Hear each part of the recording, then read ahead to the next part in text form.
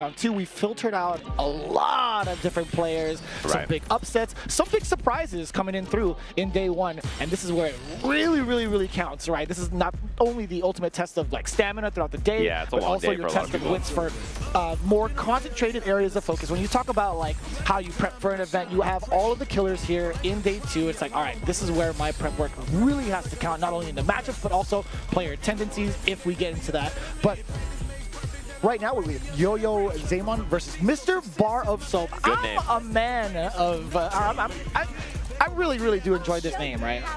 I'm a man of the people most of the time, and I will say this. Any convention you go to, you gotta have that bar of soap on deck. Gotta have bar soap. I'm also at the minimum. I'm a believer in bar soap. Like I use body wash also, but you need a bar of soap. It just hits different. Yeah, it really does. It's like it's a mystical aura. It's the way that I look at it. You need a bar. Looks like they're doing a little button check, but for those of you wondering, this is a round 2 out of pools. It's like the round right after, and we're getting through the elimination stages, and that's the whole day today, basically, right? Yes. The top 24 is going to be all the way at 7 p.m. today. It's 10 a.m. right now. So we're going to be playing all day long for the next, 7 hours or so, and then we're going to be getting that top 24 down to top 8, which is going to be late tonight.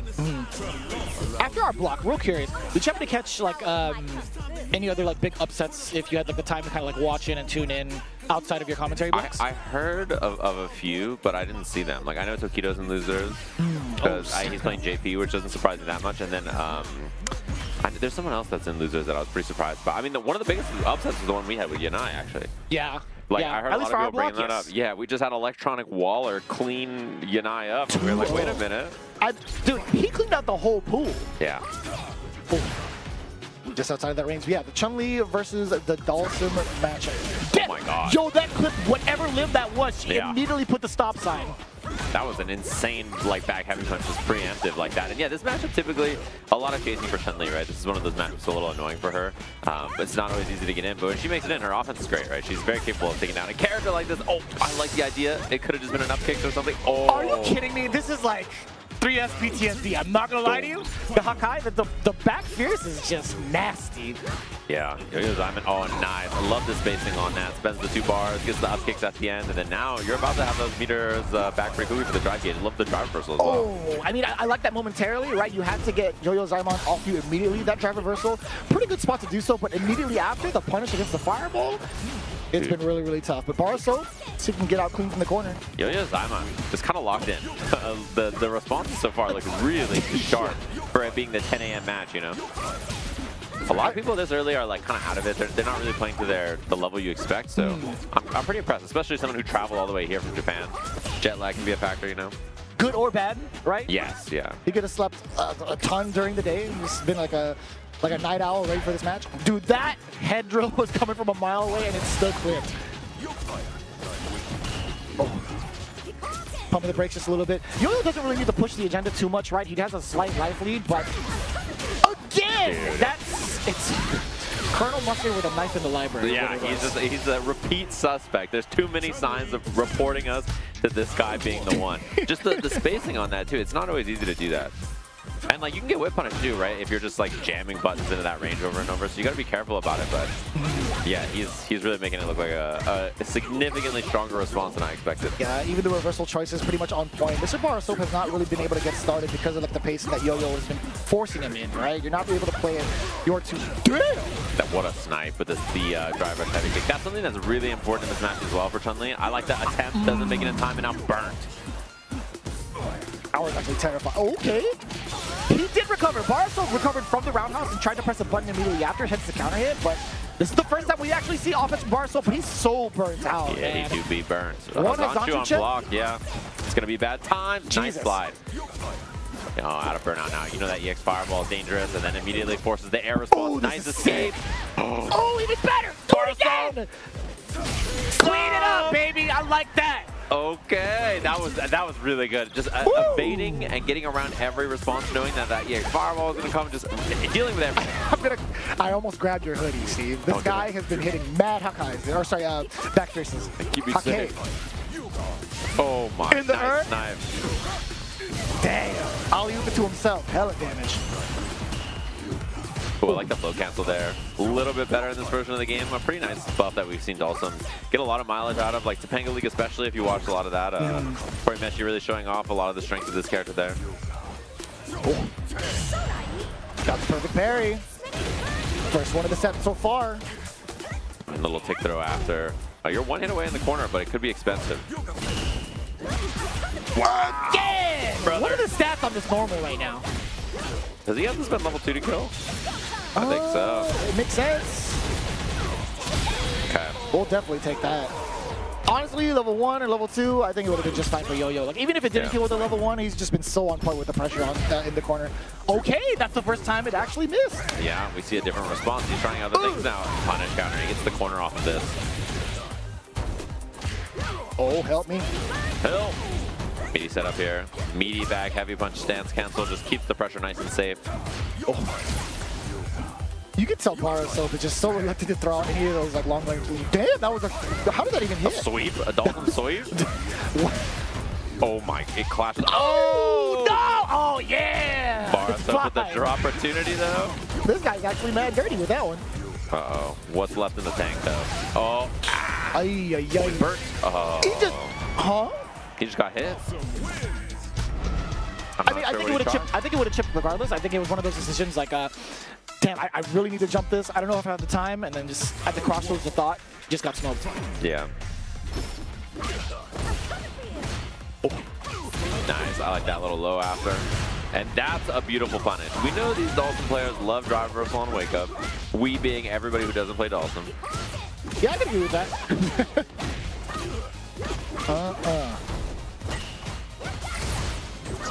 Oh, big at least out of there, that's actually such a... Oh, you have to capitalize on the opening, so... Yeah, now it's going to be level 2 again.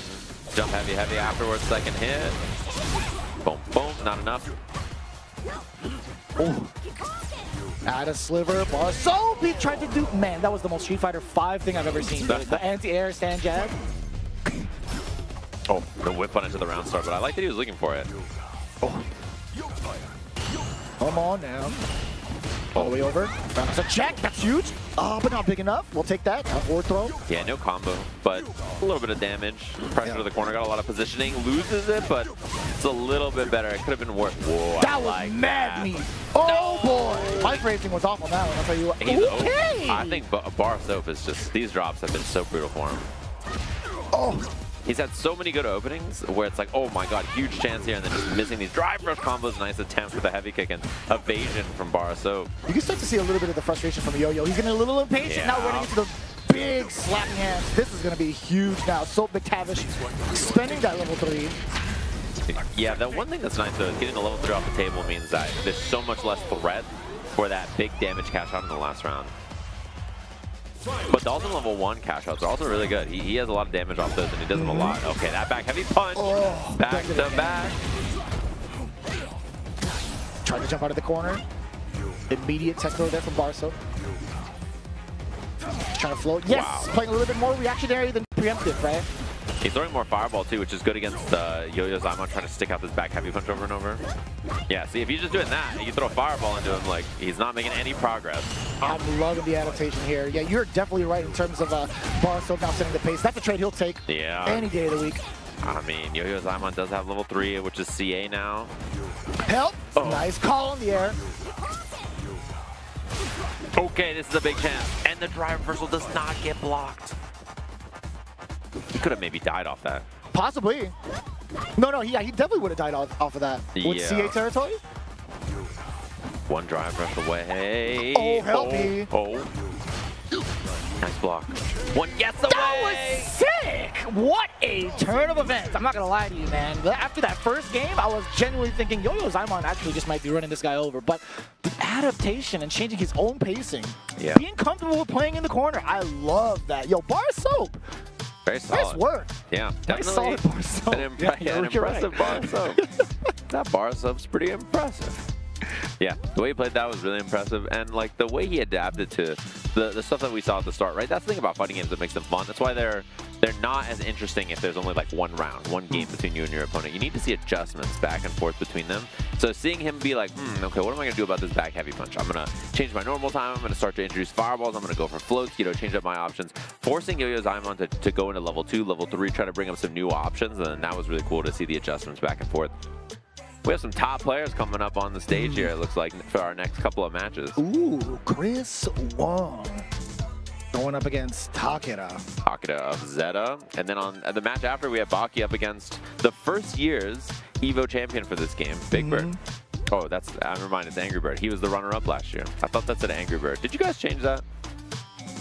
I blinked. I only saw Bird. I'm not gonna lie to you. I would support you on this, but I didn't see it. Well, he is the runner-up from last year's EVO, and also the runner-up from the EVO in 2019, was it? Yeah, against Bonchan. Yeah, the Bonchan year. Runner-up that year, runner-up last year. Man, that's. I don't know how like Big Bird would like really feel about that. Like afterwards, like getting back-to-back runner-up ones. I never want to be the one to ask him. I feel like it's better to get any other place than second. You know what I mean? To a degree. I've never really reached that platform, but you could talk about it. I'll be straight up competitively. I don't think I ever hit that caliber of play. A second is brutal, man. That's gotta hurt so bad. That is a rough one. You can go home with a 5th.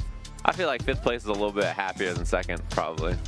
Maybe. You know, just for the one time, like you're like, ah. I can see if you break it down, it's like, man, I was so close. Yeah, you're there was too close. Something I could have changed in my gameplay to like rework the timeline. There's a lot more regret than thought into like being a second placer. Yeah, I feel like he's been he's had some really good results in this game though. Overall, obviously the good showings at the Red Bull events, Kumité's, and then his EVO finish as well. He was back-to-back Kumite champ at one point? Yeah. And no, the other thing, too, is that he's been playing a lot of Marisa again in this version of the game. She's a lot better. She got a lot of nice changes. Really excited to see that. I think it was you that we were...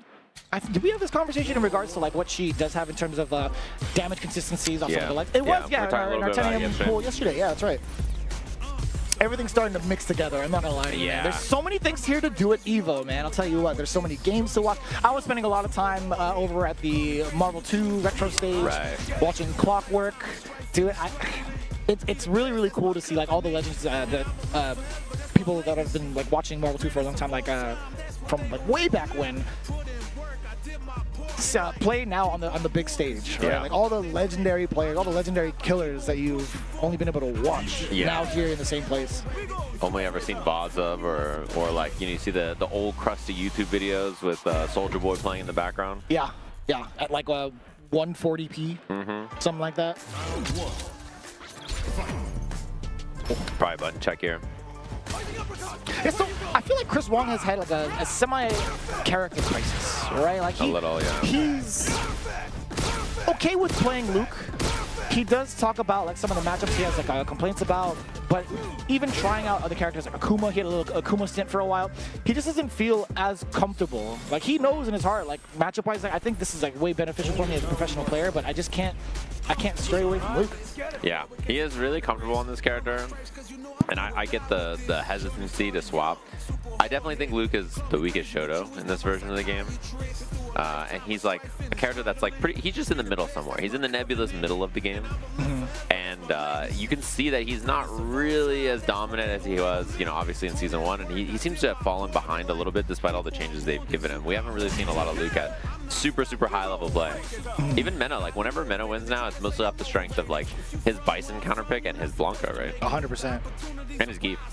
His Geef, most importantly. Yeah. Not a character we see too often these days with Luke. And it's weird too, because when you think about him, he's good. He does a lot of good stuff. He's clearly a character that's like pretty strong, but then in this game, there's just so many good characters. It's not enough, it feels like. Do you think, like, honest opinion, do you think DJ is kind of almost in that same caliber? Yeah. He's a little underrated. It's hard to tell with DJ, right? Because obviously was weaker after the Season 1 changes, and Season 2 was a little less played, but now we see people playing some more. Especially in particular with Budo, right? Because he doesn't want to play solo Ed in some of these matchups, so. We'll definitely take that OD jackknife out of the corner. We'll see if Takeda can have the same type of success that all the other Japanese players have had, or at least primarily Fudo has had against someone like Chris Wong. And look at the patience from Chris Wong. He's just been chilling for the last 10 seconds here. Oh, the one time he did decide to dash, it was against a very active crouching medium punch. Takeda actually getting a big starter off of crouching heavy. When he does go for the DP and the dunk, spends an extra little bit of damage. Boy, and that's all his drive gauge almost there. Yeah. Spent 5 bars pretty quickly. Oh, nice block. Oh, just outside of the range. He thought he could get the punish counter link. Okay, forcing double burnout. And the jump over, a little too antsy on the fake out there. And that's so tough, because you see the animation. You think to yourself, I can throw a fireball here. That's an excellent stop to the drive rush, knock him down. Snap his neck, yes sir, option select that. A lot of drive gauge on very quickly.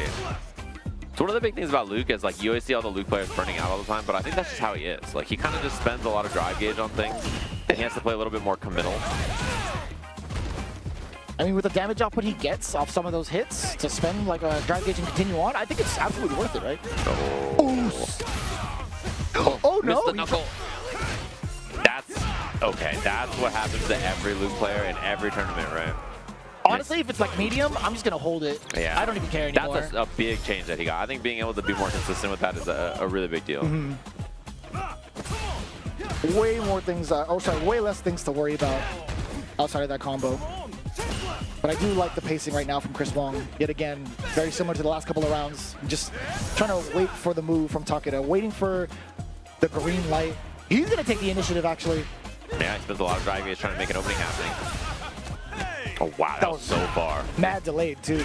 Oos. I love the timing Takeda's swinging at here too. Oh! Both of them just chips in the night. Not the kill here. I don't even know. The next hit, he needs a big one here. Oh man, not enough to kill, but he's gonna spend a lot of a meter here, get the drive gauge back. A little antsy too, just trying to get that big conversion. He had drive gauge to continue on with the combo. Yeah. Maybe the scaling would have still kept DJ alive. Oh. That's a big overhand at the punish counter at that. Much better for Chris Wong. Yeah, pretty scary. Man, this is your match right outside of pools is this scary. Got to be a little stressful there for Chris Wong. On a long day of matches, you know, this is going to be, in theory, supposedly his easiest one, right? If you think about it that way. Which is pretty sweaty to be round one right outside of EVO, and then here we are. And this is the kind of match you got to play.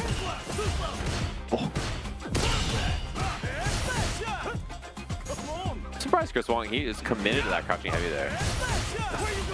Oh my god! Yeah, that was... What hit?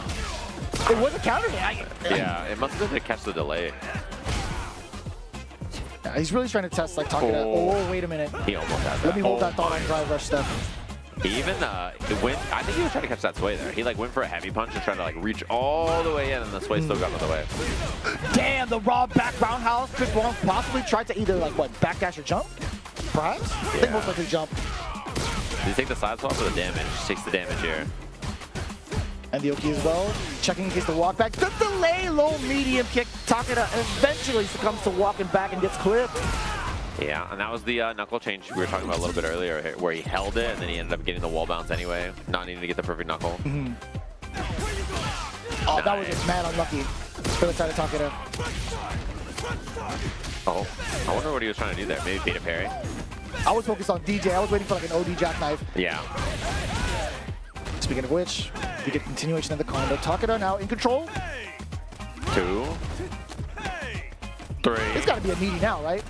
I lied to you. Meaty throw. Do it one more time. Okay, and he tags. He chooses to live. Oh, lethal shot! Big. Surely we don't lose a round where we throw him 5 times in a row. Surely. I can't tell what side you're on with that statement. Sure, we can't lose a round where we throw someone 5 rounds in a row, 5 times in a row. That's 6,000 damage. Okay, out of burnout now. Oh my god. This is a pretty huge stop. Oh my, he's not dead, is he? 6 CA at the end of this?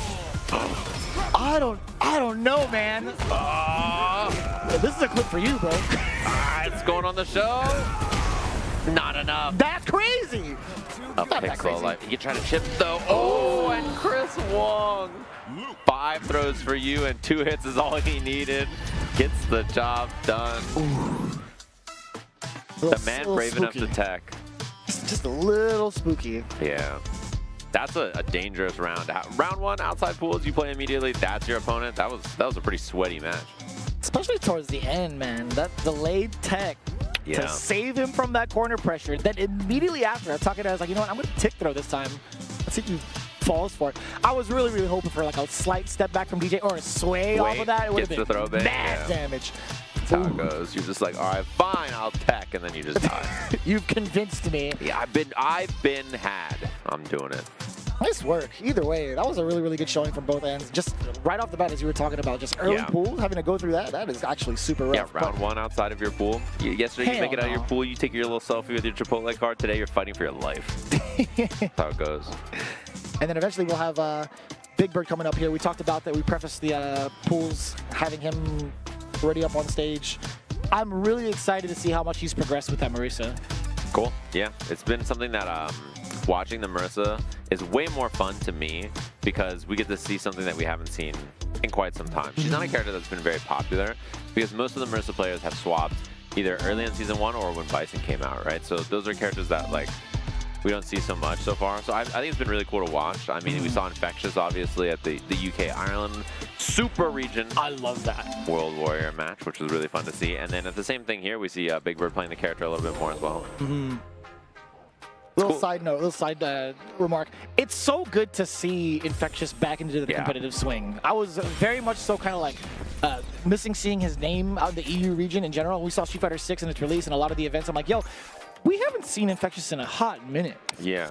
It's been a while, right? It's been since like late Street Fighter 5. 100%, yeah. Yeah, it's been some time.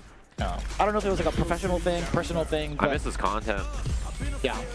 He's got a broken voice, by the way. Yeah. He's I've never really heard him like speak before up until like one of the Capcom Cups, and he's pretty like stern face, right? Yeah. Zero emotion. The robot. The robot.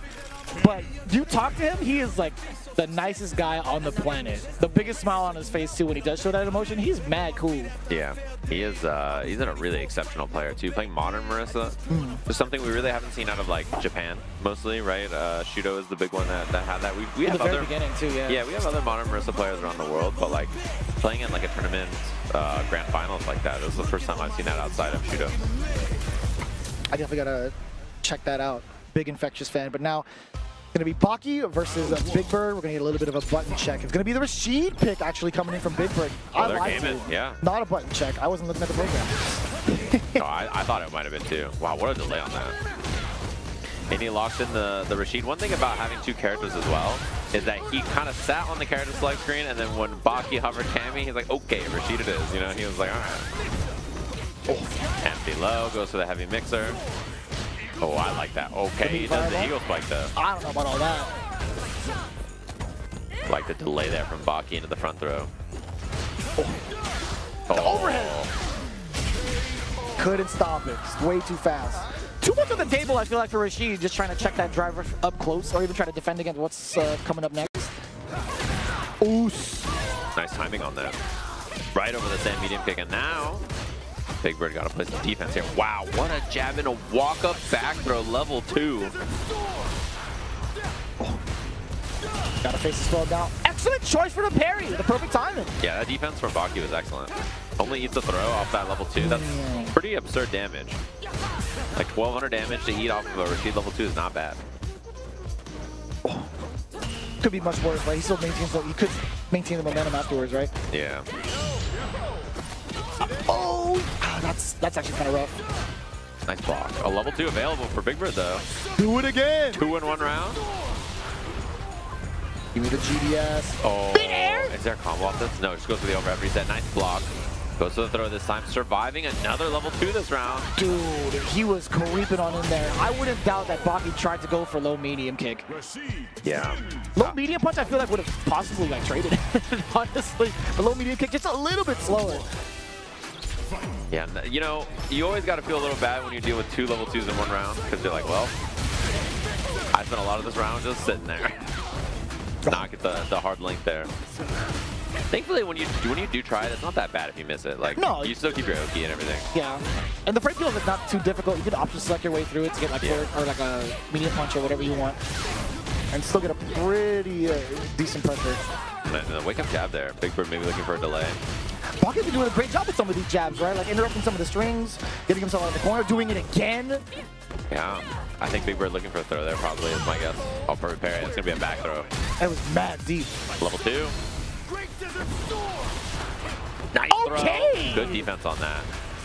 Baki the Grappler. And he tried to kick it in and he didn't get it. Trade combo. Nice. Good spot there from Big Bird. Despite the weird scramble, like still getting the trade combo out of that. Very good awareness. But I'm super impressed with like Baki's decision making on defense thus far. Sure, he's not like scoring some of these rounds, but man, he's finding his way out of like really, really tough spots semi-consistently, question mark. Yeah. Oh, takes a side swap into the level 1, back to the corner. Oh my. I like the empty jump throw, just in case there's a parry there. There was an attempt to possibly cross-cut. The back throw, catching the timing off against Big Bird. His offense has been blown up quite a bit, huh? It feels like every time he's been trying to go for offense, he's been getting mashed out or thrown out of things like that. Right. There's that throw again, level 2. Great Desert Storm. What's the defense like for Baki? Slowly creeping, that's a throw. There's got to be a parry on Wake Up now. Oh, no parry. And so he's got to eat the overhead. Yeah, that's a rough spot to be. Nicely done there from Big Bird, though. And also, very much not bad from Baki. Yeah. Right? He withstood a lot of, that's really unfortunate, a lot of level 2s coming in from Rashid, but that's just how it goes when you face that matchup. You just have to expect it. Minimum 2, no, minimum 1. Yeah, 2 in 1 round. That's the classic. Buy one, get one free. You got Bogo on level 2s. That feels bad. Yeah. Without getting out of bracket. Just how it goes sometimes. We have some really strong players coming up in this block. Also, I see Riddle's going to do some gaming. Alex Smith is going to do some gaming. Oh, We're going to take a very short break. We'll be back with more Street Fighter 6 matches in just a little bit. That sizzle, that's the soundtrack of Chipotle. Literally melt in your mouth tender. Let's see our chicken glistening, our fajita sizzling. It's magic happening. And this is going to be in your bowl. This is it. I won PlayStation's Road to Evo and went head-to-head with Arslan Ash. I won PlayStation Road to Evo and battled against Sonic Fox. I have never seen that in my life. To compete on PS5, choose your game, find PlayStation tournaments, and register. It's that easy. Sign up for PlayStation tournaments for opportunities to win unique prizes and much more. PlayStation. Well, Vaya is laughing right now. Look at Vaya laughing right now. Oh, he's doing a dance. What is he doing? Man, he's just too ready, you know. Not today, man. Oh my God! Oh! 参加して、でその時にまた賞金額が上がって、気持ちは調子良かったですね。So it's much more than just playing. It's being a part of this community.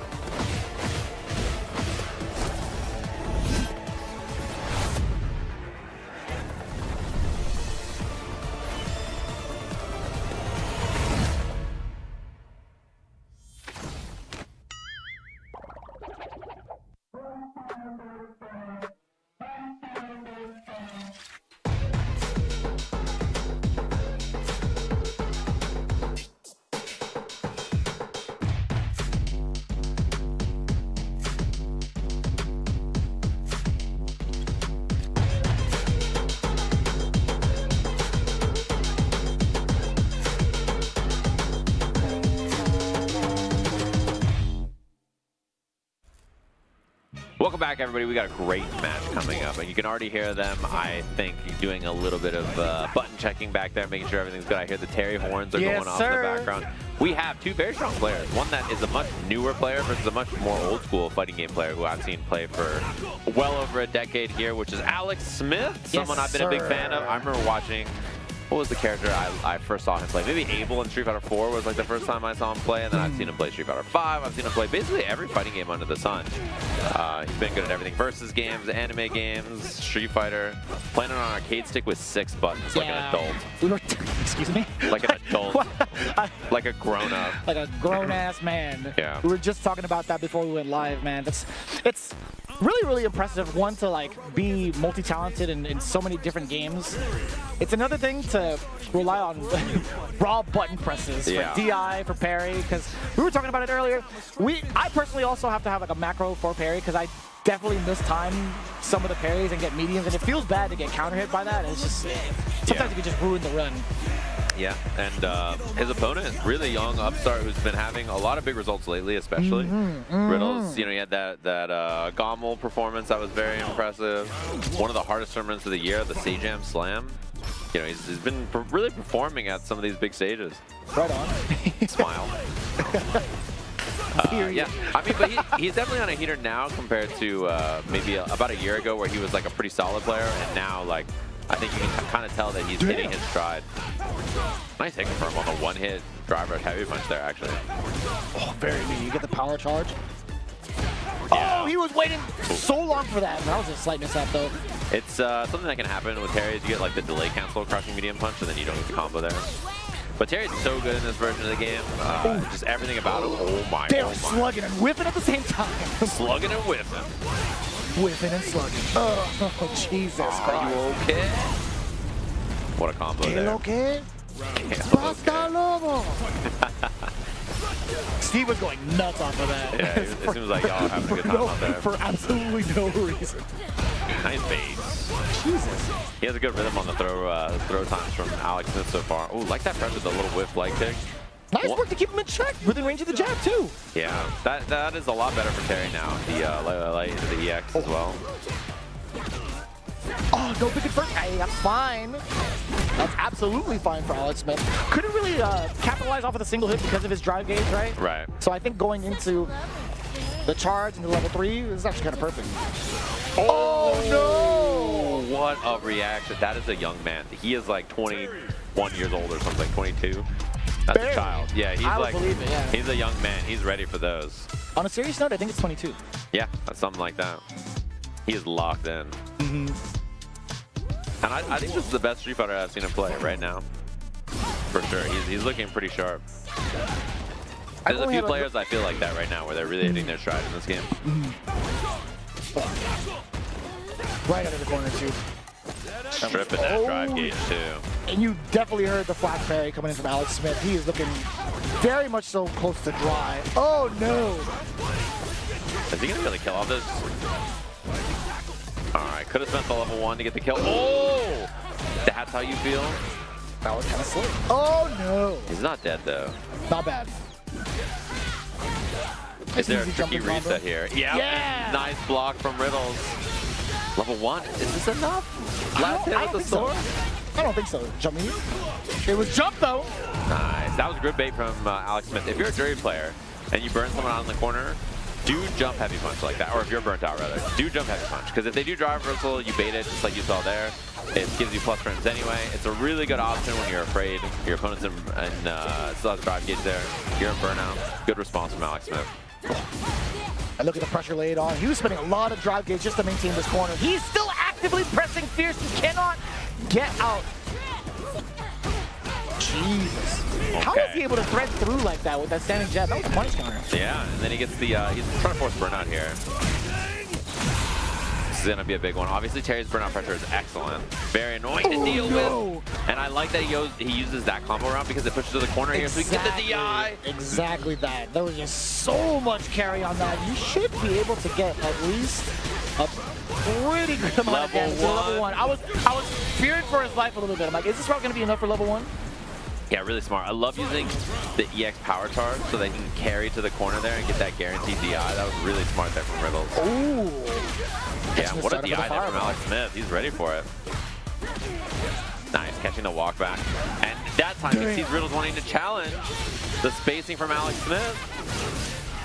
This is a fighting game veteran right here. He's not going to let you get away with stuff like that. Damn, that was still so meaty on the OD Fireball. Finally getting a chance to play this round. Quick burn into the power, the immediate there, and now he's trying to force burnout again. Oh my god, he got so lucky right there. And here comes the string. He's just taking raw hits. Alex Smith reacting to the DI. Bang, level 1. He may be a veteran, but he's not that old, okay? He's locked in, ready with that level 1 reaction. He's built different. Yeah. That's Alex Smith. That is an OG. The reaction's still pretty sharp, though. Yeah, he's someone, I've seen Alex Smith in tournaments since I was in high school. I was like a high school kid watching Street Fighter streams, and this guy was playing in tournaments. Been around a long time. And he's got the Southtown shirt on. He's ready for you. I was going to say a curse word. I was about to, you know what I was going to say. You know what I was going to say. You can hear it. Oh my god. See? I can visualize it, and I see the head shake afterwards. Come on, son. The perfect for Riddles. Oh, man. Oh, wow. The match we have after this is a banger, too. Not to give you guys too much of a spoiler. It's... The things are laying down, you're going to get me fired. Oh. Oh, and he finds the low medium kick. He's like 1.5 hits away. Oh my god. Wait, surely he doesn't die off this, though. He does not. Takes the sweep ender. Medium overhead. That is disgusting. Oh my god. Wow. What a turnaround there from Riddles. He really locked in on that. And Alex Smith, he hit him with the back pat. Like, all right, nice work, youngin. That was mad impressive, too, towards the end. That's something you really save towards the final round. Yeah. Getting a meaty setup like that for the overhead, nobody really expects it. Yeah. On any level, nobody really expects it. Yeah, that was a setup that I don't think I've seen either, the sweep into it. Usually the one you see is like you do tackle and a tackle, right? So if you do heavy tackle, fireball, like medium tackle, dash into overhead, it's an auto meaty setup. It's a pretty common one I see Terry do, but that one I don't think I've seen. It was like sweep. I don't know what the frame kill was. Yeah. But you saw him charge back animation-wise, you're like, I don't know what I'm going to do with this one back. Yeah, and we got ourselves a Chipotle extra match, so no downtime between these matches. We get to jump into the next one. 8-1 Strider and Link Nova as these two walk off the stage. Which is cool. I love that Chipotle was like, how can we give you money to play more matches on stream? Love that. With a little cameo from Riddles, just hogging up the camera time. Yeah, this is a good match, too. Strider, much appreciated, did some helping with the coaching for the slam as well. So thanks to him for helping all the Bison players become more evil. Oh, and he definitely is on that demeanor on his streams. Yeah. Exposing all the cheap stuff that he can do. Trying to downplay his character consistently. You got to do a little bit of it. Everybody's responsible. The government mandated downplay. But Strider does it like at the most. Like, sure, there's like a mandated minimum for it, but he's like, you know what? You tune into his stream and he's like, keep going. I'm just playing a little bit of footsies. Like, I'm just doing normals. That's all. And you're like, all right, all right. My favorite is when he goes off on the other characters and he's like, what if I was this capable with like a different character? And he just names all the top tiers. Like, imagine that.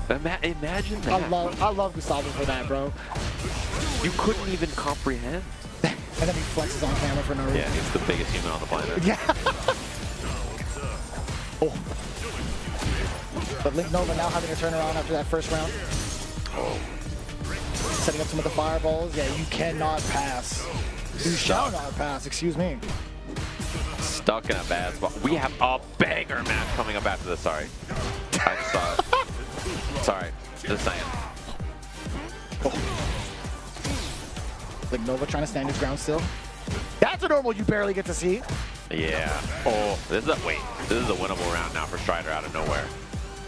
The bomb and planning, he has just enough for a drive. Okay. Yeah, I mean, if he has one hit confirm EX scissors, you know, that kind of a situation into level 3, nice. The challenge. Nice work. Link Nova barely straightening off death, too. 3 bars to Strider, 2 on Link Nova. Yeah, I like also using the command grab ender. It gives you a little bit more of extra meter for JP, which is pretty big. Damn, that was far. Fair. Take the knockdown. Get the portal out. Nice air to air. The fadeaway. And jump back medium is a great normal to do it with.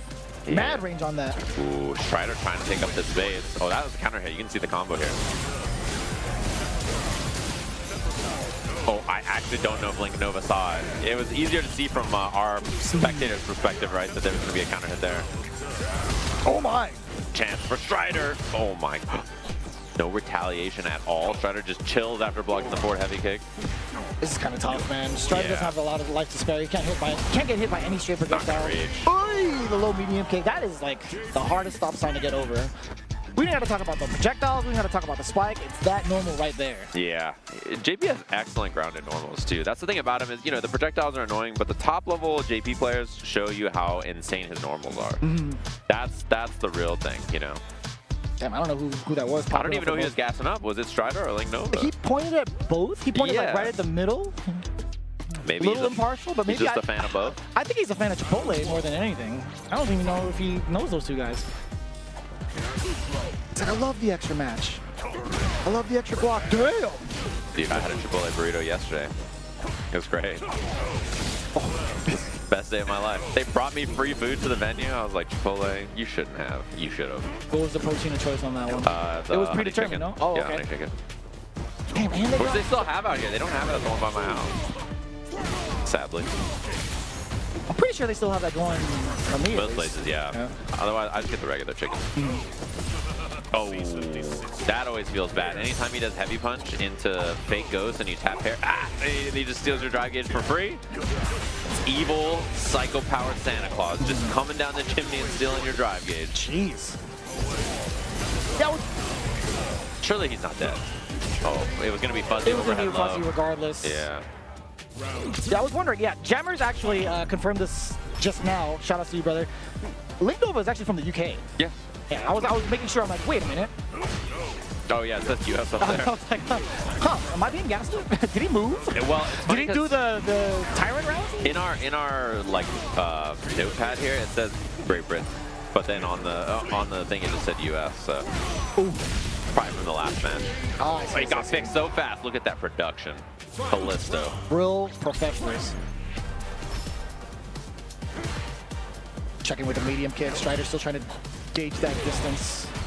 Finding the scissor kick. Ooh. That's the big thing that he's been having trouble with, I think, is the way Link Nova just sits in neutral. Strider beats a lot of people by whip punching them, being patient, that kind of stuff. Link Nova is not giving away a lot of bad normals for free. Just like the spacing is so excellent that you really can't just walk him down and get whip punishes all day. Like his interactions in mid-range have been excellent. And once Link Nova scores the knockdown, or at least scores like the pushback, he really knows how to set himself up to be even more so annoying, right? Chipping away the drive gauge if need be, setting up portals. Oh, that's okay. Huge. That's a big one. The Strider patience right there really paying off, and that's the baiting needed to get the kill. The thing about him is that Strider is generally just a really passive player, right? He plays characters with explosive damage, but he just kind of walks around, plays passive, finds his interactions like that. And Link Nova was not giving away a lot of space until finally that tap parry gave him away. That was the one time where he was a little overcommittal with his options. I got direct intel from Interpol. Oh. The person that actually was trying to root for whoever it was. They were actually rooting for Link Nova. It was Ruzu from, I believe, the EU. One of the commentators out there, Jammers had told me. Officer Jammers, excuse me.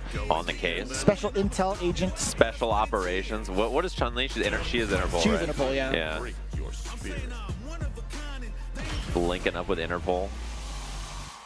It'd be like that sometimes. Jammers is just behind the desk right now, doing the full analysis. Eight monitors. It's the Zato meme of him at the computer. Yeah.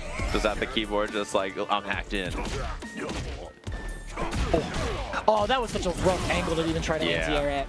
It's funny too because JP down heavy punch, I mean, it can hit cross-up angles like that above your head sometimes. It is a pretty incredible grounded normal. It's like right behind his neck.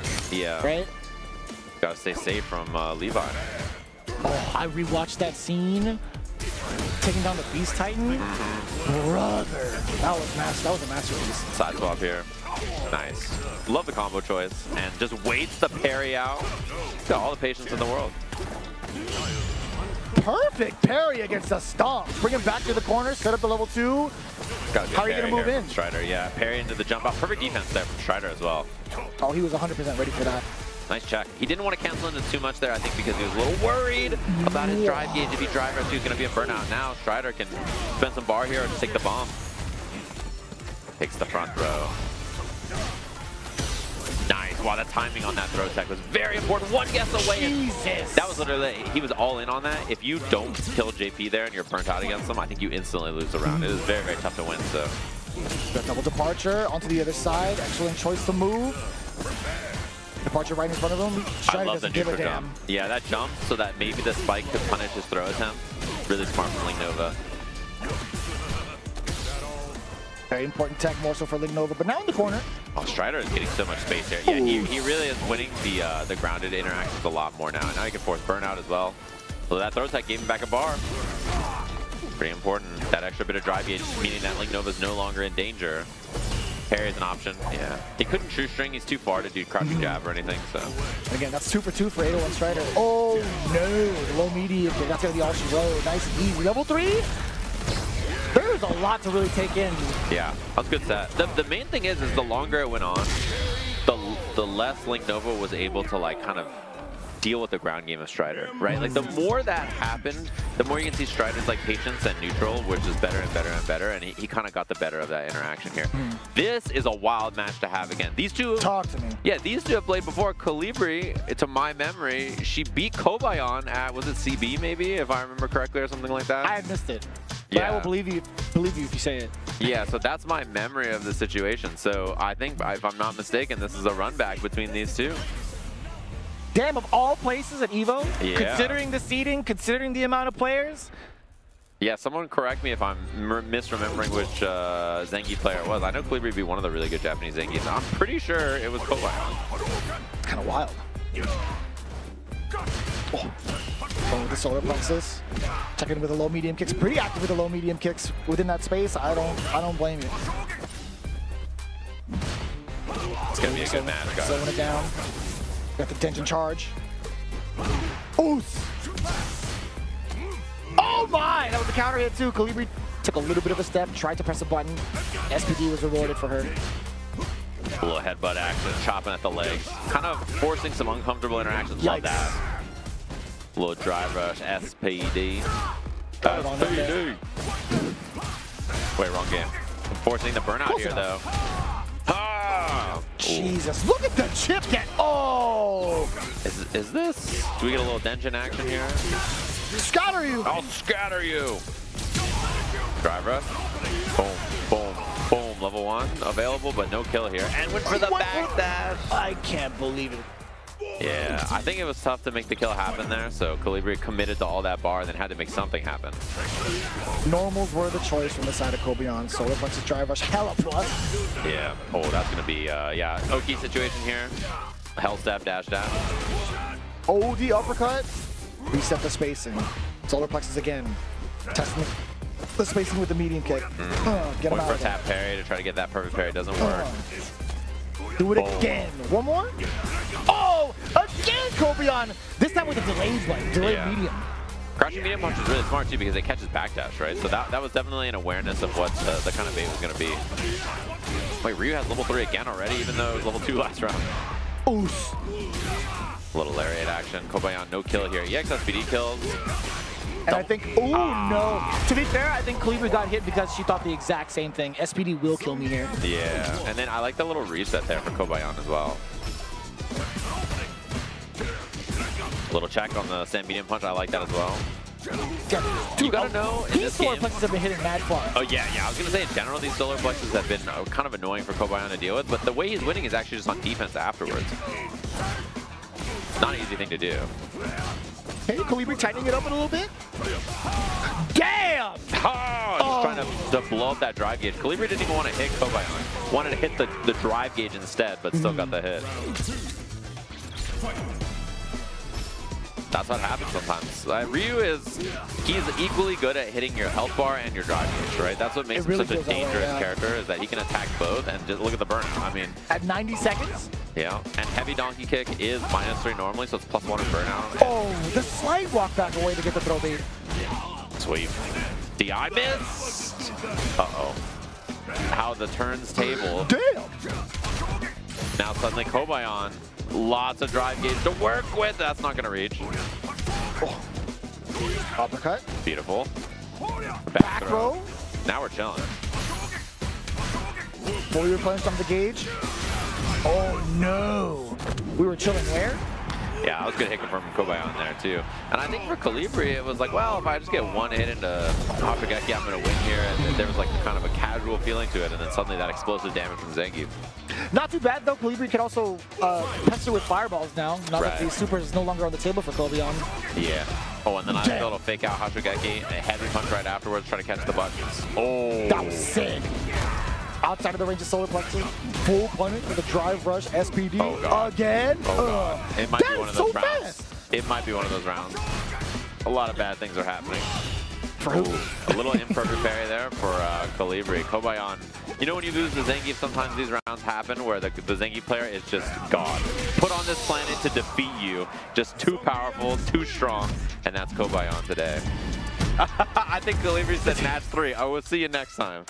That's so cool. Yeah, I think they're 1-1 in tournament now because of that. So that's actually pretty god. Like Kobayan immediately took off the headset to shake hands with Colibri. Yeah. He was like, "Yeah, I really needed this.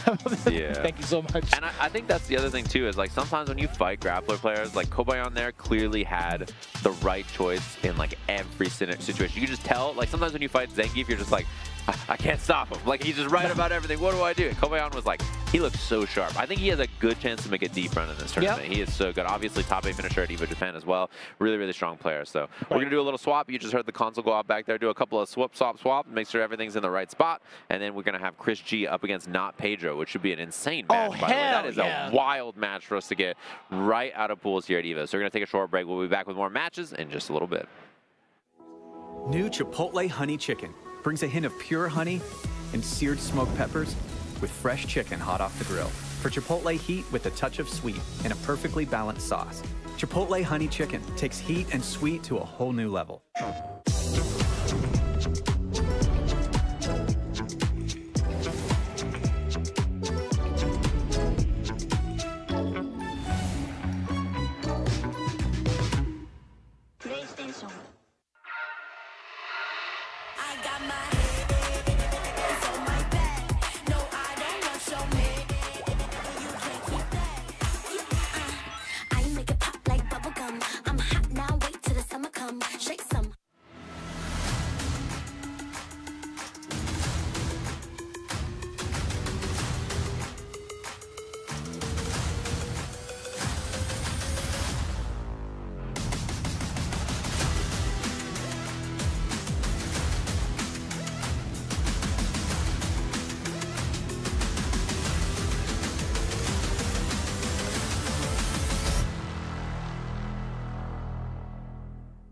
We knew pretty early on that the game was fun to play.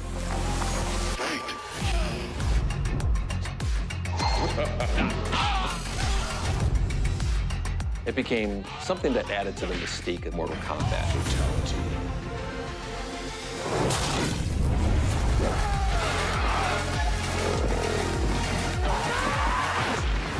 Flawless victory.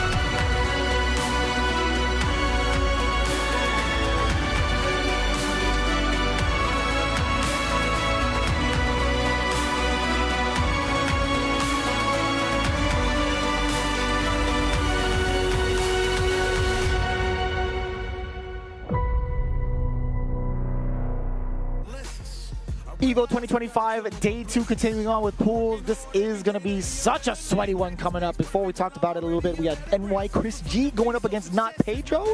I was thinking about it. I think they might have fought against each other in CEO. I might be misremembering as well. So if you do know, please hit us up on Twitter either way, or even text us if you know us personally. But this one's going to be pretty exciting, right? Chris G's been focusing on like a lot of games. Has been hyper competitive these last couple of months. So I'm actually kind of, I want to say like, I want to see what his choices are going to be because he's been playing a lot of Modern Mind, right, on his streams. But for Pedro, he's been on an absolute hot streak as well. Yeah, he's been playing a lot, doing really well at a bunch of the big majors that we've seen lately. And obviously a really young, talented player amongst the group of like 5 who are all playing Shotos right now and doing very well. It's cool to see. And yeah, Chris, you know, he's going to have a deep run probably in this game, and I think is one of the favorites to do well in Fatal Fury as well, right? That's another game that he's been focusing on quite a bit. So I think those are the 2 games I expect him to do very, very well in for the main lineup, and I'm sure he's entered in 15 other games on the side as well. I wouldn't be surprised. Like all the retro titles for sure. You know, CVS2 is going on as well. Okay, Somewhere. Wait a minute here. Wait a minute here. The Modern Chun-Li. Oh, the Chun. Instead of the Mai here. Interesting. Not what I was expecting. A slight change. But I mean, I kind of get it in a Shoto matchup maybe. I can see that, yeah. Oh, damn! Immediately calling out the throw with ledge. Yeah, one of the nice things about Modern is just air special, so you just jump, hit special. Oh, you ain't never messing that up. Yeah. That is for damn sure. Pretty useful thing to have. Pedro on the rebuttal. Damn, that was mad delayed on the crouch medium punch, excuse me. A little miss on the Jinrai, but the rest of that looks good. Okay, immediate reversal. Chris likes this. I feel like he does a lot of like immediate knockdown reversals, and yeah, DPOS right there. Easier on Modern, which makes that really consistent. Well, pretty start for Meteor on the drive game. Does it again. He doesn't give a damn if he's in burnout. Yeah. Another big strength of Modern too. You know you're burnt, but they can't really DI you for free anyway because you have one button level 1.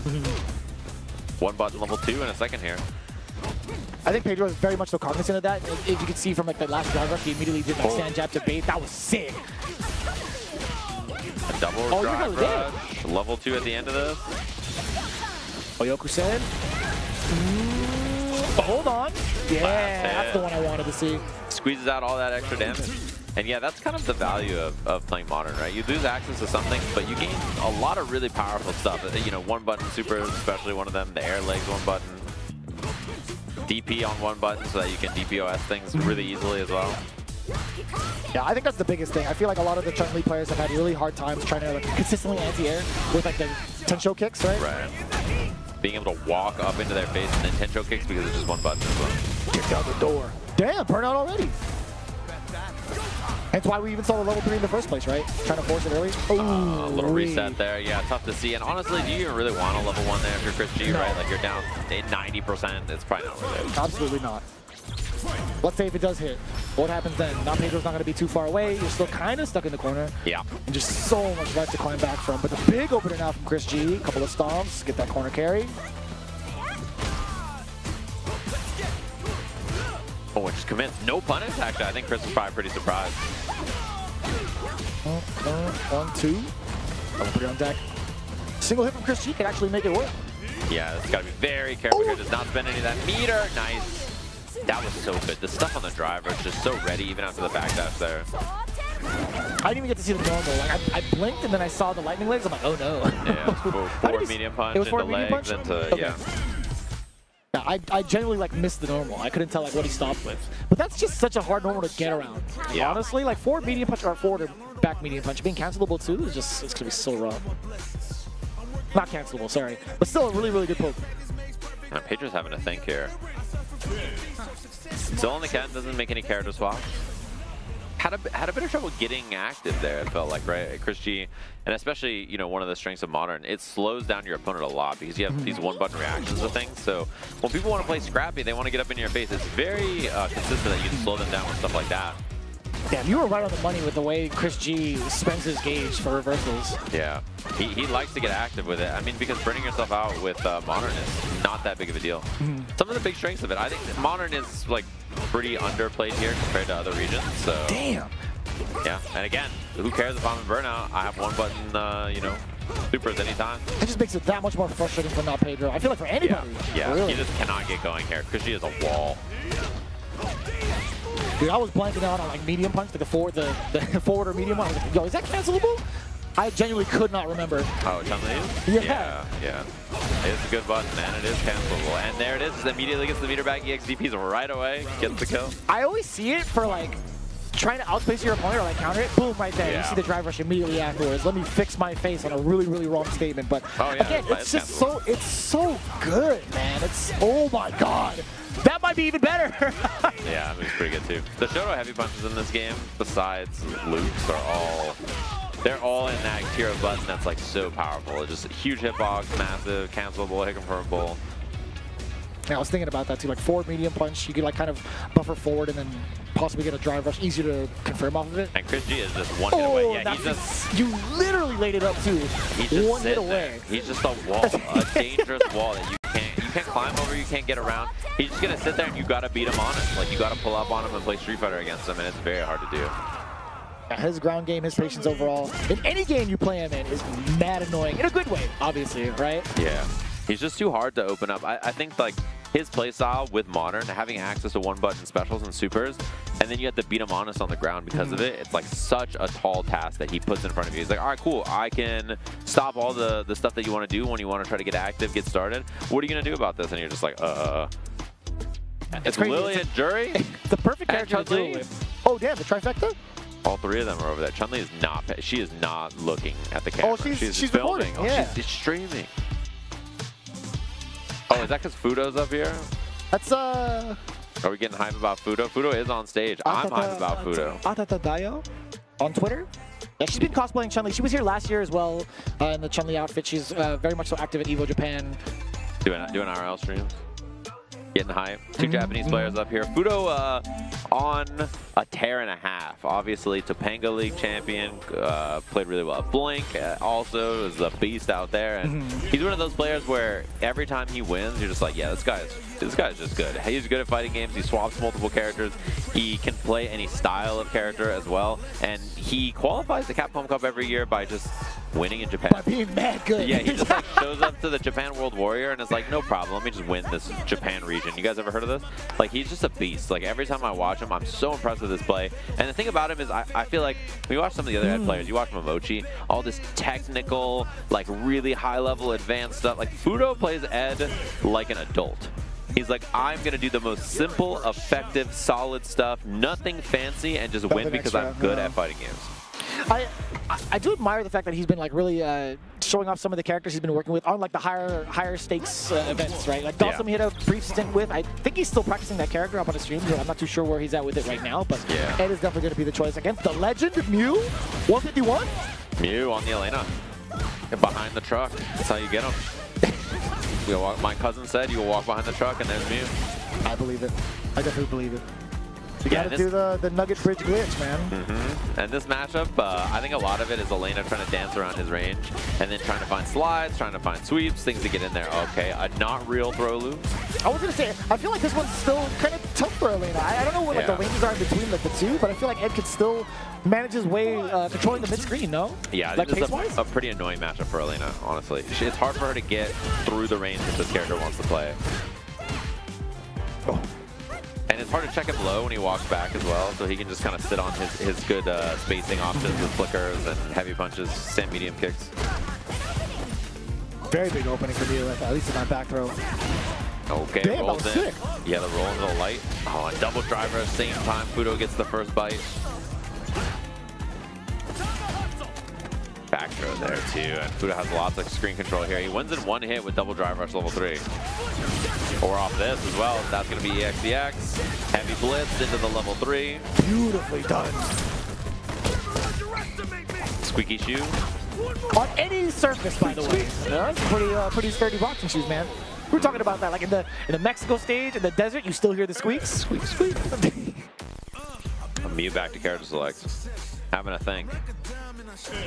And I hear that on the Sagat stage too. Squeak, squeak. All of it. Back to Chun, okay. Nice. There had to be a character before Elena, right? So that was when I saw character select, I figured, well, whoever the character was before this is probably going to be the swap. Little side note, we were talking about Elena and Chun-Li, I said it earlier, off camera. Defeatly took down Fujimura 2-1, Elena Chun-Li matchup. Yeah, we were chatting about that a little bit. Wait a... Oh, interesting. Okay. Kafudo trying to move out of the way. A lot more offense here. Matchup we've seen a lot of, especially if you watch Japanese Street Fighter, these two characters are pretty common. Moke battling the army of Ed players especially. And that Ed army is growing steadily. Damn! No big conversion off the Hazanchu, no big conversions in general off of these hits! Oh, there's the whip punish. Trying to force burnout here. Nice! Got the imperfect parry, but it still saved the drive gauge. Yeah, this one I like a lot more from you. Up until this point, damn, that was actually a mad curse. Yeah. We can give it control a little bit more against Ed with like a fireball, the normal too, but it didn't amount to as much as we thought, unfortunately. Fudo walking in, trying to find that jab and a crushing leg kick check. Oh, nice. The slide walk back into the throw bait. Just so much pressure here also. Backing away again, trying to possibly get a throw bait. Waiting for the legs, possibly. What a DP though. I'm in shock that he was ready for that. A little buffer with the crushing leg kick to check the forward movement. Oh, other side though, that's big. No completion. I don't think Mew expected it. Drive rush to delayed normal. And that's going to be the level 3. Should be the closeout here from Fudo. Headphones are already off. Nicely done. Just complete control from him from top to bottom of that set. He waited mad long for that normal as well. I think he was just ready for everything in regards to like what he was doing on offense too. Like he had the right reads against Mew in regards to like what they wanted to do on Wake Up. Whether it was normals, whether it was delaying their air lightning legs. The fact that he had that uppercut you were talking about, I was floored when I saw that. Yeah, DPing with Ed's slow DP on the air legs like that is pretty tough to do. I think it'd be impressive even if it was like a fast DP, to be honest.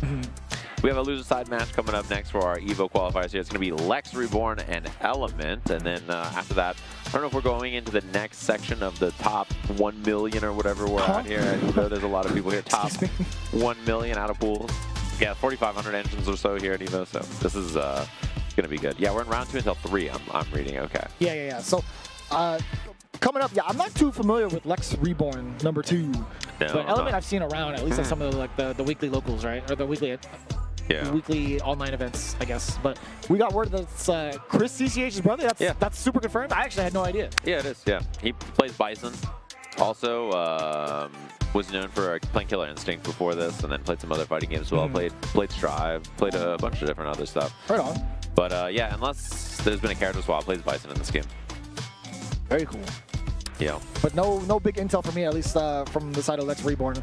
Lex Reborn. But who were you saying the Element's playing? You said Bison, right? Bison. Did you play any of the character before that? I don't know. Maybe Luke in Season 1, maybe? My memory. I genuinely have not seen like enough of Element. But that's cool. I mean, like, brothers with Chris CCH got like mad knowledge of like a pretty damn good sparring partner. Yeah, every day he just boots up, and Chris is just like, man, it soaks snow. Yeah. I genuinely wonder what that dynamic is like. Having like a sibling play at a very, very high competitive level. I don't know if he's like a younger or older brother, but man, that's gotta be pressure either way. Yeah.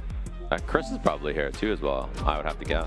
And I haven't really seen him in a minute. Like outside of like doing like the FlyQuest Fight series, like World Warrior in the West, I haven't seen him being able to like travel. Yeah, he played in the Slam also. Right on. That was cool. Obviously didn't have to travel for that, but he was awesome. His team loved him. He did a great job coaching.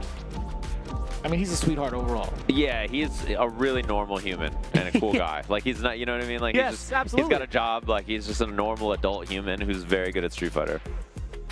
That's cool. For a split second, I thought that was a Bucky's hat from like long distance. You got mad hype for that. What's that about? Bucky's is cool, Is it because it sounds cool? No, Bucky's is cool. Everybody gasses it up. And they're right to. I mean, the place is a wonderland. I don't know about all that. Oh, man. Oh, Chris was on stream yesterday. Okay, cool. So he is here. Oh, I'm reading. Our production had him on. They're stuck in the chairs, so they got to watch all the matches all day yesterday. Yeah, but this is going to be elimination territory. Lex Reborn, the second. Versus Element. His tag is Lagger. Yeah. L-A-G-R. Lagger. That's kind of funny. Just kicking the router. Yeah, just a router kicking. Kick the in-zone monitor. Oh, he just did. Oh, he just kicked the monitor. Oh.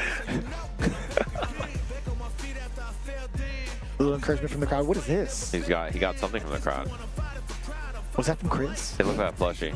Shadow dropped in. You zoom in on that? What if that plushie's a criminal? You don't know. It's committed war crimes. I just flamed their production. You don't know. Immediately zoom back out. Immediately zooms out. I feel bad sometimes for players that have to kind of just like sit there and just watch that happen. Yeah. See the camera zoom in. Like, I mean, guys. I'd like to play. Yeah. Think about production and what their jobs are. They sit here for like 13 hours streaming Street Fighter for you all day. Like they're working hard. You gotta appreciate them.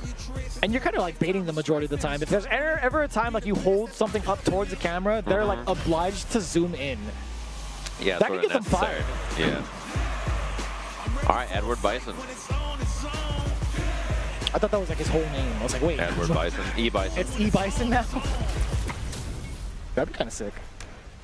Yeah. Extra evil Bison. Go ahead. Extra. A matchup we've seen quite a bit. We talked about, I don't know if it was you and I yesterday talking about punishing scissor kicks with crouching light kick. But this is one of those matchups where it's pretty tough to space them correctly. Wait a minute, this is literally his brother's character.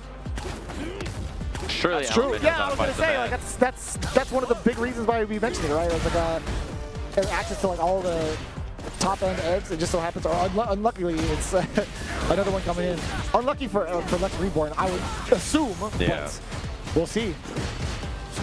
Yeah, that's a punish. That's one thing about Ed is his crouching light kick has huge range. It's very tough for Bison to space scissor kick to not be unsafe against it. Oh. Yeah, even if it was a side switch, it was still plus, right? Reluctant to press the button afterward. Damn! Back roundhouse 3 times? Help, man. The evil knee. Shades of Bugera? That's one of the only move names I know in the whole game. No, come on, man. It's the evil knee? You know hella names. Nah. I know enough to get by. I know enough to get by. You know? Come on, man. I'm not fluent. I'm not fluent in Street Fighter. You definitely know Hoyoku-Sama-chan. What? SA2? Who? You a liar. I know that super. It's called Let's Go, Justin. Oh, that's messed. That's actually messed up.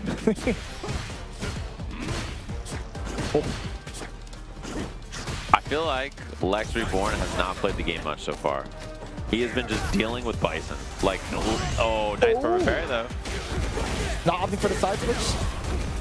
That's fine. He's just been on defense while Element is just doing every special move Bison has, and he's trying to survive. That's been the whole match so far. You trying to charge what? Yeah. Damn, yo, Element was what in the hell? Help me! Is that his body? Man down! Noob down.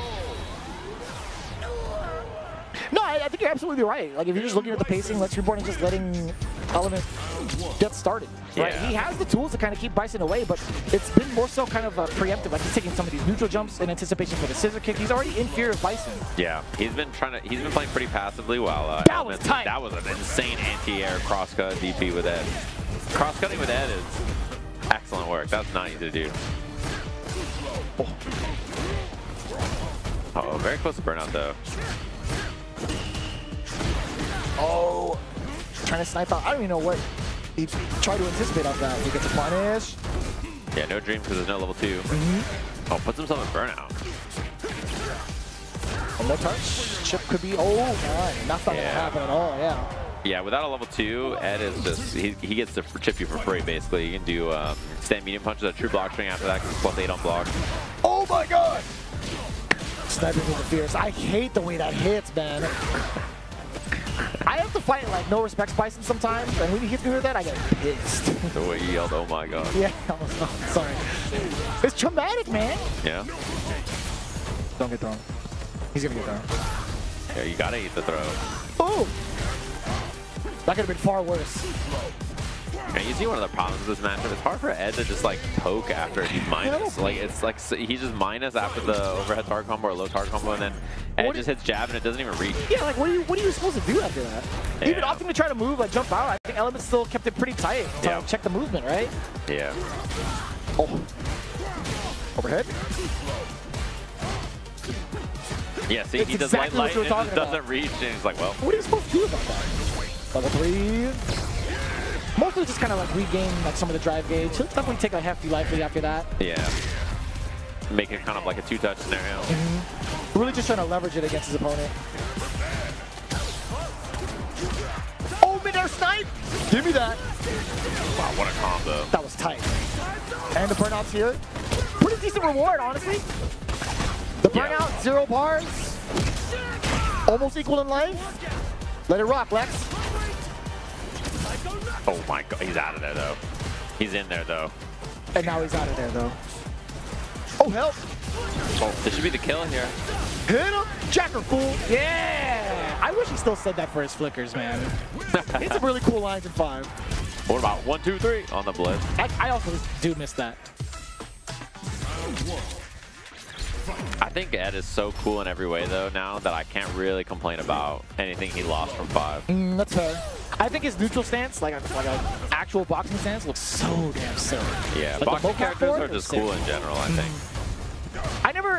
I never thought he would actually get like flicker style animations for his normals in this way. I was like, damn, this is actually a real Hajime no Ippo moment. Yeah, like I feel like the boxing characters, all 3 of them in Street Fighter are all really cool. I mean, other games just have such cool boxing characters too. Vanessa, really cool. She's one of the coolest characters. Man. Yeah. I really love the way she's animated. Yeah, I played her when she was cheap in 15. Me too. Yeah, fun character. They get like more of like a raw boxing style, but that's not really accurate for Balrog. Yeah. Who just flies across the screen without any sort of leg movement? Just flies across. You're like, all right. The announcer, final. The turnaround punch. Nice bait. Again! My God. Oh, it feels bad, man. Oh, what was that? That feels bad. Speaking of which, spinning level 3, get the drive gauge back. Give it to me. Grabs you by the skull. And then waves you around. Like a rag doll. Oh, that comboed actually. Oh, missed time. Wait, chance. Okay. Oh no. But he does get the burnout. Okay. Wait a minute. He can force the stun at some point. That's the one. He's got CA. Hard heavy. Build the second drive rush. Nice and easy. Stand still. Bam. Yeah. Give me the squeak. Squeak, squeak. Not to anyone. Damn, he's cool. He's not dead though. It's fine. Oh. Yeah, it's hella fine. I don't think there's much Bison could have done on that, right? Yeah, Oh, actually, no, he wasn't even burnt out anyway. But yeah, if he blocks the flicker. he would have been fine. Yeah, my mistake. I was definitely looking at Lex. I'm like, wait, didn't he just stun him? Oh, he tried to time it with the bomb going off. I think maybe if he just canceled in a scissor, it would have worked because it like delays the bomb there. Oh, combo drop. What was that? Wait. Uh-oh. You know he was waiting for the scissor kick. Nice bait. I think level 2 is going to kill here. Slam him down. Nice. All right, so Element getting the job done. Hype about that one, raising the plushie in the air. I'm sure, like, I don't know, like, how that dynamic is between, like, Element and Chris, but I'm sure Chris would have talked a little bit of smack if he's like, if you lost to this Can't be losing to Ed. Right? Like, you can't lose to any other Ed. Yeah. That's just how it goes with siblings. But Lex Reborn, again, I feel like there's majority of the time, you had prefaced it earlier, he had not really figured out what he needs to do to kind of initiate. Yeah, in the second game, he did that a lot better, I think. He was playing reactively, I think, most of the set and almost had it there, so. Ooh, we got a little Bonchan action coming up to the stage, it looks like, for our next match. Cool to see him up here. The opponent's name confused the hell out of me. It was Fusion Zero, but the way it was spelled, was like, oh, yeah, the spelling on this? Yeah. Who? But Bonchan's been like also... P-Fusion? P-Fusion. P-Fusion Dr. Zero? P-Fusion? Oh, Stat to the ER? Yeah, I can see that. Yo, Bonchan's got to be mad excited for the Sagat. I'm actually, if you're a Street Fighter fan, you got to be mad excited too, because the way that this guy's been working with Sagat year after year, actually for a decade plus, you know for sure he's going to be the one to watch to break down this character. It's funny that, like, yeah, people are excited for Sagat to come out so they can watch Bonchan play Sagat. You know what I mean? Like, he just has that kind of an impact as a character, right? Where it's like, there's not that many other characters like, ooh, this character comes out, I can't wait to watch this person cook with it. But Sagat is definitely one of those. Honorable mentions, Jibbo, Zaffarino. Zaffarino, yeah, he was hype on stage yesterday about Sagat the whole time. He was just throwing tiger shots, covering his eye for the eye patch. Like, he was just, yeah. I like that. I actually haven't been able to see him. For those that don't know, if you guys are like happen to be here in Las Vegas, there is a big playable demo over at the Capcom booth. Yeah, for Sagat. Sagat's playable here in person. And it hasn't been like super packed either. It's been, well, to be fair, they have like a decent amount of stations, but you can sign up to play also in a very interesting tournament at the Capcom booth. Play with the motion controls on the Switch too. Switch? Oh man. Yeah. I really wish you could play those online, and I wanted to do a ranked motion control to master. Please do it. I don't think you can though. I think like the motion controls don't work online. Real? I think they're offline man. only, if I'm not mistaken. I don't know anything about the Switch 2. I'll be very honest with you.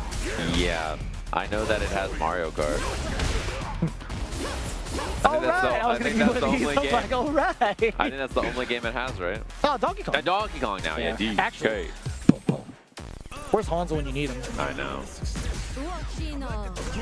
So Fusion Zero going up against Bonchan, the Mono. Yo, Mono stock also low-key kind of rising, seeing a lot of appearances in some of the top 8, top 16s. Yeah, she's definitely a character that's she's pretty solid. She's not the best or anything, right? But better than I think a lot of people rated her for a long time.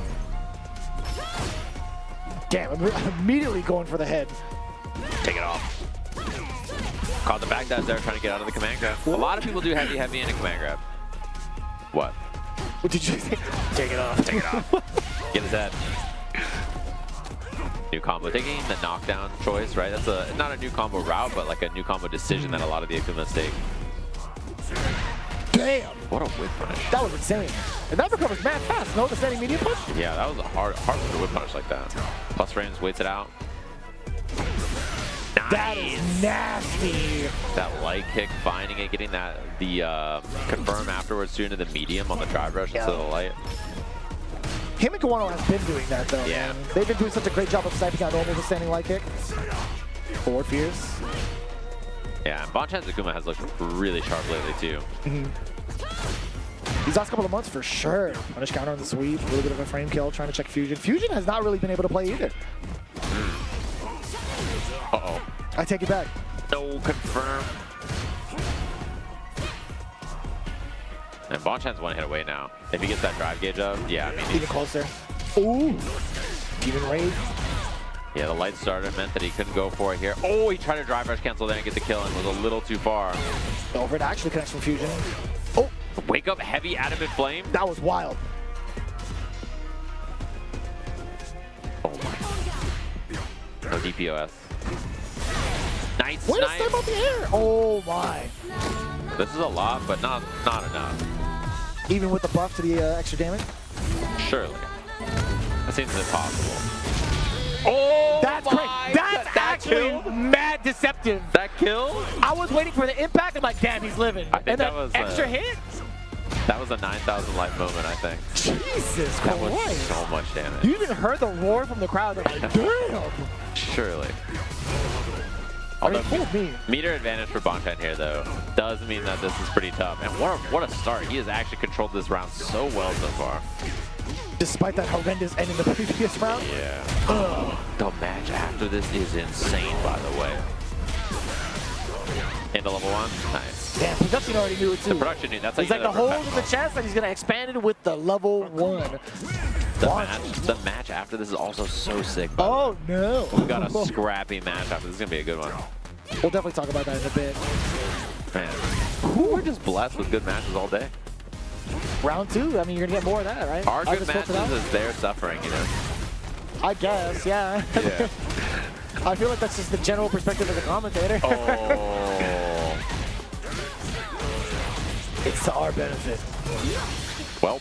I don't know about all that. He's going to do it again. Yeah, there's nothing you can do. Akuma has some of the best meaty projectiles in the game, right? I mean, he has some of the best everything in the game, but that's one of his big strengths for sure. Yeah. I like how you immediately rephrased. Yeah, I mean, that's Akuma. He's, you know. He's supposed to be built that way, right? Yes. That's just like what he's he does. Oh, come on, man. Does he get a medal for that? Does he steal medal? He gets a medal now? No! Okay. How much meter can he get on? I think he can build a level 3 maybe on this. Oh, 100%. With the rest of the drive gauge, too. Yeah. Nice. Don't waste my pearls. I swear that's what he says. Damn, he's... Saw the side eye heading on? He's like, are you You know you're dead, right? JJ. You know you did, right? Nicely done there from Bonchan. Really clean top to bottom. Yeah, I'm loving his progression with Akuma right now, which is kind of sad to say, right? He's doing an excellent job these last couple of weeks, last couple of events with Akuma. Yeah. And then immediately after Evo, Tiger. He's going to be dropping. Yeah. We know he's going to be doing the swap.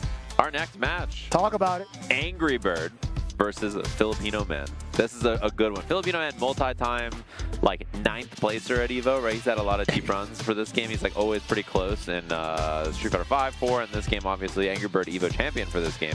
Really strong player. That is going to be two people who both want the other person to just die. The way they play, so scrappy, right? Like they just like swing and try to like kill each other. They're both pretty aggressive players, so I think it's going to be like a kind of a fireworksy match no matter what. Yeah, we'll definitely pick your brain even further because we both have pretty close ties to Filipino Man. We've also been like watching Angry Bird for the longest, but that's going to be happening a little bit after the break. We got to make sure to throw down the ads to make sure you guys know what's going on here at EVO 2025. But when we come back, we got that action. We got that matchup here in Street Fighter 6. This is the best Chipotle order. I would like a bowl. Triple wrap. Mild, medium, hot. Then dip it in here. Sour cream inside the vinaigrette. 2 tortillas. If you know, you know. Lettuce, cheese, guac. Yes. Oh, that is good. Well, Vaya is laughing right now. Look at Vaya laughing right now. Oh, he's doing a dance. What is he doing? Man, he's too ready, you know. Not today, man. Oh my God!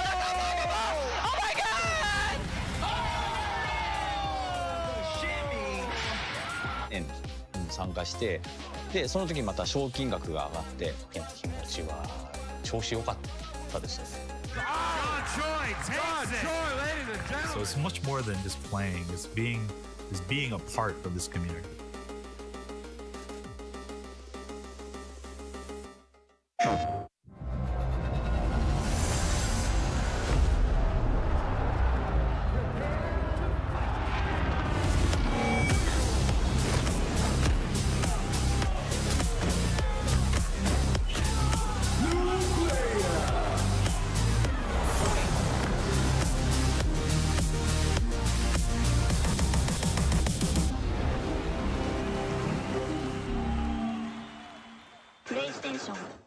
All right, Jay, you ready for this block? You already know. I feel like we've been killing it lately, and everyone's been loving it, but we gotta let the people know where we're gonna be at. Let's just do the meme real fast. You know, my heart meme, get the engagements and everything like that. Yipes. What's up? You understand me. It's not about the engagement. I'm just always thirsty for a drink, especially for this White Claw Zero Proof. Yeah, but that was corny as hell. But I'll drink to that. Cheers. Cheers. I'm thirsty.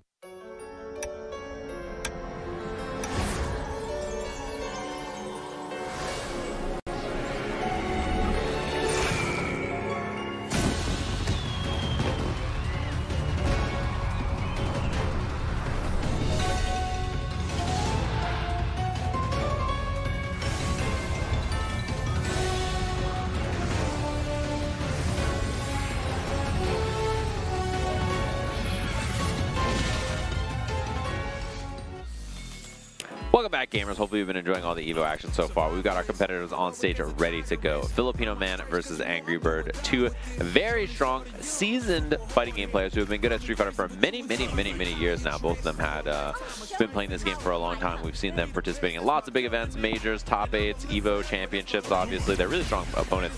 And Filipino Man is a hard person to prep for, I feel like. He's a scrappy, wily guy. And same thing with Angry Bird, actually. He really, like, is down to scrap with you and swing on you and like be aggro, so I think this is going to be a pretty fun match to watch. I think the last time I saw a deep run from Filipino Man was over at World Warrior, right?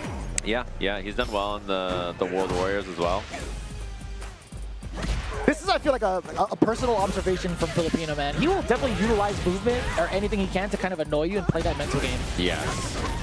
Oh, definitely. And not only that, but like he's down to like do things that like on paper don't make a lot of sense, and then just, you know, be like, yep, I'm doing it. I'm doing this. This is what I'm doing. Does that count? OD, wow. OD Tencho kicks? I mean, that's for like round life. Yeah, I mean, you gotta do it sometimes. Yeah. But I love that choice from Angry Bird. That was really tricky. Like the stand light kick, drive rush, and a demon flip chop immediately to bait throw. That's a hard round closer option for sure. Damn!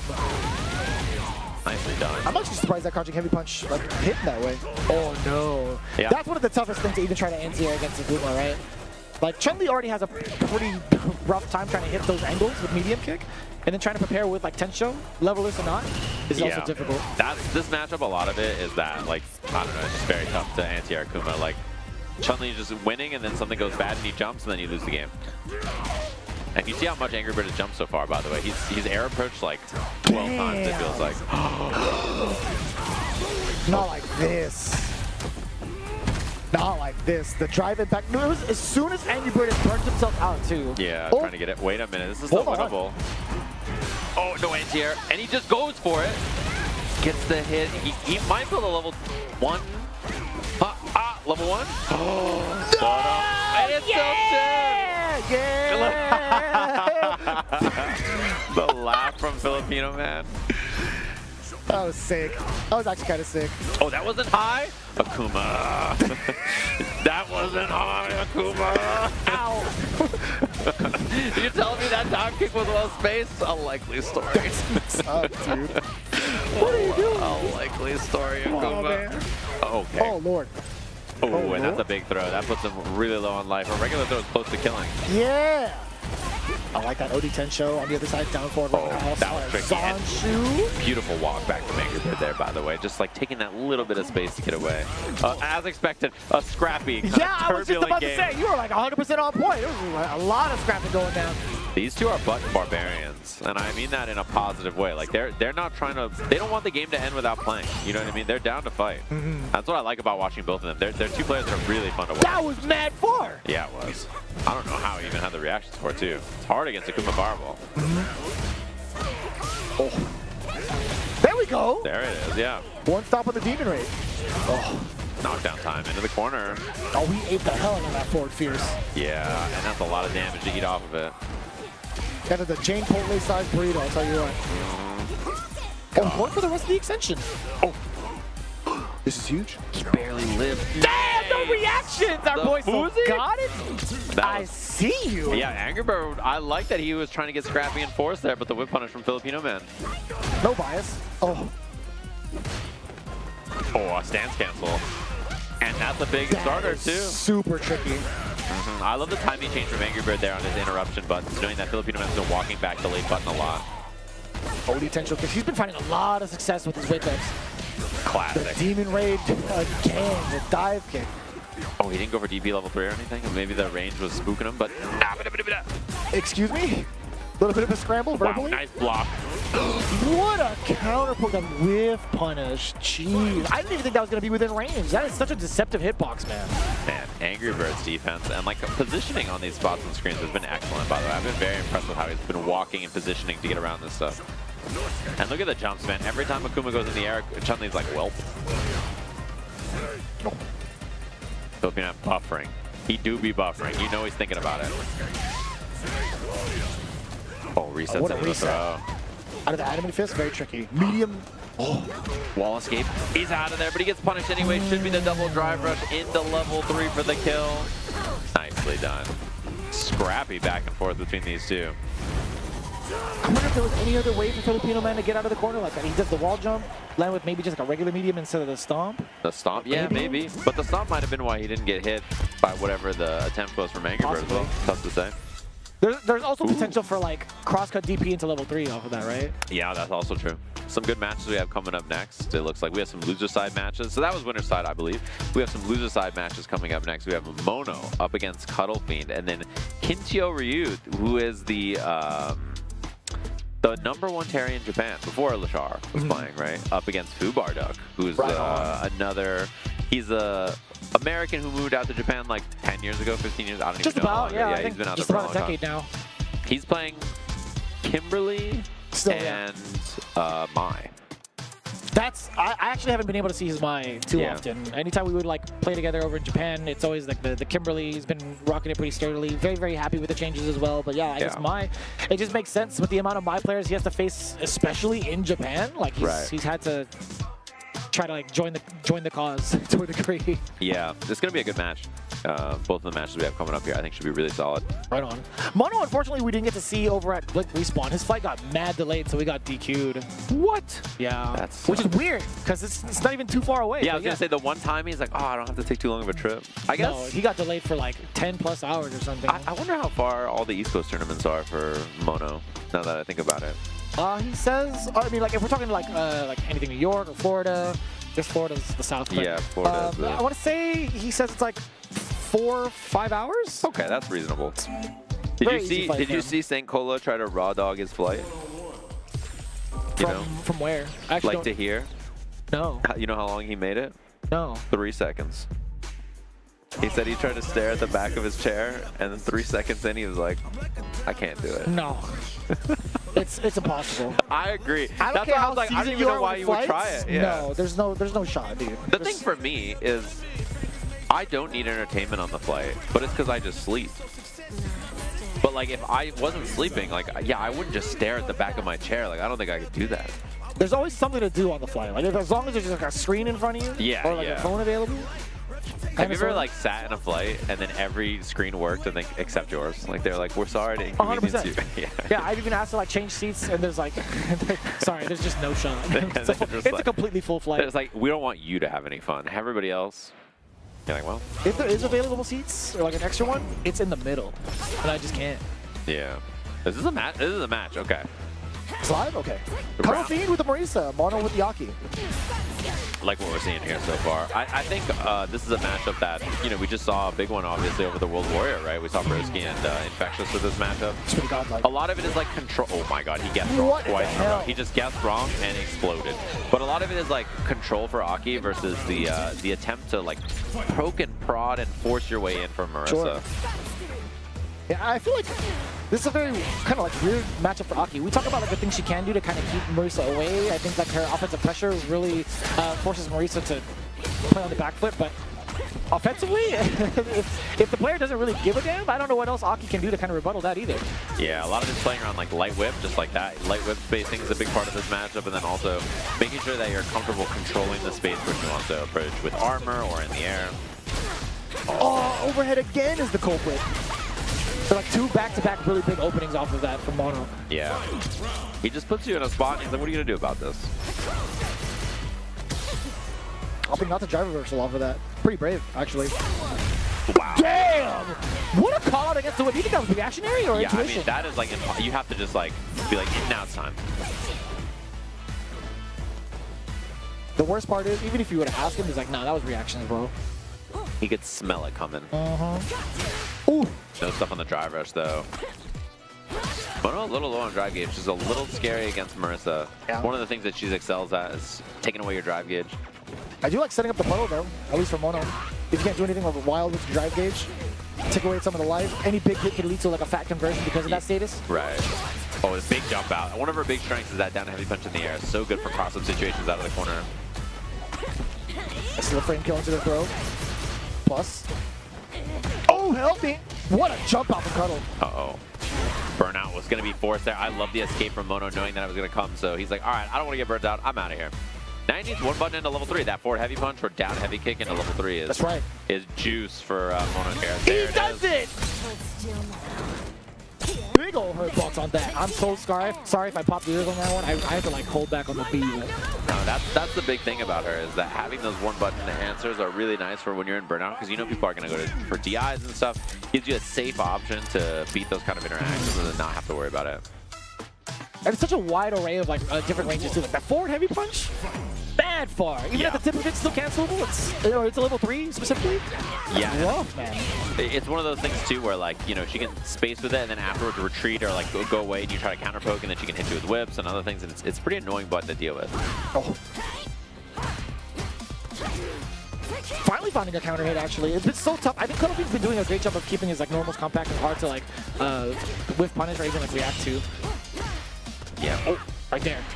Oh, and then not committing to the medium, and then unfortunately doesn't get a combo because of it.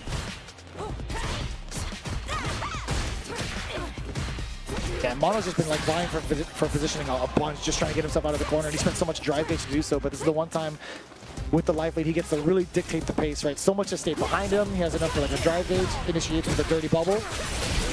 The dirty bubble. That's what it is, man. What the hell is happening over there?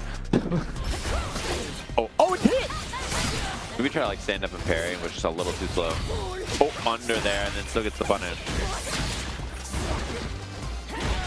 Damn, the roundhouse for the anti-air, keep him in place, counter hit now. No extension on the bubble. That's totally fine.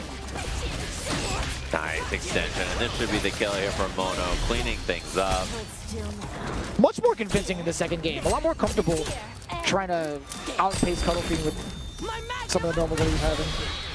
I feel like medium punch is such a good normal for that, for this matchup specifically. Yeah. With how far she reaches forward. So we're gonna have a pretty good one after this. Let me sit up here. Sorry, I was in game watching mode. That's what I look when I watch the game. I do this. I like lean in and do this, and then it cuts back to us, and I have to be like, oh, hello. No, we definitely lean the hell in. I'll tell you what. Yeah. But yeah, we were talking about it. What, Kincho versus Fubar Duck? I like that. I haven't actually been able to see like a lot of Kincho as much, honestly. Actually, no, not even at all.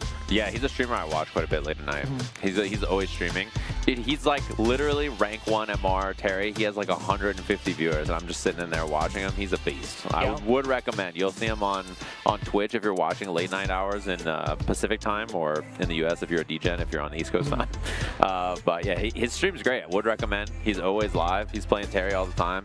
He's like 2400 MR all the time with this character. He's really good. Before Lashar was playing the character, he was like almost always rank 1 with Terry. Is there something about like his playstyle or the way he plays the character that kind of like stands out to you in comparison to like the other Terrys you've observed? He had a lot of comfort on the character before a lot of people swapped over, but he's really snappy, really sharp. His decision making is super fast. He has a lot of comfort on this character. He's been playing him since he came out. He was a Ryu player before that. I was just about to ask. Okay, so I do follow him on Twitch. I'm like, didn't there used to be a Ryu at the end of his like Twitch channel? I'm like, I swear I know this name. Yeah, same guy. Okay, that's wild.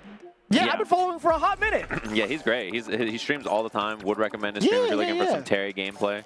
And there's a lot of good choices, right? Because, you know, Riddles, if you're streaming, looking for people over in the US, Riddles is always live playing the character. And then when he's not live anymore late into the evening, this is who I usually watch if you're looking for some Terry footage versus high-level players. Yeah, I didn't even realize it. I was like, yo, that's my guy. Yeah, his stream's great. I feel mad dumb. I was like, I hella be watching his streams. Yeah, I think he played Ryu, and he was one of the better Ryu players in Japan for a long time. And then he swapped over to Terry as soon as Terry came out.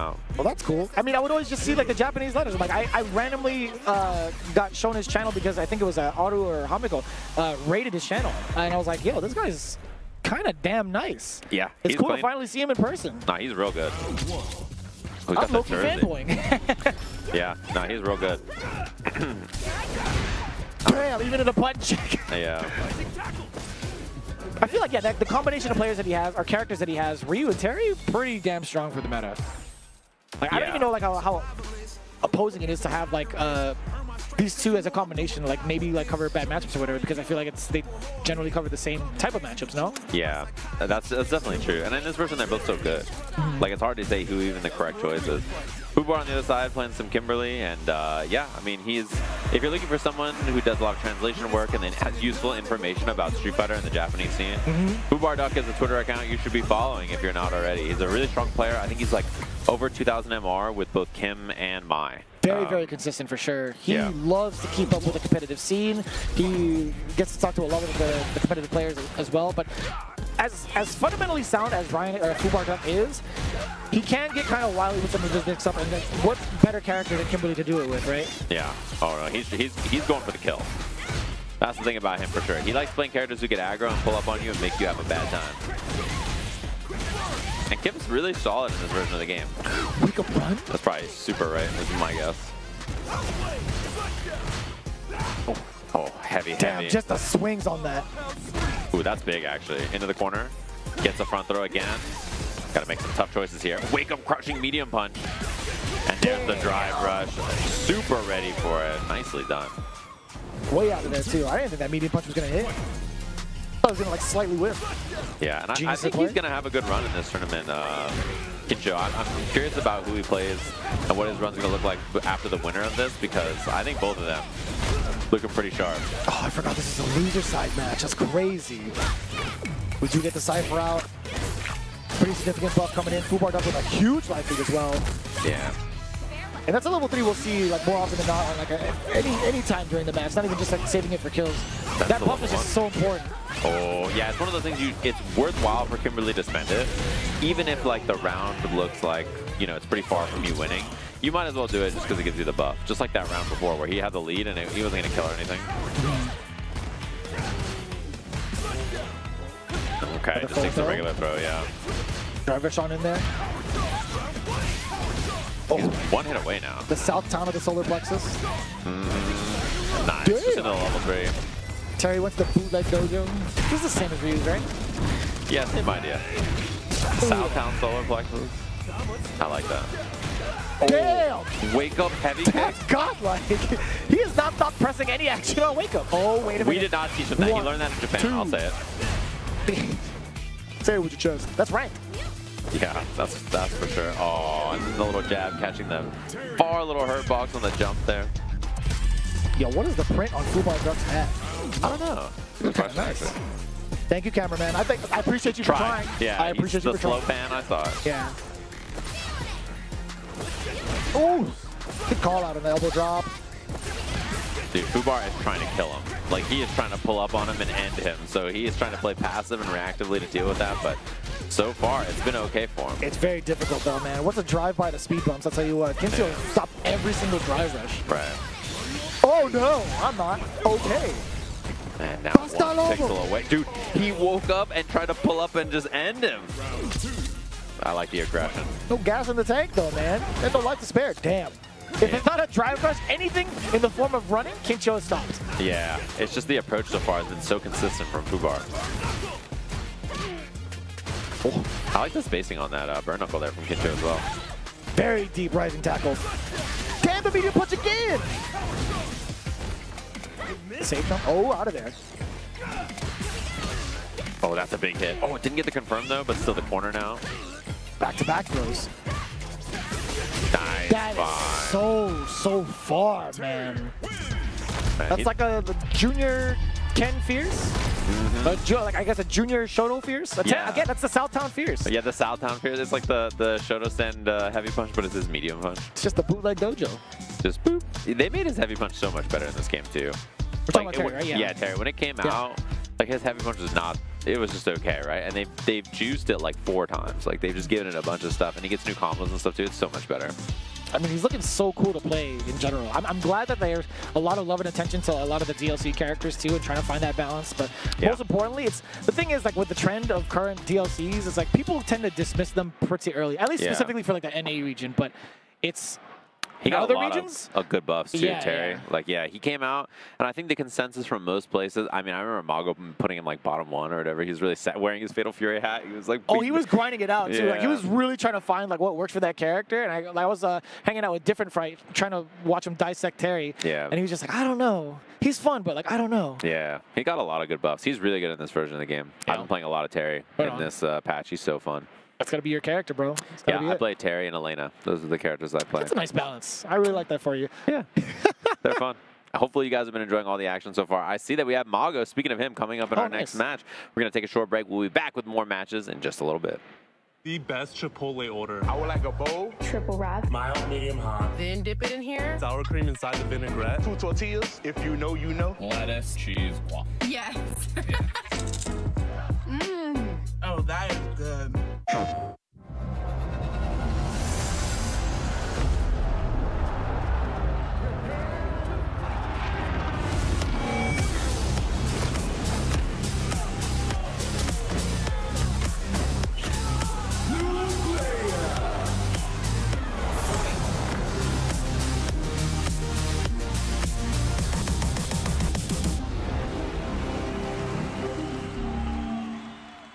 PlayStation.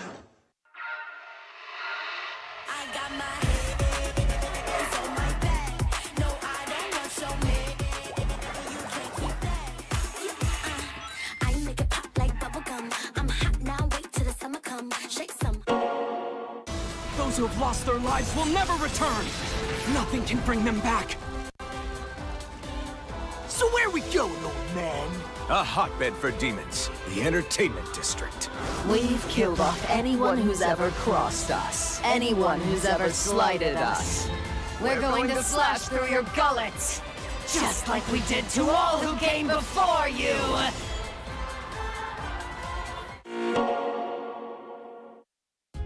Sunglasses in the day, blue light glasses for the gaming at night.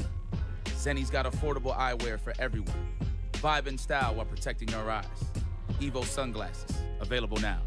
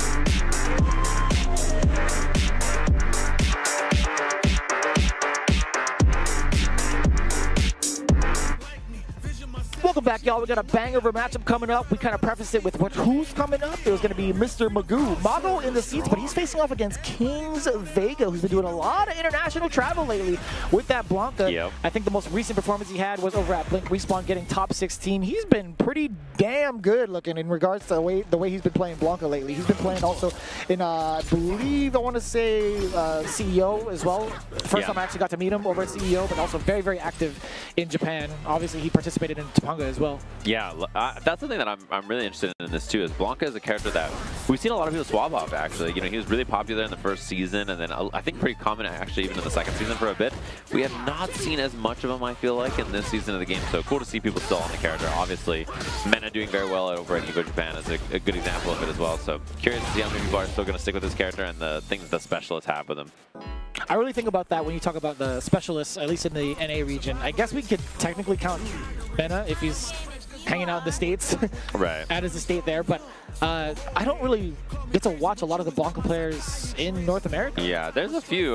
We have some Blanca players here. I think everywhere on the planet has like a couple, but he's just not as common as I would have expected. Even when he was really, really strong, I think early on when people thought he was really good, you didn't see as much of him as I thought you would. A lot of people have swapped off to other characters and stuff like that. Chipele's gonna hate me if he actually heard that statement. Heard your statement? Yeah. I don't get to watch a lot of the Blanca players in NA. He's definitely seething. Alejandro. He's just like, why I gotta... I never realized. Alejandro? That's right, Alex Chipele. Yeah. That's wild. Alejandro. That's a banger. Nice work. She played that. I went to the concert. Oh, yeah? It was incredible. Really?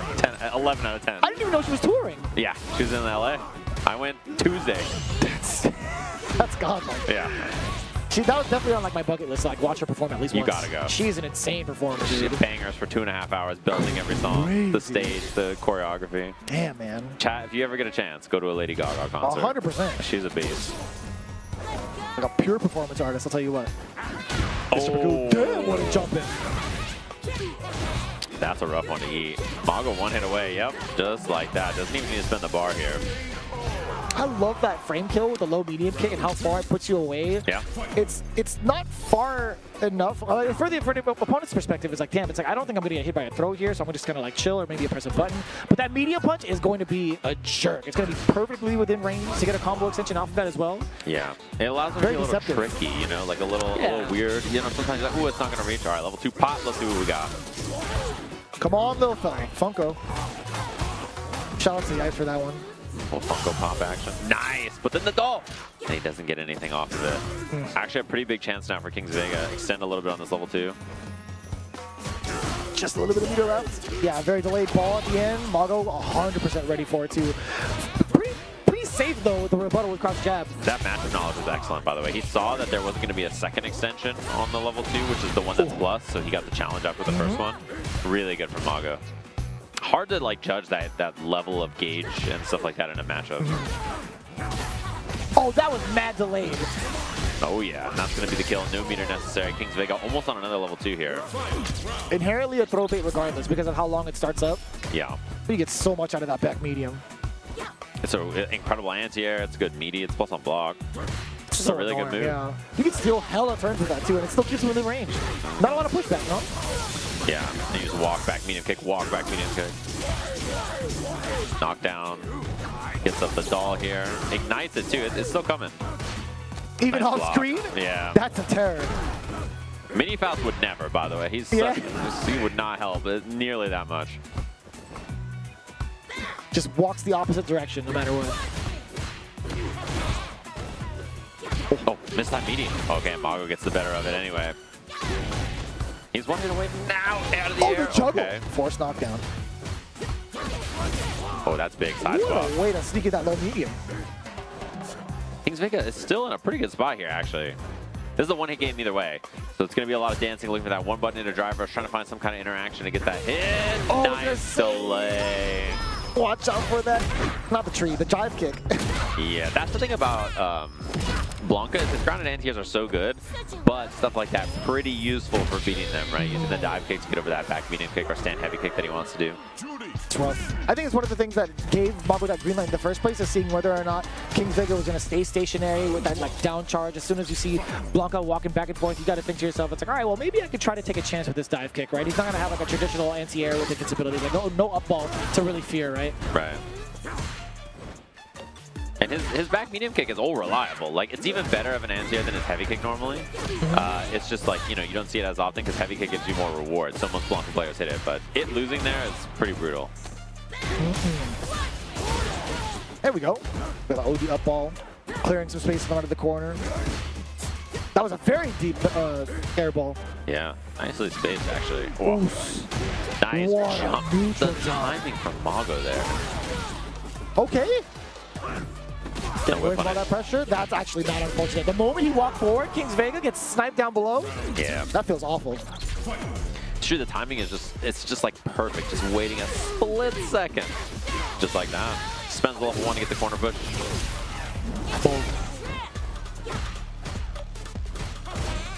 The control too from Mago. This has been too much for Kings Vega. Hasn't found a way out successfully. Yeah, very clean. Mago has not played very like risky. It's been so safe and contained so far. Oh. What are you gonna do about this pressure? Back-to-back throws. Do it again. You know, keep going. Oh, the one time he switches it up is the one time Kings Vega decided to jump out, man. How does he do it? Senor Magoo. He's so good. And not only that, He's but like insanely good. Lately I think I've seen him play better and better. You know, it seems like he's found more of his stride in this game. Mr. Mago looking good. Sets us up for our match that we have right off to the side of the stage, by the way, thanks to the Chipotle overlords for not only feeding all of us, but giving us extra matches to chew on here at EVO.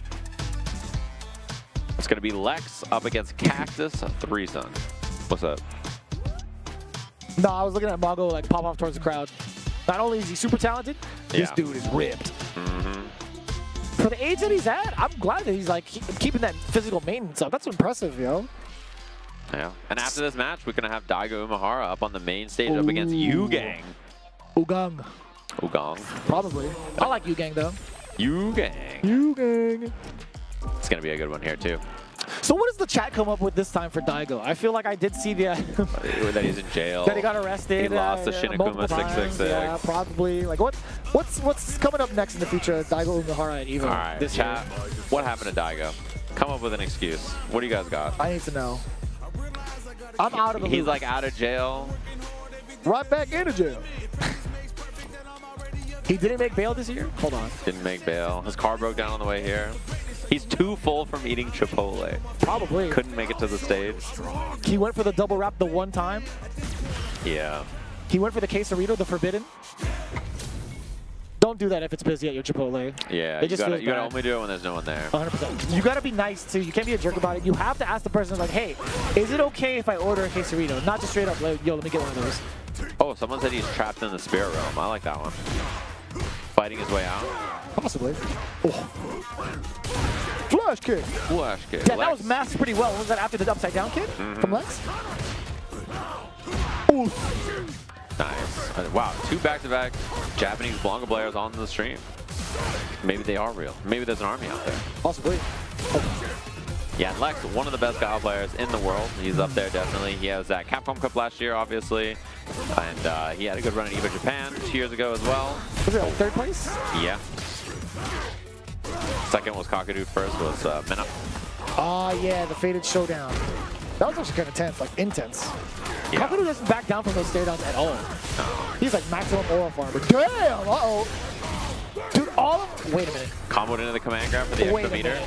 Okay, I was going to say, is that going to be enough damage? I really didn't know. Yeah. The one time Lex gets severely punished for the flash kick, it leads to death. It felt like he was in so much control. Yeah, he was ahead for 99% of that match. I mean, he was so ahead that he even went for driving pack for the kill. Uh-oh. We got to deal with it now. Doll's coming out. Uh-oh. I think he's chilling. Yeah, that's going to be a big punish. This is a huge starter. Level 1. He gets the combo afterwards, too. Yes, sir. God damn, that did a lot of damage. I thought it would go for like the Rainbow Ball extension, the OD Rainbow Ball extension. Yeah, and the forward heavy punch. Man, that normal is a jerk. Yeah, it's a very good normal. It's so active and it's so far. And then it crumples if it punish counters. That sucks, man. Yeah. I'm not against it, honestly, but like, I just don't want it to hit me. Yeah, It's like, why did... only the good Blanca players use it. That's the thing. So it's why you only ever see it when a good Blanca player is playing, I think.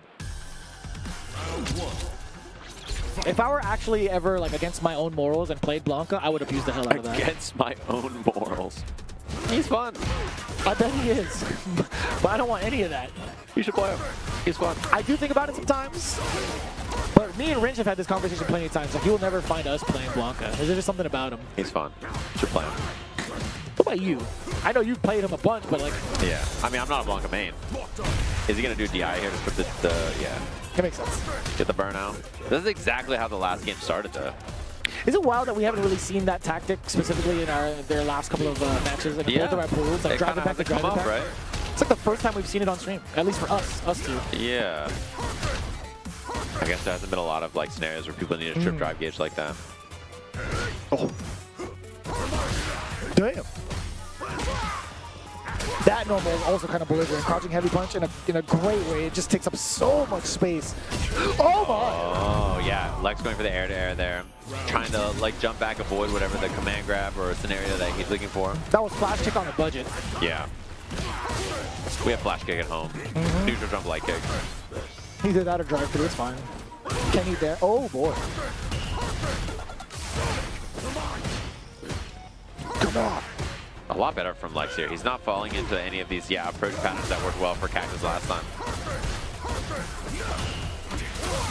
Damn, that was actually a great time to throw out that standing light kick, but man, immediate OD flash kick from Lex. You saw the attempt at the anti-air.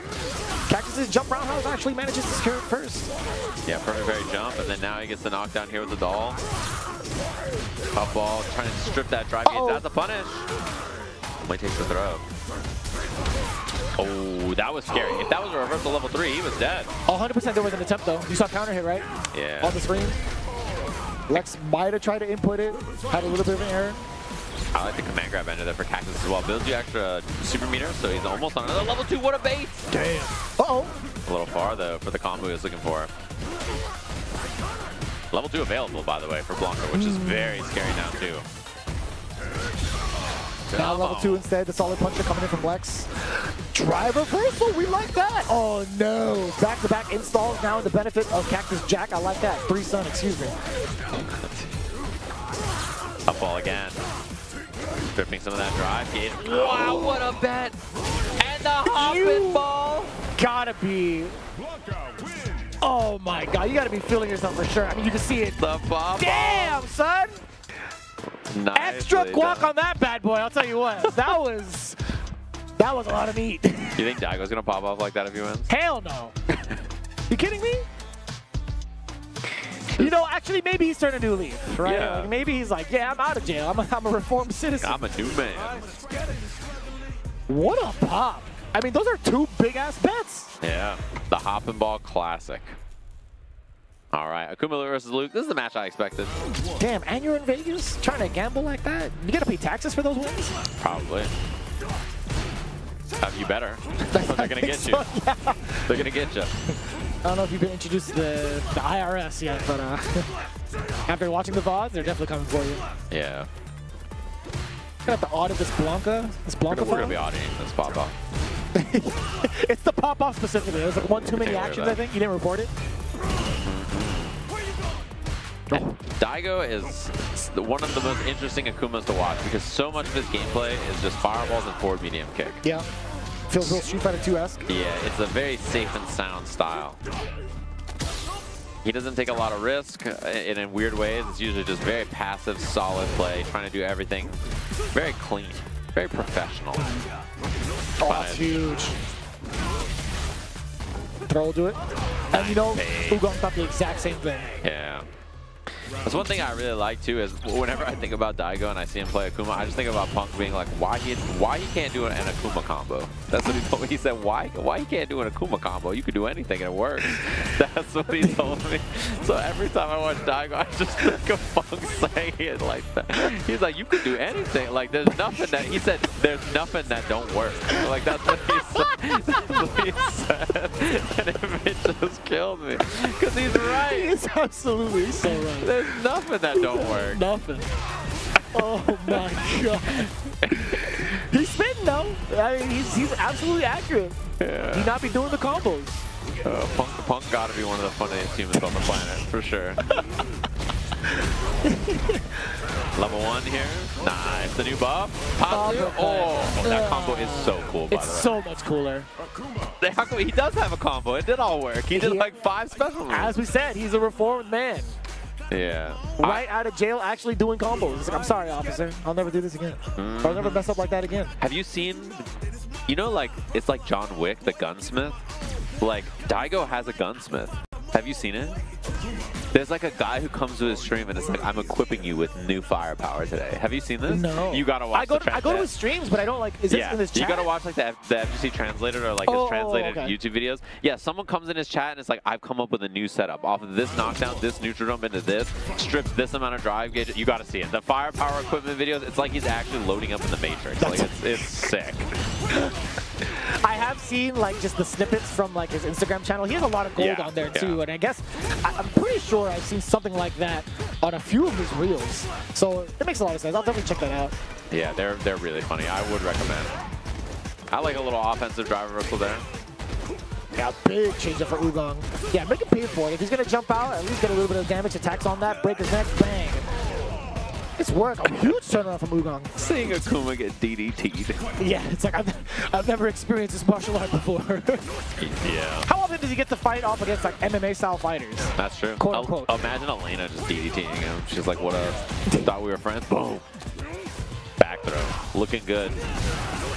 Oh, wake up suppressor too from Yugang. I think he was expecting some kind of approach option there. Oh, if he's able to like dissipate fireballs with a suppressor, that'd be actually kind of cool. Yeah, wow, imagine. You just punch him away. Yeah. There's a lot of force in his action, right? I think he deserves to have that change. Don't take me seriously. Daigo just anti-aired with his walk up stand heavy punch. That was aura. No real anti-airs either? Oh. Nice. Double rush. Level 1 kill? Or is it level 2? It's level 2. Damn, that's hella. It's so deceptively damaging. Yeah, and he can combo after too. So like he just gets all this extra bit of damage. You're like, well, what a character. Yeah. I love that for him. Yeah, Akuma's cool. He may be annoying, but he's also really cool, so he gets away with it. It just has to happen for like the kind of lore that he's been built with. You can't hate on it. He was just born that way. It's true. Bars. Oh yeah. That's so sick that you went to the concert. Sorry, I had to bring it up again. It was great.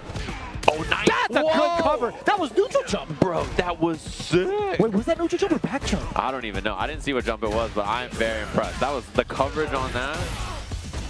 Knockdown from Daigo. Oh yeah! He went for it, and he just gets out. Not strike invincible in this game. It goes through projectiles, but not strike. Hell yeah!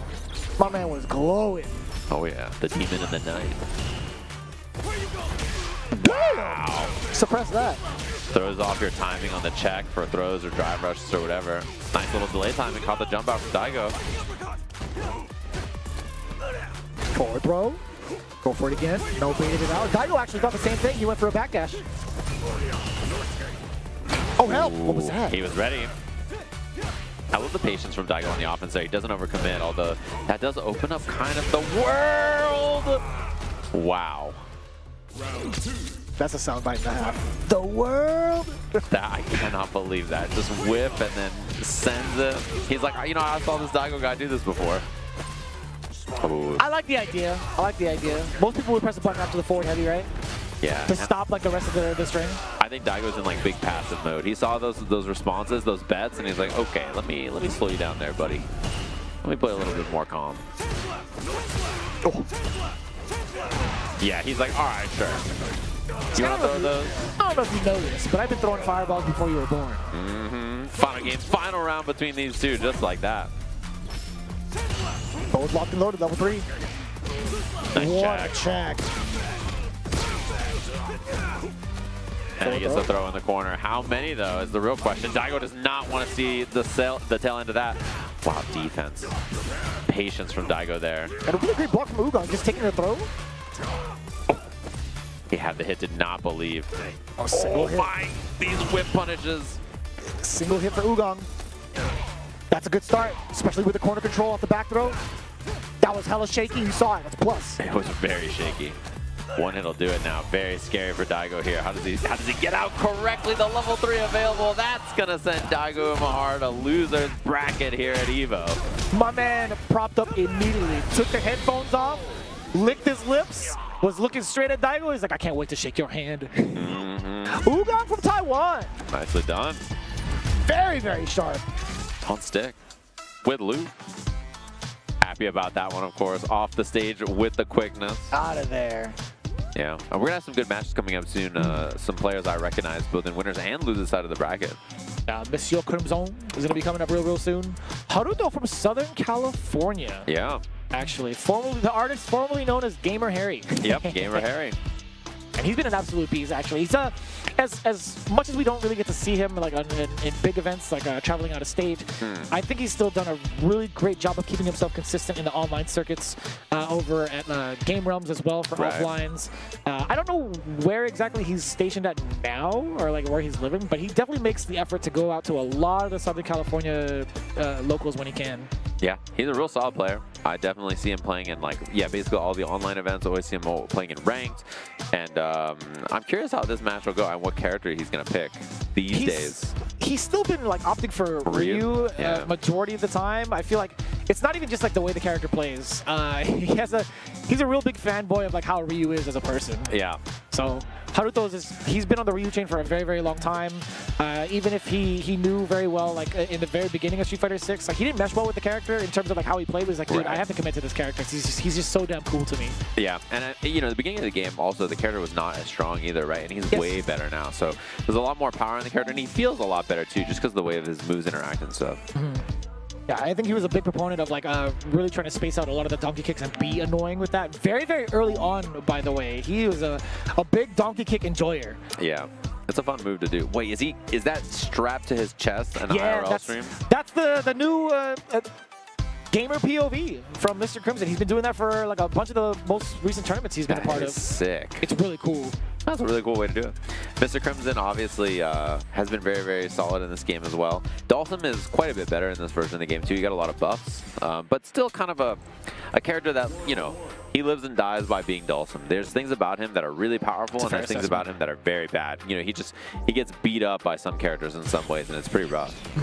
This is not a matchup that's the case though, actually though. I think like the Shotos are generally matchups that Dhalsim prefers over, you know, fighting things like Rashid, right? Where it's just like, oh god, how am I gonna get away from this character? It's gonna be a nightmare. I guess thinking about it from the Shoto's perspective, you have like ways to kind of get in, or at least set the pace with like fireballs, pretty decent normals to counter poke and whiff punish with if Dhalsim overextends. Yeah. But like on the same token, Dhalsim, if they catch onto you with your fireballs, they could react with maybe just like a float, closer ranges, they could go slide even, right?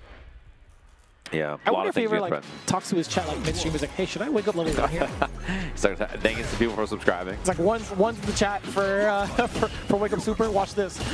You guys ready for the chat? You see this? Sorry, I breathed wrong there. You can't see the screen. Nice. Trying to check him low. Haruto very solid though. He just blocked it out. Totally fine with him. Still healthy with the drive gauge. Nothing really to risk there. You saw the attempt at possibly a whiff punish, right? Maybe a crouching heavy punch with a clip. Oh, there's the jump. Crimson ready right away. That's the thing, is these world-class Dhalsim players, you really cannot get away with that kind of stuff. It's so hard to make any part of the screen feel like it's yours. Oh, excellent time for the drive reversal too. Knowing full well that blockchain is going to be backed up with a Shogeki. Oh, try with the heavy kick and Crimson. Beautiful timing on the teleport. Oh, you can see the real cat and mouse game. The struggle coming in from Haruto, right? He's just trying to get in close quarters as much as he can, but he spent so much drive gauge to do so And since he was so unsuccessful, it led to this exact moment. Mr. Crimson now facing him down, forcing that burnout, forcing the stun. That's a lot to take in, right? There's just so much of the gauge just spent from the side of Haruto. Yeah, and just the knowledge from Crimson as well. Even just like he had a little interaction and then immediately slid because he knew that there was going to be a reversal fireball. Just he knows what his opponent's thinking and how the pace of the game is going to go. He just has such good awareness and understanding of what to do. Side delay does cover the whip grab with the back medium, and now Haruto thinking himself, you know, maybe he's going to go for another grab. Not this time. Set up with the fire. Yeah, oh, the blast in the level 1 is so good as well.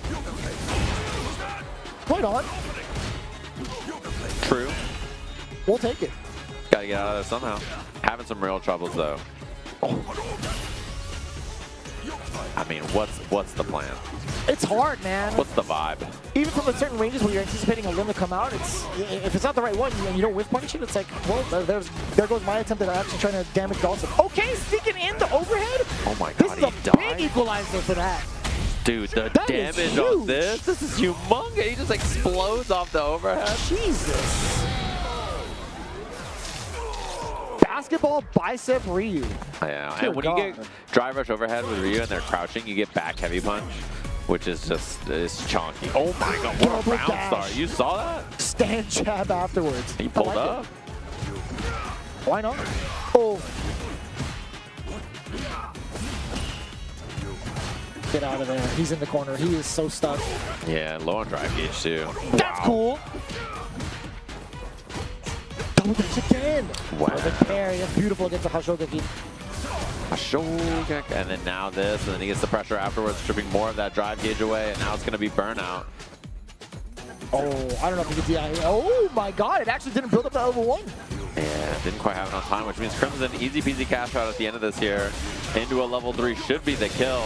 Nicely played. His control in both of those rounds are really impressive. Obviously, he got hit twice and died the round before, but you know, he had control for 99% of that round and then 90 to 100% of this round. Mm-hmm. I mean, you're taking into consideration like 2 rounds you have to play almost like perfectly to avoid Ryu. I think it's fine to let a sliver of that hope go towards the Ryu player to get that big hit, the big cash out, because going into the final round, just no meter to him, no resource to him. Right. I think he'll easily take that. Yeah.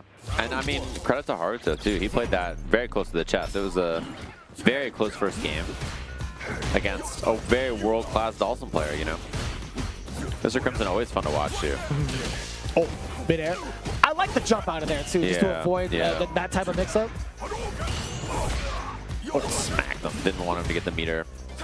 No tension for you. The way he plays this too, it's just so safe and like non-committal. Look at the float right over the fireball. Blocking after the drill because he's minus. Knows the Hashogeki's coming there. So another thing too is like Europe has world-class Ryu players, like multiple, right? True. So many good Ryu players there. So you know he's going to be familiar with this matchup. Pairing that Hashogeki is just another day in the office for him. Not having to really worry about the way Haruto's been playing, draining the drive gauge yet again. Oh, that was a cool force knockdown. I wonder if there was going to be like a juggle behind that, like Haruto attempted. Yeah, I saw stand medium kick after maybe it was Tatsu attempt, but Chip now is going to seal the deal. I don't, there's, you know, okay. He cut off every part of the screen.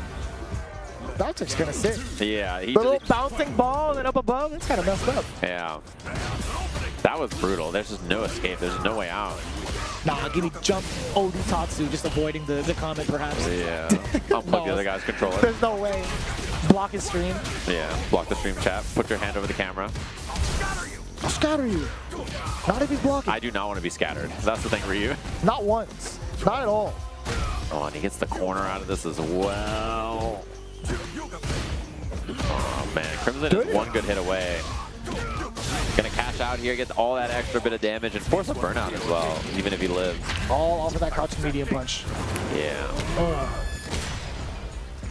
All right, Burns. What's the plan? Oh! There we go! Hold on! Oh. No, there was so much potential there. There was absolutely so much potential there for Haruto to take it back. Nicely done, Mr. Crimson. Damn, what a... That was a 1.5. I like that. I could watch this guy, Mr. Crimson, play the game all day. He is, it's just fun to watch like world-class Dhalsim players, dude. The character is so unique and he has so many things about him that makes him challenging to play well, so it's really fun to watch. Yeah, very few and far between when you get to see that kind of talent play Dhalsim. I always think to myself, like, dude, imagine if he actually transitioned over to a different character that he actually kind of vibed with. I wonder how much more different it would have been as a professional player for him. It just seems like that character is so perfect for him, though. He's so comfortable on that pick. Well played to him. We got some great matches coming up. I see Thunder versus Dylan, Chakotay versus Jack. No. Oh, the Midwest Classic here at EVO. In losers? That's a wild rough, man. Yeah, some good matches coming up. We are going to be taking a short break, but we'll be back with more of these hype EVO matches in just a little bit.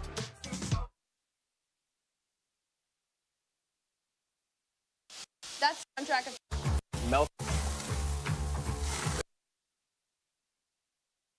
that sizzle. That's the soundtrack of Chipotle. Literally melt in your mouth tender. See our chicken glistening, our fajita sizzling. It's magic happening. And this is gonna be in your bowl. This is it.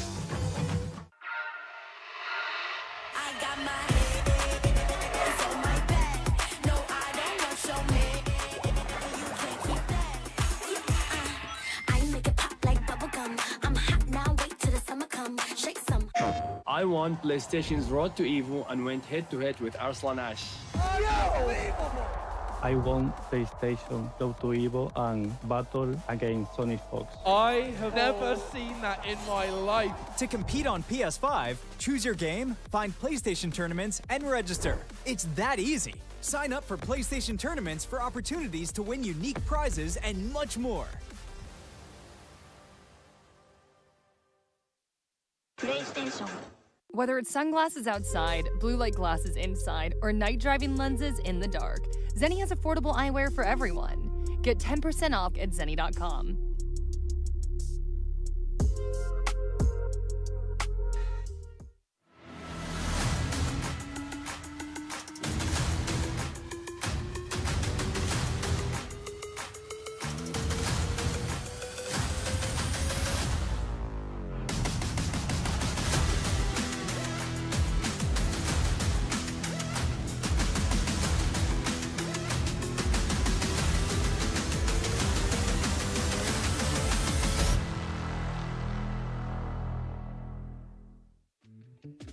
Tenno is back with brand new, officially licensed designs by the FGC for the FGC. Our vendor booth will be open across all 3 event days, and if you won't be at EVO in person, the full range of products will be available online at merch.10-o.gg. That is merch.10-o.gg. Another banger of a match coming up real soon here at EVO 2025 Day 2. Still moving on to the elimination phase of the tournament. Really, really scary stuff. A little spooky, but coming up next, Thunder Delangus, the artist formerly known as Joe Umerogan, going up against Dylan R.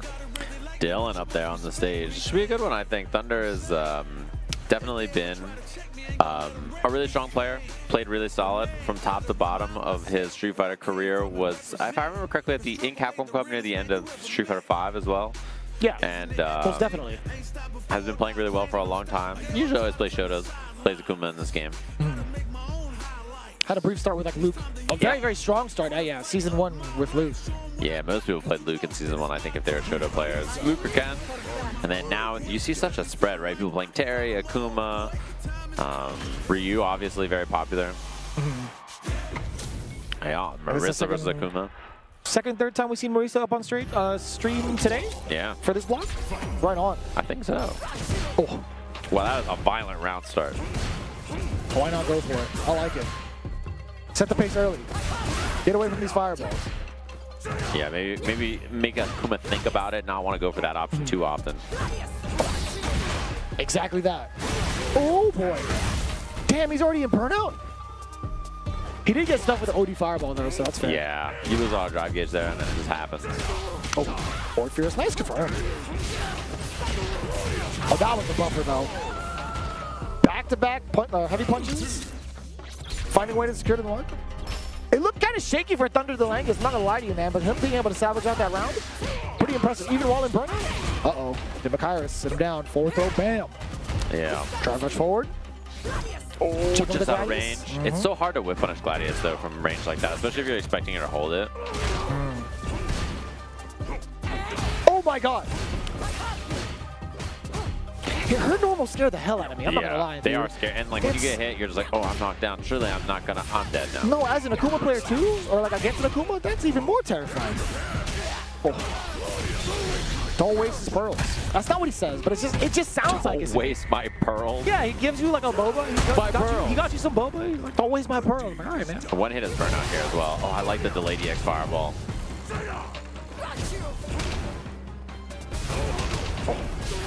Yeah, he's gonna grind it out. This is just pretty much grinding it out for Dylan.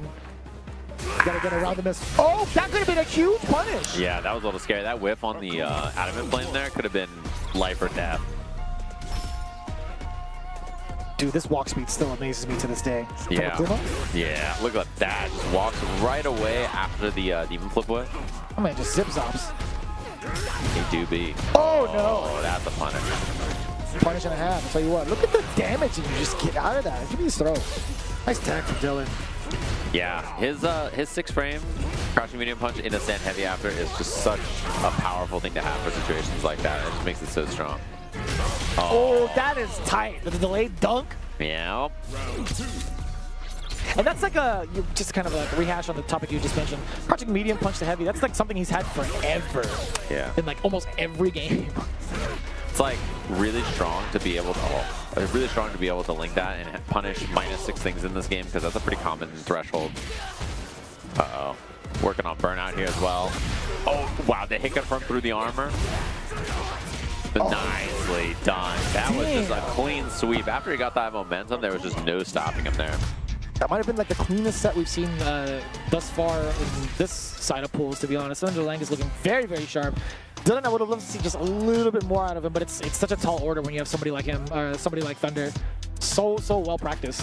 Yeah, and that sets up our next match. We're going to have another losers match coming up here very quickly with Chakotay, the CB champion from 2024, up against Jackal. It was spelled Jack before, so I thought it was just a kid, but it's not him. It's Jackal. No, we both got duped. That's for sure. Production duped us. That's just how it goes. They pulled a fast one. Jackal, damn it.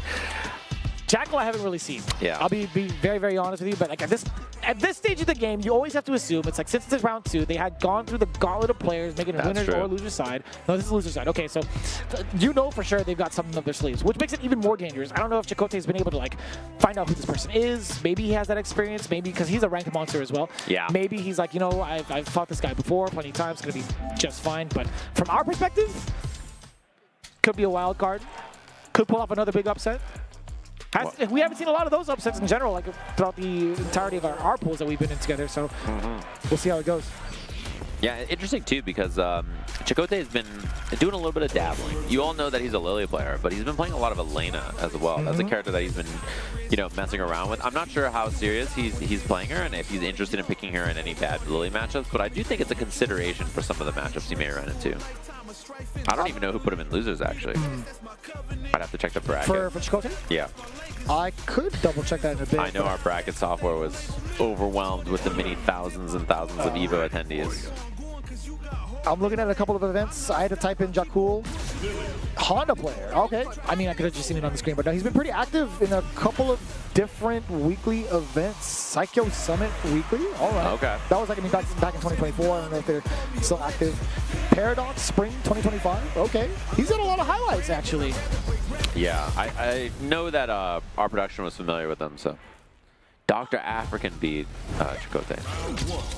No, E-Waller got eliminated? E-Waller. Electronic Waller? The Yanai Slayer? No way, wow, dude. Look at the patience in this match already. Edmund Waller. Oh. A little bit of a sumo step action. Yeah, like 2 characters you rarely get to see. I think Honda has been showing up a little bit more this past couple of days. Lily, I actually haven't seen on stream in a minute. Yeah, there's very few Lily players around in general, right? So there's only a few that you have to watch out for, and Chakotay is definitely one of them, so it's always fun to watch. I've seen more Lily cross players than I have Lily players on stream. That's true, me too. Wow, what an interrupt. Jump back through the space. Damn, that Fear still clip. Counter. Yeah, her forward heavy punch feels a lot better in this version of the game too. It's going to be a level 1. Not quite the burnout, but one more hit, right? On block. Yeah, whip. What a way to sneak that in there as well. Right into the DI. That's one of those things too, where like the button that burns you out canceled into the DI is pretty. It's check and mate, you know. It's pretty hard to stop. Oh, nice. Yeah, it was like Mike and Ike. Yeah. Check and mate. Oh boy. A little bit overzealous for trying to get that super off. Yeah. And then there's a drive reversal like that. Yeah, it's just like pure drainage of the drive gauge coming in from Chakotay. I mean, there were moments where like Jakul like made the quote-unquote right decision, trying to like drive reversal past the Spire, but I feel like that's something Chakotay wanted to force regardless. Yeah. Like sure, it's like an exchange of 2 bars on both ends, right? Oh, but, that's rough. That's a big gamble too. Look at that, stoic. That is his face. He's mad determined. Chakotay's a real cool guy in general. Yeah. He's actually like, he looks so serious when he plays, but he's like a pretty like jovial, chill guy. Wow, that was tricky. Nice. Taking the frames, knows that he's gonna go for the parry. Damn, that clipped. Oh, man, forward the crouching heavy punch. The stone end of that stick, I don't know what that weapon's called. I can't imagine hitting the big toe of Honda and how much that actually hurts. Ooh, not on the toe. That's gotta hurt. Oh, immediate DI too. Christ. He's probably gotta reset the kill though, right? Yeah, so he's just gonna take the pressure here. Oh, level 1. Nice. Wait, that was way more damage than I thought. Oh, he's dead. Yeah. He's actually dead. No, I was like pretty much on the same train as you. Yeah, when I saw the route, I was like, oh, he gets super at the end of this. And then I was like, wow, that's a lot of damage. Nice spacing on that Spire. Oh, that's so tricky, man. Yeah. Drive reversal again. Especially like the better players you fight, the less likely they are to DI against Lily, you know? So then like you can get away with holding the windstock a little bit easier. Yeah. I think the more common answer that we've seen is like trying to parry, like drive it forward, right? Nice. Confirmed to the level 2. Not enough, but Chip is very close to being in, and that's a rough spot to be for Chackle. So well played there, El Chakotay. Clean 2-0. Saving himself in the loser side. Well, he's so tall the camera can't even pick him up. He is deceptively insanely tall though. Yeah, he's got to be like 6'3" maybe or something. Probably. Like 6. Like he is really tall. Give or take, like 6'1", 6'1", 2, 3. As long as he's in the 6 foot club, you know. He's much taller than I am, and I'm 5'10". So he's well over 6 foot. Yeah. Coming up next, Kusanagi from Mexico. Mexico. Kusanagi in parentheses, Mexico. Yeah, I always forget, like, Kusanagi, he's been around the game, he's been around, like, a multitude of different fighting games for an extremely long time. Yeah. And he's always been with the aggressive archetypes. Yeah. I've seen him play everything. I've seen him play, like, anime games, versus games, like, SNK games, Street Fighter. I've seen him play, like, literally every kind of game, I think. He's good at all of them. Then we got Lucas sitting down on the other side. Lucas, excuse me. Fitz. What the? Just the Kid is in the next match. Unless production is tricking me again. Are you doing this again? Jakku's got 2 lives? It's winner side this time. Going up against Freezy. Freezy, we've heard of actually a lot more this year. Yeah. I gotta double check the stats on that, but yeah, going back to Kusanagi, he still kind of retains that aggressive behavior. I feel like he's more so one to try to overwhelm his opponents and also still kind of be scrappy and wily on defense as well, just to like take steal turns away, essentially. He's one to really take giant risks just to get himself back into the game. I think like, oh, I'm curious what character he plays now in this version of the game. I'm actually not sure. I gotta see.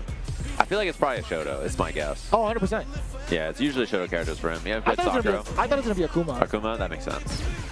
I would have guessed like Ken, Akuma, Terry, Mai, Ryu. One of those characters is like, it feels right.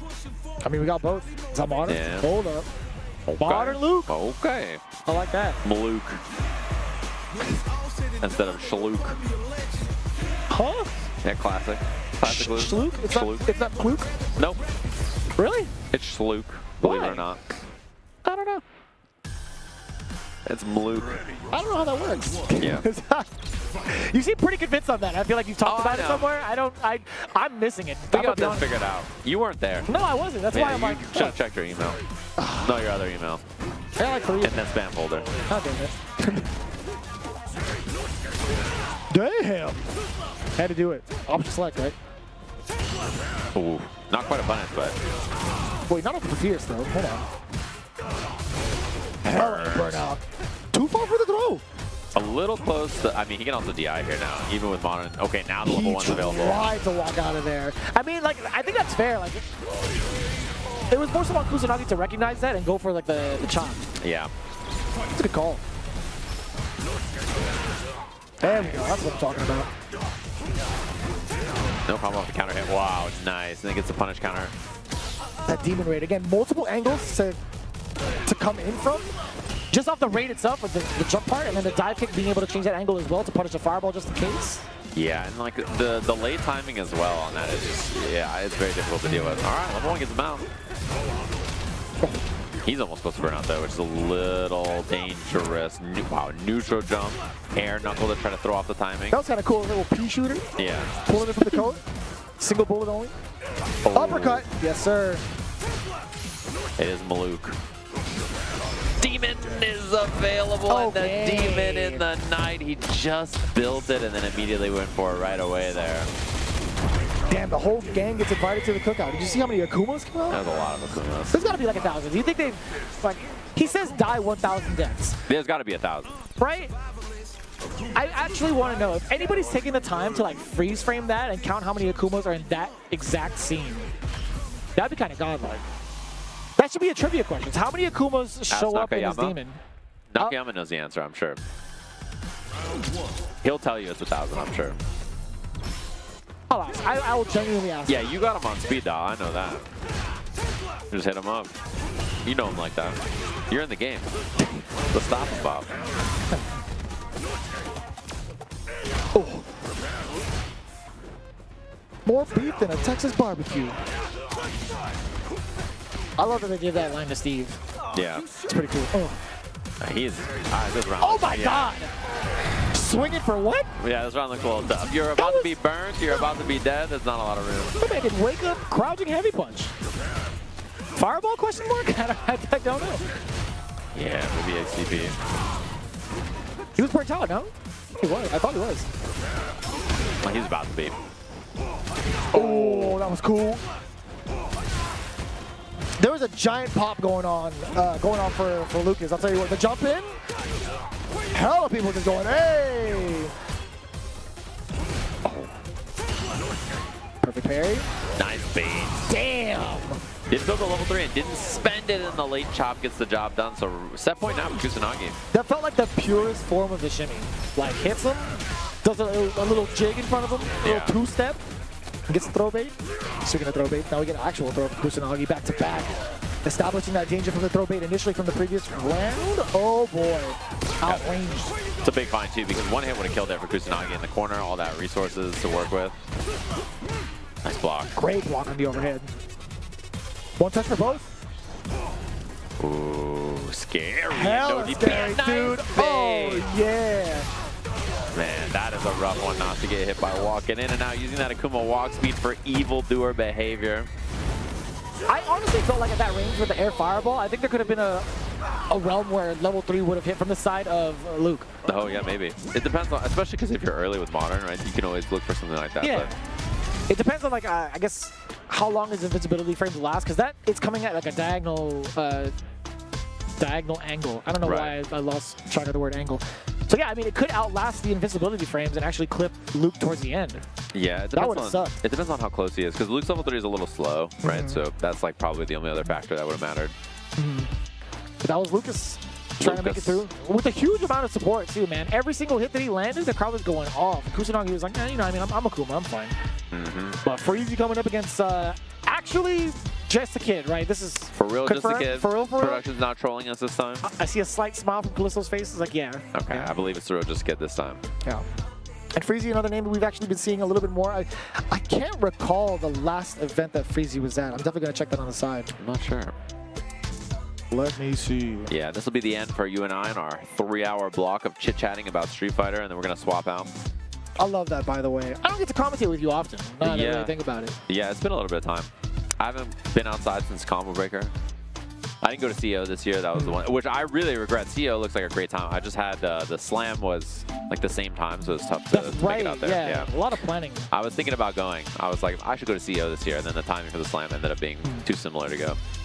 Have you announced like any further dates for Sage Jam Slam this year, like afterwards? They did just announce that we're going to be doing one at TwitchCon. Oh, sick. Yeah, we're going to have some stuff at Yeah, TwitchCon. so that's why I've been getting hella advertisements. It's like, hey, do you want to see Sage Jam over at TwitchCon? I'm like, I'd rather just drive to his house. No. Go to San Diego. It's so difficult nowadays to drive all the way down there. I'll tell you what. Oh, the crowd is huge out there. Holy. Every single time I've gone to TwitchCon, it's always been like an amazing time. There's it's cool. Genuinely so much to do there. A lot of cool creators out there as well from different spaces. It's such a dope time. Yeah. This should be a good match, though, on our stream here. Jack was awesome. Great participant in the slam. Appreciate him gaming. Has had extremely consistent results in this game. Like, he's been in top 8 of tons of different tournaments. He was at Capcom Cup, top 8 at CB. His results are always very, very good. And he's one of those players. I think he's a great tournament player, so. I swear I've seen Freezy a bunch in like a lot of these like online weeklies, but I didn't get to see any big tournament results just yet. So a little bit of a contrast there just based off of the names you see, but Blanka, very much so a common character in the meta. Well, sorry. For some of the top players, you'll see this character up in like maybe top 16s, top 8s. Let me rephrase. Yeah. Oh, scary spot. Just the kid makes it out. He burns himself out, which kind of does a lot, to be honest with you. I think similar to Noah, I feel like I always see just getting burned out. Same kind of idea, just constantly down to spend that drive gauge, put himself in weird positions and just scramble out with his reaction time. And so far it's paid off, right? Slight life lead, still within control. At least on defense, he had so much space behind him. Air ball for the punish counter. A little bit of the tricky stuff. Drive rush early, stand short for the throw. Oh, he tried. I don't know. I don't know. Unfortunate punish on the jab, yeah. Yeah, very worried for the drive rush. Who's going to act first? He was so concentrated on the ground game and the possible drive rush. It's hard. I mean, Jury's fireball and a drive rush is, just like that. It's such a hard approach to deal with. And it's so constant. He just constantly does it. Okay, level 2. Ken strip with the eye. Yeah, that's what we see there. So about to force burnout here. And yeah, Freezy does not want to see that, just running away to save that drive gauge. That's totally fine. I think it's the right choice for sure. Uh-oh. Sick, perfect parry. Nice punish too. Heavy kick was good because the jump in was so hot. Oh god. That's mad unfortunate. I think it was more so because Blanka was was past Jerk up to the other side, right? Like so that roundhouse wouldn't even hit. Yeah. I don't know how Jury solved that. Jury doesn't have that problem. She got the Jean-Claude Van Damme splits kick, hitting both sides. It was pretty nice to have. And she stole that from Chun-Li. I'll say it. Yeah, actually. She's stolen a lot of things from Chun-Li. Even her win pose, if she gets a perfect. Yeah. She like makes fun of her for it. She may be a hater, but she's low-key a fan. Yeah, one of those for sure. You know everything about them because you're a fan, and that makes you a hater. Hey, Chun, you're so cringe. Jury goes back home with a giant Chun-Li shrine. She's got a big Chun-Li poster on her wall. The good old Hey Arnold.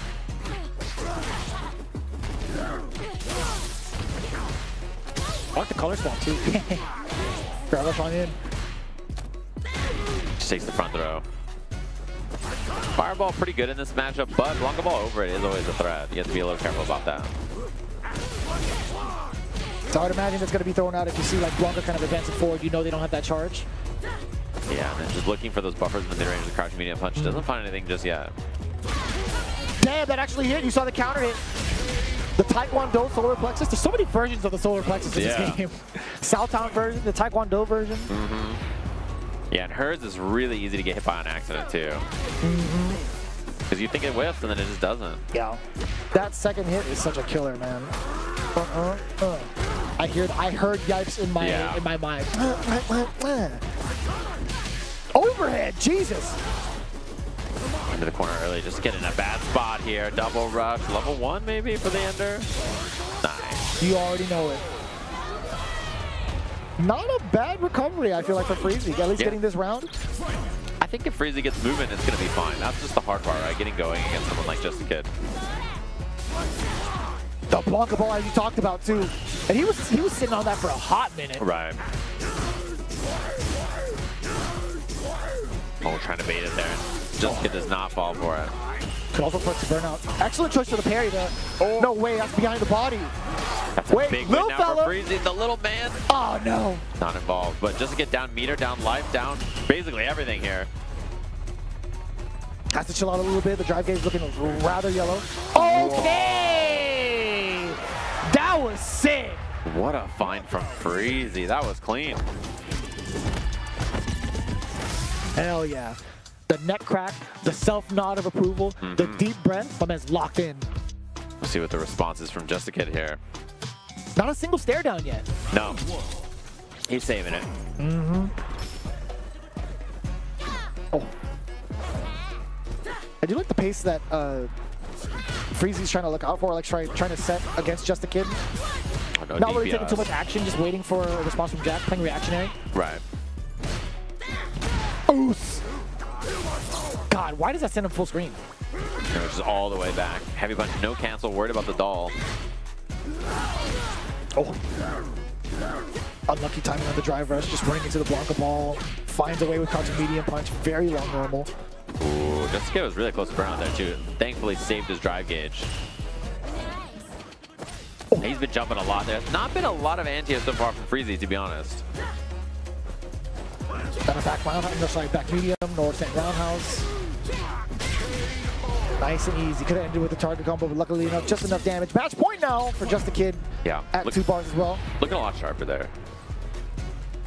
And the thing is, Just a Kid is kind of like jumping and forcing and whiffing, and like there hasn't been a lot of response from Freezy so far to deal with it. But now on offense, you saw him kind of like steal a turn, dashing on in there, forcing Just a Kid to the corner. The air ball, jump back air ball to OD. The imperfect parry there. Okay, that'll get him off and get a lot of space for Just a Kid here. Dash up, then the drive rush. Yeah, or corner to corner just like that. Oh, no whiff punish. No attempted the whiff punish, to be fair. He got clipped last time he tried to. Level 3 at the tail end of this. Afterwards should be enough. Nicely done there for Just a Kid, and you all know he's about to look at. Are you sure? I think so. He's got to unplug the controller. Judy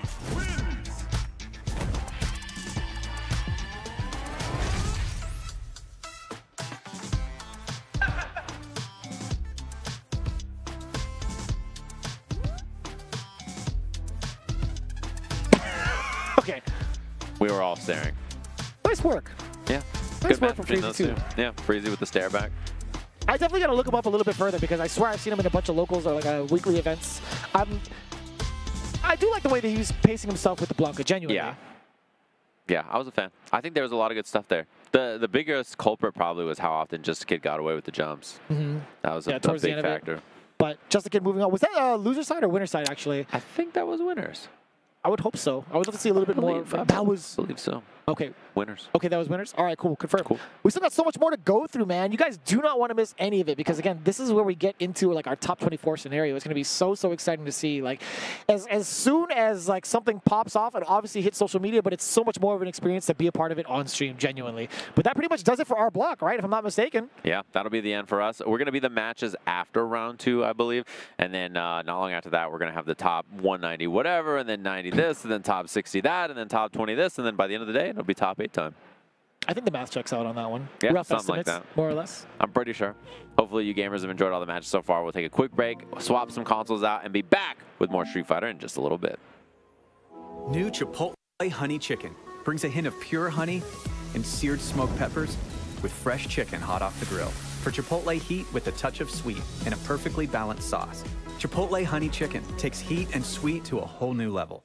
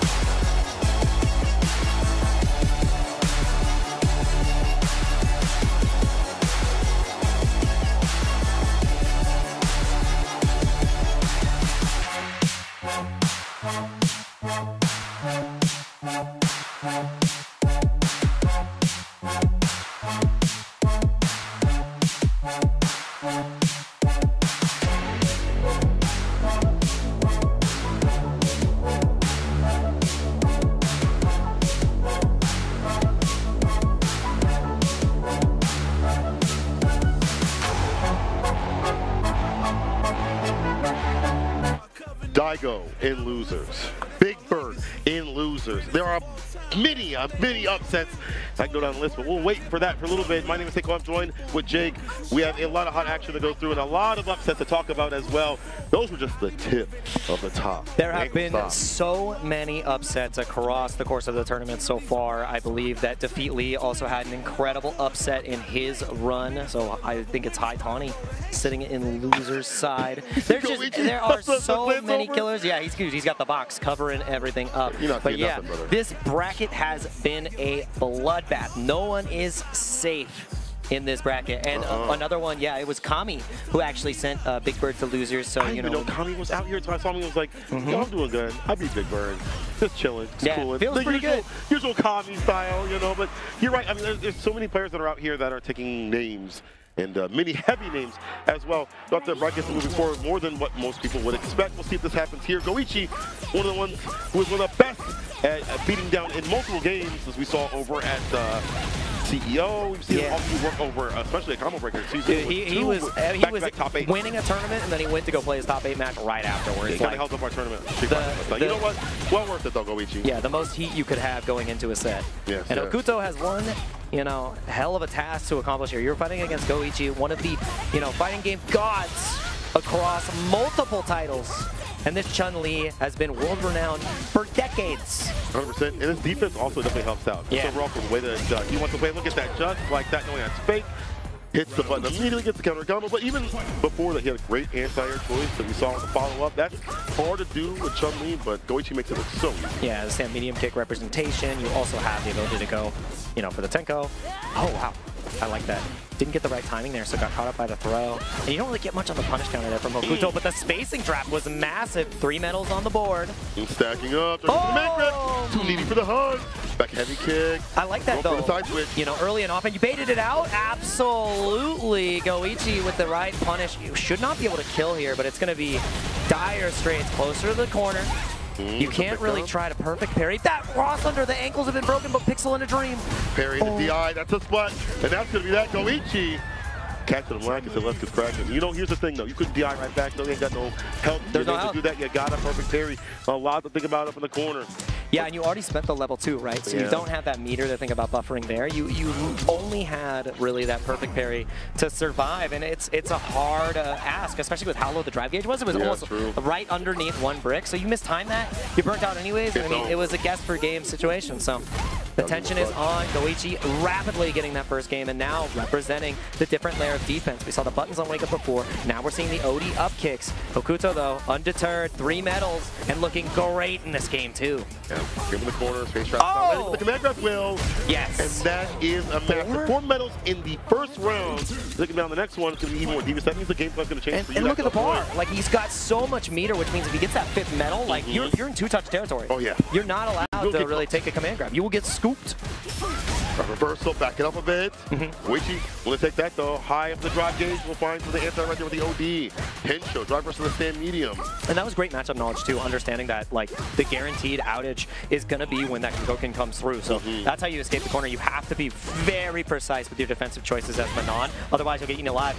Rolls the dice with the low, and the anti-airs are still there. I think he actually can get a kill here. Goichi with a wonderful anti-air confirmed. That is why it's sometimes better to not always go for the DP. You have a lot more in the tank if you got the optimal stuff, and Goichi is no stranger. I thought to keep highlighting the fact that his anti-airs are so on point. Whether it be the Tensho or the buttons that fall off right after, though, I feel like everything is on fire for Goichi. He is on set point, of course. OD reversal. There's that same medium to throw right after, trying to switch it up. Okuto is able to tech.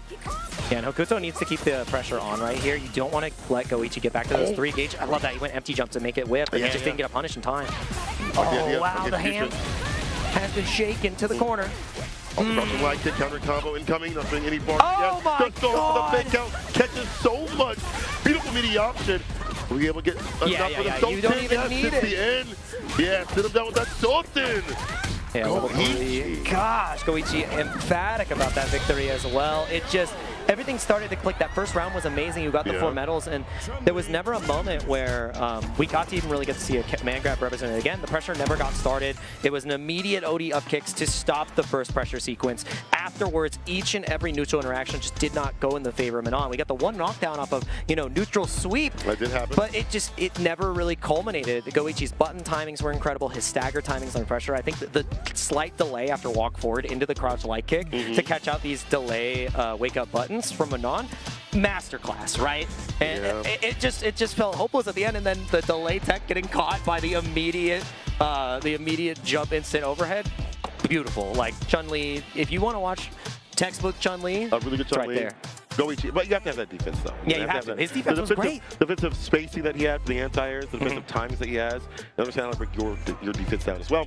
That is Goichi. Now, you also have Moki if you want aggression, but they are 2 peas in the pod in terms of both playing Chun-Li, but both playing it very differently, and he's off to the next game. Who knows what it is? It's like 5 or 6 games he's probably playing in right now, but he's a champion. He might be like, 6 or 7 in, which is wild. We're getting deeper and deeper into the pools here, and it's only going to get, the schedule's only going to get stronger, right? Like, every single name is a favorite to potentially, you know, qualify for Capcom Cup or win a major. And this is the major of majors. This is the place where you need to put all your chips on the table.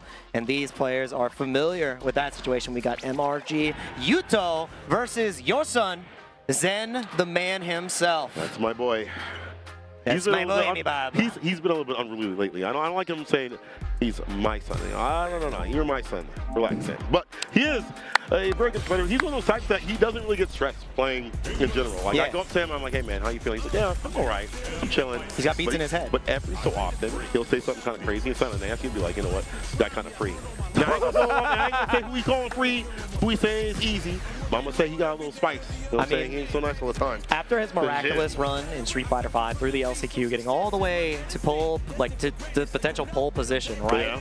He's no slouch. Like, Zen has been a monster. He had a stint in the U.S. for a minute while he was studying. Yeah, he was in Canada. Yeah, he was in Canada. Mayor of Maple right there. Yeah, Mayor of Maple. The syrup, the connoisseur. Yeah, and I mean, he's got a plethora of characters at his disposal. He has the Bison back in his hands. We know he has the DJ as well. And we've been talking about the narrative of characters, like pro players having this, rogues gallery of characters at their disposal is so important once you get to this later stage. You need the right tool for the right matchup, and like having that available is the make or break point. I really think you see that for the greats. But to be honest, I think it's like a personality kind of thing for the way he wants to play. Yeah. He's reminiscent of like Dogro, where Dogro's really good about like understanding where you want to press a button and press before it. If you ask him why, he just knows. I just knows. He feels it like it's coming through. So you see a lot of counters come from Zen. He's similar in that regard. I think Zen is a little bit more active, a little bit more aggressive, and a little bit more heart-based than Dogro. Like I think he studies the game. Obviously, he trains. But in terms of like spending time in the lab, he's more about feeling out the player sort of aspect. Yuto, on the other hand, is a rising star. Seen him over at CEO. Has been kind of flipping back and forth to certain characters for a while. He was playing a little JP after CEO. Yep. And it looks like he's going to go for the My guy. I think before that, he also had like Ed. He had multiple characters. So it is good seeing him out here in the cut. Has to go against my son. Hopefully he can get the belt to ask for all the mess that Jen be talking to me. And this is really all going to be about if Zen can represent OD Psycho Crusher to nullify the fan game, because if Bison can get mauled by Mark, right? Like no DP, you're relying on your drive bristle, you're relying on your slower super to try to escape here, and it loses to the fan. And immediately Zen is putting the pressure on, and that's what you need to see in this matchup. You need to see Bison just unrelenting in your face. And you can do that. Scissor kick, really hard for her to punish. Yeah, exactly. Then we have the same range as other characters with the light. And the lights are the shortest. That's one of the weak points of mine. Yeah, it's true.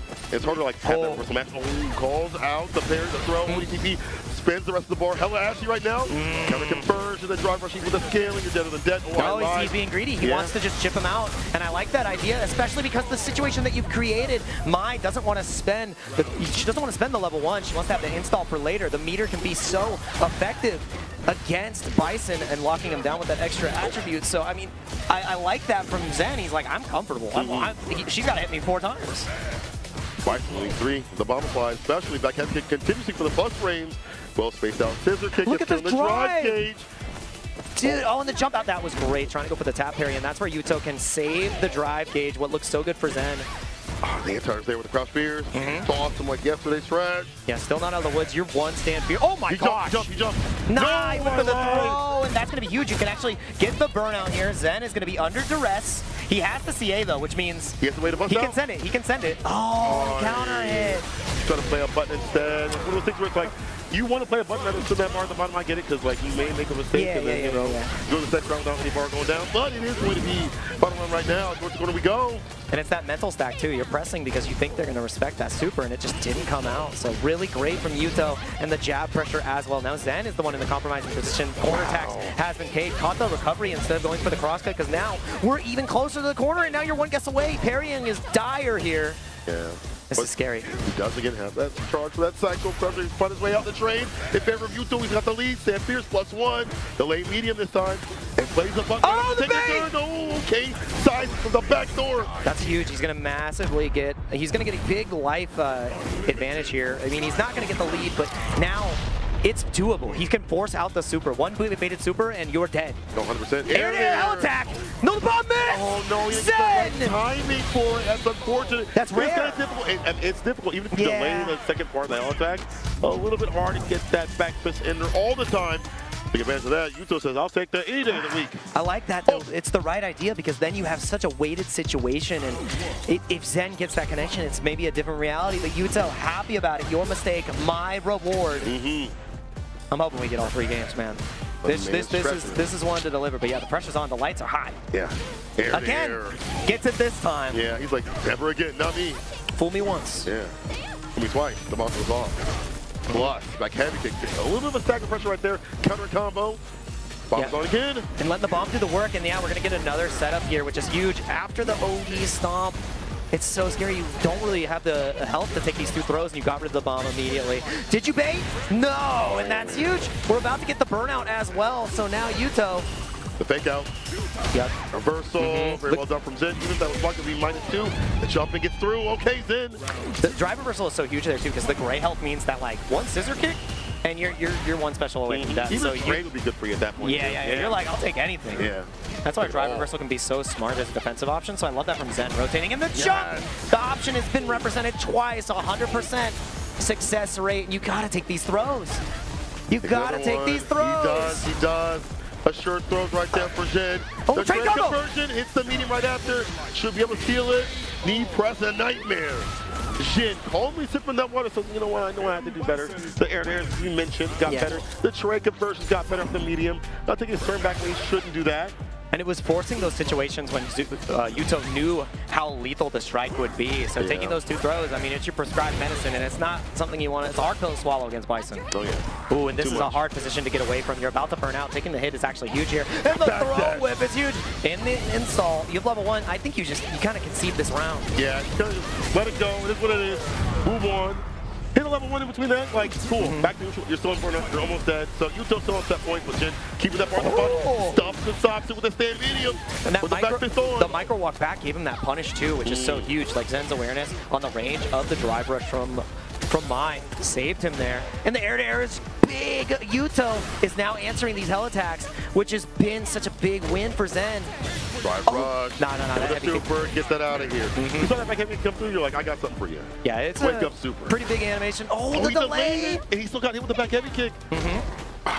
You're dealing with the fan. I like that just to get over and get a little more range. Getting the whip punish with the drive rush, timing it excellently. Find a way through. The ODDP gets rid of the bomb though. Checks the overhead! He's gonna have the level 2. He's gonna have it. Is it enough? I think it is. It's a Punisher. No, oh my god! Oh my god, it's not enough. He kills the needs the throw tech, delay tech. Stomp. Delay stomp, trying to get with the head kick. Overhead, perfect parried! And that is Yuto with such a clutch reaction. Taking it, the level 2 was just a fraction short.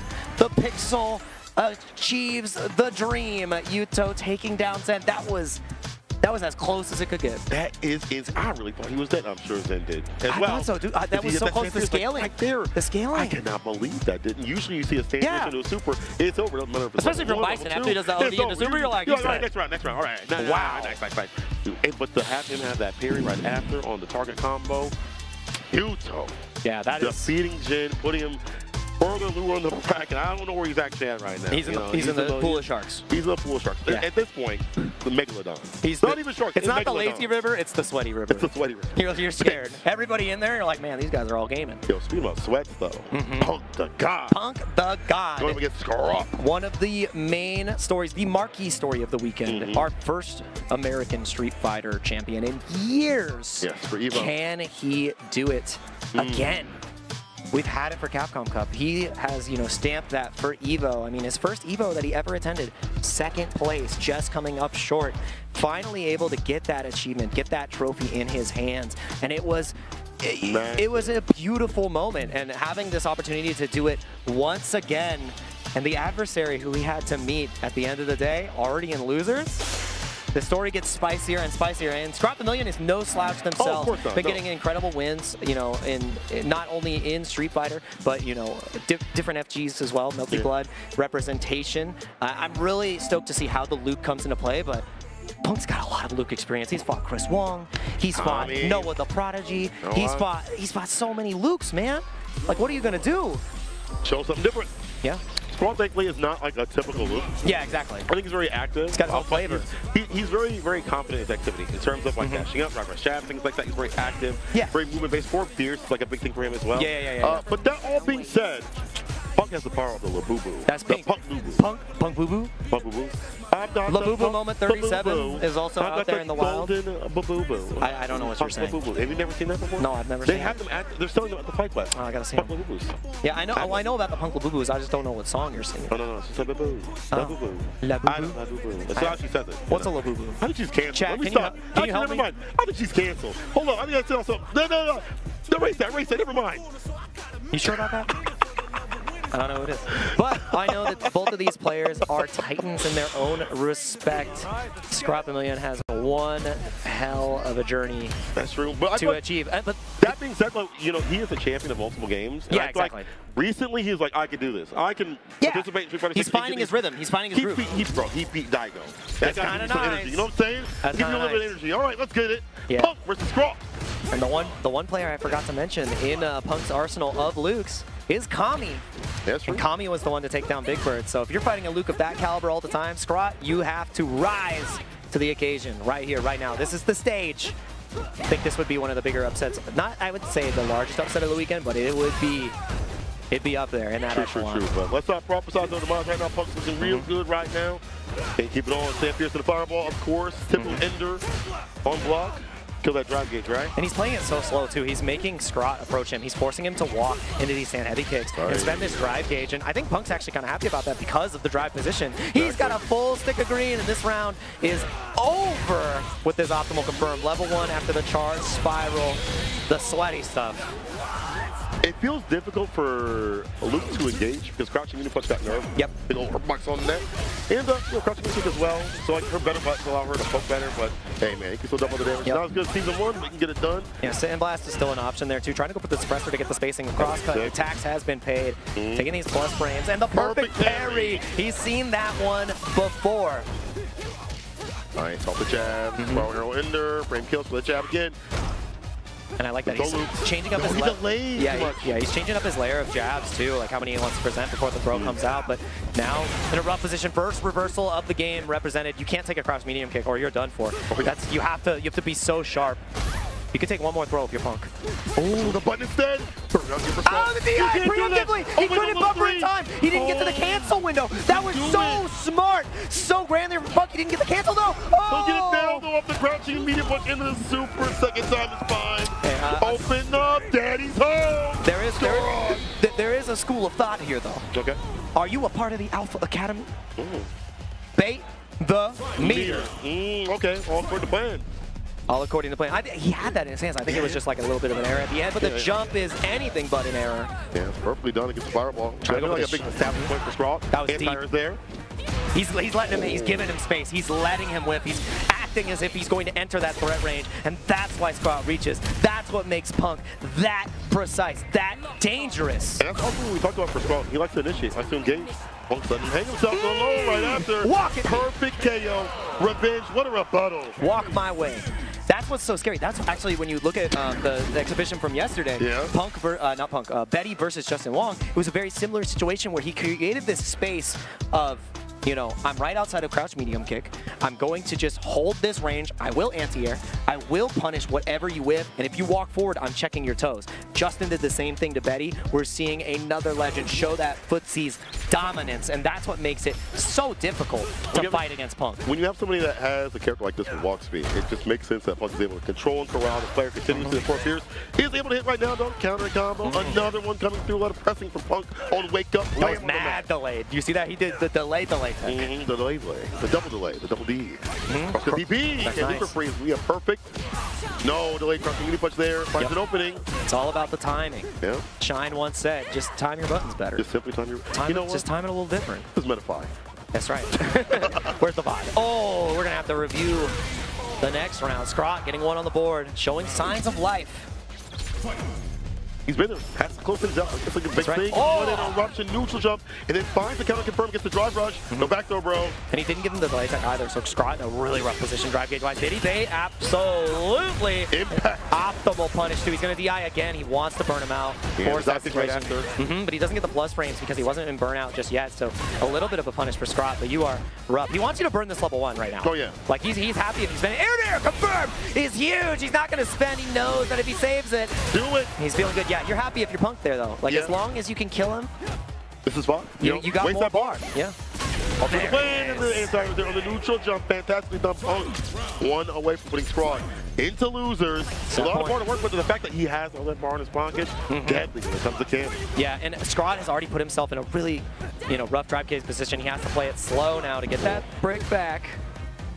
Punk back inside the distance, engaging with the stand light punch now. Punk now trying like volume. That dive kick doing so much. Good for a stand light kick, crouch new kick. It's there to meet you. He's got 100% block rate on those highs, man. It's not even with the parry. Yeah. And now you die to crouch medium kick. You're not allowed to whip, and the whip is exactly what happens. Punk, eyes on the prize, knows exactly how to execute. That was peak Punk. That is exactly why people fear him in bracket, why he is so renowned, why he was such a dominating force in Street Fighter V and now Street Fighter VI. It is that aura, that presence he has on the stream. He is the alpha for a reason, the god for the reason. He's a god of absolute footsies. This guy is ridiculous. And of course, Victor Von Woodley would love to have all caps. You spell all the caps. That's how you spell the name. That's right. All right, Punk.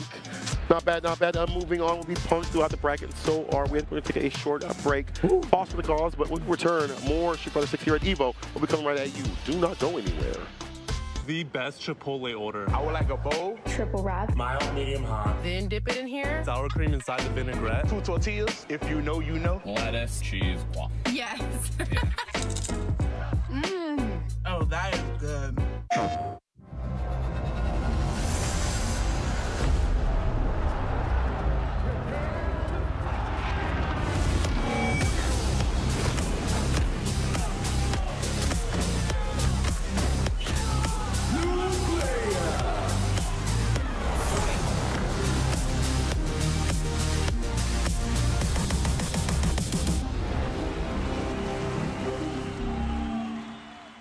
PlayStation.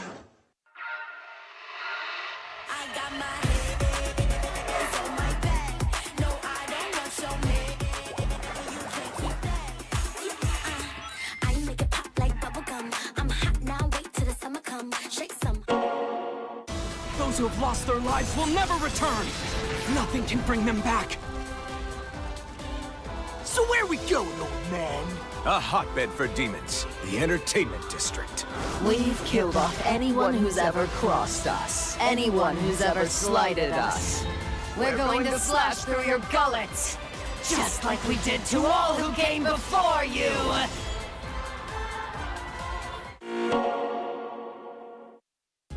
Sunglasses in the day, blue light glasses for the gaming at night. Zenny's got affordable eyewear for everyone. Vibe and style while protecting your eyes. Evo sunglasses, available now.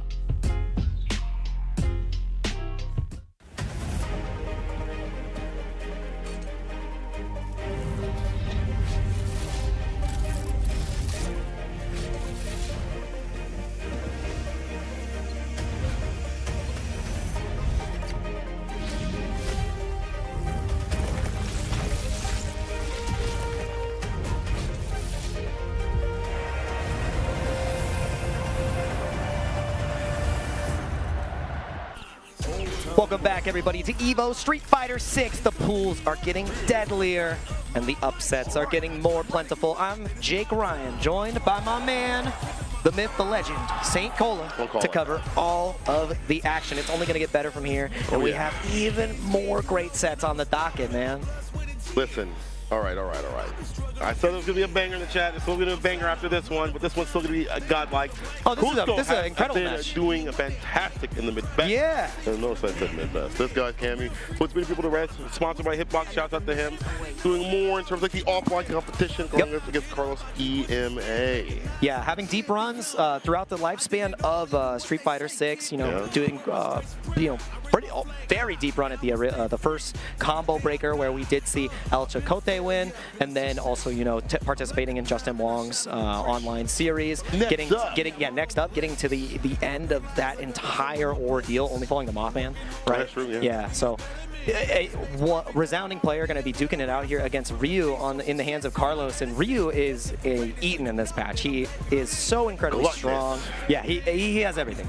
He is the poster child. He's like, I thought I was the main guy. I thought I was the main character. Sagat got back. Like, Sagat is probably going to come out. Yeah. And we had to buff up Ryu because it's got to feel OG. He's the favorite son, and for many good reasons. I feel like Ryu's always had this power, but the access has been the problem. Whenever I talk to like Ending Walker about this, he's like, you know what?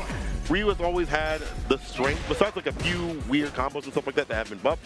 It's just the accessibility is kind of hard. But now, for heavy kick being buffed, and after season, the fireball being better, the damage is racking up even more for the characters. Just don't get hit. Simply block against Ryu. Yeah, the ability to frame trap with that Hashogeki is just such a pain, too. Get the counter hit combo right after. It's so easy for them.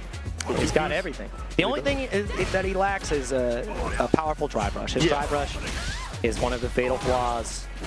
But otherwise, he's good. Ryu's great this match. I think Cammy can still fight him. Oh, absolutely. Cammy anti-fireball stuff, dodge as well, catch some of these stuff in button so often. Cammy's pretty good. I think that she can still toe with the Ryu. It's really about how she manages her drive gauge in this matchup too, because she can win the fireball game. She can really, shut down Ryu once she gets on top of him, but you've got to establish that first in the stand. Light kick, the Shoto special. Carlos spacing excellently. Knew that Cusco had to go for a big swing there, and that's why the light stuff becomes that much more prominent, that much more powerful. Yeah, that's risky. Back dash, shimmy, finesse and blast, but not the proper follow-up. Put towards the corner, cross gonna kick into the donkey kick. No stock. I'm surprised that Carlos didn't go for it there. I think that might have been a little bit of a miss input. We saw the medium come through. Brings the throw, bust out regardless. OS. Got to have that on deck, especially when you're fighting against anybody going for, drive rush pressure. And there is what we want to see. When you're fighting against this fireball pressure, it has to be the spin knuckle early enough and trying to find the shimmy. Not getting it just yet. One more throw is not lethal.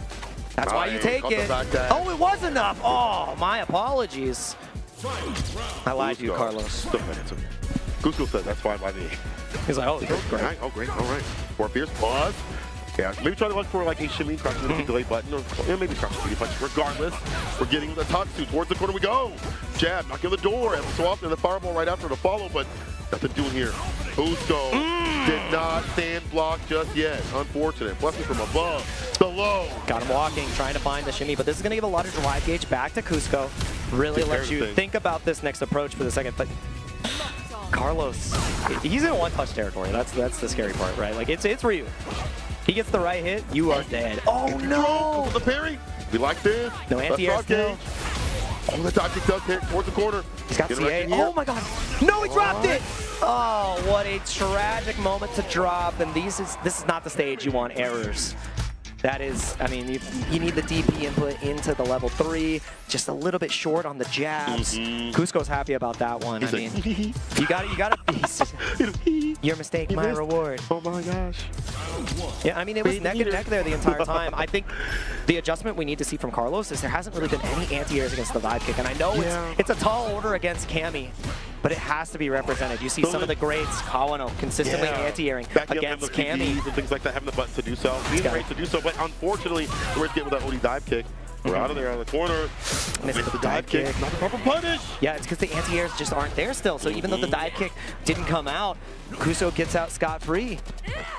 Also that back medium punch off the drive rush. It gives an awkward little spacing there too, so you don't expect the throw to connect as early as it does. I like the button choice from Cusco after these drive rushes. Oh, and it got baited because of the fake, the Hasho.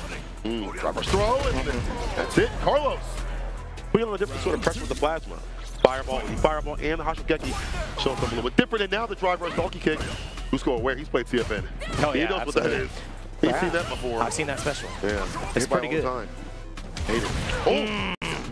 Again, trying to play that fake fireball game, but Cusco is still heading to the skies. It's what makes it so threatening for Ryu to go and establish that fireball game. And it's not a VP. It's a perfect parry anti-air we see. But we do get the Denji charge. We like that, though. Mm-hmm.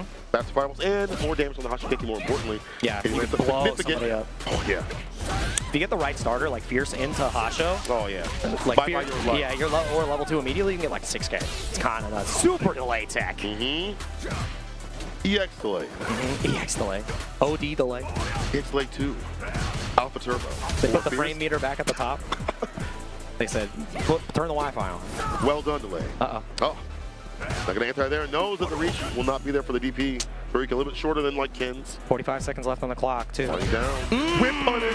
That stand meter kick trying to poke too much. Yep, gonna spend the meter here to kill. Guarantee it. You're gonna be at a deficit, but now you're at set point. The most valuable resource is gonna be that round.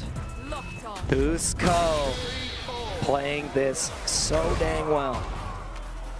All right, can you finish it off? The bottom means less damage for Cammy overall, and her access to that is not as good as other characters. However, neutral can be there. The dive kicks are there as well. And the bust out is there on the wake up. 100% success rate so far. Oh, yep, and gets the punish. It's not that big for Cammy, so you're not really upset about that donkey kick. You're just upset about the position of your drive gauge. Oh! Speaking of, Barry, more, but that's okay. It's like a warning. Yeah. Slap to the wrist. A little bit lucky on that fireball. The dive kick connecting there would be pretty devastating. Trying to find the shimmy, but there's no text from Carlos. Yep. Caught you pressing. Actually, probably jumping right there. It wasn't even counter hit. Yeah. Probably trying to walk away. Shin Shoryuken. Big lead here for Carlos. Lots of work from the bar. We can't make any more mistakes. Faded it out this time. The reversal's not biting nose. Oh my gosh. He missed all the bar? Yeah, missed the dive kick again. Man's getting nasty, even though he actually, that's crazy. Carlos. Dive kick works out huge. The corner is that much more devastating. You don't have any meter. Overhead connect again. One more time. Third time. Wait a minute, charm. You got that dog in you. Try to make on the DI. Cool. Neutral jump starter to finish this off. The super that seal the deal. Spin drive smasher. Hands on the wheel until you see the KO. And there you go. Cusco. That was clean. Bracket. Wow. I mean, the tail of the tape at the end is that the anti-airs were just not there for Carlos. It let Cusco head to the skies again and again and again. And there were about 3 misinputs on the dive kick throughout that set where you get a, like, even if you're like watching for that, you can get a pretty good punish on the ground, and it just wasn't there. There was a lot left on the table, and this is a match that cannot be tabled. This is our Chipotle extra match on the block. It is going to be Zaffarino versus Mouse Problem X. You know what Zav is probably doing? He's probably talking about Sagat. He's like, you know, Sagat's pretty good in there. He's like, can I play Sagat? Like, can I get the Sagat version, please? Can you put him in? He's probably talking about how good Sagat is. He's like, you know, Sagat has a really fast fire. He is with the anti-gas leak information. Really good. He's like, here's all the frame data. We're like, thanks, man. All right, that doesn't help me right now because, like Jamie, yeah, there it is. This is losers. Problem X sent their early Zaffarino, I guess, recently. Are we 1-0 already, or is that just bugging? Yeah, we're going to find out. We're going to find out. Oh, yeah, we're going to find out. It is 0-0. This is the first game of the set right here. Zaffarino back on the Jamie. Did have a stint for quite some time when Akuma came out playing the character. And is back to the, I would say, the sole pick so far for all of 6. Played it in Season 1. Repping it for pretty much all of his matches for Season 2. Yeah, it seems like it. In terms of like tournament characters, like the Jamie is the way to play for him. There's so many things that he does with the character that he likes, and allows him to access in terms of like neutral and footsie buttons and things like that. Towards the corner though, OEDP is a wake-up option, and a bit of the sauce, prioritizing the drinks. The 4 drinks is devastating here because Problem X, you know, can't be vulnerable to that. Oh, that was great. Plus frames. Not anymore. Our frames. Together. They're ours. Careful. Trying to find that last poke, medium kick not connecting, and now it's deadly. I think you can, it's not going to be enough to kill, but yeah, you're just going to take the Ogi from Psycho. Yeah, light one. 14 frames for the quickness. Plus frames again. He tried to reach! slight walk back to fade away and play with a crouching medium punch. 6 frames with the quickness. Problem X. And I think Zaffarino went for a micro walk forward there too to try to catch the walk back, but Problem X just committed to going even further. Made it harder for Zaffarino to escape, and plus frames still there from the bomb. Walk down in the corner. We have 1 drink at least, so the dive kick is there. Hey, stuck in at the round start. Like heavy kick. From parries. Problem X though, a lower on drive gauge. +1. Take a turn back. 3 meter to his name, and after that delay tech, he is feeling great about the drive gauge. All you really need is 1 bomb setup into a punish counter, and you are done with this round. And something like Problem X is willing to kind of wait for that moment. He up for it, snipes it up the same medium drive run, back fist ender. And this is exactly the situation he was looking for. The bomb is there, the timer has been set. He tries to go for the perfect parry afterwards, thinking that the plus frames would be utilized for a strike, and in striking range, Problem X, all it takes is 1 medium punch, 1 Psycho Crusher. It sends it out to the pass. It's perfect. Level 3 right after for the victory. This man just sent that sucker out. You know what? It's only -3. What do you hit him with the back mount where you do like the Oni Psycho Crusher and the super right after? Yeah. Yeah, maybe. I don't know. Problem X, sometimes he be a little bit different. However, his style is so on the way to bite. You see him just walk back, wait for you to whip a button, wait for you to engage, Come on, and then whip punch with drive rush. Come into my house. Hit the domain expansion. Come into my domain. Yep. Domain expansion. Bring back all the whip punish. That spacing trap was huge, but the DP comes out again. Great spend from Zaffarino. Should be able to get a drink here too. Yep. That's all. The herbal drink hell attack though, and now you're in that same bomb position. A rough position to be in. Does he have an no way. It's only 1-1. Yeah, he can't go here. There's no way. No way! This is what Zen thought he was getting. Yeah. He ordered the wrong thing. That's the problem. Yeah. Special 2 instead of special 3. That's just how it be. I'm telling you, man. Always go with the number 3. Always go with the number 3. Problem X. Set point. That was quick. You blink and you would have missed it. 2 drinks should be available here. No, he wants the Oki. That was tricky. To break into the I like that. I like that. That was layered offense. This man is a nasty with it. He dive kick. I like that. The ground, swig, nice and crouching, punch right after. A perfect would be the greatest answer here. Do not go for the command grab. He goes for the shimmy. And that is how you want to show you are still breathing. You still have a pulse in this set. Zaffarino, 1 round away from game 3 against Problem X. Significant. Communicate drive rush, the low, trying to find an opening. Problem X will block this out, make him wait for that bar. Yep, try to get in. We simply sauce, get some back, and it's ears there. Yeah. Big stuff. And now, subjected to the throws, gets the perfect parry punish right there. Now strike kills. He steals a drink, and he gets the counter in. That should be more than enough. That new buff, Rekka into level 3 off the OD. Feels right. It's time to train. Back to the lab again, friend. Back to the lab again. Oh no, back to the double P. 14 letters is a statement. That is Blue Diamonds look like PP. Priority mail. It's being delivered. Problem X. We're paying the international fees. Like, you can send it across the pond. That's crazy. It's a lot of money right now. Yeah, thanks, Mike. It's terrible. Yeah. Don't say it like that. Don't say bottled water. Anyway. He was too far. Unfortunate input. I think it's an input error. Yeah, absolutely. Like in his mind, he thought he dashed up. I think so. It happened. He's got no meter though, and now he's stuck in the corner, which means DI is that much more threatening. No meter, no salvation. Oh, he dropped it! That's gonna be huge! No, not the right punish! Doesn't matter, Psycho Crusher is subject to the follow-up, and he goes for the command grab. This time, we are correcting the errors of our past. One more guess. Follow-up. New fakes it out. He didn't get there in time! We're coming to time to say fine. Back throw. Can't drop rush right after that. He knows that the punish is too close. And he can follow up with the level 2 here. It should be enough. Set point here for Problem X. That dive kick, I know he went for the drive rush to get the big punish, but leaving that on the table sets you in such a rough position. At least you got the meter advantage. That's true. The Problem's got the mental edge. Plus range to throw, tap parry tips to get blown up.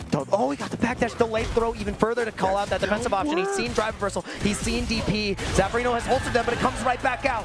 The bust out the arrow. Heavy drive rush that pierce. Bottom bar expenditure.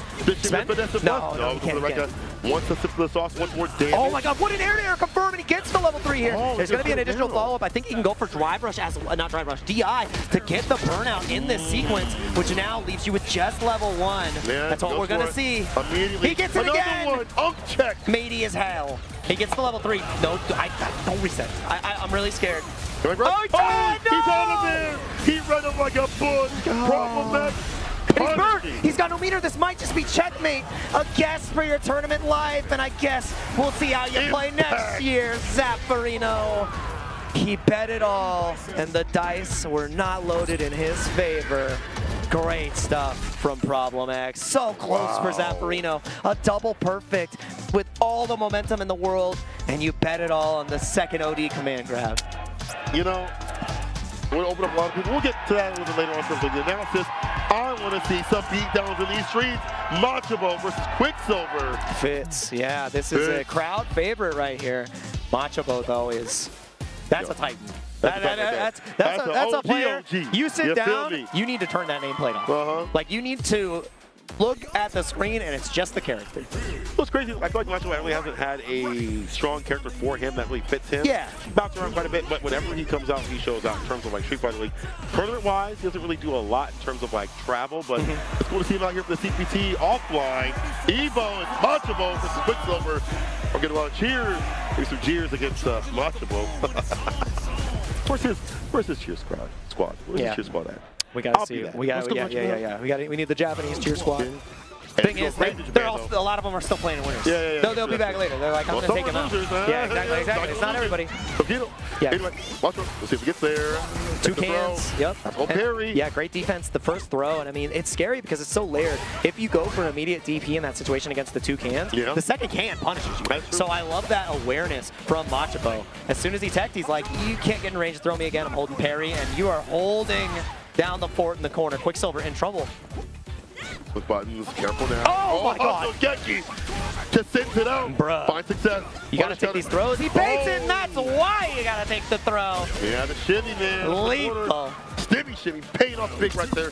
Machabo first round. You have to listen to the lessons of your elders. You really do. We take the throw. Yeah, we take the throw. We don't press buttons. Some of the times. Well, well, they do the, as soon as I say now, I do tech thing, you know what I'm saying? Yeah, They've been teching sometimes. Well, them kind of be teching quite a bit. Gets enough recovery off the stand like to get the DP right after. Fantastically done for the inside. Hits the ODDP against the run-up. Yeah, as soon as you see the arc step, you know that as long as it's not OD, there is a gap, and no gap, no time to waste going into game two. Machabo, it felt like that was like 40 Street Fighter seconds. You know what? It's crazy to me that certain Ryu players do certain things differently, right? Yeah. I don't see many of them use Hasho Geki as a poke. Like a poke 2 in the corner against like a counter poke button. Oh, yeah. They use it as like a spacing trap. Right. For Machabo, it was like intentionally like, I'm going to look for your medium or your button, and I'm going to blow that up. Yeah, it's similar. I would say it's similar to how Punk plays the crouch medium kick game, but he's thinking, what's my biggest starter? I can Hasho Geki at this point. Why would I medium kick? I don't even need to drive rush follow-up here, and that's a privilege of Ryu. And look at the privilege against the drive gauge. Sweep punish is available, and now you got to take all these throws. Did you learn your lesson? We'll see. Like that fireball, nothing fancy. Just on the anti again. Here's the elbow drop. And what that was. Yeah, curious. 6 of them fakes. Drop reversal, fireball, lock him down. No DP this time. Watching immediately. That's the old school stuff. Now, go forward, fireball. I've been doing that for 20 years. What's also good in this game, I feel, because now, especially when kicking the fireball isn't DI. So. Yeah. Before it was like, oh man, I feel really bad. You're punished for your muscle memory and not punished for your preparation. The OD DPOS has been there for Machabo consistently. And Quicksilver, you burnt out. You don't have a lot of resources. You have to keep this offense going. And so far, it's 100% anti-air hit rate for Machabo. Get punished. Unfortunate. Burn out Tatsu. Double dash up. The meters spent right here for Machabo. Arc step, 4 Fierce trying to connect. Plus a billion. As hell. Yeah, Quicksilver, you're one to block the duck, get the bar back. Do with all that, though. Yeah, knew that the corner position was a little bit further and could take the throw. That's massive. You should spend the level 3 here in order to get a little bit extra walk speed. It's not going to kill, but this rest of the round is going to build you that little bit more meter. And now you make Machabo gamble. Over, ahead, low. Do you rip it and you bait out the throw with a shimmy of your own? I've learned that lesson, Master. I got you. Staving off the set. You like it. Oh, it's trying to scratch you. You to get to start things off. Stand Fierce right after the Zuna drop. Hold up, back out. Up kick the can to land. Careful. Only when he baits it. No! Button right after the back though. Only fireball and the level 1 right after to get some more damage done. He went for the shimmy again right there, and that's why Quicksilver had confidence to walk forward. Oh my God, slid right under the fireball. That was such good awareness reacting to the startup frame, seeing the hands go back to the Hash. The Hadouken. Rupture against the neck hunter. 4 Fierce plus. No perfect parry. That's the change. Imperfect parry. It would have been a huge momentum shift. He's about to burn out. He has to find a way to stop this. Donkey kick guarantees, though. Oh, look at that grab is red! And the book has been closed. Machabo. Level 3 incoming. Yeah. Sure you can. Oh, Natty. This man of Machabo is ridiculous when it comes to this character. Maybe you don't have the same characters that you'd like to in terms of getting aerial, but on the ground, this man has the pussy to take anybody down. This guy, Machabo, is just so clean. Hashogeki as a poke. The call-outs properly done. And then when things get scrappy, don't throw anything like a big normal, a stand fierce heavy kick, or a fireball. Some light, some light with it, you know what I'm saying? This man Machabo Something to cleanse the palate. Yeah. Just refresh it a little bit. This man Machabo is godlike. He's like, I'm making you look at everything I have. Everything. The donkey kicks, the Hashogekis, the fireballs, you name it. David, I got it. It was such a well-rounded game plan, and I love it too. It just made it so Quicksilver had to adjust their cadence, had to adjust the way that they wanted to typically, escape the corner. Yeah. And we saw that too. Like there was those rounds where we saw the walk forward, we saw some really great slides to beat out the fireball at those specific spacings. So it's not like it was hopeless. So I really like that from Quicksilver. I would take that as a note moving forward. Data. Yeah, data. But Machabo is, with this Ryu in his hands, bro, I'd be scared. A story player with those footsies and poking with Hashogeki is a dangerous cat. That's a dangerous cat. But there's many dangerous cats that are out here. You saw in the background all those people huddle around all those, I guess, people playing games or whatever, things like that. What's happening is absolute bangers that we just can't see because honestly there's too many going on right now. There's so many matches going on. Maybe things that we expected as well. In fact, if you know some upsets and things that are going on, you can hit us up right now, add us on Twitter, let us know what's going on. Yeah. I will glance at Twitter and see this person's out. This person. It's incredible. Like I'm just seeing start.gg scores reported on Twitter, and it is so hard to keep up with. So if you have any upsets that you've seen in the bracket, add us on Twitter. Let us know. We want to see exactly what's going on across the whole bracket. We'll do our review once we're done. Bro, but, what did we see it before we keeps came going in on. What was it? Defeat Lee versus I think it was Fujimura. Fujimura. It was Fujimura. It wasn't Haitani. Yeah, Fujimura losing to the Elena from Defeat Lee, and Defeat Lee getting into round 3. Chun-Li. That character is slept on. I truly believe so. Like, with more time, she is a menace. Yes, her throw loop is a little bit harder to execute, but when you are at the pinnacle, that execution is a given. And her damage also is so good in the second crouch. Fierce so continuously. Her meterless damage is really good, so when you spin meter, it just stacks on and on more and more. The it's hard to steamroll back from that character when she gets the mental stack of a Link Song as well. Like you're thinking, if you're not prepared, if you're not prepared with Link Song defense, you might just get run over. Oh yeah, 100%. Yeah, and then she can keep it safe as well. She doesn't have to. Yeah, she doesn't have to play the RPS. She can just be like, okay, I'll take my knockdown. I'm not gonna go for the cheeky stuff. You know, on top of all this, her quarter pressure got by 2. Yeah. Also, the way her hitbox moves when she it's so hard to get a rhythm on her. And both these players are stepping up to the plate. It's gonna be Asuda versus Leviathan. A little bit of lore here. They actually did play RPS for sides. And Asuda has taken player 1 on the Marisa. So it's gonna be Japan versus US here. JP Marisa. What if Leviathan is actually better than the second player? Like he's like, okay, this is what I wanted. Yeah, this is great. Oh no, waited and baited. Oh, the reset! I like that. Kill the drive gauge, I'll kill the character. Get that bar built up for the level 1. Caught him off guard, and that's it. That should be the round Marisa absolutely can spend here. Bada bing! Damn, scraping the ground with those knuckles. Caught you off guard too, because I mean, you're thinking about, surviving that next interaction, and you didn't realize you were flipping the coin. The coin had already been flipped for you. I'm in Vegas. Wait, what? Huh? I was at home. Oh, we're playing craps. I didn't put any money on that line. Uh-oh. Careful now, get the departure. That's a raw. Way too much startup, way too much recovery. Can't do that raw. Hook it up a little bit. Level 1. Sir. Oh, right. Block that. Do we see another Amnesia? One was already baited. It might not come out here again. Oh. Out of there. Was aware. Just taking these plus frames. I think one of the scariest things that Marisa can do is just do charge normal into charge normal, because you're expecting maybe like a special, maybe a Gladius, and then she just takes her plus frames. Now Leviathan and Burnout has to stop Superman Punch, has to stop Marisa from getting in somehow, and she's got a lot of ways. Also she has like the very good charge up with the nice switch up against the medium kick, excuse me, the quad kick. Oh, you better finish your play. Careful now. Gotta chip him out. Oh my god, the level 2 should work. Go for it, yeah. Yeah. I know he's waiting for him to land too as well before hitting the super. Yeah, guarantee it. I mean, the chip kill is massive there. Game 1 to Asuda. Plays very, very well. Calling out the reversals that we've seen. But first have been great in harassing the drop gauge as you block the character. Oh. Seeing JP burn out that fast that's a bad sign. Elena. Okay, I kind of like this decision, as long as it's prepared and seasoned for the matchup, and it is going to come out. But like we said, we were talking about the strengths of Elena, the Link Song mix-ups, her ability, like her strong normals, her ability to confirm without meter, and her damage output is super high. And it doesn't matter. We're not going to see her. The old man is back on the screen. I got excited for nothing. Sorry, Chad. He's trying to hang with the game. I get it. Hang with the game. You know? But I do think that like Elena has some really good things around where Maurice would like to play. You know, Gladius, things like that. Stand medium punch is good. Crouching medium punch is good for the character. Yeah. But we're going to see something that maybe more comfortable with. The Gladius charge up on point against the fireball. Yep, good delay tech, and the kick interrupted immediately. He goes for it again. And double down. Dude, the resilience and the stubbornness is what makes a great FG player, and this is looking all Asuta right now. Marisa has never been in a stronger position, honestly. Yeah, and in pole position right now, Leviathan is striking out. We need a new cane. We need a new cane. We need a new one. This one's broken. New stick, please. Leviathan. Where's the Brooks? This man's trying to get in.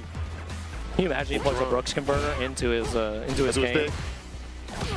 Not gonna react. Oh, nice. Rushing punch to start things off. Full screens of perfect and the point. The departure. Holding down the neutral, continues in the fake up. Hoping to catch him, holding very too often, so he brings the drag gauge.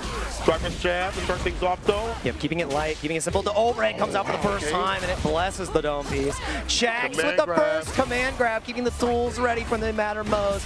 You got one more guess, and the delay into level 2. It's not enough. One more touch, one more touch. Air to air, it's not enough.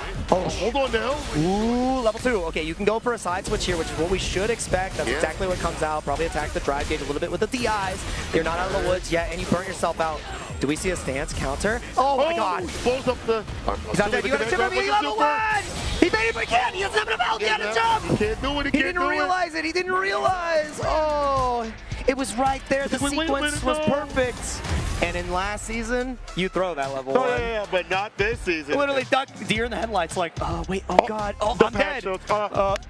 I'm supposed to jump. My bad.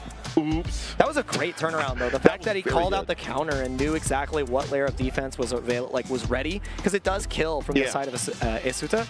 I loved it, but it was too little too late. That level 1, that was your out, and you just got stunned. I mean, it's hard when you're on that stage. The option that you know is right, sometimes you just can't get it out. You just can't get it out. Man. We are going to get out of here for just a second. We have another break before we continue our pools here, so please stay tuned. There's more Street Fighter 6 action coming up soon. That sizzle, that's the soundtrack of Chipotle. Literally melt in your mouth tender. Let's see our chicken glistening, our fajita sizzling. It's magic happening. And this is going to be in your bowl. This is it. I won PlayStation's Road to Evo and went head-to-head with Arslan Ash. I won PlayStation Road to Evo and battled against Sonic Fox. I have never seen that in my life. To compete on PS5, choose your game, find PlayStation tournaments, and register. It's that easy. Sign up for PlayStation tournaments for opportunities to win unique prizes and much more. PlayStation. Well, Vaya is laughing right now. Look at Vaya laughing right now. Oh, he's doing a dance. What is he doing? Man, he's too ready, you know. Not today, man. Oh my god! And 参加して、でその時また賞金額が上がって、気持ちは調子良かったですよね。So it's much more than just playing. It's being a part of this community.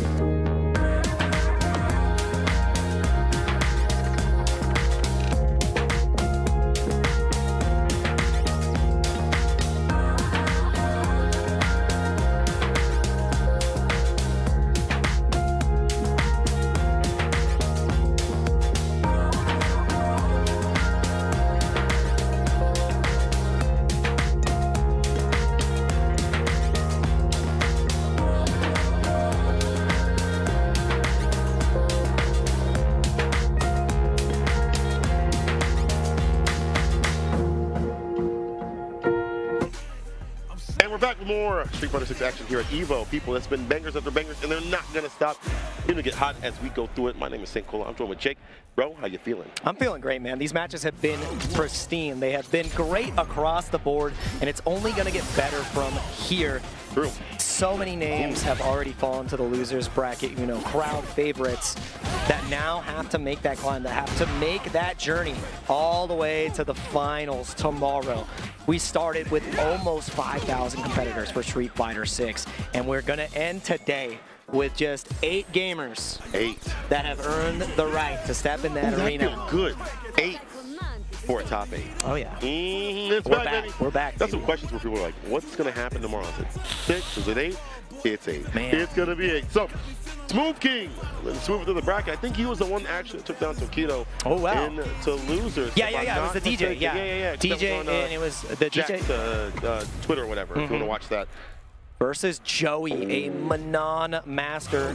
That's the boy. Out for your heart from the Midwest, right? Yeah, that's mid-best. That's the mid-best right there. Mid-best. DJ is one hard matchup to contend with. However, Joey has some of the best practice in the world, playing against NuckleDu all the dang time. Playing against Blue. Crazy.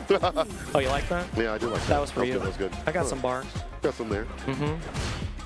Joey, though, you know, he's one of the cats that he's so technical with the characters. It allows him to like steal his turn because you don't expect it. You're like, you play nice and solid, but then he gets crazy when you least expect it. He gets scrappy, yeah. Yeah, unfortunately, with that machine gun upper, or at least have the misinput, excuse me, Joey. Getting back that lead, hitting the heavy. Now he's in the lead, gets the overhead, and nice up in the corner. Don't jump too much. Oh, on the recovery, that new Position 2 punish counter on the elbow drop, or the knee drop, excuse me. And the level 2 follow-up. I mean, you're happy to spend that. The last hit does confirm. And Smooth King moving to a 1-round deficit here. Not able to get it, but actually had the right spacing, so no real punish. Joey happy to, you know, try to go through those air slashers. Trade, Blake from Spear. Get our button off this time. It grabs the ender. That's 4. Down him. No check this time, but a little bit of a micro walk back to get out of that range of the drive rush from DJ, and now you're in command. You died in the next command grab. You really can't. Oh! He just did it. The stutter step. He said, "I bet you won't jump again." Yeah. Joey using those medals to excellent effect, not afraid to keep showing the command grab. And I mean, as Manon gets more medals, you're going to be more privy to the jump. You're going to want to try to head to the sky. But the fact that it wasn't off a cancel, it wasn't from the combo, it was just micro walk forward, scoop.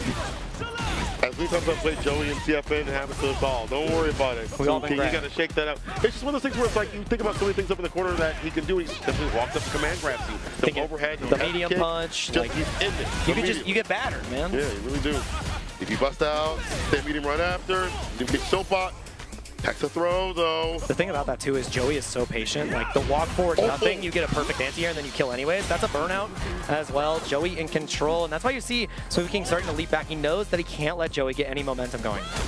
If you get to this corner, you are cooked. You only have level 1. Yeah. Uh-oh. This is where DJ becomes one of like, the worst characters in the game. Just bust out. Wake up, not so good. Guaranteed, guaranteed right here. That was massive. No, it was a combo. He's alive. Oh! He's about to get a burnout, but he gets checked. Even when the bar came back, it wasn't in time for him to stay far to get a bust out at all. Joey lands himself a set point right now. I think he was trying to press to go maybe into a drive rush cancel. Oh, maybe, yeah. Because then you got the gauge back and you get the kill, right? So, I mean, it's a big risk to take, and then parry. It's another big risk. He tried to make the DP there with the immediate stop of momentum on the throw. But it works out. And it's right after. No momentum in the tank. You're deader than dead. Joey, and with the super to sail, the deal, the dap up. Nicest people in the business, but I'll tell you one thing. Fight has went on. They still want to say some words you shouldn't. He's mean in those streets, man. That guy's rude. Makes you feel real silly when you're fighting against the French lady. Dang, bro, like, come on now. She's dancing on me? The walk-up command grab is wild, and that situation in particular. How confident do you have to be to do that? Yeah, I mean, you know what I'm saying? that situation is so hard against Manon as well, because if she starts walking forward at you, if you neutral jump, you get hit by OD. Like OD anti-air into full confirm into command grab anyways. And she'll have to spin bars. Yeah, the wheel kick. Like you're done. Right back in the front. Exactly. Yeah. So like I mean, rocking a hard place. That guy Joey, he's going to be moving on for Smooth King, which was the killer of Tokido. Only in the loser side. I think Tokido's still in, if I'm not mistaken. Still got a chance. We'll have to check it out. But man, what a tournament it's been so far. And this has been a player on the rise on the East Coast. This is Space Boy for the win's own. But that is that's a matchup. That's the right guy. That's the perfect Perry Prince. $1 million gamer. There's only $2 million characters. It's Juri and JP. Yeah, that's true. That's true. Space Boy, can you make Mai that third character? We're gonna find out. Mai has been such a powerful tool at his disposal. He has just been cleaning house with that character in his hands. I think he was, you know, so close to like 2300 MR as well. Like Space Boy, he's up there. He is one of the grinder. He's one of the favorites. I can expect him to get even deeper into this bracket. I'd be surprised if he doesn't at least, you know, break through that top 24. Yeah. This is the litmus test. This is the guy. If you beat him, you're going the distance. Honestly, I really think so. But Kakaru. He's got the crown, man. Yeah, he's the king for a reason. This man, I have to say, I got to give him big credit. He's one of those types that he loves the game. He loves he loves playing the game. After he won Capcom Cup, guess what he did? He booted up the stream and said, I want more. I want to play. He did that at EWC more. as well. Yes, after he won, he was like, I want to play more. He loves the game. He loves competition. He loves fighting JP and will not switch. I remember asking him at Capcom Cup, I was like, hey, brother, you play any Akuma? Any Bison? He said, no. JP all the way. And it was the right play for him. Continue that, JP. I mean, we've seen how good this character can be. They've seen the damage access he can have in the corner. Level 2, obviously, is neutral as well. There are some matchups that are kind of dicey for the character, but I think with level 2 at your disposal at any point, you can always get that lick back. Absolutely. I brought it up yesterday as well. Like, if you look at Kakaru's history across all tournaments entered for the history of Street Fighter 6, the entirety of the lifespan, 80% win rate. 80%. Total. Crazy. Total. So against everyone, it doesn't matter the character. It doesn't matter about who you are. He's got an 8-2 matchup against the field. That is 8-2 against the world is crazy. Incredible. Obviously, those numbers get a little bit different once you get to, like, you know, the Punks, the Tokitos, the Big Birds, the Angry Birds. But the fact that that number is just, that's so threatening, right? Like, how do you fight that guy? How do you fight someone that's already qualified for Capcom Cup, that's already situated at EWC, and they're just out here for that EVO championship? He's here for the trophy. Bro, he's here for the title. He's here for the win. He's here to get that W, to ensure that people understand that he is the best. The pinnacle of Perfect Parry's mention. Dude, it's a unique position to be in. That stress that everyone else has in their head about qualifying for Capcom Cup, qualifying for EWC. Not a care in the world for Kakaru. Obviously, he still wants to perform, but the pressure is less, and the pressure is on for both these players now. It's going to be Space Boy versus Kakeru. Let's get it. Space Boy, what's your opening? Gavin, I think we're just going to check the buttons. They got me. They got me. Hit with a level 2, the OD fan starter. The butterscotch. You know, I do like Space Boy's pressure up the court. It's very simplistic. Just a lot of throws, things like that, but I feel like he knows how to space them out. Space him out well. He knows how to space things out well. I didn't mean to do that. Anyway, he uses stand medium, stand fierce. He doesn't have to overextend once you get the win. But he understands the game plan of mine. Is effective with it. Maybe he's more bar than you might think, with the more OD fans than you might think just in general. And the fan pressure is so good against JP once you can get that momentum rolling. So especially mid-range, where you can't go out stand fierce or crouch really push right after. It's going to be a lot of discipline out of Kakaru to succeed here. And Space Boy is the challenger. Word. He really did that in front of his face. Charge that up, huh? And just laying the obstacle course, Kakaru just wants to play full screen in this matchup. Doesn't want to even engage at a range of stand heavy kick. That's not a button I want to think about. That's not a button I want to contend with.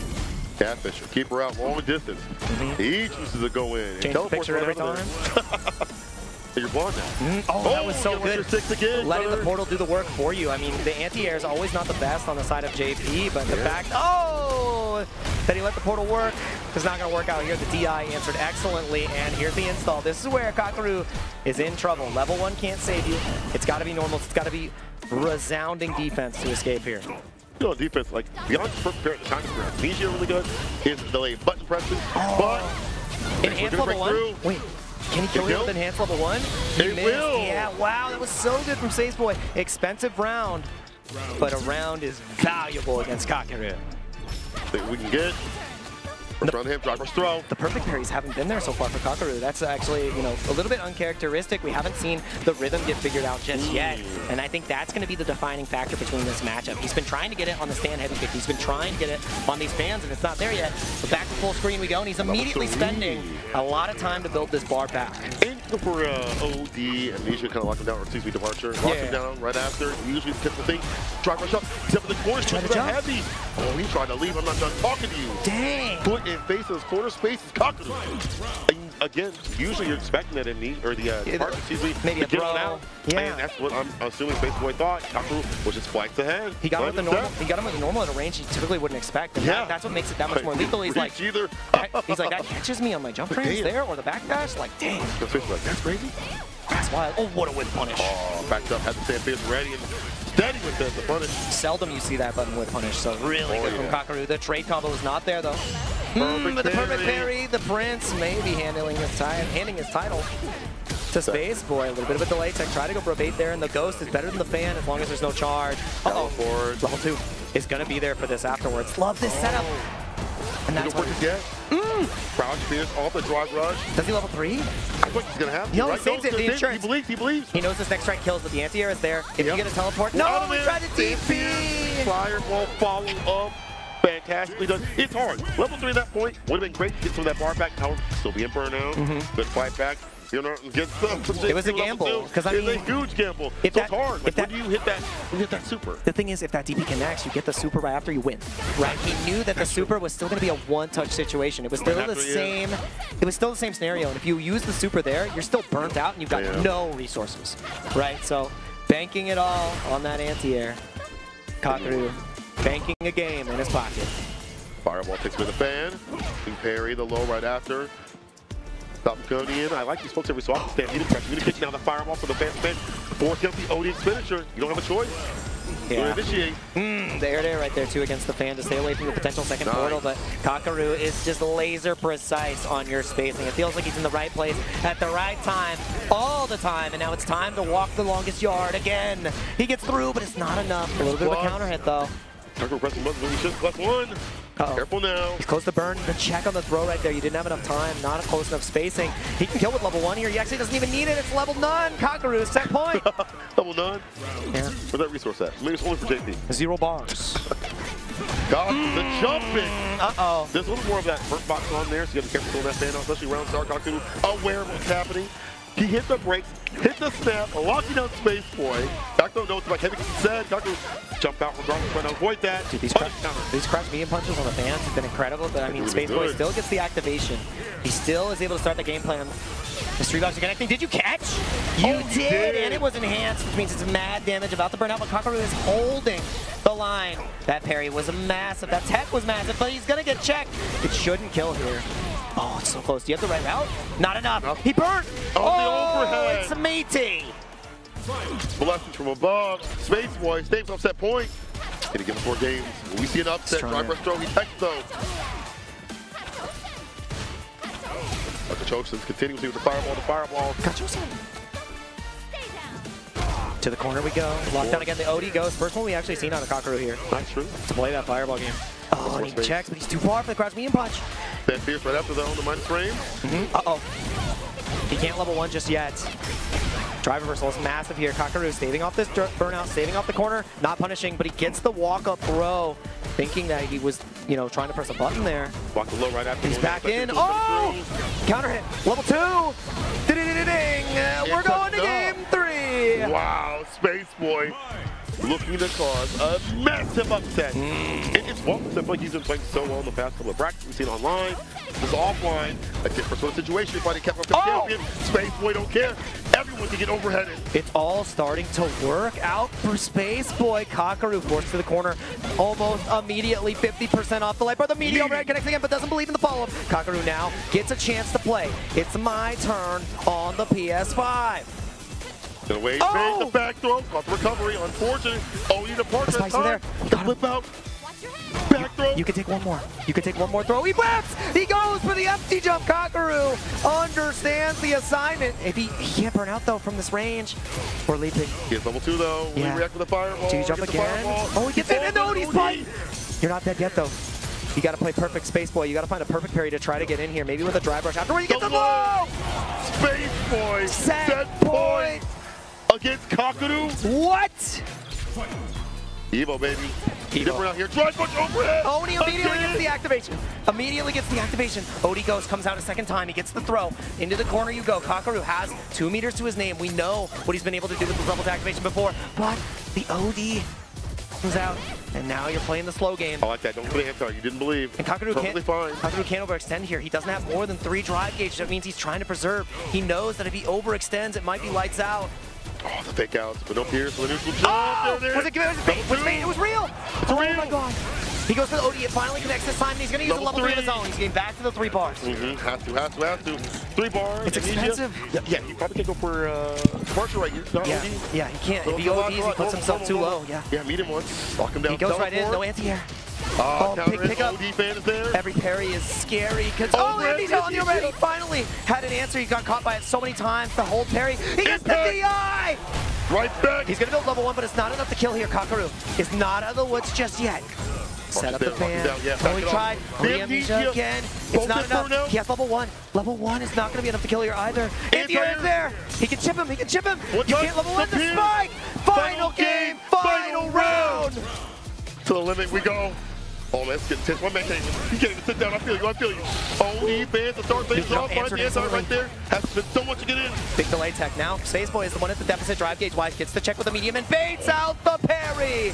Now, at Death's door, the drive gauge is burning. You are yearning to find a way out of the corner, and there's not a way out yet. If he can activate into level 2, no way! It got caught! It didn't beat the stream bug! He's got level 2 as well! He burned himself out with the air! He's gonna die! All he has to do is set it up. He level 3 chips! Gonna be in Kakaru, Capcom Cup champion, moving on in the bracket, but man, the Spaceboy makes him sweat. Hope you got deodorant, buddy. Dude, close is not enough when you are fighting the perfect parry prince. That's true, my man. It looked so good. No loan. So good for Spaceboy the entire time. His overhead timings, his ability to get Kakaru to consistently try to parry, changing up the fan timings, whether it was charged, whether it was regular, was so good. It was layered across the board, and Kakaru immaculate. Locked in that last round. It felt abysmal at the end.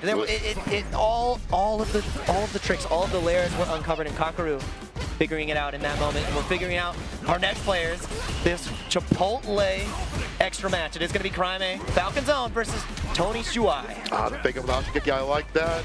Making the fourth, the parry attempt drive reversal. Tony, what I thought it was a good idea, but unfortunately, we're playing Street Fighter 4. Could not get that hit. Yeah, a little bit too far. I like the idea. Oh yeah. Usually, I think if you're close enough, it yeah, you get it. I like that. I mean, that shows legacy. Honestly, if you're trying to go for Tatsu punish on fireballs as Ryu, that's legacy player. Legacy as Grant? Like you're like 15, bro. Yeah, no, he plays like a 40-year-old. Yeah. Also, DP Ender right there. Drive rush, the fake out. He's watched. Oh, that block under was so clean. We got more, right? Yep. A little bit too far for the overhead, and that's one of the weaknesses of the drive rush. It just doesn't go as far, and Mai is privy to backdash. She wants to create that space. She said, I'll just keep going back. She's walking. Yeah, I'll fight with fireball to the OD. Need me to walk you down and lock you down. I will walk away. Perfect parry. Get that bar back. Drive rush, then meet him. I like that. Don't do the DP, but it definitely whip. OD spins the rest of the bar in Ashy mode. Yeah, all you have is level 1 to defend. You're still safe after that dive kick. Not enough to kill just here, but you can get a chip out. All you have to do is follow up level 1 or even just another fireball. OD, yup. There it is. Chip him out. Chip. Man. No defensive blessing in the tank there for Tony. Asha kicking against the fan, really. Medium lane, stand fierce right after. DP Ender. The crouching leg kick is the opener. Yep. And the throw right after. Tony has to die straight. Yep, only one. I didn't want to take any more of that pressure. Yeah, you got one, not two. Pay for that. Second fan lands. OD fireball. Oh, the tension's there. Yeah. That's the reason he hit the OD fireball to stock up right after. If you get that single stand fierce hit confirm into level 2, it's over. Oh, he was fishing. He was trying. That big button. I get it. It's fan. I like that backdash to create a little bit of extra space against Tony, not letting the drive rush get extra pressure for free. And now we're playing it slow. Wait till the gauge is back a little bit higher. Trying to get those Hachigekis. Gets the burnout. The mission was achieved. Yeah. But what matter for the corner? One or more fireball in hand, if need be. If you throw, Tony, the thing is, the buffer is going to be there with the level 2, and no, it's not even going to be needed. The backdash! Oh, CA? Of course it's on the way. Level 3, shit. Sure you can! Crime. Held on to win it Mattermost Crime with the composure. That was a great finish. That guy, Crime. That kid, Crime. You know what? He plays like an adult. He plays like he plays his taxes. He summoned the spirit of John Choi. put the fireball in my hands. Like, put the fries in the bag. Yeah. Crime, this guy. He plays so good, dude. Honestly, so much variance with the fireballs that you wouldn't expect, like, to move the screen to try to get you to fall in the fireball. The ideation to know, like, this DP won't reach it by drive rush. I'll just wait. You know, be able to pull back. Then with a pullback, solidity in his game plan. Yeah. The comfortability to concede in those situations where it's not certain is what is so important, because knowing you have the Twitch reactions can be a blessing and a curse, right? Oh, yeah. So it's like, when do I use it? When do I use this powerful tool? Oh my god, full screen donkey. Yes, there it is! Driver CP, that one perfectly done. Dijin, Hashogeki takes the throw right after Tony. Perfect parries down, wake up. It's a back of his own. You have to show the layers. You have to show that you're willing to risk it with the parry. You have to represent that. Let's connect. Oh, he's not. I love a minus in the DP. You have to show them the shenanigans.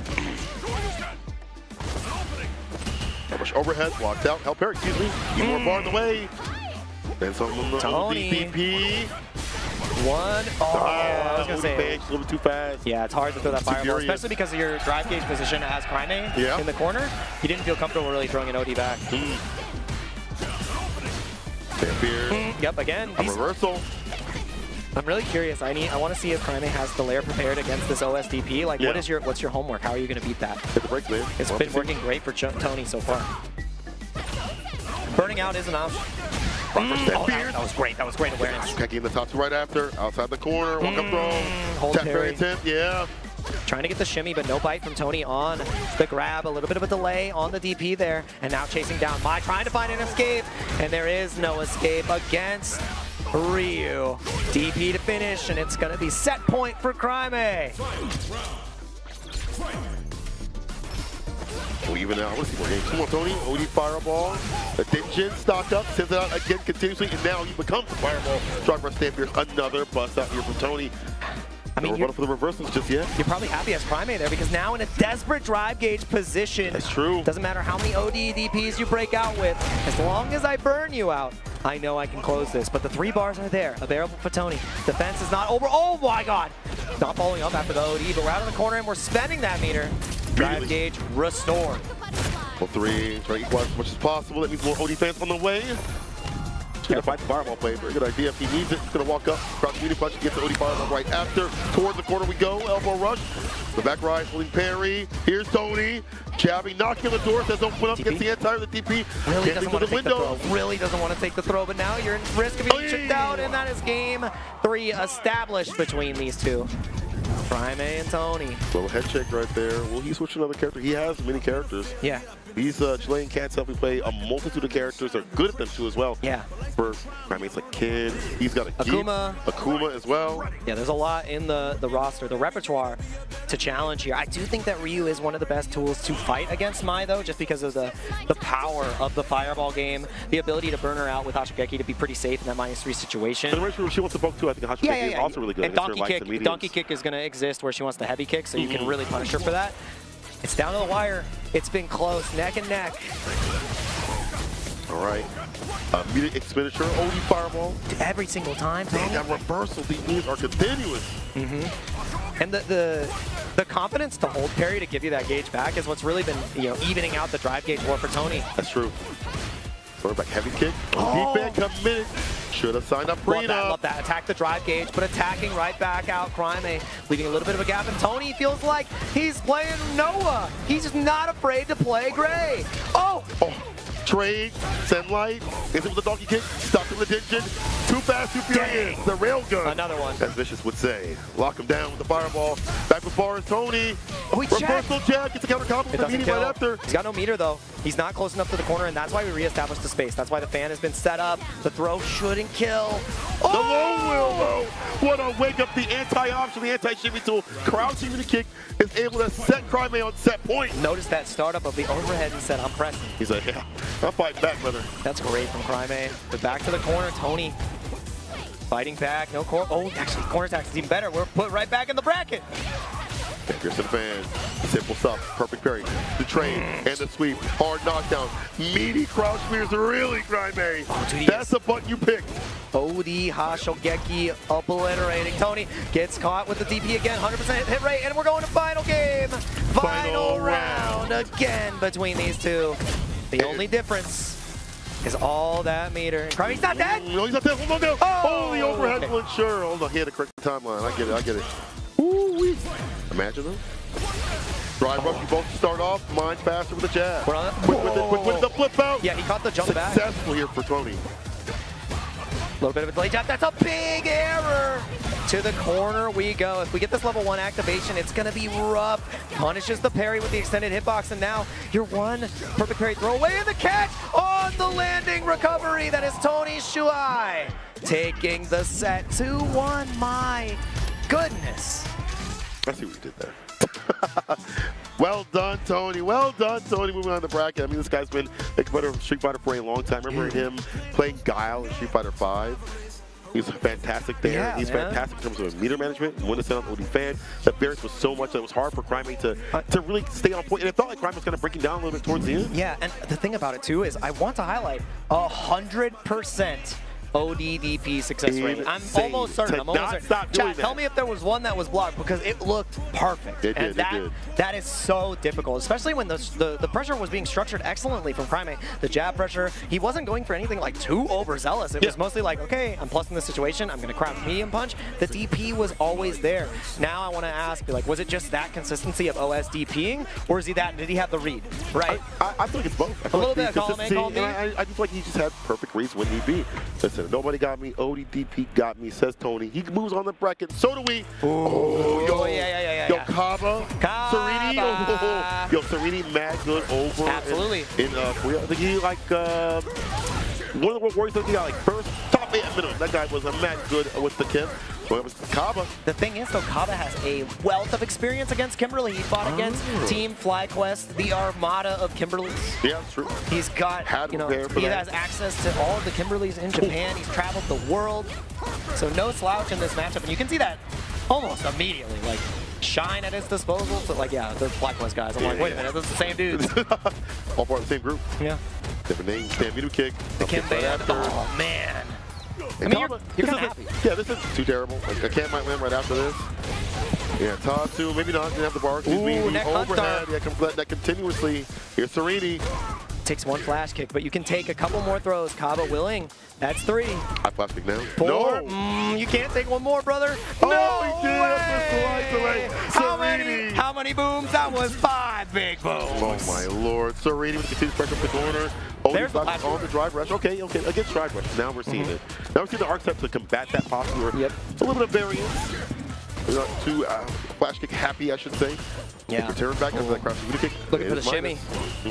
Not biting, though. Great stuff from Kaba. In fact, Serini went for throw 5 times in a row. Kaba, you are a respectful gentleman. Yeah. I think he's kind of playing like that a little late. Whoa. Is that it? It does. You pressed? Oh, my goodness. Tried to take a turn after counter hit, but it was R plus frames. And now you got the enhancement. That is the best possible situation to get them connected to the jab pressure. I'm level 3 and out myself. An early spend. But potential to get a burnout here in this next sequence, too. Yeah, go for meaty boom, like OD. Yeah, no, drive rush heavy instead. Smart. Size Americans right there. What's the number? I don't know. What's a kilometer? I have no idea. Cup. Right, he does so. Drive rush crouch meaty punch to establish. Walk up throw right after. Yes, sir. Dragon Select. Connect. Excuse me. This man now bringing the pressure with drive rush stand like kickball thing. Yep. Very big entry point once you get close to this Guile. It's so hard to evade that as well. Perfect very excellently timed. Throw. Is this going to be a perfect to clap back? I took 5 throws just to show you, remind you that I'm a Street Fighter League champion. I am a menace. Playing with the Corazon. Dude. Kaba. A bandit in the night. He has taken that round. I mean, what looked so good at the beginning for Serini, 5 throws in a row. And Kaba is unflinching. Okay. Unflinching. But this is what I kind of want to get to a little bit now. Yeah. Kaba's been playing really patient lately. If you watch him over at CEO, he's a little bit more on the patient style. Yeah. Kind of waits back with the Guile. He started moving together. He used to initiate a lot more now. He would let it rip up more often, too. Yes. And now he has way more about, let me get some data before I initiate. Yeah. Looking away all the time, but when I do, let's get data on you. And he's got the download right now. Let's see how long that goes. He watched it against the OD neck hunter, stopping and stopping that from happening. Serini has had that as a big opener over the World Warrior. And now Kaba watches that game and wakes up with buttons. That is not easy, y'all. No, it's not. Kaba is playing hot. Oh, now he's active. It's the old Kaba now. When we go back to the old B. Being able to change that dial, being able to access that layer of Guile makes you that much more lethal. Set point for Kaba. Oh, you like that? Yeah, I like that. All the driver expenditure right here. Serini or low on drive gauge. Kaba. That drive reversal and the ball flash kick. You have to cook that trade. Not going to go for any sort of conversion right after. Trade combos are kind of nasty. Careful now. Flash kick again. Every single time. The consistency is huge. He's solo on the drive gauge, so you're really afraid to try to go for a drive reversal here. You have to get perfect parries on all these moves. The spacing was massive. He shouldn't be able to kill here. The level 1 is going to be huge, though. Safe jump setup. Perfect parry. He's still safe, though. And he checks the walk forward.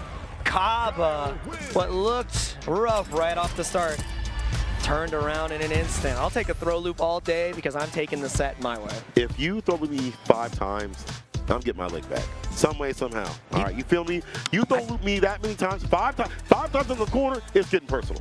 The thing is, I'm not pulling no punches. He didn't get put back in the corner after that happened. Yeah, it's not happening. It's never happening again, you know. Kaba was unrelenting on his forward movement. Yeah. He didn't get to the corner again. There was no throw loop to be had because he didn't see the corner. He said the right side of the screen is where we leave, and you guys are on the right side of the screen to go grab some snacks, go grab some water, because we have more Street Fighter 6 action coming up in just a moment. Stay tuned. New Chipotle Honey Chicken brings a hint of pure honey and seared smoked peppers with fresh chicken hot off the grill. For Chipotle heat with a touch of sweet and a perfectly balanced sauce. Chipotle Honey Chicken takes heat and sweet to a whole new level.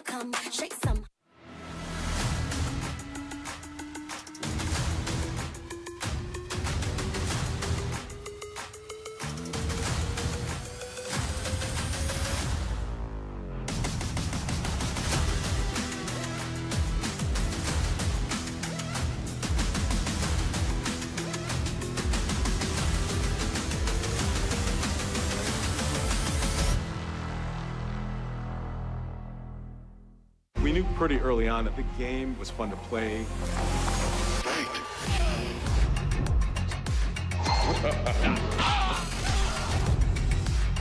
It became something that added to the mystique of Mortal Kombat.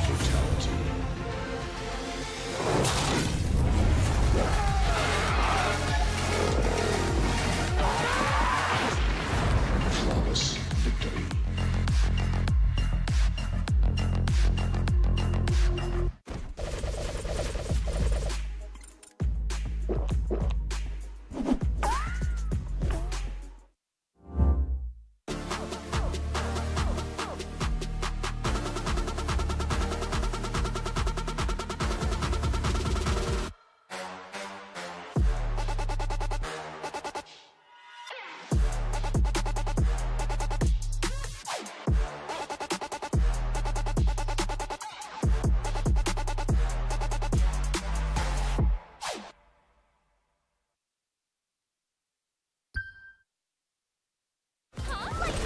And we're back. Hope we grabbed enough snacks because we have some more action on the way at Evo Play. My name is St. Cola. I'm joined with Jake.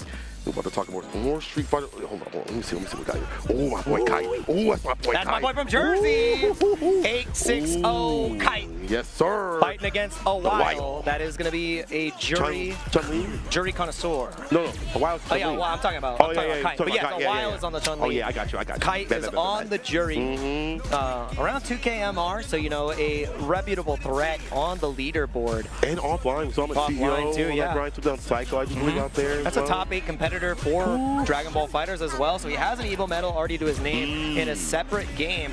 This is no slouch. Kite is an incredible talent, and against Chun-Li, you're going to have great footsies and, you know, I would say consistency in your perfect parries against quite a slow fireball.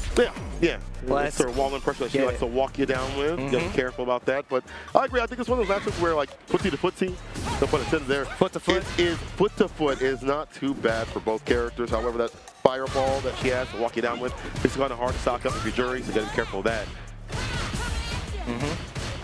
Oh, nice. attacking the drive gauge, but the Tenko kicks are just there. So Perfectly good done. from a while early on.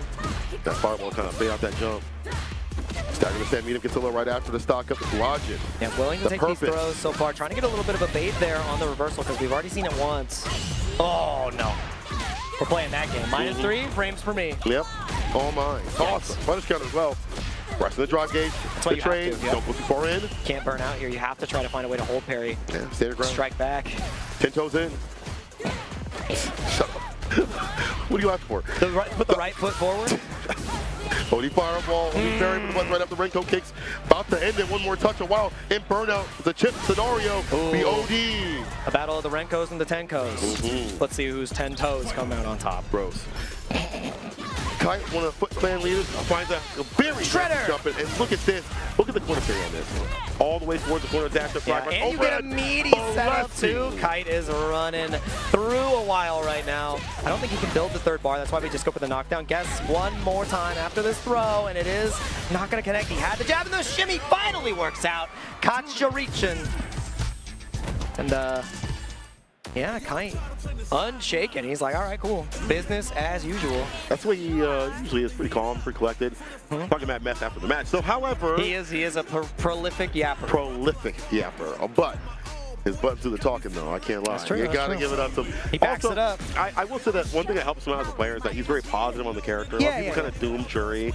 Unfortunately, it's a big thing for the $1 million character. For some reason, still, there are excuse after they see their character win. But when you see someone that's confident in their character, you see more confidence in their game plan and more success. That's why the people that are most successful usually believe in their character. Never It's a plant 1 to those. 2. Never plant those seeds of doubt. No. Because then you start You're your own excuses. worst enemy. Well, the game is, and the other players are. No, it's you. Yep. You're behind the controller. Goken in there, dive kick too far out for it. Wow, backing off to get that punish. Yep, little micro walk back is what achieved that there. And again, the delay on the dive kick, trying to catch a while, going for an early anti-air, and it just doesn't work out. Now Kite's the one on the receiving end of a potential perfect here. Oh my goodness. Fireball. Oh, that was huge, yes! Perfect parry. Oh, it was right there, but it doesn't matter. We picked it right back up. For a medium punch, definitely a helper in that situation, being able to stop something from walking up. No, Take my call. have the Renko kicks. Backdash on the throw this time, but the medium kick ever present. To be so careful of that range from Chun-Li. But it is expensive. She does have to press the DRC almost every single time to get that micro walk forward to get that throw there on the shimmy. Yeah. So smart from a while. Dive kick. Falls from the fireball, though. ODDP, the drive rush. First one coming out from Kite, trying to get this burnout. Kikoken stopping. We are scrapping. Dive kick answer. Nice. Stand medium. Forward medium, excuse me. A little bit of a delay. No anti-air. He gets the cross cut. Walked right on under. Throw. Not enough. DI will kill. The idea of a DI will kill too as well. Reversal jab. But if he racks level 3, burn himself out. He's trying to go for a tap parry, dive kick. No way. Punishable in a while. You got to spend the CA. Gotta hit it. Yep, that's the meter. Put in the bag, but that's gonna be the game a while. Equalizing the score here. Kite. I think he's been going to the dive kick a little bit too much there. And now a while is just waiting. He's like, I don't need to anti-air this. I'll let you run it. I'll let you run its course. I mean, it's not a bad option. It blows out, crouching mini kick. We saw the Swift thrust also get blown up by it. Yep. It's just one of those things you have to hide more intensely, where they don't know what's going to come. If they know it's going to come, as you mentioned, they'll walk back, they'll punish it. Yeah, sometimes, not all the time, you know. So maybe more, especially on OD Fireball, to set that idea up, more mental stack to set up, whatever it needs to be. Keep their eyes on the ground. Soon. Final game. Yep, we're going to see how this shakes up. I mean, it's been back and forth, contentious from both sides a while, with really great patience, great ground movement, utilizing the walk speed of Chun to punish, you know, just the regular jump forward this time. You can also find the fireballs are a problem. Trying to walk up the fireballs there, see, and can't get too much off that drive rush right after because they got stuffed and stuff. The fireball halting their approach. I like this too. The confidence to walk forward from a while as well after these situations, the -3s, is what's so huge, right? You have to get in Juri's comfort zone. You have to make her feel less comfortable past that crouch medium kick range. Overhead happens. My goodness. How many times, man? BD Fireball. Throw right after the OD Fireball. Space trap right after that. Oh my God. Read after read on both sides. Also recovering the crouching medium punch. Here's the wild with the low. Trying to go for the shimmy right there again. Gets the check on the backdash. Not enough to kill. Not going into feng shui either. Trying to save the meter. You can take one more. Tick throw. You can't take another. They're going for it again. Wild with the tech. Oh, he's fireball trying to connect. Oh, the DI can't do that. Only good players get hit by that one. 100%. I'm about to say that is the perfect way against top-level players because they will always DI back. That's what you want. That's how I win. Kite, set point. Oh, low profile it right there. So smart. Beats out the late tech and the low. Yes, a lot of options. Dual purpose. It's risky though. Oh, again. No punish on the dive kick. That is such a criminal button. No punish on the throw though. Recovered in time. Overhead again. Wild this time. Mid-screen getting hit. I don't expect the spend here yet either. Oh, the shimmy finally works out. No level 3. This next strike will kill, which means you have to take these throws. Overhead again. The DP is there instead. Big bet. Nice reward. We're out of the corner. He's about to burn. Yes, there it is. That's why he went for the tap parry. CA is there. You can't leave a gap. It has to be airtight here. You know that the buffer is coming. Sending it. Oh no, and it's done for Kite with the CA. Hands on 10 and 2 still. Just to make sure. And slow my foot. There it is. There it is. Moving on in the bracket.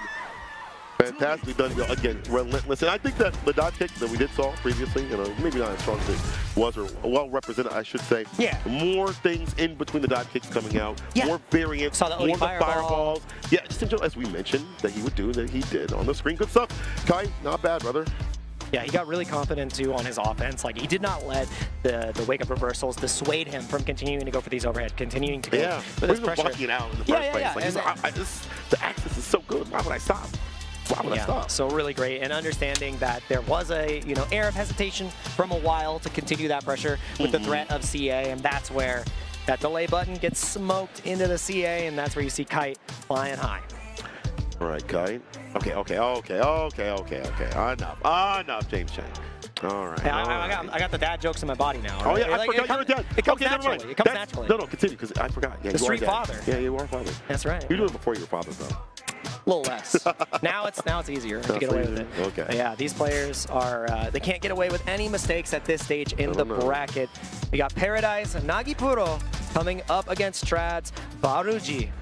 Shout out to Paradise. That is one of the locals in Japan. Paradise Arcade. Huge out there. Oh, yeah, no, well, different one. Okay. Oh, that picture. I think they're homies. Oh, yeah. But about to be haters real soon here when they start playing. The best feeling in the world is when you get to the point in bracket where you are playing against your peers. Yeah. When you are playing against the people that you respect and understand that, like, you've both achieved this level. You've both gotten to this point in the game that you both celebrate. Yeah, it's beautiful. And one of you has got to go down. And somebody's going to be self-tweeted. Discord message, I don't know. Put some MSG on there. Yeah. Little spritz of lemon. Yeah, that's good. I like that. MSG. Acid to cut the salt. Feels good, man. Okay, you're hungry too. All right. Yum, yum. Baruji, Baruji, I was talking to some of the Japanese players. They were like, this guy's really good. He doesn't travel a lot, but when he comes out, he shows out. I feel like that's like a statement you could put for so many of the Japanese players. True, but I think for Baruji, because they're all so good. He has shown the results over at CEO. Yeah. I think he was one of the ones that took down the Moke. Yeah. If I'm not mistaken. And I was talking to his partner, Kudo, who was also... Kudo Gio? Yeah. So Kudo used to be here as a transfer student. He went back to Japan, got sponsored Kudo's finally. so good. He's I remember that amazing. run at the end of 5. Oh, and if Kudo says you're good, his chun is great. Yeah. That's the mark of the passage. Yeah. The rite of passage. It is going to be a classic matchup we've seen many times before. The button check versus the players. Okay, yes. So these characters maybe switch, but... Those competitions, we throw that mix all the time. Yeah, like it's hard. It's a 50-50. We're flipping coins over here, too. The desk takes no prisoners. But again, Paradise, shout out to them. They have that nice little over in Japan. There's not that many offline locals. They did that for us. Did you see that? He's at the DI Clash? Oh, the DI Clash? Yeah, they did that for us. Oh, this is gonna That's be fun. how you know they're homies. This is going to be fun. This is going to be fun then. These are homie. They're like, oh, we got the button check ritual? Yeah. That's how you we got to do this, guys. You're in for a good set. We're going to see some layers. Yeah, it's not going to be set. It's going to be a fight set in terms of like the back and forth. They know each other, so you're going to expect something more wily. Throw them off their game. This is tournament time at EVO. Different than your locals. Man, oh man, lots on the line. The stage is set. And this is going to be our last match of the block. Round 3 is coming up, man. It's getting hot. It's getting even more heated here. I hope you guys have had a great time in the chat. As we close out this block, it is going to be Nagipuro versus Baruji. Let's see who gets it to round 3 here. Immediately DP, but caught the spin. You really thought. Stay sucker free. Hold this throw right after. Wasn't even busted. See a screen shake at all. It's hard. Oh, yeah. Such a deep dive kick right there, too. Just got the toes. Walking forward for Nagipuro. Back rise. Hold the throw right after. Nice and close. Quickly, coast to coast. Oh, and that round. Yeah, should be level 9 again. 0 bars, a spiral arrow. That's my favorite. We'll do it right there. 0 bars. That's, yeah, that's double good. 9. Oh, he died. He gets counter combo. The power of nothing. Oh, what a counter I confirm. You see that?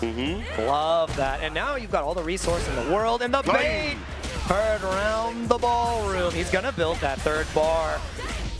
30 seconds have passed, and you have seen a round of flash before your eyes. Nagipuro has to make an adjustment here quickly. But this is how a seasoned matchup can go. Sometimes you're just right all the time against your homie. I mean, that's true. And I also think that, again, you go back to the footsie game, right? When it comes to like Luke and Cammy, pokes are easy for her. For him, he has to initiate the drive rush a little bit more. But that's those pokes. He's trying to go for it. And that's right for G. Goes for the OD dive kick. Too far for the suppressor. Gets stumped and stopped on his own. Punish counter after punish counter. And another one against the bait on the throw. Oh, there we go. Finally, the reversal works out. But you're still in the same position. Are you willing to risk it again? Survey says no, you can take this next throw. The late jab does get you out, though. This is still back though. Dive kick. We're cooling. The dive kick again has been a big problem point. That's going to be a set point. It's hard, I think, also the DP. Continuously gets her. His rising upper. It's just so, it's just a little bit too much up in the air right there. Little narrow. Not as much range as like Ken, for example. Yeah, he's privileged. God, what a big button right there. Fierce. Fierce. That's a fierce. No screen again, but maybe just expecting that, playing around that idea. Oh, yeah. Stay same side with the TP. Maruji, oh, just gets splatted. I think you level 1 here to get the burnout guaranteed. Da-da-da-da-dong. Meek. That's it. Burnout achieved. And level 1ing out of this corner is difficult, but the spin knuckle just works out. That's so much real estate earned, and now you just got to play the gray out. No way. Oh, no, the big reward. What? The hooligan empty the first time it comes out, and it's lethal. Ferrucci, what? Hey, he's like, you got me, bro. All right. I ain't seen that one. All right. He's like, Drinks on you, bro. You saved that for nationals? Yeah. He's like, I saved that for you. Never do that. Don't. That's only for the homies for life. Yeah. People get dap up and hug at the same time. Man. You're like, you like that? And you're like, yeah, you're kind of nice. Yeah, you're kind of nice. You're also a jerk. Like, how dare you? At Evo, be like, of course. At Evo, on this stage with all these people. Brutal. Woo. Only one OD reversal worked out, and I love the way this block worked out, man. It has been a pleasure to commentate with you once again. You know what it is. Cola, the tournament is only going to get better and better than Jake Ryan. And man, I'm excited to see what you're going to be talking about later. There's a lot more action coming up. Round 3 is going to be a bloodbath, dude. What do you got to say to the people? Absolute murder on these streets real soon. But we're going to take a quick break, pause for the cause, come back, more Street Fighter 6 coming right at you. Do not go anywhere.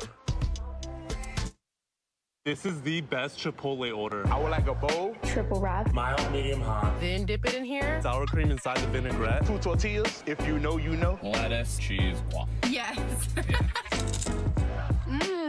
Oh, that is good. Well, Vaya is laughing right now. Look at Vaya laughing right now. Oh, he's doing a dance. What is he doing? Man, he's too ready, you know. Not today, man. Oh my God!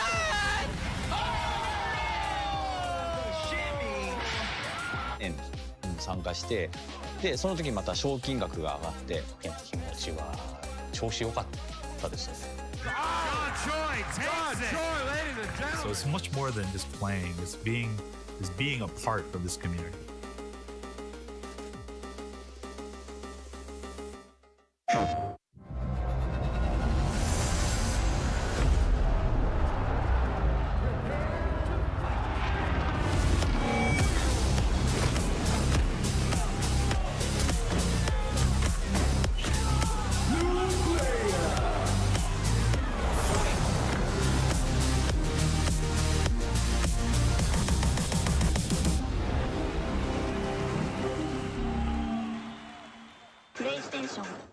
All right, Jay, you ready for this block? You already know. I feel like we've been killing it lately, and everyone's been loving it, but we gotta let the people know where we're gonna be at. Let's just do the meme real fast. You know, my heart meme, get the engagements and everything like that. Yipes. What's up? You understand me. It's not about the engagement. I'm just always thirsty for a drink, especially for this White Claw Zero Proof. Yeah, but that was corny as hell. But I'll drink to that. Cheers. Cheers. Yeah, I'm thirsty.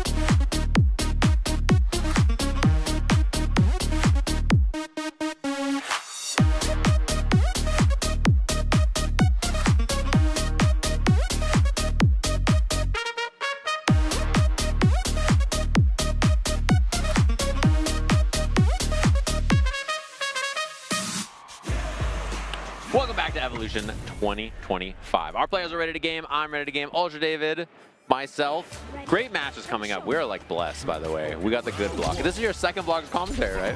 This is the number 2 out of 2 this weekend. Yeah, that's right. I'm really excited. Big old for it. deuce.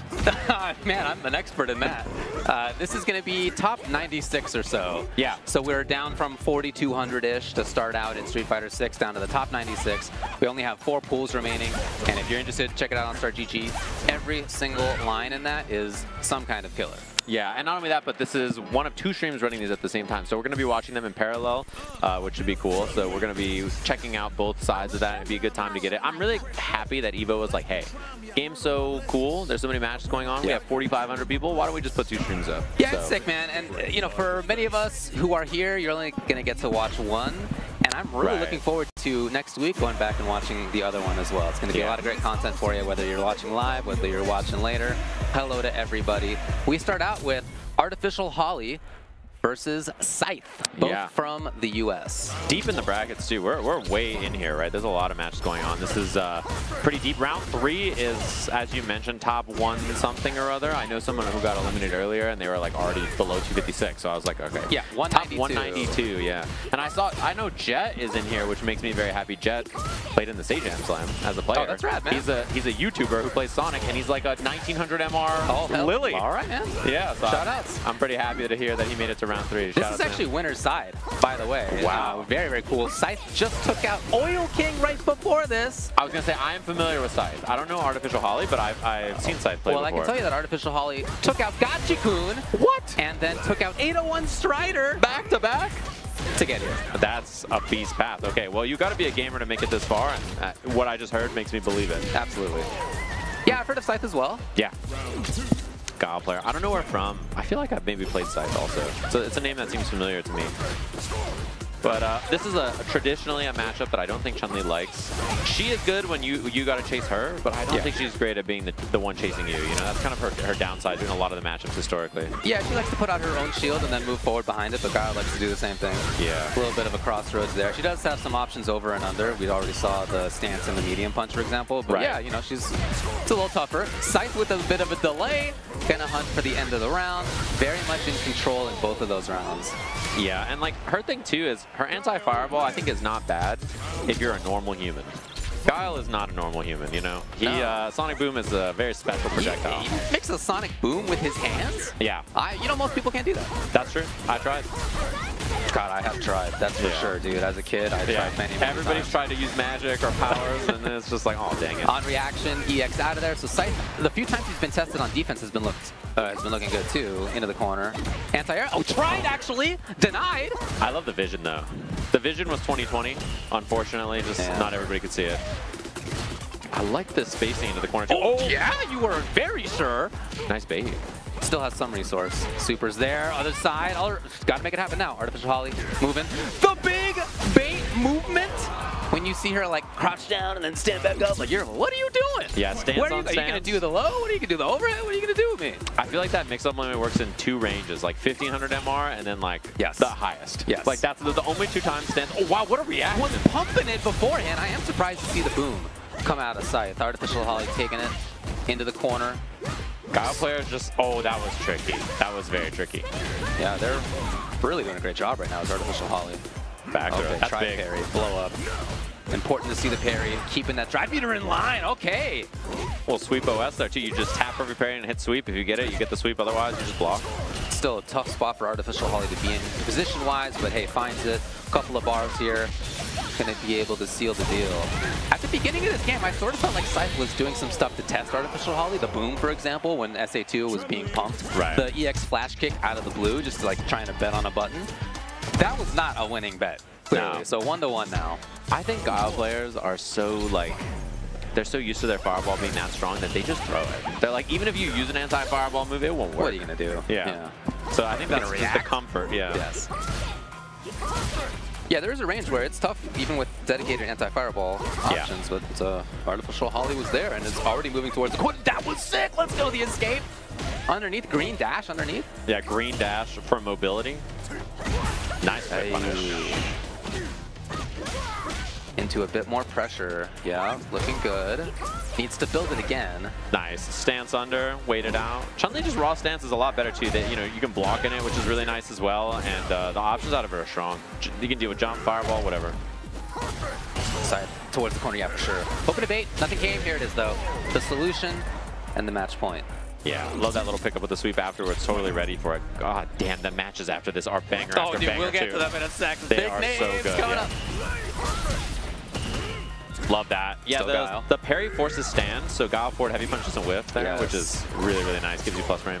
Oh, a little bit too far. And again, Artificial Holly, they are just not letting any of this go. Whenever there's a chance, hoping to bait a parry, that's not what came. Scythe was a step ahead on that one. That was like knowledge of that scenario. Wow, over-under, the under-over. And takes the throw. This is one hit for Scythe here, though. Yes. Aye, okay.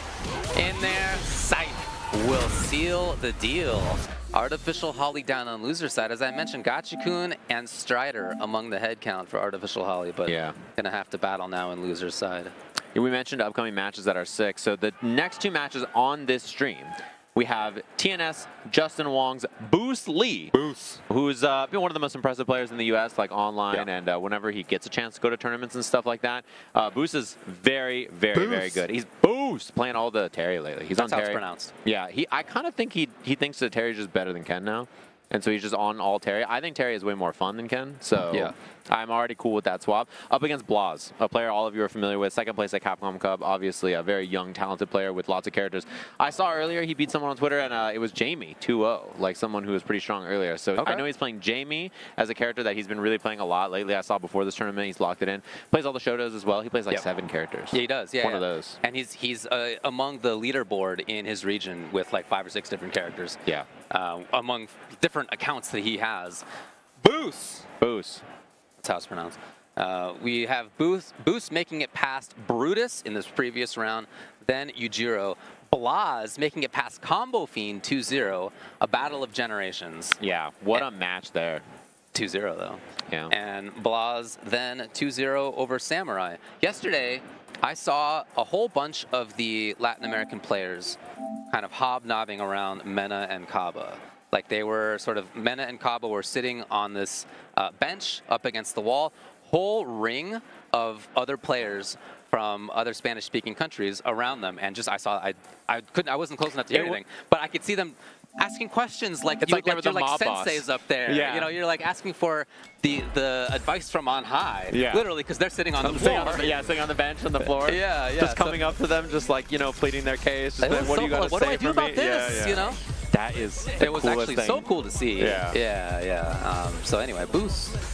Boost is not much older than Blaz, I think. Also, from my memory, is that Boost is quite young. Yeah, I believe that's right. Early 20s is my memory from having seen on CPT stuff. I've been talking about him a lot. I think he's a player who's insanely good. Obviously plays against the US's best and is competitive against them all the time.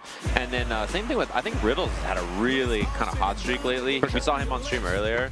Both of them on the Terry as well. It's the Jamie that he's coming to town with. I'm a big fan. Can I just say, I think this character Jamie got a lot in the last patch. Okay. When I was playing, I started playing him a bunch this patch to just try him. Yeah. He feels so much better. And I think if you're a Jamie expert, it's probably very noticeable just how many little things add up. Well, he reacts DI in the button check. His 15-year-old reaction just took over. But yeah, Jamie feels so much better. And I'm happy to see that Blaz is like, you know, down to play some Jamie. I mean, he might not lock it in for the actual match, but we'll see. Yeah, I think the character is way better. He feels a lot better in this version. He's in a cool state. I agree with you on Terry. The Terry's super, super fun. Very strong, in my opinion. Yeah. Having seen the World Warrior NA East versus Punk Grand Finals that he just played, with some of the absolute most stellar footsies that I've seen in any fighting game in a long time. It was incredible. Just minute precision, placements, reactions. Yeah. They almost reacted to every single medium hit confirmed the whole time. Just the level of play was tremendous. So, so good.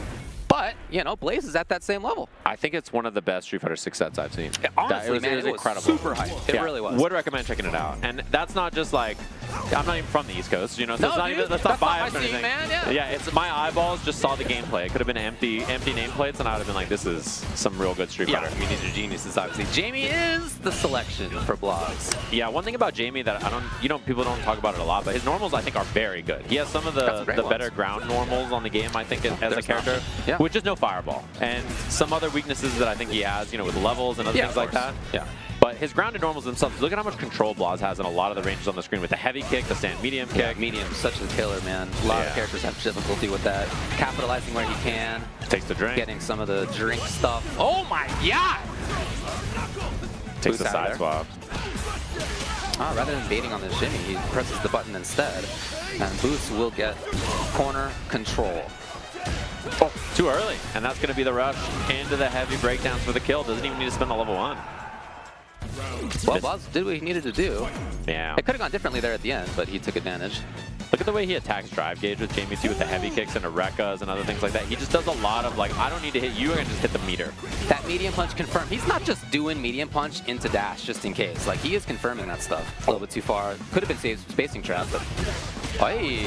That is one thing that sucks about Terry. His sweep is real poopy. He's got a bad sweep. It's not great. So situations like that where he'd hit crouching medium kick instead, I think that's probably because he doesn't trust his sweep to counter sweep. Oh man, fully grayed out now. Blaz, PNG style on the other side. He doesn't even know what that means. He's too young. With the round, very, very much in control. At the start of that round, there was that footsies battle like with Punk that I was talking about. It was that very minute spacing, about a 1/3 screen. Keep an eye on that range as we move forward. Oh, he's first. Yeah, and he gets the extension here because of the spaced out crushing medium punch. He gets a tackle combo. Got him. This is big. Terry can actually kill with one hit here. Well. That's already over, buddy. We're thinking about the next game. Yeah, that's the big thing about Terry, is his damage output is incredible. I think his mid-range is a little... There are some questionable parts about his kick compared to some of the other Shotos. Not that his mid-range is bad, but his damage output, I think, more than makes up for it. He's such an explosive character with such powerful tools. Yeah, every game they have like different takes on Shotos. I mean, and not just with the sort of default Shotos, but you know, you have your SF4, the Sakura version, right? You have your Oni and whatever. Like, they always do that with somebody. And in Terry, they've sort of found that in this game, in my opinion. Very, very cool take on the archetype. Brawler Shoto, in a way. I mean, look at his heavy punch. That is not the heavy punch of a guy who wants to play footsies. That's a heavy punch of a guy who's trying to pull up on you. He's trying to beat you up. Jeremy called the ground strongly enough that you can just cause it to crack open with fire. Only once. Wow, wow. Yeah. It's got a feeling, I'm sure. Jeremy called his heavy punch the Southtown Solar Plexus. And I was like, that is a beast, man. Ryu! Yeah, that makes sense. It does. Jamie didn't work out. Not that I think the Jamie went badly, especially round 1 looked fine, but here we have Ryu come into play. Different options in neutral. Yeah. One thing about Terry Fireball, it doesn't clash. If you throw the light version, it just goes under, which could be good or bad. It depends on the interaction, you know. Takes the burn knuckle for the Oki. Right there, you can do burn knuckle. You can also choose to take, you know, the quick burn option. There's a lot of combo routes. I think that's the coolest thing about Terry in this game. His combo routes are some of the most fun in the game. I'm telling you, he's confirming it. Look at that block.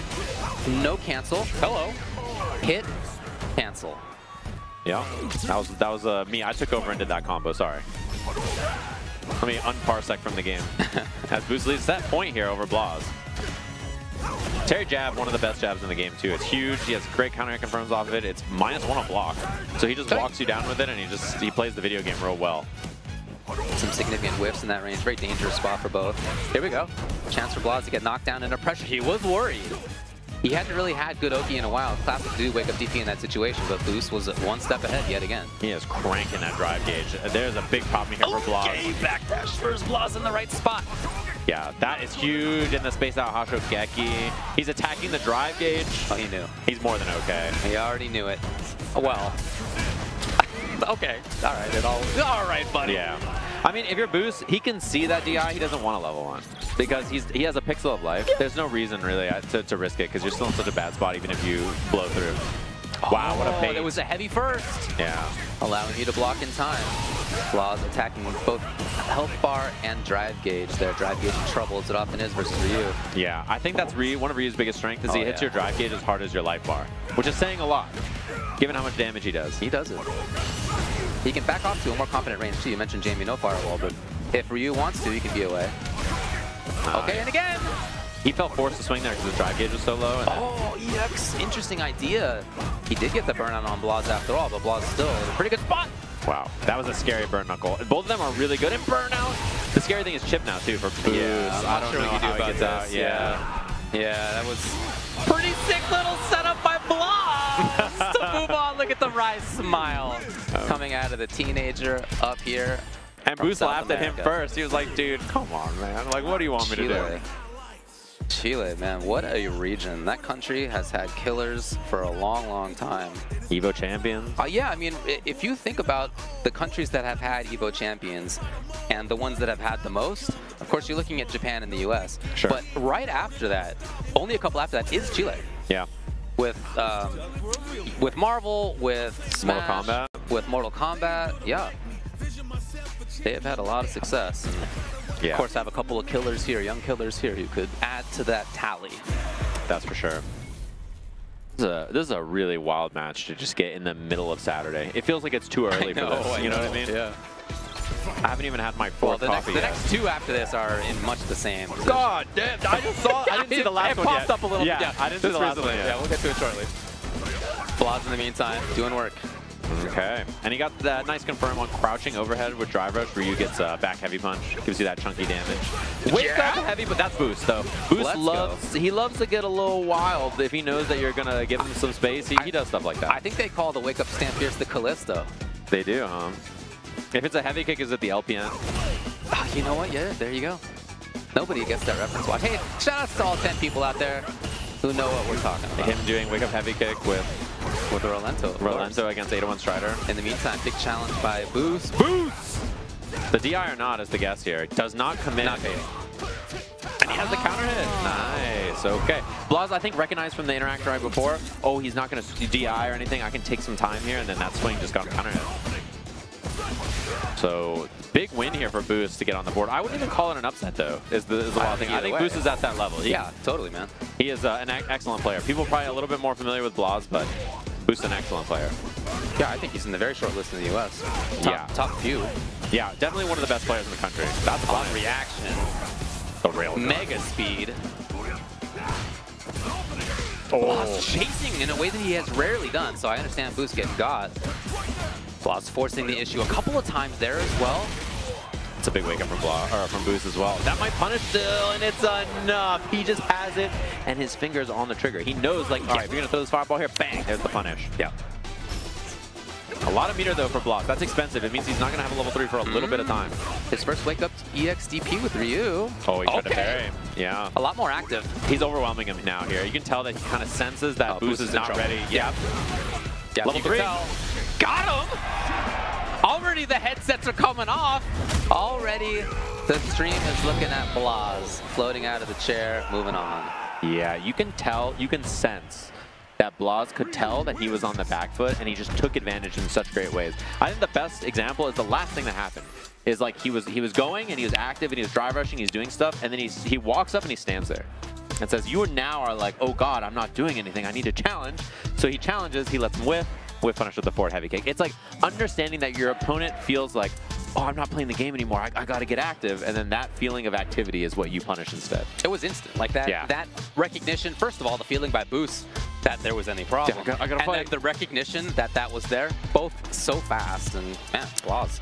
Yeah. Looking good. For some people, you have to think, oh, I can tell that he's worried about... Like in the meantime. Yeah, Blaz just like walks up, does it, and he's like, and now. Like, you can tell that it's so natural to his body. He has such a good understanding of the flow of the match. It's all in the Terrence, he is okay. Are you okay? That's him, officer. Hey! Wait, don't beat up Terry. Yeah, there you go. You know what kind of damage that guy's capable of?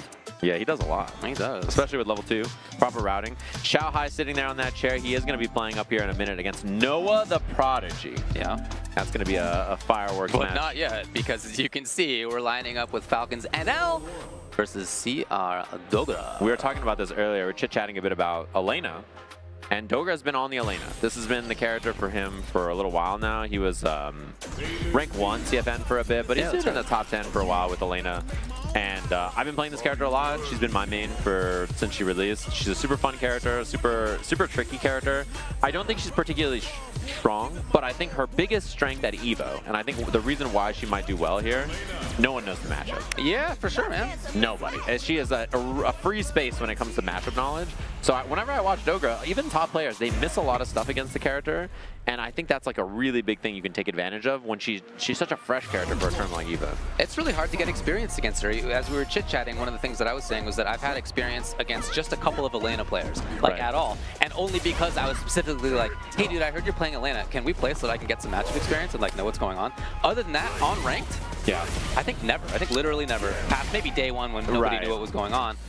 But as far as strong players, 2. That's it. So I'm sure it's similar elsewhere. And we'll see what Dogra has coming in with it. It's going to be Elena that he goes with, and of course NL with Akuma. Yeah, one thing about Elena, too, is I think one of her bigger problems is her anti-fireball in this game is actually not the best. Actually, in Street Fighter 4 even, I think her anti-fireball was not great against certain types of fireballs, but generally was pretty good.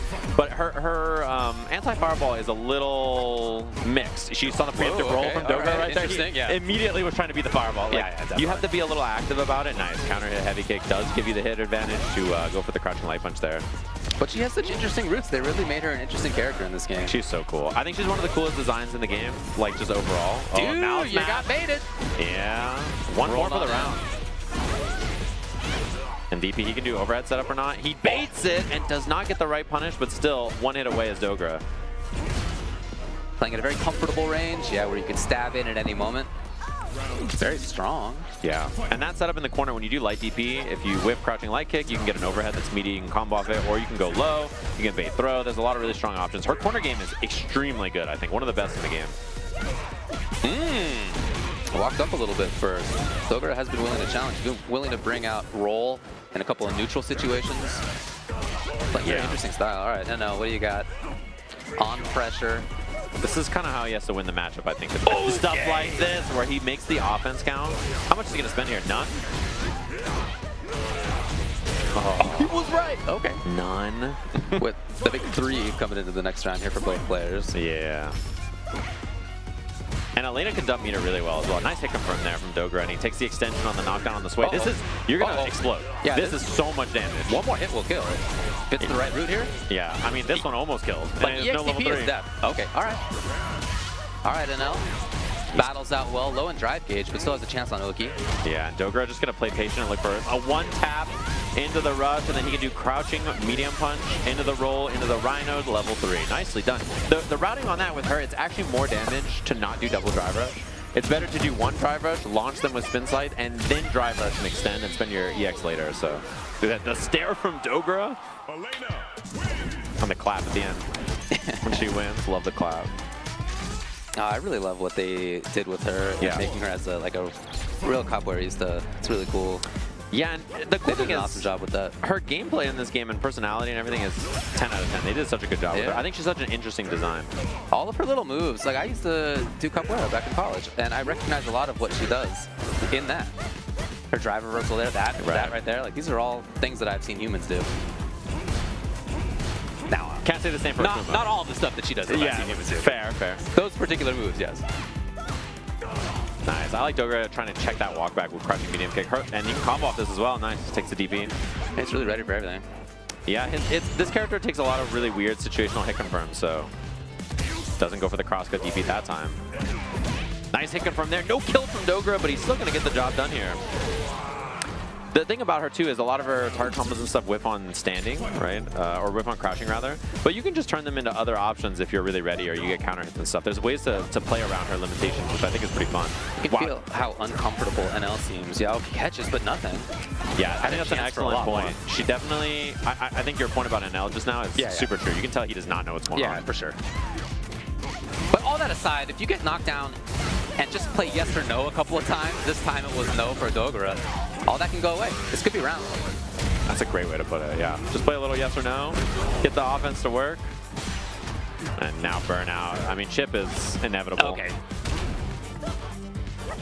Yeah. Yeah, very, very smart by now. Yeah, I mean, that's one of the classic ways to play in a matchup that you don't know, is to really narrow it down to the things that you do know, which is that you can win if they do a wake-up DP, right? Like, just try to boil it down. Obviously, easier said than done, but that is part of the strategy. Yeah. Oh, it caught the tail end of the mallet smash there. Was trying to catch the overhead on the regular roll.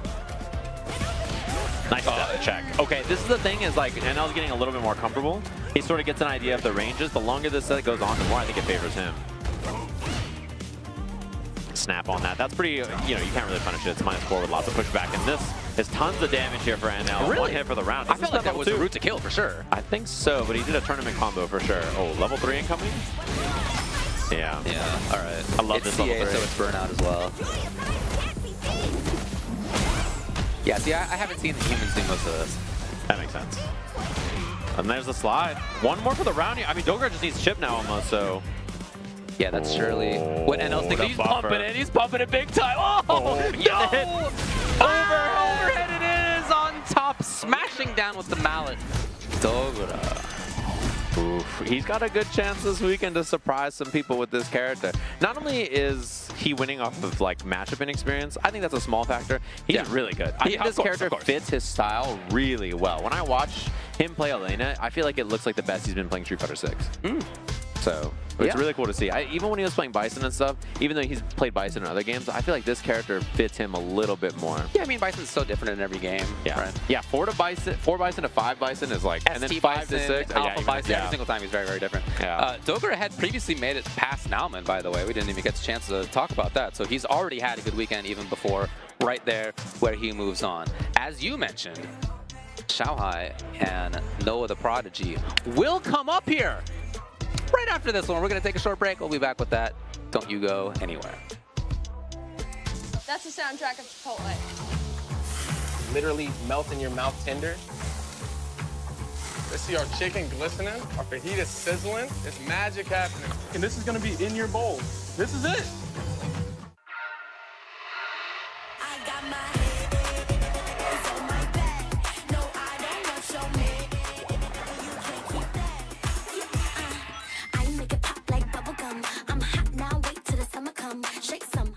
I won PlayStation's Road to Evo and went head-to-head with Arslan Ash.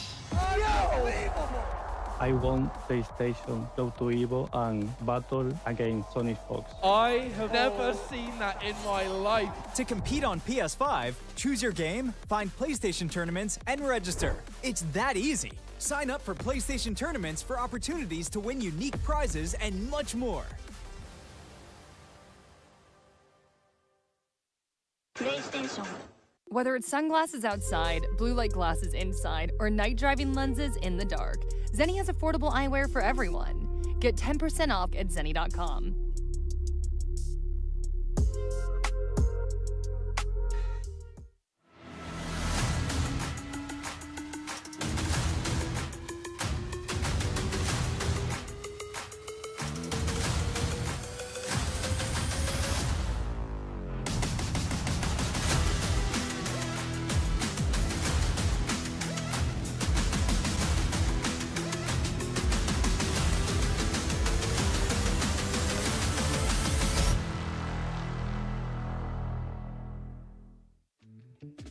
Tenno is back with brand new, officially licensed designs by the FGC for the FGC.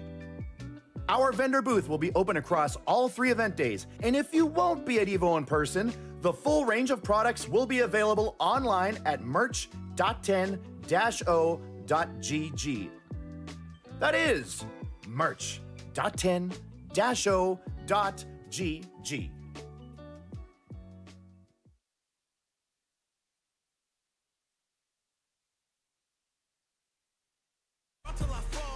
Hello, everybody, and welcome back. We're still in top 100 and something, and we're moving forward into the next one. I teed it up right before this. You know what it's going to be. Noah the Prodigy versus Xiaohai. Great match. I mean, the thing about this is it's a young man with excellent reaction times against Noah the Prodigy, who's going to be burnt out all the time and like just pulling up on you, trying to beat you up. And Xiaohai is a beast, one of the greatest fighting game players of all time. Oh my God, piloting a mech to get in here. Yeah, on the stage, and then meanwhile, Noah the Prodigy just button into drive rush and button into drive, burning out, just trying to kill you.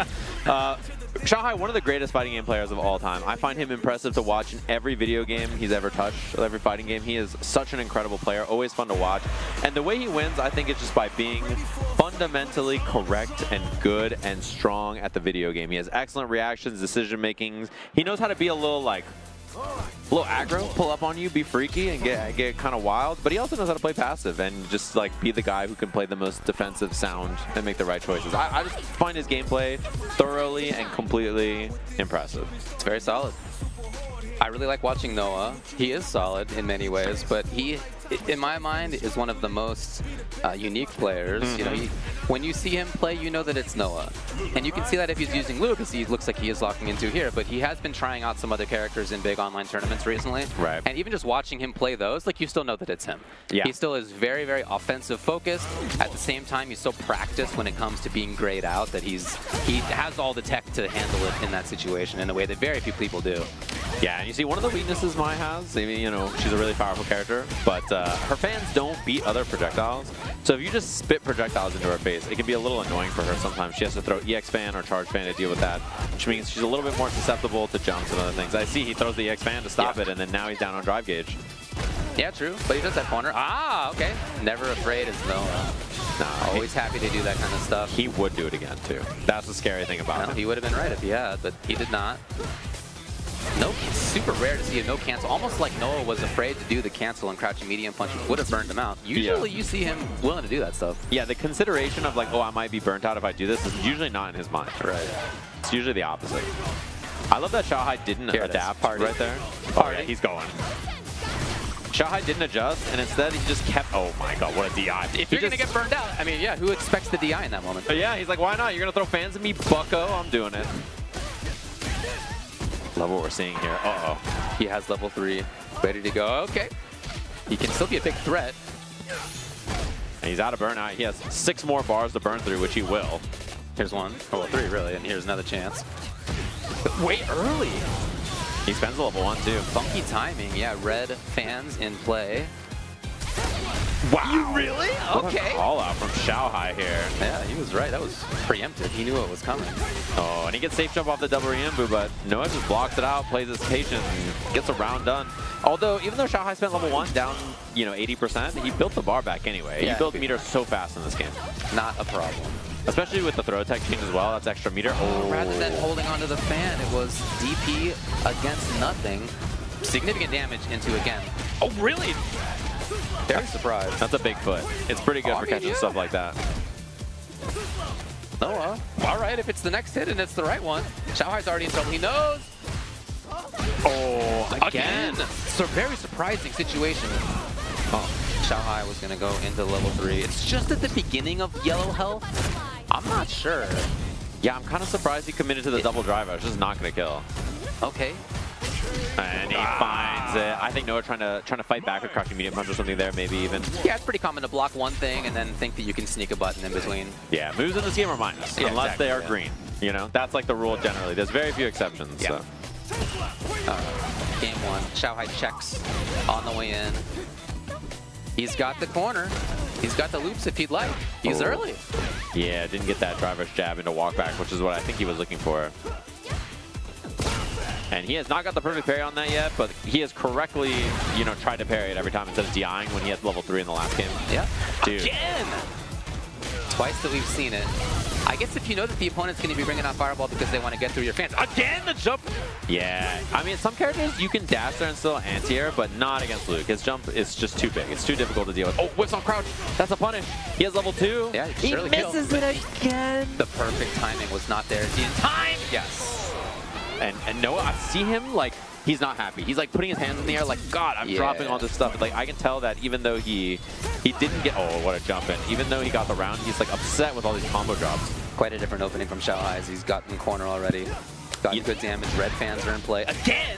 Oh, my God, another jump from Noah. The heal? Sky heal? Luke dive kick? The way that Xiaohai has been RPSing on round start is, like, it's beautiful. It's one of the best things I've seen in a fighting game match. We haven't even been able to cover it. There's just so much other stuff happening. Oh, and he built so much meter by doing that there. Now his drive gauge is no longer in trouble. Noah's forced to jump. Every round start, Noah, in the first round, he did fireball, fireball, fireball, beat Xiaohai's fan. Yep. Then Xiaohai jumped. Then he started throwing his own fireball to make Noah be like, oh, I should go back to throwing my fireball. Then he jumps Noah's fireball. So he's just been mixing up his round starts so well. And you can see Noah not sure what he wanted to do at round start there because he was thinking about it. Throw there in time before the overhead comes. And Noah's on the back foot a bit. Oh, that's rough. He just gets Big burnt gray. out. Stars No in the offense. sky. Oh, no. Low! The big start! And Xiaohai is exactly where he wants to be. Here it is! He's going to need a little bit more. Yeah, that keeps him in burnout because it freezes the burnout timer and gives Xiaohai meter. And the important thing about meter is he can throw an EX fan here. Yeah, let's see what he does. Oh, the delay timing. Could have killed with the drive rush, but instead it doesn't end up mattering as Xiaohai 2-0 there over Noah with a lot of drops from Noah, honestly. That was like the big factor. I think him missing a lot of those knuckle combos really mattered.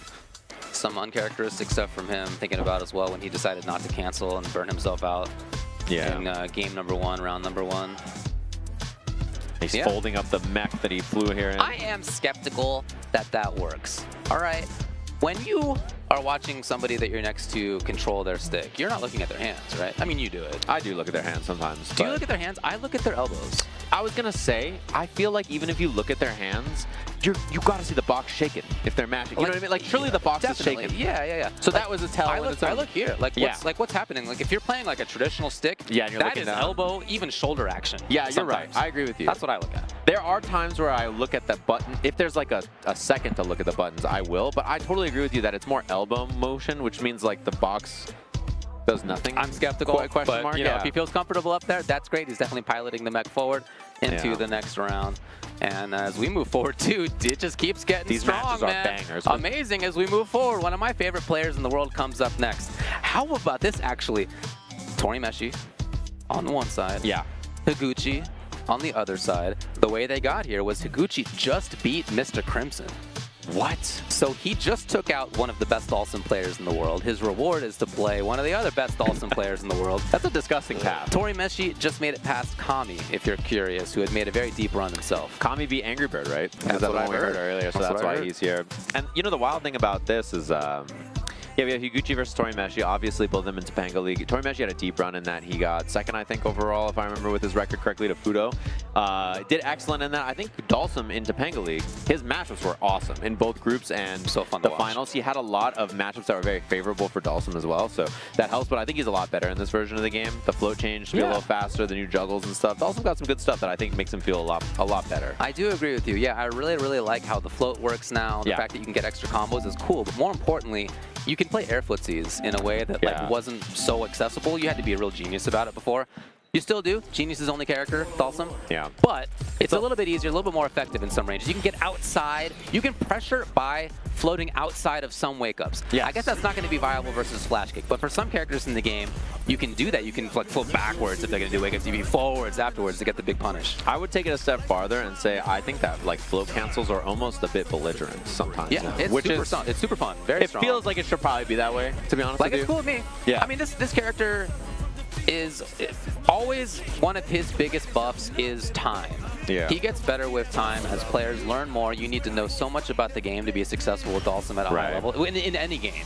And also, he's been buffed. Yeah. Right? So that combo, I think, over time just results in stronger and stronger Dhalsim players. But you know me, I'm a homer for Sim, one of my favorite characters. It's an interesting matchup that he has against Guile. He's got definitely some good ways to get underneath booms. He's got some good ways to get over booms. It's a matchup that I've seen quite a bit in France with Crimson and Akainu playing. Really cool to watch. Matchup that I've seen a lot in Japan. These two are an example of it. But, you know, there's a couple of strong Sims out there that are a lot of fun to watch. Matchup I've seen in the DR quite a bit with Blue Man as well versus Kava. So it's very fun to watch. Yeah, I've seen a ton of Torimeshi because I watched all of Topanga League and the Topanga League finals, and he was so fun to watch the whole time. He had a lot of good matchups for himself, but even the matchups that were not good for Sim, I was like shocked at how well he played them. He was just top to bottom and a very impressive player in that It's that event. time buff. Yeah. Right? You just get more used to more circumstances as a Dhalsim player. Yeah. Also, he's so noodly. He's a noodly guy. This is my favorite look of Dhalsim. His parry is my favorite parry animation, the perfect parry, I should say. Yeah. He looks awesome in this game. So good. And the float changes are really good. The blast changes are really good. Yeah, his combos are better. His pressure is better. Yep. Like, he moves around and plays neutral better. I just think everything about him feels a little bit more consistent, and that's what you want for a character, you know? He's not a character that should get big buffs. But yeah. Those little, like, edge cases are really effective for a character that's as built on a knife edge as Dhalsim is. Yeah. Because the thing about characters like this that are so sharp in their archetype is, like, if he becomes too powerful, then the characters that are rushdown characters just can't kill him. You know, he's just so good. He's Street Fighter 5 Dhalsim, where... Yeah, he can take some characters out of the game. You can kind of remove them from the roster in cases that he's been too good in the past. That's not this Dhalsim, but you can be very strong with him if you want to put in the time. Higuchi's got the knockdown already. Yeah, it's hard to play the game as Guile here in a lot of ranges. You have to be a little bit more passive. What a snipe! What Not a enough snipe. time to get out of there. That was awesome. Yeah, you heard the teleport animation start up. Even he was trying to get out of there, but Higuchi, the matchup knowledge, and the thing is, in matchups like this, you're going to be studying really hard, right? Because you know this is an uncharacteristic matchup. You have to play a little different, unorthodox style. So he has, he's done his homework. Guile's been playing offense versus Dhalsim since like '92. Yeah. So you know, Higuchi's not that old, but he has definitely played this kind of matchup many times in SF5 and then here in 6 for sure. They've played a lot. Yeah, having to run in as Guile. Same thing we talked about Chun-Li earlier against Guile. Like his specialty is not approaching. The noodly appendage from the sky. I got a big problem with him hitting float jump heavy punch from the skybox and still being plus on plus. So sick. He does it like, oh, that was beautiful. Oh, it's so beautiful. That was so good from Torimeshi. The back teleport and then getting under the fireball in the retreat as well. Just really good understanding of the situation. Trying to move away. Higuchi, meanwhile, trying to set something up. He's had real difficulty getting things going. On reaction, yes, you get more. Ooh, he was waiting to try to bait something there, and nothing. Maybe looking for the level 2 or something. Wow, that was so sick. What spacing on that? The perfect spot to make that work. He's got the life lead. Underneath, okay, the idea was very good, but not quite effective. Oh, and he's got a flash kick, of course.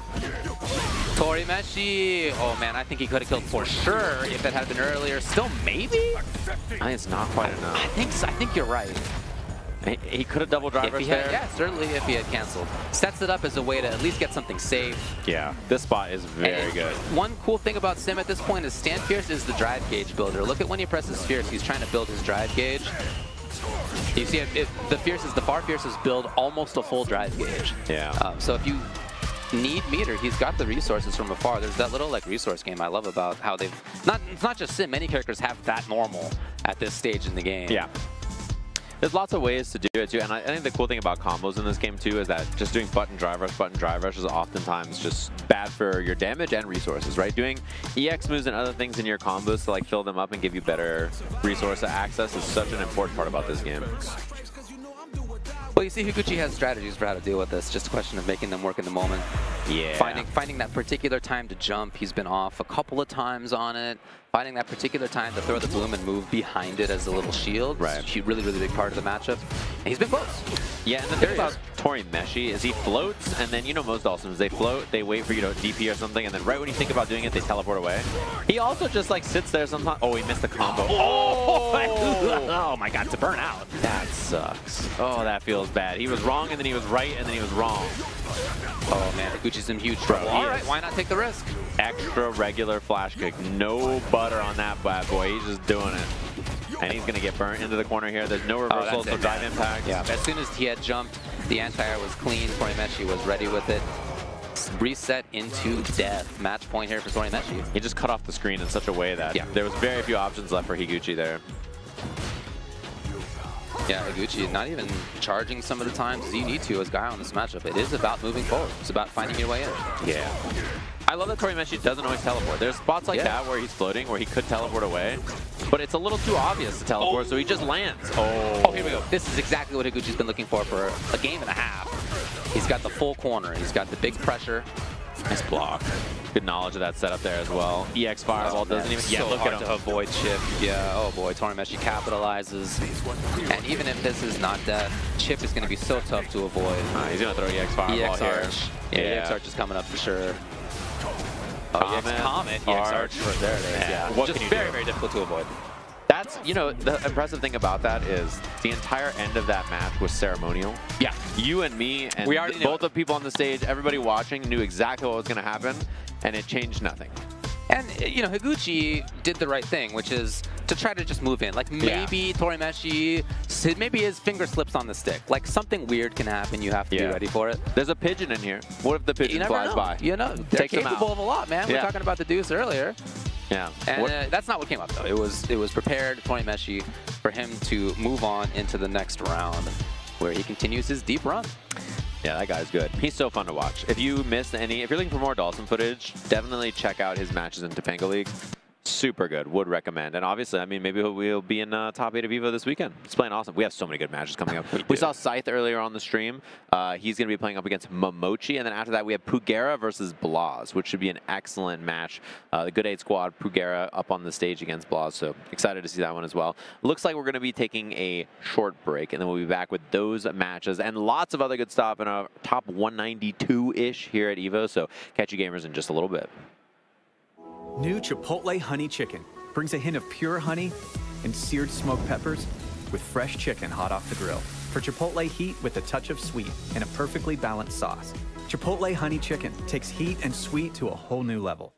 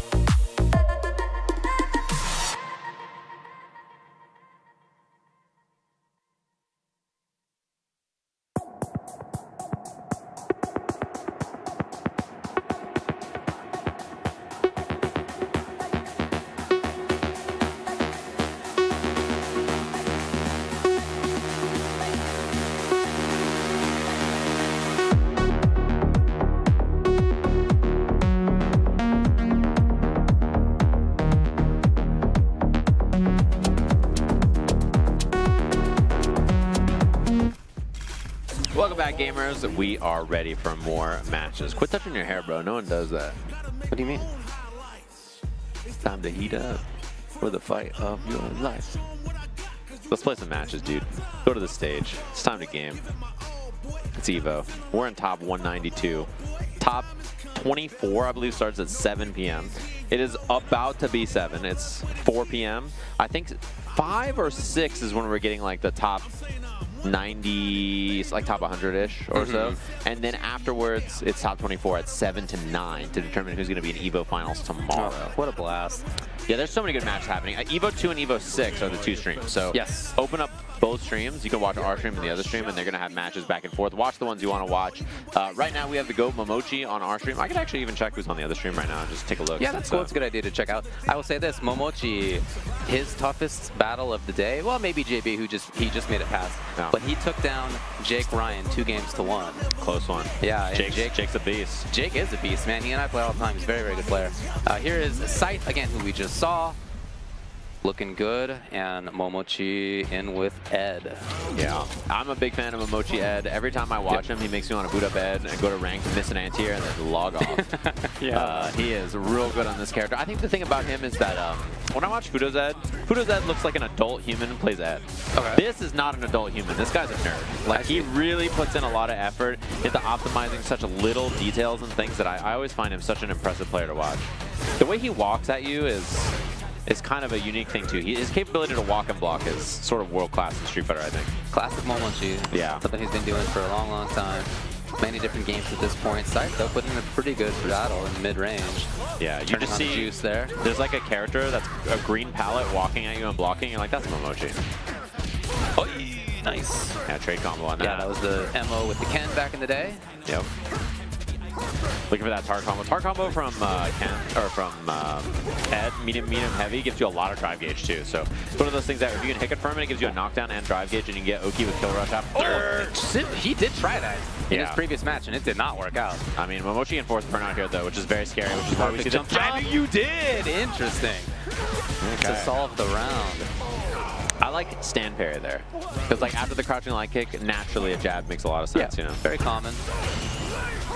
One thing about this mid-range in this matchup too, wow, he's going to have a level 2 combo. It's probably going to be something with forward medium or forward heavy punch here. Yeah, this is the kill rush upper into that. Okay, makes sense. He threw the heavy version of the fireball. That's a new combo everybody does now because of the new extensions with Flicker. And that's something you can do close to the corner. I saw Momochi optimizing that a bit on stream. Scythe almost had a chance there to make something happen. I love the backdash by Momochi just a little bit ago to move outside of that range. Here he is now up close, trying it, walking and blocking. Yeah, that's classic. Okay. Scythe, he wanted to move a little further. And Momochi's got it. An easy combo for the kill. One thing you saw, so when he did the level 2 cancel in the corner there, he did the heavy one, the faster one, and he just hits you into it, and then he does flicker into kill rush into the medium blitz with the safe jump. It's like a lot more consistent and easier, I think, than messing with the corner variations of the light one. It's a pretty smart choice from Momochi. Underneath, okay. Yeah, no parry, so the forward heavy punch whipped. Cool little variation on what a common setup. Scythe with his own wake-up buttons, willing to challenge, as we have seen in this matchup and in the last, where he took over Artificial Holly. Momochi. Nice whip punish, but he didn't believe after. Ooh, he's going to force burnout. He's in big trouble. That's why he went for the heavy punch there into the flicker, and now he forces the burnout, and he's just waiting for an anti-air or some option. Nice whip punish, we can get into the corner here. There's the anti-air. Yeah. He did jump previously, too, in a similar situation. This time, Momochi backed up where he could get the easy anti-air. Nice. Yeah! All right, man. Scythe's alive. What a reaction. And the Sonic Blade will probably buy him the time, to get out of burnout here. Ed's pretty good at dealing with his fireballs in neutral. That's one thing that Ed has that going in this matchup in spades. His charge flicker and his own fireball, very good for dealing with. Oh, nice whip punish. Double rush. Level 1 for the kill.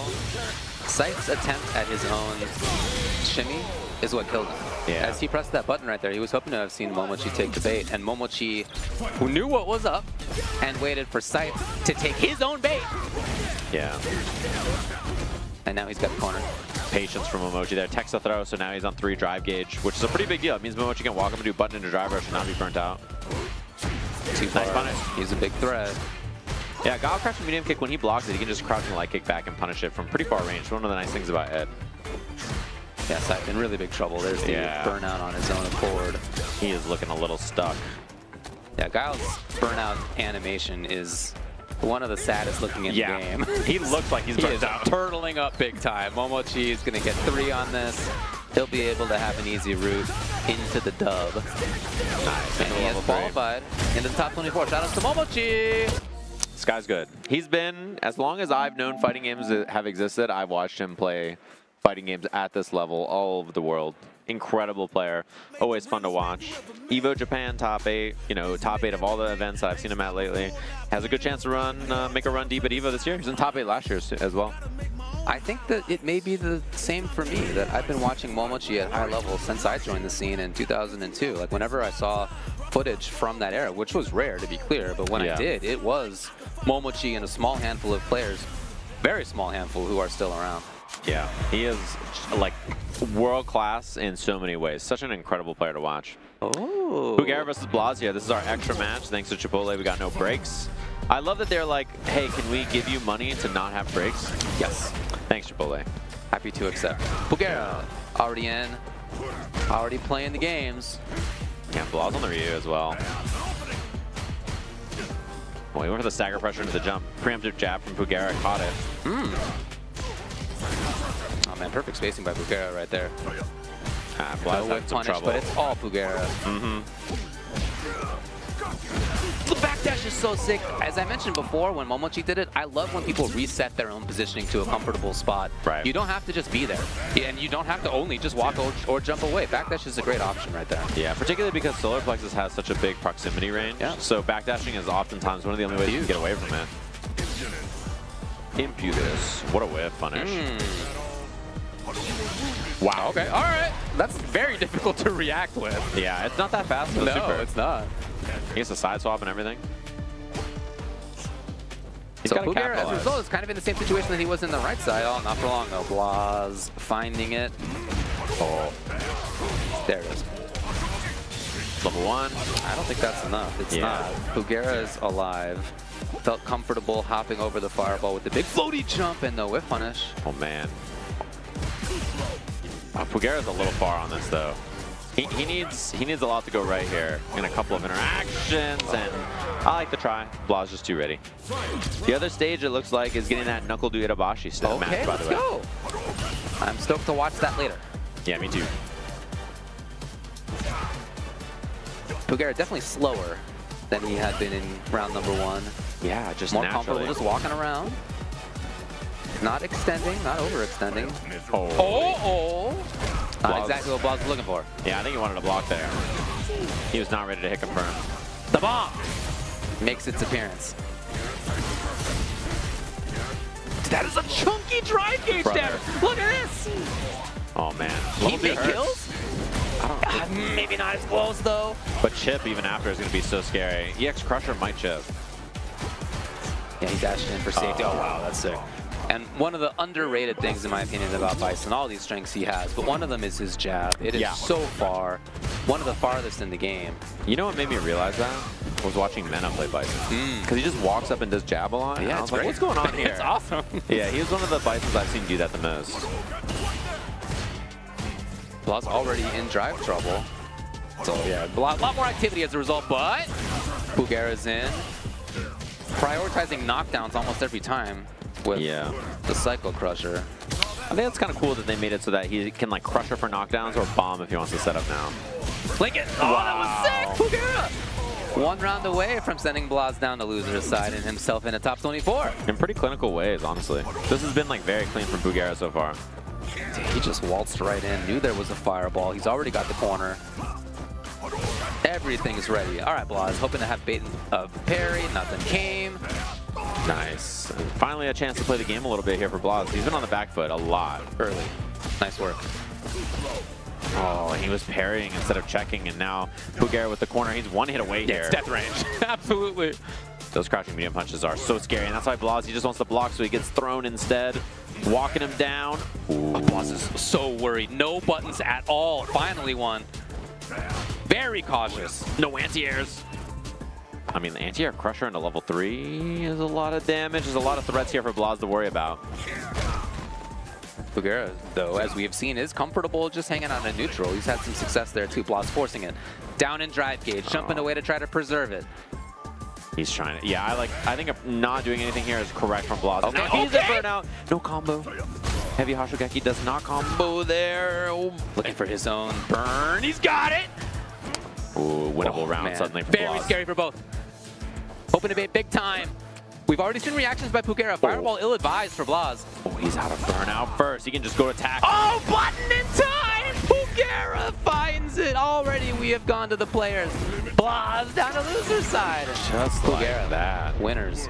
Top 24. Incredible performance by him. Tapping the stick. He's like, yep, I don't need 4,000 buttons to type this bad boy in. And we jump to the stage immediately, by the way, where we have another Bison player, 801 Strider, up against Good 8 Squad's Sahara Ed. I'm not so sure because he is currently on Marissa. Okay. He has been playing Bison for a long time, of course, but actually in the last couple of online events that I saw, it was Marissa. So I'm not sure which. Could be Bison. Yeah, I think it's matchup dependent. Like against Zangief, I think he plays Marissa as an example. And I think there are, I think Guile maybe. Okay, yeah, that makes sense. There's like a couple where he does. But that's a great call out because I think there are matchups where Strider's likely to swap. Yeah, he had been sitting on top of Marissa as we swapped over him, but Bison was the choice shortly after. So Bison and Ed. Yeah. Sahara on the other side, out here from Japan, very strong. Yeah, he's had some good results. One thing about Strider is he plays so patient. He's so passive. He plays a lot of mid-range, very slow, kind of decisive game. Sahara Zed, for an Ed player, he kind of attacks a lot, right? So it's kind of the mix, you know, the opposite of what you would expect from these two characters, I think. Perfect moment. Sahara's got a lot of work to do.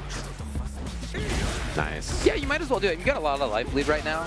I'm not mad at the idea of instilling in Sahara that you may jump at any moment. Nice. Here we go, though. Sahara. Ooh, into like the surfboard. Yeah. I like that setup there to fake a little throw setup and then back yourself up with a stand medium punch whip, pull yourself away. It was a cool looking one, but Strider does not bite. He's too solid for that. Yeah. Yeah, I really think that jump is about, I mean, if it hit, cool, but if not, like, you make Sahara thinking about it. Yeah. Anyway, Sahara with his own call out from the sky. Yeah, forward heavy punch to get the corner situation right. Pretty common ender now. Whoa, he did jump back, heavy kick, fade away. New combo. That flicker kill rush cancel. Nice. I love these frame kills too. He doesn't manually time it. He's like, I'm down to do this. Good stuff. Caged him in the corner. Didn't give him a lot of space. It was just when it seemed like he may have been moving away. Press the button right there. Nice work. Yeah. Strider's their first bomb already set up. It's funny to watch offensive Ed versus defensive Bison. Yeah, you can play in a lot of different ways. Moving in. Jumping in. Worried about wake up. Nothing came this time. And Strider is a dangerous man. Sahara buttons it up a little bit. Yeah. Oh, that drive gauge could be a big factor. I mean, that's the win condition here for Strider. Is he afraid and does something because of his drive gauge? Forcing it. Yes, he's in there. Sahara back to the wall. I think he's right. He is. Wow. To bet it big time. And he's right. Game one. Well, that's a scary one to commit to, too. One thing about Ed's reversals, all of them, level 1, 3, and EXDP, all very slow. Yeah. So situations like that, even letting it rip, if it's a reversal, it's a meaty jab from Strider. You know, it's a scary one. But he walked up for that medium punch, and he just lets it go. I think it's like, too, because Strider has so much pressure to make that hit count, you know? Down a lot. Didn't mention this earlier. Loser's side that we're in. Yeah.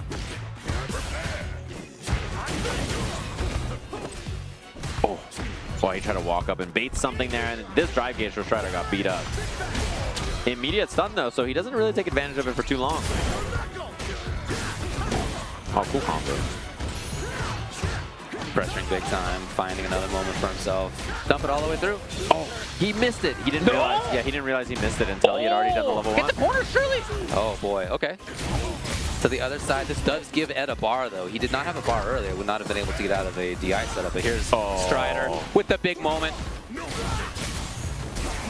Got immediate DI, too. He did not give him anything to look for. It's hard to see DI if it's raw like that. It's when it's, you know, canceled off a normal or something, you're ready for it. Man, yeah.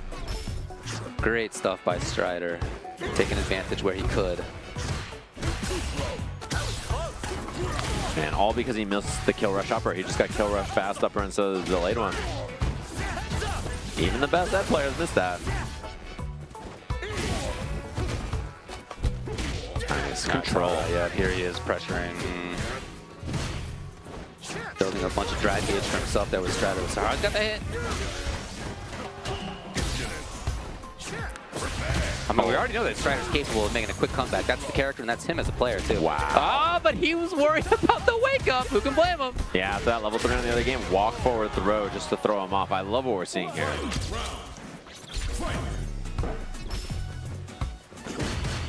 Okay, one of the only scissor kicks we've seen. It's hard to space it against the head to make it safe. So. Okay. A lot of damage. It is. Oh, no. Strider prioritizing knockdown up close. He misses his own combo. Oh, man. That's bad news. This level 2 is going to be burnout as well at the end. He can even level 1 if he wants to guarantee it. All right, does not spend it to get that extra bit. And now Strider saves his drive gauge. Oh, man. That's a huge swing in this round. Gigantic. He was worried about wake up yet again. Oh, now he burns himself out. Strider's got to make some offense happen. He's sticking to him because if he gives him space, it's going to be a lot harder. Nice. Woo! Hello. Oh, he missed the combo. Oh, no. He missed the combo. Fellas. Oh, my. Fellas. Button it up a little bit. Yeah, look at that look on his face. There He's you like, are on stage. Okay. There is a loud crowd behind them. Yeah. I'm not sure if that's audible for y'all on the stream, but we can hear it from here. Yeah, big scramble on both sides. Man, the combo drop from Strider into the miss from Sahara there. He was looking for the heavy kick and then he missed it, and then just, yeah, all kinds of spaghetti. Yeah. It happens, though. I mean, like, this is the thing. The best players drop stuff all the time. We highlighted, I mean, last year's Evo, Punk won because he jumped in on Big Bird just sitting there crouching and he just didn't anti-air. It's hard. This stuff's hard. But that's why it's great, right? Yeah. That's what makes fighting games fun, is because you can miss things. Absolutely. And you can make mistakes. You never know. If it was like, oh, every time someone does something, I respond perfectly. Like, it's like, what's the fun in that? No, it wouldn't be. Sahara's got the chance for himself early. Okay, Strider trying to move. Yeah, caught him jumping there, or backdashing on wake up. See, this is all Sahara now. One more series here for Strider in this round to stay alive. He has had some comebacks baiting. Oh, and he's done so much work with this driver jab in this round, too. Ooh, he's about to be burnt. Both of them about to be burnt. Oh, got him. There's the link. Absolutely. And this time, Sahara, just wake up. Hey, I've seen you pressure me and do nothing for fear of my wake up DP or super 3 times. All right, I'll take it. Throw for match point. Yeah, Strider's been so passive on his wake up, so afraid of him going for something. Burns himself out. Nice check. Ooh, we got an imperfect parry there. No side swap. Heavy blitz ender. Takes the knockdown off of it. Big work so far. Super. Sahara. I mean, if he gets DI'd. Okay, now he's out of the corner. Jumping away to a comfortable spot here, Sahara. Just Nice a question of how much Strider wants to put into it. It's all 3. All right, to match point. For both. Yeah, one thing about what Strider did there that I think is really smart is when Ed neutral jumps, you should walk up and hit a crouching button, because they almost always hit crouching medium kick after, and it whiffs on crouch. So, pretty smart choice from Strider there. I like that a lot. Definitely prepared. That's what he says when he drive rush. He goes, prepare. MKX dash over. Here comes Sahara. Knockdown, too, into the corner right away. He's got a lot of damage on the table, threatening that level 3. This time again, prioritizing knockdown, something we've seen multiple times. He actually did a meaty, and it did hit him. Like, he's got to just medium, I think, is the thing, right? He's just there. Yeah, he's just getting countered. Sahara is so... Okay, I'm glad to see the block. I was gonna be worried. Oh. Caught! Uh-oh, Strider! That's a lot. Now he's got to guess level 3 and he was worried again! Oh, man, Sahara was right here, too. He was not dissuaded by the fact that Strider was actually pressing buttons for meaty before. And... controller already disconnected. We already know the result. All right, man. That battle of should Strider pressure on meaty or not was maybe the most decisive thing about the set. As it went on, Sahara got more and more of an understanding that Strider was willing to let it go, that he was willing to be patient there. Really passive in some moments. Yes. And even though Sahara did press buttons earlier in that round and got God for it, he understood that in that moment when it was like, we live or die on this next decision. Yeah. He expected and was right that his opponent would not press the button. Yeah, and that's the thing too, is like, it's important to respect people's wake-ups, right? So that you don't always just get hit by stuff. sure. But understanding from Sahara's side, like, oh, he's respecting me so hard that I can just get away with whatever I want to wake up here, is an important thing to scout in the middle of a match. It's easy when you're a spectator with your eyeballs pulled back. Yeah. But when you're locked into the game, it's tough to see those things. So impressive from him. If that had gone on longer, it would have been really interesting to see how the back and forth is. If there had been a bunch of games, I'm usually not one that thinks that 2 out of 3 versus 3 out of 5 is like actually a big statistical difference. But just knowing Strider, he oftentimes does pressure big time, and he just had the wrong read there.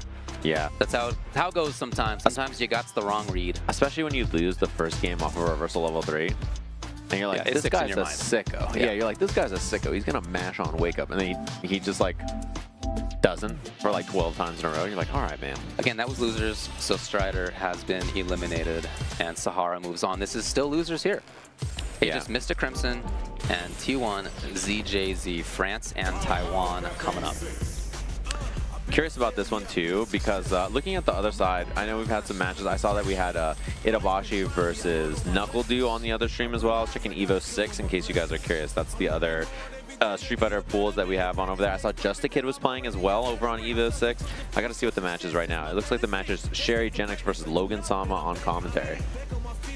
That's the matchup? Yeah, I don't know what their next match is going to be on stream, but I'll keep you guys updated. You can watch both at the same time. Evo 2, Evo 6 going to have Street Fighter on both monitors. You can double fist it and get some cool gameplay from both sides.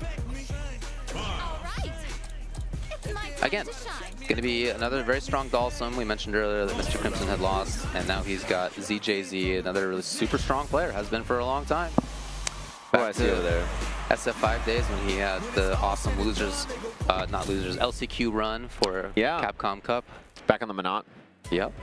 Yeah, and he's also world-class in KOF, world-class in Fatal Fury. Very, very strong player. All right, here we got Crimson, a little bit of a different Dhalsim style than Torimeshi. It's a little bit more comfortable in footsies, in my opinion. Torimeshi likes to be at like a traditional rangy Dhalsim, and Crimson plays that way too sometimes. But he is very comfortable in this like half to 1/3 screen maybe range, where a lot of sims aren't quite as strong. And a little bit more grounded sometimes too. What a back heavy kick. That was awesome, dude. I've never seen that. I've never seen someone hit my back heavy kick like that to do that. You know, it's actually a really good grounded normal anti-air, but you just never see it because people, you know, she's a DB. Yeah, yeah. But it's surprisingly good, actually. Here's the pressure. Never something Crimson's afraid to do either. Yeah.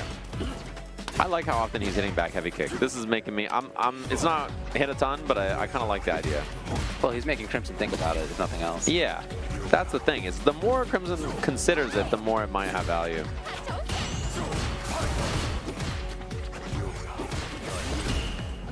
And Crimson, oh man, a big old charge.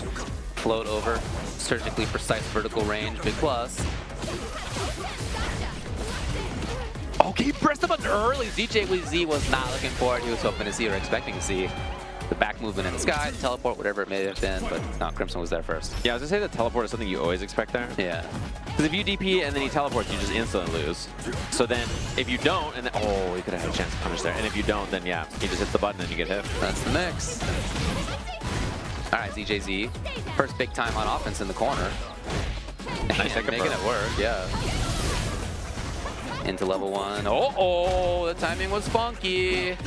Okay, next hit for the kill. Crimson got him. Oh, especially now. Yeah. Crimson's gonna seal the deal.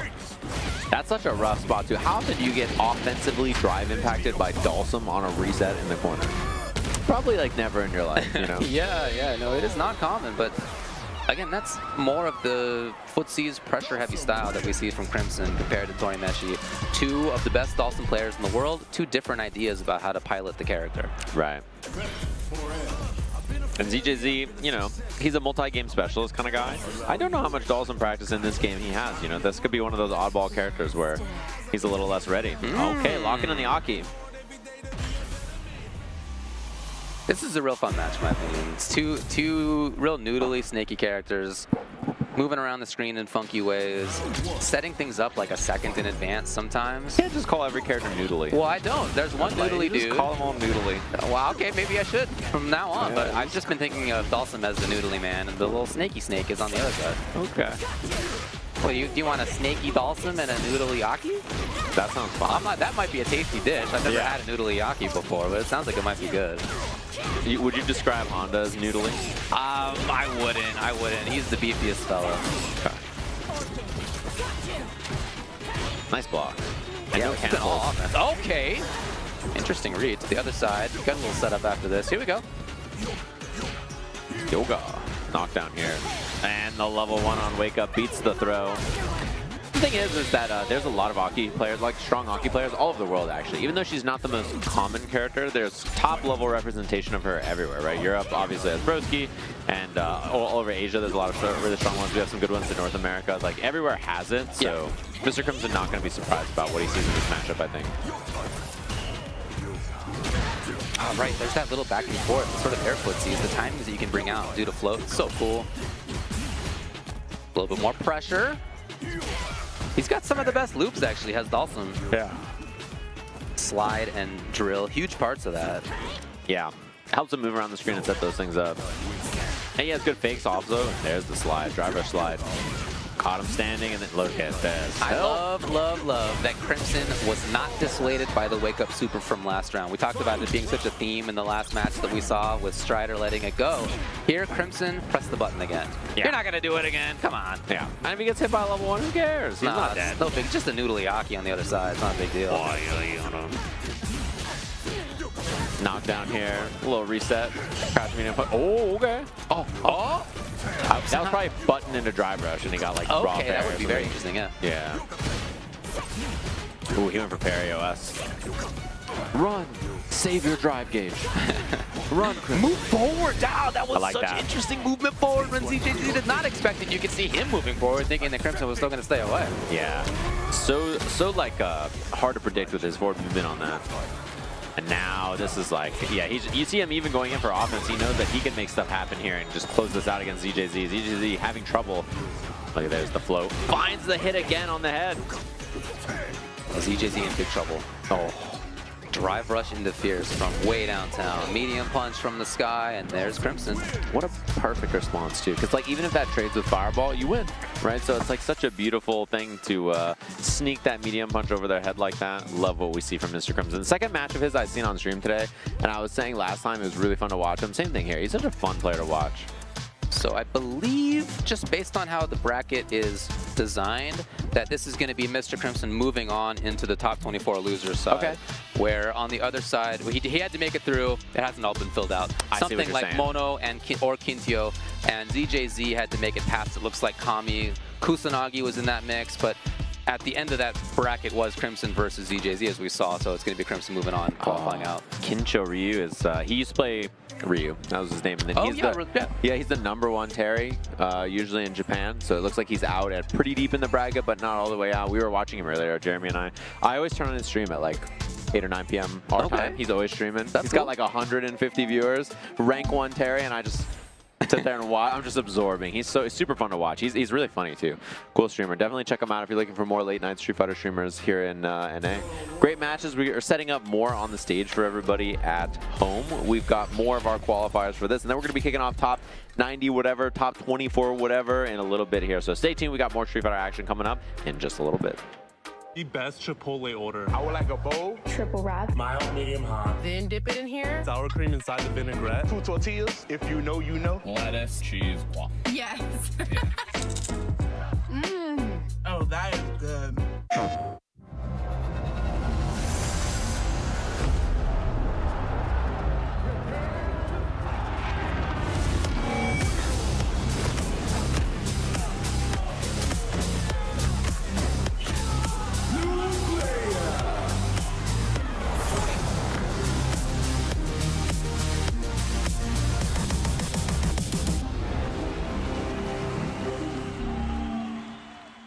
PlayStation. I got my hands on my back. No, I don't want your man. You can't keep that. I make it pop like bubblegum. I'm hot now, wait till the summer come. Shake some. Those who have lost their lives will never return. Nothing can bring them back. So where we going, old man? A hotbed for demons. The entertainment district. We've killed off anyone who's ever crossed us. Anyone who's ever slighted us. We're going to slash through your gullets. Just like we did to all who came before you!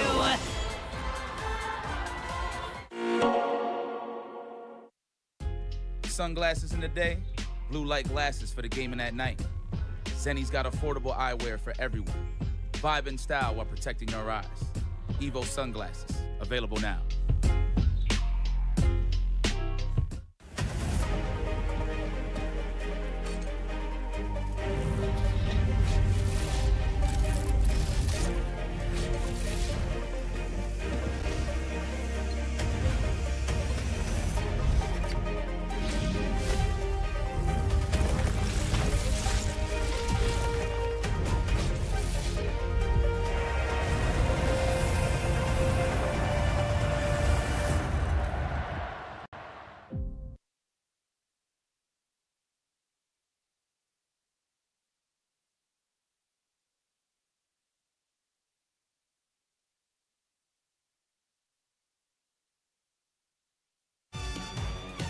Apologies to everybody. It turns out that we're actually not playing to get into the top 24. We're playing to get into the round before the top 24. There is an entire round between this level of play, which clearly is at the apex already, and top 24, let alone into top 8. So, boys, we have a lot of very strong Street Fighter 6 left for you in this event. Do you see the matches on our monitor there?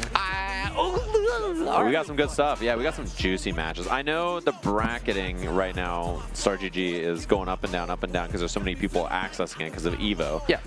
But I'm going to be trying to keep updated on that as well. I know Fudo is on the side with Riddles and a bunch of other strong players, and he was fighting through there. We have Zen up against Boost, and then we have Mena and Kusanagi, our match after that. Kusanagi in parentheses Mexico. Okay, gotcha. Not Kusanagi in parentheses France. Understood, understood.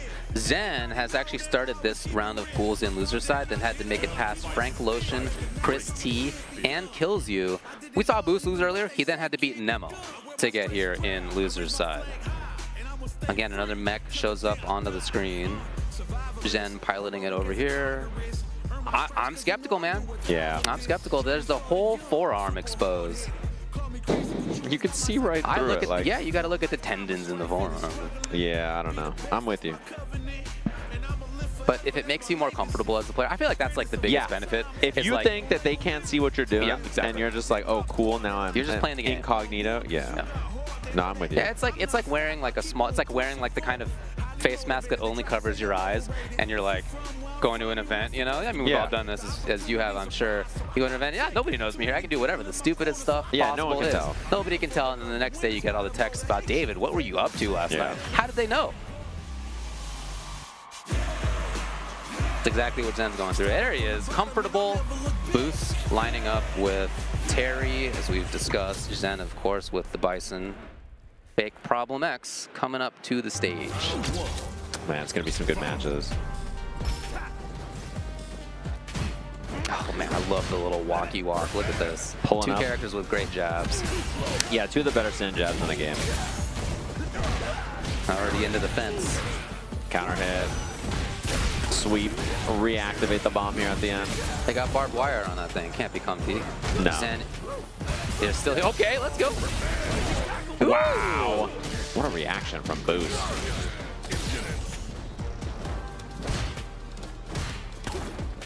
Oh, he was buffering for that DP. You saw it. Absolutely. I think that might have been a kill read. He's going to save the meter, though. He's got a huge life clear. Okay. Against the throw tech. It's such a good way to close out in rounds like that because it's plus frames on block, it beats throw, it's going to be reversal. Your reversal just flies the opposite way. Really, really good for Bison to get round closeouts like that. Yeah, ideal for Zen to keep the bar and doing so, too. It was really a great scenario for him. Oh, yeah. Already into the corner.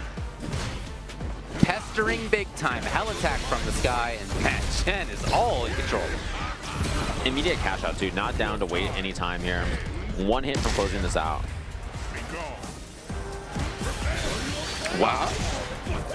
I like that he did level 1 instead of EXDP, so he didn't burn himself out. True.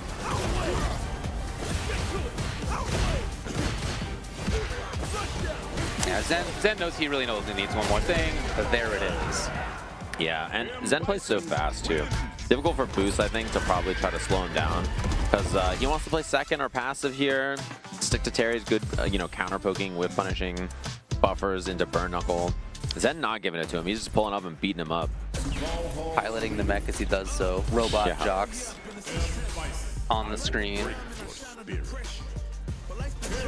Would there be a switch? No. I wouldn't think so, but we'll see what he does. Yeah, I would expect it's going to be Terry. Okay, hopefully that was all working earlier, but he's going to make super sure. Got a new hat. Yeah, that's cool. What do you think about his eyes? Yeah. He's got real wide eyes. Yeah, you do. He's got kind of alien eyes. Oh, he's from Southtown. Oh, you don't know what's going on there. I know. He's got Southtown eyes. Okay, for sure. It's in the water there. It's probably like, Geese's fault. That's like the South Park version of Canadians, huh? That's what Southtowners look like. Yeah. To differentiate. He's actually the most handsome specimen from Southtown. Yeah, I believe that. Yeah. Oh, that was a super creative way to make that happen by Zen. I love that movement. And he's in. The evil knee. MK9 Johnny. Keeping him dizzy. Oh, what a movement by a Boost to get out of there. Just as Jen had a very interesting movement to get up and over with the Skull Crusher, a Boost with the regular old jump was right. Nice. And that's the thing about his jab. It's because it's only slightly minus, he can actually get away with like light into a medium way more often than some other characters. Oh, try to parry again. We see that on the drive rush quite a few times from Boost so far. The wall put up. I really like the earlier jump fierce there. Yeah. Maybe dissuade hell attack, which we already seen as an anti. Okay. Side swap. Other side. Yeah, using the lane to side swap there, and he gets the crosscut DP to keep it. Oh, nothing after. Oh, really? Zen will take full advantage. I don't think that was what either player expected to happen, but Zen saw it, reacted in time, confirm into match point. Yeah, big meter dump on that. Although going into the last round, down meter against Terry. Pretty scary. This character has some of the highest damage cash out routes in the game with level 2. And level 2+1, really. Yeah, I like the corner carry on this. Using the EX power wave there, that corner push is really strong. I don't know that I've seen another Bison use that option twice in one set like that. That's so cool to escape. Here comes Boost. Oh, whip punish. He can kill him off this. Yeah, you're right. Yeah, that is a big old cash out. Whenever he does EX crack shoot too, like it just does a fat chunk and you get DP level 3 right after him. What a whip punish. He uses his backdash and his movement like that to get whip punishes all the time too. Really impressive from Boost. Wow, instant rematch too, no time to think. Yep, they're both pretty sure about it. Blink it. Nice. Boost with the corner. Boost. Excuse me, I pronounced it wrong. Boost in here. Oh. No, Zen missed the button before. Yeah. It's gonna pay big time. Slight input error, got that instead. Oh. DP, backdash, and it resets the spacing. He can whip punish or he can DP, which is exactly what we saw right there. Staggered jab pressure again. Oh, wave, and then fights out afterwards. Nice. He had seen that many times. Yeah, Zen likes to, like, he puts the medium punch on you, takes a step back. Yeah. He's like, what you doing? What's going on here? He's sizing you up. Can be really effective, but Boost called it out. I think he was. Oh, man, he gave even more space. That was sick. Let's go, Zen. Knew exactly when the bomb was coming. And he's like, let me wait this out real quick. A lot of drive gauge here for Boost. Not anymore, though. No. Not a lot of life to work with. Oh, man, Jen running it. Unafraid, seemingly. Nice check. You can take the side swap. Other side, yeah. Pretty cool. The crowd liked that one. Yeah, I can hear it. Yeah, that was sick. Oh, that was level 1. Yeah, he tried to level 1 on the drive rush cancel to get Buster Wolf as a DPOS. Little input error. Would have been blocked either way. Boom. Uh-oh. Okay, level 1 works. He's going for the dash up heavy punch there. Man, is Neither one wants to move forward. You can tell, okay, Boost is there. Oh, he committed again. Let's go. It's a lot of meter from Zen, though. He no longer has the level 3 cash out as a threat. He might not need it, though. Next hit, he could cash his level 1. Okay, Boost, yes or no? Okay. What's up first? Love that. One guess away here. Oh my, I thought he was about to use the sweatiest combo of all time. I really think he wanted it. You could see the blue parry. Uh-oh. Uh-oh. Question is, will Zen do it? He did! And it's enough! And Zen moves on. 3 reversal level 1s in 1 round. Back back-to-back interactions, says, yeah, I'm not blocking, brother. You got to deal with this. Again, that was loser's side. So Boost is out of there in, I don't know what number to tell you, top 100 and something. Yeah, something close to top 64, but not quite there. Pretty far in the bracket. Yeah, wow. Certainly, in my opinion, one of the best players in the US. That's how EVO goes sometimes. Yeah. In my opinion, that's part of why it is, as just like the viewer, really entertaining to like see this set of pools, this like phase of pools at EVO, because it's just unpredictable. You just don't know what's going to happen the whole time. It's fun to watch top 8, but like the top 20 millionth of the event, like the top 90 this, 20 that, whatever, is always really fun. The stakes feel high for the players. If you've made top 8, obviously you want to win, you want to continue to do well, but like mission half accomplished, kind of. Like you're already like in top 8 at EVO. That's true. Very cool. Big deal. Where it is. Whereas ending up here is like huge bummer, right? You know, you really wanted to do well, and it's just not going to work out. You get 33rd, and you're like, I suck so bad, man. And you're just like, brother, 33rd out of 4,500. You beat all these amazing world-class players. They're like, oh, it's hopeless. Exactly. Well, it's not hopeless for Boost. He continues to be one of the best players. But this time, it's going to be Zen who moves forward into the next set of pools. I should also say that JB has moved forward in this set of pools into the next by taking out Book Enzo? and then Enzo the Hokage. So Enzo, 14, I think, at this point. Already making deep runs. Very, very strong future for him in Street Fighter. Anyway, another player who you may be familiar with, who had big wins when he was a young fella, Mena RD against Kusanagi comes up to the stage. In parentheses, France now, I notice. It Kusanagi changed. FR? Oh, okay. It says FR instead of MX. Is that correct? We'll see when he walks up. We'll see him. Can we see him? Yeah. Yeah, I see him. It's Kusanagi parentheses FR. France. Yeah, we had Kusanagi in parentheses Mexico earlier. They are two different players. True. Believe it or not. I do. A couple of Kusanagis out there. Actually, more than two. There's like more than two. 5. I'm pretty sure, if I'm not mistaken. He also has a giant box. Yeah, man, Mex showing up left and right. Noah has made it out of the losers side from the same pool that Crimson made it out in losers. Gotcha. So Noah made it past NL. Who was out? Who didn't make this? Players like Louis Man, Kings Vega, Kami, Kinjo Mono's in that set, K-Brad, Fujimura made some deep runs. We also had Killzu, Nemo, Chris T, a whole bunch of others in that set of pools who didn't quite make it through. Boost beat Nemo and then lost the Zen right after. Correct, yeah. That's brutal. Sure did. In another set of pools, we have Nauman moving past Chris Wong, Eita past Mago, defeat Lee, still in there, taking down Esta, MJ Gamma versus Jack is happening. MJ Gamma just eliminated Big Bird right before that. MJ Gamma versus Jack was on EVO 6 a little while ago. Yeah, when I checked in, that was one of the matches happening over there. So they must be on the match after that now.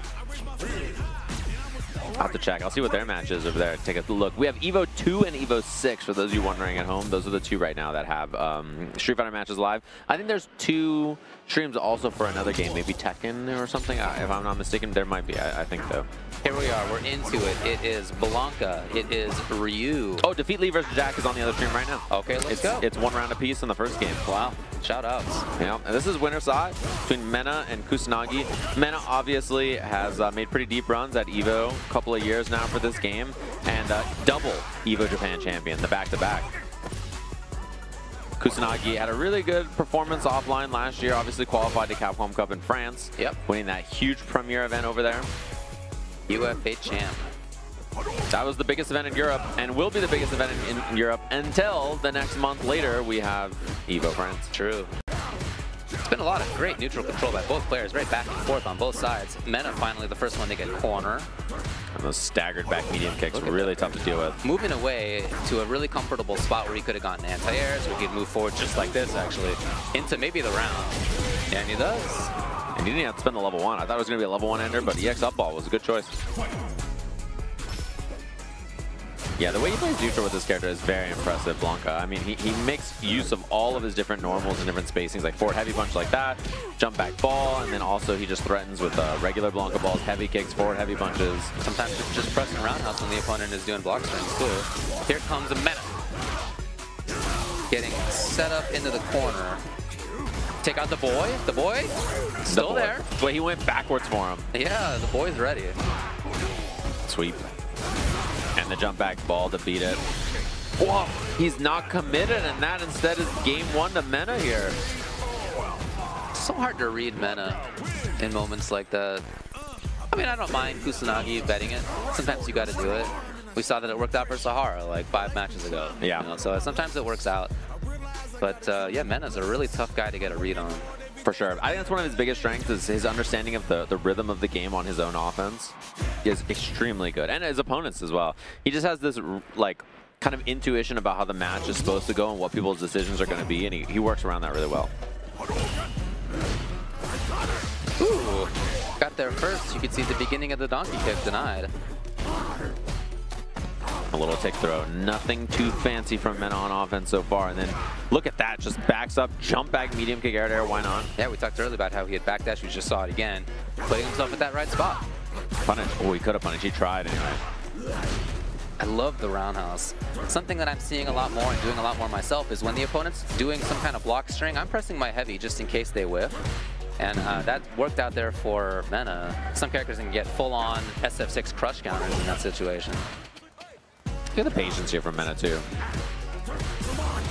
Moving in. Finally, Kusanagi pestered enough to give it up. Yeah. But how does he move in? I mean, he's just been unable to move forward at all. Jumps haven't worked, normals on the ground haven't worked, Mena's ready. Moving forward himself in the match point. That's exactly what I was going to say. The thing is, he got the EX for DP, but he hasn't won an interaction in neutral in so long. You know, he's really struggling to find his footing here against Mena. Like, there are situations where EX DPs don't matter. Whereas Mena, you're like, okay, it's no big deal. I'm going to get back into the right situation. He already has in this round. From the neutral position of the round start, the boy ready to go, sparks flying. Uh-oh. Keeps it so safe, too. What a whip punish. That was gorgeous by Mena. Kusanagi is in huge trouble, and it's not going to happen for him. Man, Mena absolutely in control. That was a chef's kiss, kind of like cinema performance if I've ever seen one. Everything about that was just perfect. He just held space so well, never gave up the corner, didn't overcommit on offense. He just, he did everything right, and he does it against a world-class player, you know. That's not easy to do. Someone who qualified to Capcom Cup by winning a premier event last year, which is a hard thing to do, and he makes it look like a normal day in the office. Excellent work, no doubt. Yeah, that's right. There's the whole next set of pools. I wish I could pull them up, but unfortunately, one of the programs that I use to access them is not currently working out. Yeah. But at 4 p.m., a new set of this round of pools began, which is where we're at. That makes sense, yeah. And then 5 o'clock, I think it's like staggered the same way, 5 and 6, the next couple of rounds. And then 7, to my understanding, is top 24. So right now, Pacific time, it's about to be 5 p.m. So there'll be another section then, 6 p.m., 7 p.m. So a couple of hours here. I only touched my hair once. What do you mean? What are you talking about? I just got a new haircut. I'm uncomfortable about it. All right, leave me alone. What do you tell your barber when you get a haircut? Well, let me tell you what happened this time, actually. I went in there and I was like, you know, I kind of would like a different haircut. I've had the same one for a few years now. And she was like, you know what's popular these days is the mullet. The mullet's coming back. That's true. She really tried to sell me on the mullet, and I have personal experience with the mullet in the past, and I don't think it went very well. It's hilarious. I'm glad I did it because the pictures are great, and like as a 40-something-year-old, looking back on myself from 20-plus years ago with the mullet, great. But I don't think I'm going to feel that same way as a 60-plus-year-old looking back at myself at 40, whatever I am. See, yeah. So I'm not going to do it anymore. It's in so now. I got scared away from that all the way back to the actual haircut that I used in the early 2000s, which is this guy, which she said is also coming back. I don't know. Hopefully she's not lying to me, but that's my only context. Yeah. No, the mullet is in, to be fair. She's not lying to you. No, it is the thing. Yeah, I've seen it around. The long hair is back. It's true. And I don't have to do very much to get my hair prepared in the morning. Yeah, me neither. I feel you. That's what you say. But don't believe it, folks out there. Let me tell you, what do you do in the morning to get your hair ready? I take a shower and then I leave. You know. And then I get coffee. That's like the main thing to keep me alive. I don't believe it. Yeah, it's mostly black coffee. I just don't believe it. It's true. It just doesn't seem like that's the true story. The harder hair care is when you have long hair like Hakudu. Or yourself when you had a mullet. It takes more work to take care of longer hair. I don't keep my hair very long. To be fair, I only had a mullet for 1 week. I got the mullet because I wanted to cut what was very long hair, longer than Kakeru's, down to basically like what I have now, almost like a really, really short cut. We were gonna go to spring break, and I wanted it to look good. All right. Oh. So, but in the meantime, I was like, I should get a mullet. This is like my one chance. I got long hair. I want to get short hair. So I'll meet in the middle. And when I went to the barber and was like, please give me a mullet, they didn't believe me.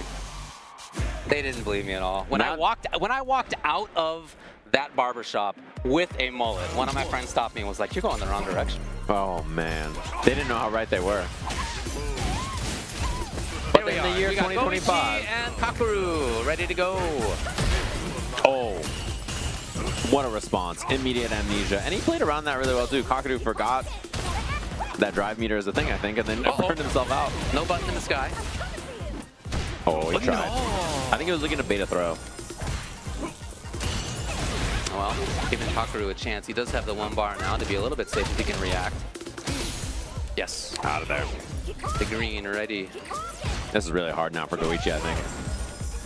Kakeru has so much drive gauge, and as Chun-Li, you have to get in there and make something happen, but... Well, okay, I like the sort of patience right there by Kakeru, pressing jab where it was a little bit safer, waiting until Goichi had been done with his party in the sky. Yeah. Dang, setup and everything. EX Portal it's one of those moves that if you ever have drive gauge JP, you should probably do it. All right, Goichi. One of the few characters without the natural throw loop, and Kakeru was hopping out. Wow, what a jump over two. Just gets out of there. So weird. Yeah, again. I really like what we're seeing there from him going into the sky. He's not even always pressing the button. He's just moving around. Yeah, he just wants to get out of the corner. Reset the positioning there. Ooh, just the one. The economy of buttons from Kakeru. Only at the right spot. Okay, Goichi! It says C in the top left, not M, but he was ready anyway. There was a time where Goichi was playing Modern on stream, and I would go in and type M when he did stuff. And then he played Classic, and I typed C. He loved that. He was a big fan of that one. His reaction times are world-class. One of the greatest reactors of all time. Yeah, a weird sentence to say, but he's famous for basically being unhittable only because he has God reactions. So it's pretty impressive. That was textbook. No, wow, what a price to pay, actually, for just going for your little mix-up that you're like used to being able to do. But Kakeru was ready. I guarantee he's never been hit by that. He's like, oh, okay. I didn't realize that was the price I could pay. My fault. Not usually that expensive. Oh, nice timing. That overhead was just... Oh, wow. What, the wall jump? Dude. Cirque du Soleil for free at EVO? Wow, what a whip punish. Double rush. Should be the kill here for game 1, Goichi. And it works out. Okay. But yeah, I thought that was a strange ending anyway. I'm surprised. Another mech pulls up to the station with Goichi in game number 1. I was a big fan of the USSR's Robot Jock. I thought that was cool. Robot Jocks. Oh. Walking in. Okay, it is minus frames on the crouching medium kick, but still interesting turn to take. Yeah. Now, some people will swing again there or walk back or something, but Goichi just comfortable walking in. Goichi is so good. Really is. I am super impressed. I mean, as always, by him and his play, where he is on screen, his awareness of moments. He is also not even really playing, you know, he's kind of focused on Fatal Fury right now. Yeah, right. And he walks into Street Fighter and just does this, like, okay, all right. This guy's so good at fighting games. Again, we talked about it a few players today. Just an impressive generational fighting game talent. Just good at every game he plays. Oh, didn't want to go gray. Yeah, no burnout for him. Too scary against this character, I think. Yeah, no doubt. Kakeru can put on a lot. Here we go. Very neutral footsies play by Kakeru. Finally finding the heavy punch. Set up. Dashing in was Goichi. Kakeru did not expect that movement. Side swap. Waits it out to patience from Kakeru. He does have a level 2 on deck as well. And he's going to spend it here. Portal's up. Yeah, a lot of floating up there in the sky. It's not enough. Uh-oh. Goichi's a dangerous man. He's got that level 2 in his back pocket. Don't test him. Look at the time Do now. not. 11, 10. It's running out. Do not test Goichi. Oh, Goichi finding it. Match point. Oh man, this guy, he just pulls up and walks up, finds the right timing with crouching heavy punch, and now Kakadu. Why did you press crouching heavy punch? Yeah, great. I don't know. Yeah, I don't know. Yeah, of all the buttons to hit. He got the counter hit with it too. He sure did. Kakaru was but a few frames from maybe making it out of that round. Oh, trade's good for Kakadu though. He gets the punish counter, so he gets a little bit of extra drive gauge away from Goichi on that. And now too, yeah, EX Portal coming out. Kakadu just on the back foot. Nicely done there though. Using that portal pop cancel off of his stand medium kick interrupt. We haven't really seen up close pressure like this very often. And it's denied right away. Yeah, perfect parry. Versal DP. Like the delay from Goichi on the stance cancel light. The drive for light, but Goichi's found it into Oki. He's one away. Oh, dude, that would key jump back. He's one away. Anything's gonna work. Kakaru there first, and he can end the round. Okay, gonna level 2. Doesn't want to spend the level 3 here, trying to optimize a bit more. And just enough. Well targeted, alive still. But still 3 bars on the bottom left. Goichi itching to use him at a range where he can keep it up. Fully neutralized. Just waited it out. No big deal. Man, I can't remember the last time I watched Kakadu have so little impact in the middle of the screen. Dude, normally his footsies are some of the best on earth, but this has been Goichi in mid-range, just dominating there. Yeah. He is. And this is a matchup normally that I don't think is very easy for Chun-Li either. Dude, he walked up to just the perfect spot as Kakaru was worried about doing anything that's reactable. He walked up, Goichi walked up, it was crouching medium kick. It's one hit away from him. Moving on, what a reaction of Goichi! Okay. Into yes or no for the kill. Gonna dump the bar as well. One last guess for Kakeru. He gets back throw. Goichi trying to bait it. Oh my god, his drive gauge is about to get beat up. Look at this, and he gets the hit at the end. He doesn't cancel it anything. Finds a whip punish. Hold on. Yes, that's it. That should just be heavy. Medium, and that's fine too. However, it works out for Kakaru. Should be enough here. EX goes Goichi with the mash, and now look at that sigh on his face. Kakadu locked in, no fear, knows he just got that one on deck. He was about to be just curtains. I mean, his throw was supposed to be baited, and instead now he's got a game on the board. Credit to him for being as in it as he was in a match where it seems to me like Goichi has mostly had control. He still had a round there and was able to then build the round for himself that time. And Goichi pixels away from baiting that throw too. He walked back and then back throw for Kakadu, and then it all fell apart. Uh-oh. Does the tide of momentum just end up flipping here is the question, right? That's the fear in your mind if you're a Goichi fan watching this, just thinking like, well, everything was looking good, and now Kakadu looks comfortable. He's fighting in mid-range, he's swinging, he's challenging, he's whip punishing, crouching heavy again. Yeah, we've seen it a few times be effective at this point. At about that spot. Yeah. Ooh. Kakaru low and drive, hoping to just dissuade Goichi from pressing too much. Again, another one of those jumps to escape. Oh, he's late. Oh, that's bad news. The start.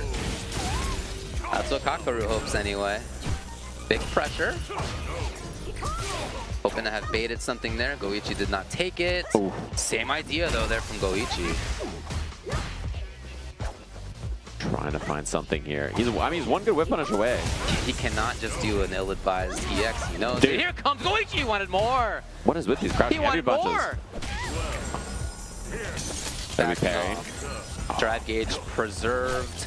Out of the sky. Oh man, Kakaru is close to taking the round. Goichi in trouble. He wants anything to react. He's got level 2 though. He wants anything to react. Kakaru cannot. He did it. What a genius. It worked out, but Goichi finds it. No level 3 though. He can do level 2 into level 1. I think that's where we may be going. It's not gonna kill him. Maybe not.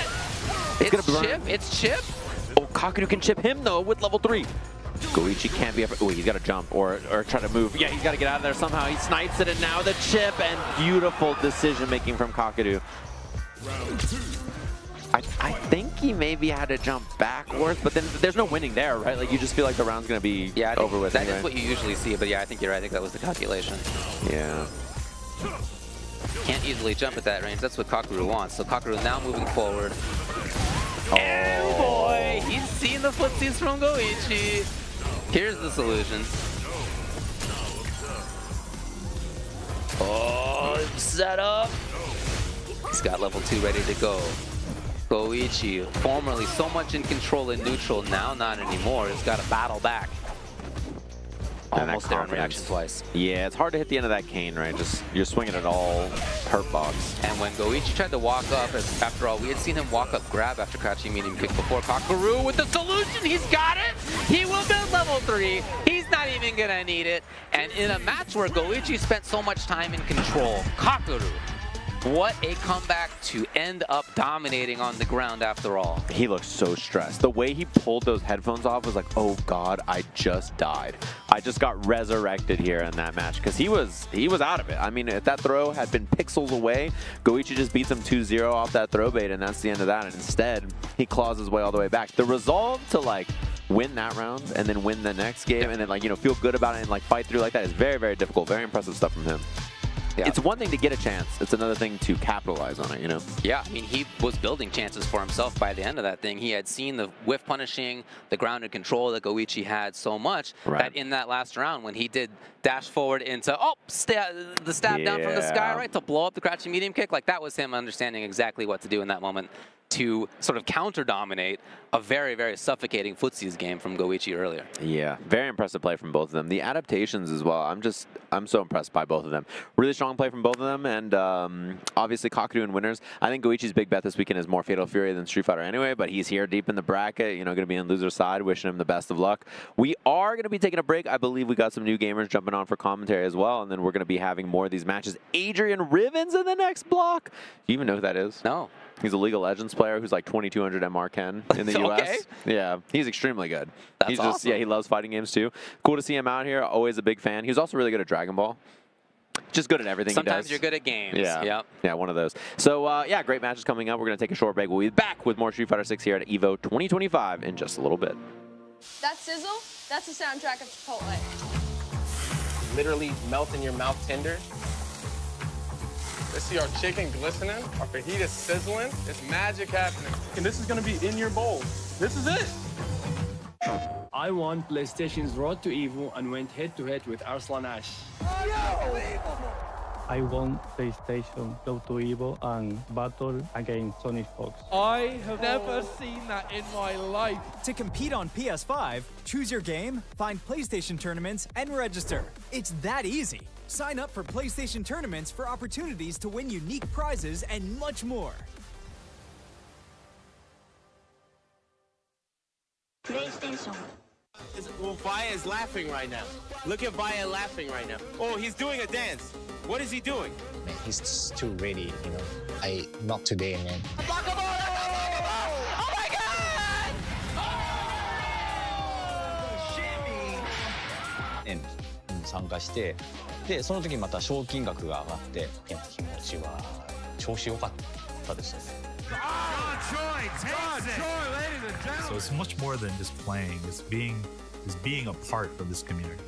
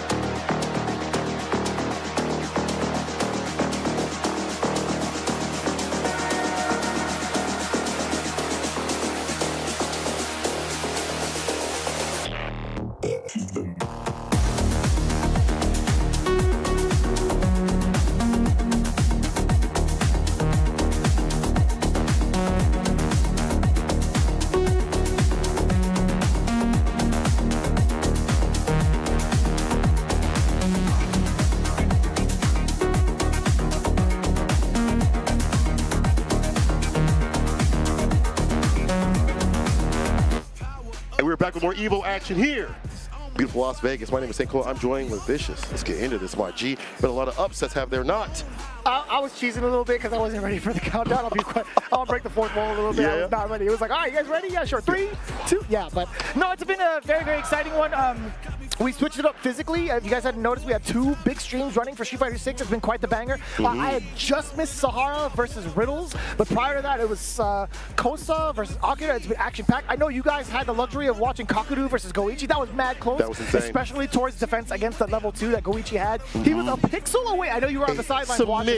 He was a pixel away from getting into level 2, and I honestly think he did a jab interruption, thinking maybe, level 1. He did a jab interruption to possibly get that super. I wonder if he would have had time to do like a crouching medium punch to go into level 1 and build up a little bit more meter. That was actually so damn close, and I was so, I don't know, it was mixed feelings, because I'm a fan of both. Yeah. But switching over here, we have the losers side. We got Adrian Riven versus HKESA Mickey. Mickey! I'm glad he came out here from Hong Kong. He wanted to travel for a long time. He's been doing well in his World Warriors. Very strong cannon.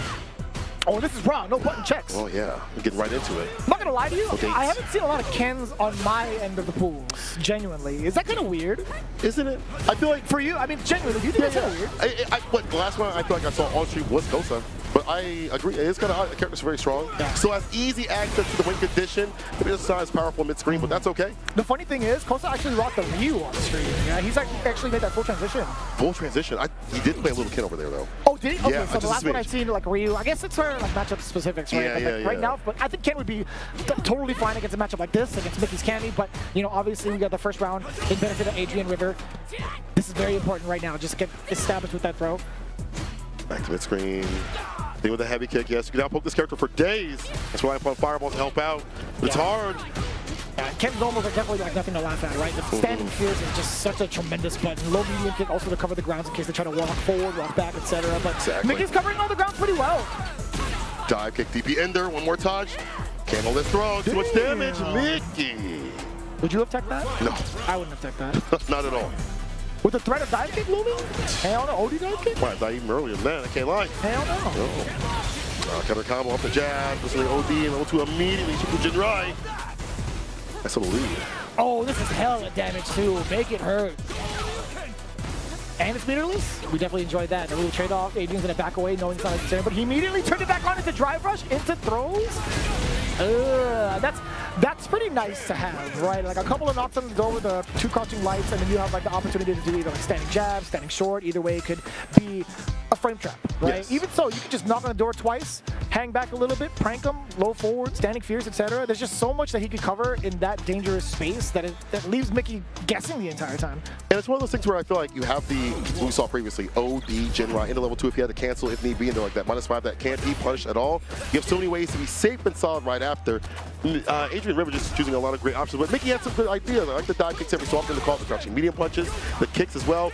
Can he continue to find a little bit more success here? Get some rounds on the board. Yeah, I think Adrian Riven, I've been saying River the whole time. Adrian Riven has been navigating himself pretty well around like Mickey's normals and the decisions that he's trying to make as Cammy, right? He hasn't really been within the threat of like a dive kick at all yet, but right now, some of the decisions from Mickey have been kind of risky. OD uppercuts is trying to get Riven away from that momentum, but right now it's going to be so difficult. He's already driven up. The green light is there. Close to the corner already, and now Mickey's trying to fight it back. I like that. The drive rush back in there, and the throw bait. Hella damage incoming. He's got to find a way to make a kill, but it's going to be very difficult. TPP enough though. Spin drive smasher is enough. Nice. Using that back fist light ender to get an extension up in the corner for even more damage. A bit of buff definitely helps out Mickey there for that corner. All right. Right on the board, can keep it up, again, that momentum we're looking for. Kind of poke the character, find the dive kicks every so often, pepper in these lights, these mediums. Thomas a check. Again, back into Super Jinrai. And for a good purpose, that burnout is going to be so tremendous. Set up with the fireball. Ooh, that could have been... That was actually kind of slick to get around that fireball last second. We're dangerous. Oh, fast fall. Able to avoid the DP. Does it again, drive reversal this time. 2 times at the well, falls the fireball. That would have been sick if you got to pick up the trade combo. Almost better for Mickey, almost at the medium. The attire is there. Yeah, not too bad. Equal in life. A lot more drive gains in the tank. Forward throw, but you can't really get much off of this. I say stay in solid with the jabs, but he extended a little bit too much with that crouching medium punch. This super, yeah, level 3. Kind of footsies, if you ask me. It is. Crouching medium punch, a great counter poke button, but initiating with it, a little bit more dangerous in this version of the game by letting the hurtbox linger just a little bit longer, a lot more punishable all across the board.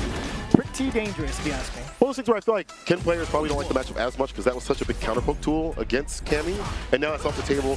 It's not as offensive as you can use as like a counter poke or even like a starter. Yeah, it's difficult to within that range though. I mean, like Cammy could be just as sufficient, right? She has like the same type of problem with low medium punch, low medium kick, but I also like her heavy normals to kind of be that threat. Speaking of threats, crouching heavy punch, catching Riven mid-air. I'm gonna get this name right eventually, Cola, I promise you. Yo, Riven's like an old PC game. Anyway, I'm updating myself. I think so. Oh man, I'm old. Stan Pierce, impact. Almost got the splat off the backdash.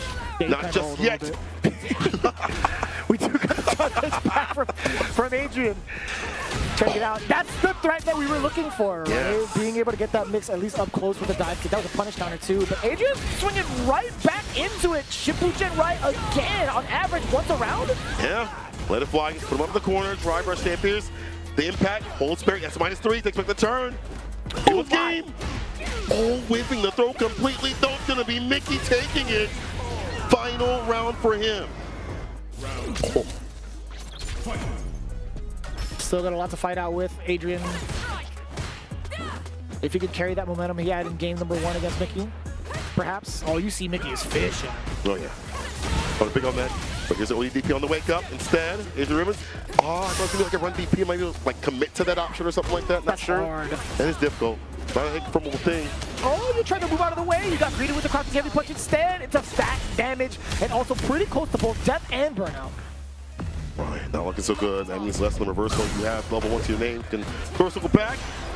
That's the your only defense you have right now. The impact, no reaction, and Mickey gonna take it. Once he was able to establish a dive kick game, it was his to win at that point. I felt like a lot of the timings were definitely in Mickey's favor, like adapting to when like Adrian was trying to press buttons in neutral, trying to counter poke, etc. There have been a lot of big openings that I guess Adrian exposed himself to, and then even towards the end, I think I didn't get to see if it was like a counter hit or not prior to taking that drive impact. Adrian actually had a level 1 in the tank. Yeah, it's true. I was looking for that quarter circle, the quarter circle back that you kind of buffer, which is better for Ken. But just couldn't have that reaction. Unfortunate. Too many things to think about with the corner. Mickey moving on the bracket. Shouts out from him from Hong Kong. He's been doing work in the Warriors. He's been wanting to travel for the longest, and he's out here at EVO. Right on, right on. That's like one of the most beautiful things, being able to see like everybody focus on like the very, very big tournament, finding the ways to kind of get out here. It's something different. I've asked like so many different players in regards to like their pool experience. This is just like from the casual level. They're just like, yo, this is my first EVO. It's such a different like atmosphere and environment. There's so many like really, really cool people that I get to play against at different levels. It's like, I never want to play ranked again. I want to just go to like events and stuff. Just play offline. This is the real deal. Yeah. You know? Oh man, it feels so great to be around people and be able to play games, watch them play offline, you know, see the meta evolve in real time, and it's so much to catch. In fact, being out there on the floor is still damn near impossible to catch it all. You know, it's so difficult. Like, there's so many other games, too, to watch, too. Like, there's CVS 2. I was watching Boss take it down, or at least hang out in Grand Finals. I didn't get to see the conclusion just yet. We got Marvel, too, going on as well, the top 8. Missing everything. I have to watch it all back later. It's happening I gotta watch it all back later. It's going to be so sick. But either way, sicker than that, in my opinion. I might be gassing up a little bit. Just as sick. Let me rephrase. Okay. Because Marvel 2's godlike. Yeah. Just as good. Kawano versus Duo Kevin. Duo Kevin. Speaking of Marvel, he's marvelous. On that rush, he goes against Kawano, who has not been traveling that much. I mean, he's already qualified, so he's sitting pretty with his team, Street Fighter League. But seeing him come out with the Akuma, where some people might think, hey, his character doesn't work in first and 2, he's proving people differently. Yeah. Akuma's such a strong threat, man. Many tools, a Home Depot of Street Fighter. Talk about it all the time. But Duo Kevin, though, very solid Rashid player, has points in all areas. Defense, offense, everything. Yeah, I think he's, that's pretty broken if you put him in NBA Jam. Yeah, really. Yeah, taking a look at his current like travel schedule thus far from Kawano. I mean, let's really take a look at where he was at. I know for sure he was, I want to say, I could have sworn I saw him at, was he at Blink Respawn? Am I tripping? The wind's always on my side. No shot, right? Am I actually tripping? I think I saw him stream like the day before. I don't know if he went out like that. Okay, then my fault. But yeah, he's definitely been very active in Topanga, right? He got like 15th. Yeah.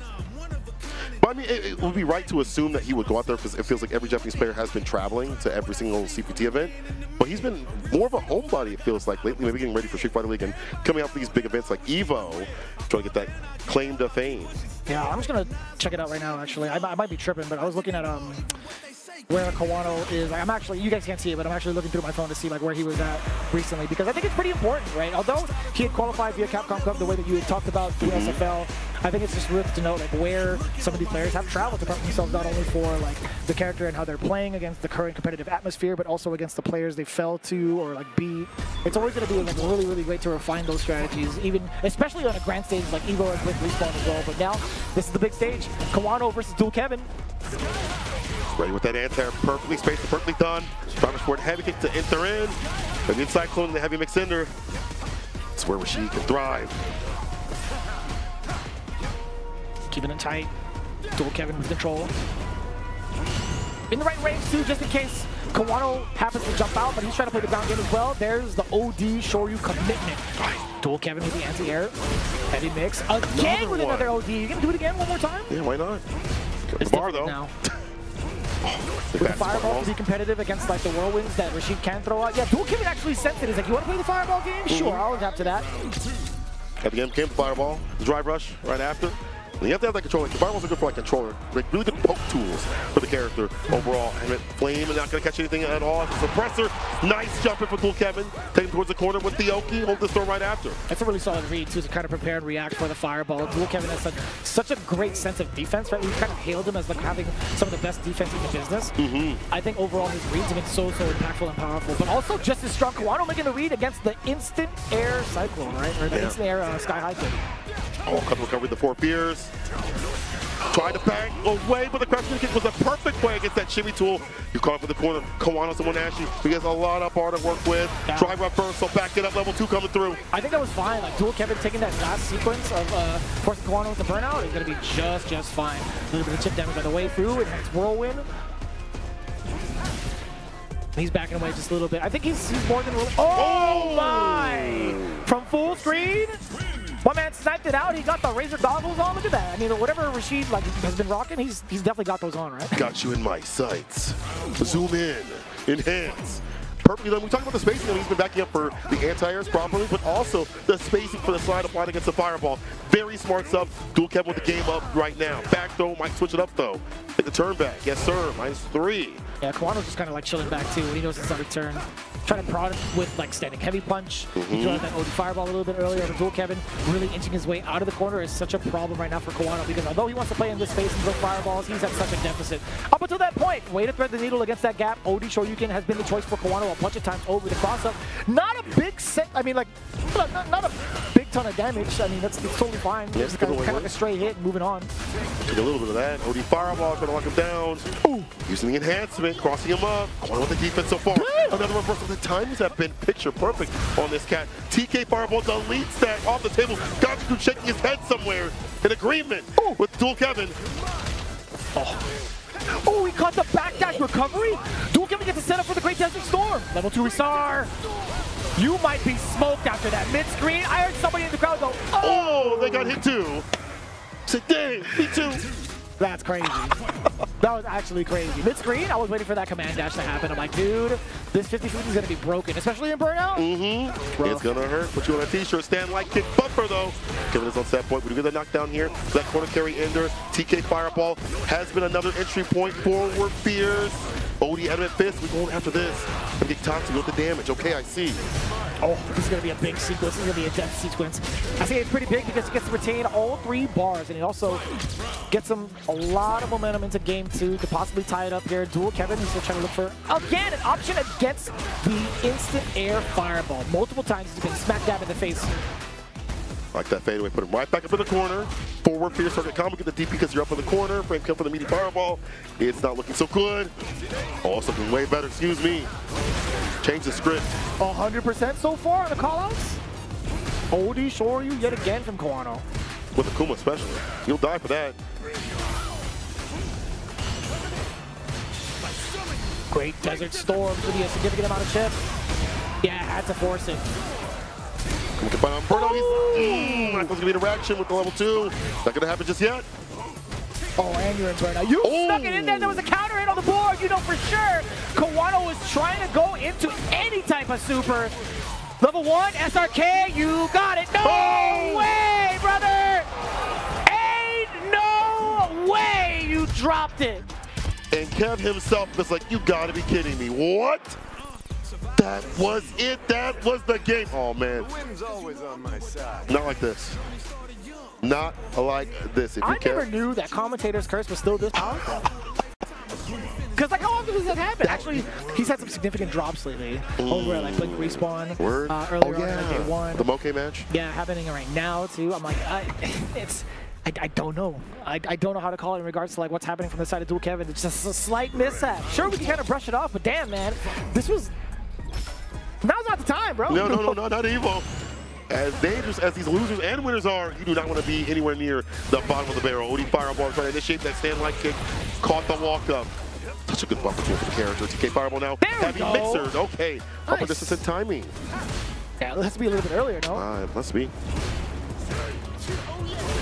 OD betting the needle against the Cyclone. Drive impact. Real nice. The fact that he got away with it is amazing. Yeah. Kawano just sat there and took it. Ordered, or so I thought, outside. Unreal seems to walk back against now Kawano. He's counter hit, jab, stand like kick, into with a DP. Character can wall you out in burnout. He can work there. Kawano's always been really good about being in burnout with this character. I agree with you. And he's always had like such great positioning for it as well. Back throw. BDP, hold on now. Spinning mixer for a medium punch to throw right after. Get to get a single more hit. Now he's at level 2. Dual Kevin's just got to find a way to set it up. He doesn't want to risk trying to get these parries. I think Kawano knew it as well. Yeah, that's why the drive rush came through. There we go. Level 2. Kawano, how do you defend against this one? He's chilling. He's trying to bait out drive reversal, yeah. Okay. The revenge of Dual Kevin's. Set point, will it be? He avenged the other Kevin. My brother, no. He's a new character, Invincible. Or Invincible. Dupla Kevin. Dupla Kevin. Hold on now. Close range fireballs like to switch up some of the normals. But Dual Kevin, drive rush, crouching like kick, crouching you to kick right after because you're nice and close OD, but nah, can't do that. Punishable. Toxic towards the mid screen, and that's blocked. Fireballs to check. Kawano again in a very nice space to control, right? Okay, yes sir. Drive rush past the fireball. Forward fierce. Had to guess whether it was throw or strike. Doing it again. Important tech for Dual Kevin. That was sick. Word. Yeah. You barely ever see that. My God, to react. Wow. Yeah, we're starting to see the consistencies against the TK Fireball from the side of Dual Kevin. Oh, burnout. Yeah, but not other options. Hard to want to work with. No reaction just yet. Do it again. Possibly anticipating the fireball from the side of Kawano, right? But he sensed it a while ago, right? He's got punished once for it, never again. For now. Yeah, for now. TM. Continued. I'll get final round. Kawano, Dual Kevin. When we find the activation work, perfect pair in the fireball. Now harassed with the crouching medium punch after the drive rush jab. Back throw, switch it up, set it up. No! Goes in for the pressure and baits up the first time on the first ODDP. It should be victory if we land the super, and we will. The Windy City Kid pops off, takes down Kawano, and moves on in the bracket. Let that man cook. Put an apron on him. You know for sure, Kawano did not want to fist bump that man. That was like, I love Kawano. Yeah, I think he's an amazing player. I think he's funny as hell. But that was the most limp, like rebuttal fist I've ever seen. He's like, get me out of here, bro. My man is like stomping on the stage. He's like, please let me leave first. Let me leave first. Let's do the downstairs. We'll wait till you get up the stage, bro. Let me just have your moment. And then Kawa's like, he's like, hey, man, chill. I just want to get out of here, bro. It's like, we're fighting in the game, not out here. Come on, man. Come on, man. Yo, big ups to Dual Kevin, though, for the consistency. I mean, it was a really scary shot. He had that big opener and also the big drop into level 1 SRK. That's just, it's hella demoralizing. Because you know it's like, dude, I have to take out Kawano. Like, this is it right here. This is like one of the biggest stepping stones, biggest hurdles that you can go through into progressing into the rest of the stages. But man, if if anybody else were out there, people would be sweating, but not Dual Kevin. I mean, this man's Neither Kevin would have broke. No. I mean, this guy's been through Marvel. He's seen the worst of the worst out there. He's been through situations that are somewhat similar in terms of drops, but out there on the stage, pressure makes diamonds. He moves on. Kawan have to fight through the losers bracket, which is devious. I don't even know who's all down there. I don't even know who's even still left, bro. Goichi's in there. Well, Akira's in there. From what we've seen lately, just based off of those like couple of names from the last couple of matches on stream, that's already pretty damn heavy. Coming up next, we got 100 Thieves Shine. Ooh, going up against DCQ. Mr. Easy Cake himself on JP and Bison if need be, seeing him switch up depending on the character choice. So in this situation, you're fighting probably Kim, I would imagine. 100%. If you're Shine, who's been playing that character the most, who do you pick? Dude, the Satsui no Hago on the side of Shine from his hair, when did he dye that? That was actually, that looks really sick. That actually is dope. It's dope as hell. It's actually, 100 Thieves, aren't they like red themed? Is that also a thing? Maybe also a little bit why? Like okay. Their primary colors are like black, gray, red. Oh, that's like sick. Okay, I like that, Shine. Oh, I see what you're doing. The 100 logo is in red. Goki Shine. Oh, yes, right there. Oh, okay. Big repping out here. You know, maybe. I'm like, shut up, keep it quiet. No, big ups to that organization, honestly, for even coming through and like representing the FGC the way they've been doing. They've picked up quite the candidate in regards to being or having a competitive presence. Shine has been evolving with this character, and it's been so satisfying to watch because it's been in a little bit of a struggle, a little bit of a character crisis in the past 2 seasons.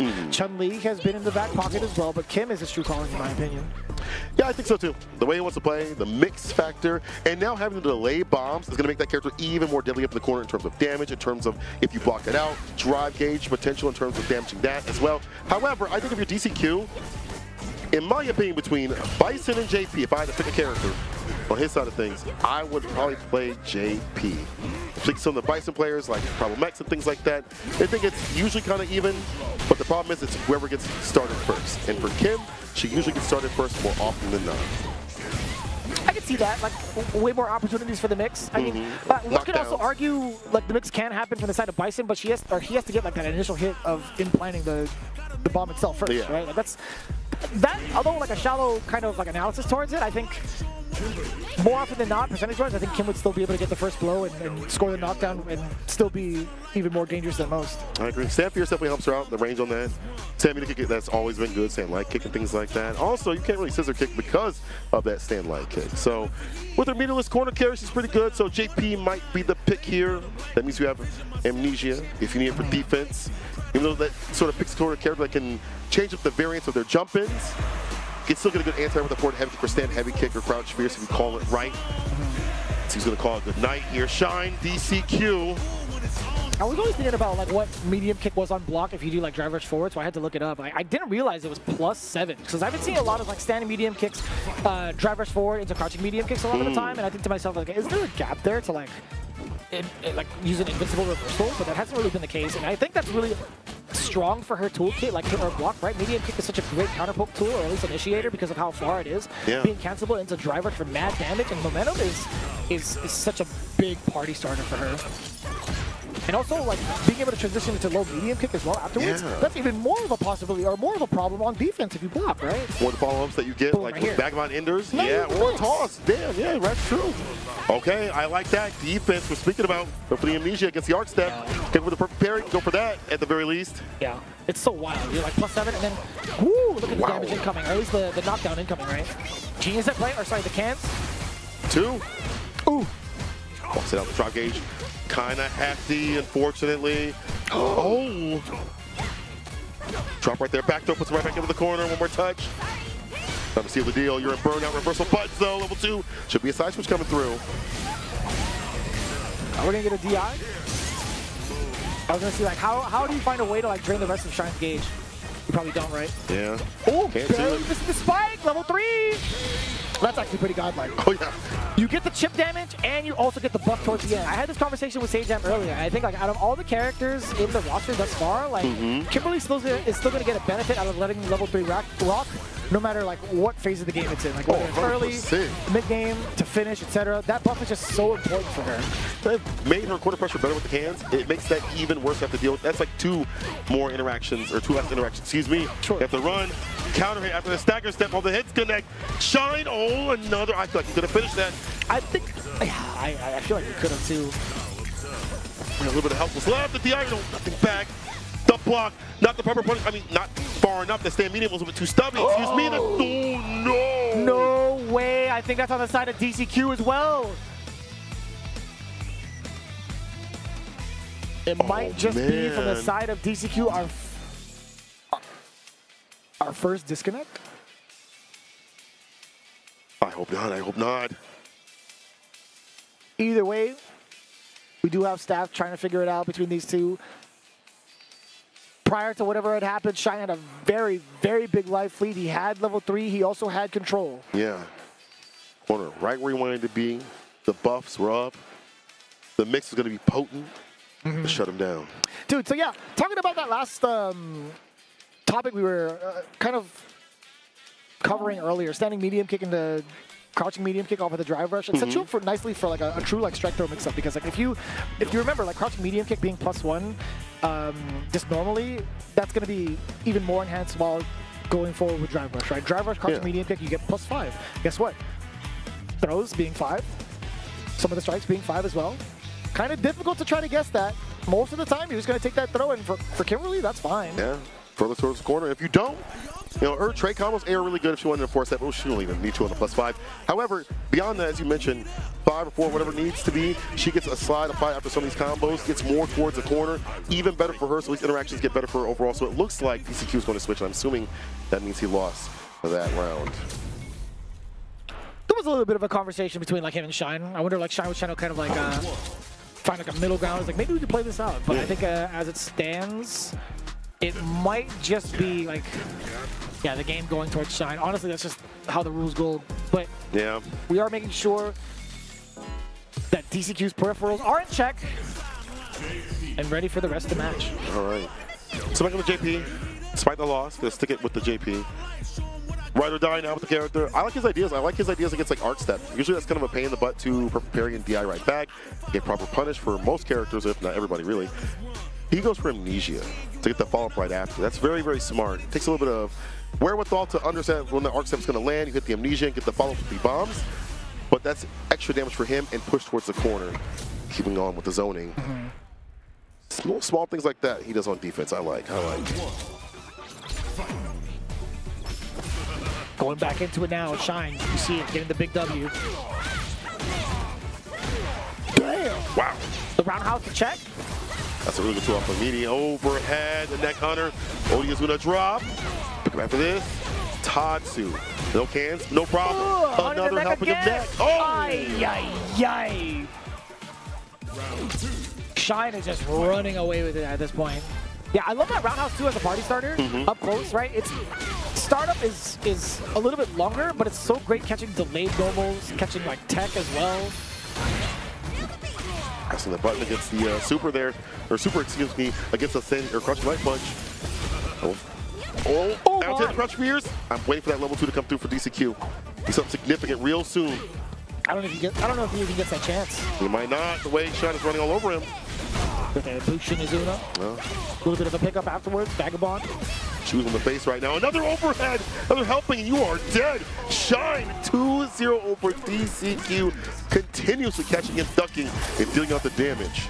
Damn, the resets have really like paid off heavily. Like most of the time we would think about it, it's like, man, is that even like worth going to? Don't you want to like secure the damage, especially in this phase of the game? Finish it off. Like, I think that just adds more fuel to the fire for someone like Shine. It's like it's implanting that in your mind, and surely maybe you could like defend against it or like punish him for it. If he keeps going to that well, like eventually you're gonna find someone to crack. Yeah.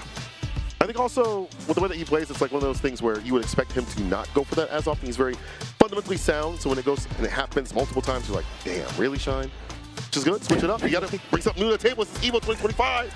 That'd be different. Yeah, no, I totally get that, but like a really unfortunate circumstance for DCQ. I mean, outside of that, though, I mean, whether they played it out or not, it was such a rough shot being in that position. Like DCQ already near the corner. such a... I want to say it was like kind of at a disadvantage. The life lead was just so substantial in the benefit of Shine as well having that buff, but it is what it is, man. We're going to be moving on. We got Machabo versus Baruchi, but that's going to be happening a little bit after this break. You guys have been tuning in to the rest of pools until we narrow it down into the top 24, I do believe. That's true. But in the meantime, we're going to hit you with some of these ads. We'll be right back with more Street Fighter 6 action.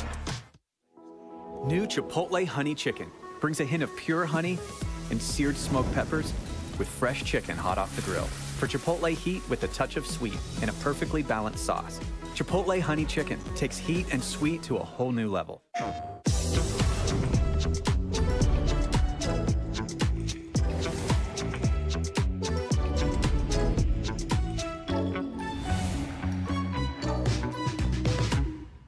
PlayStation.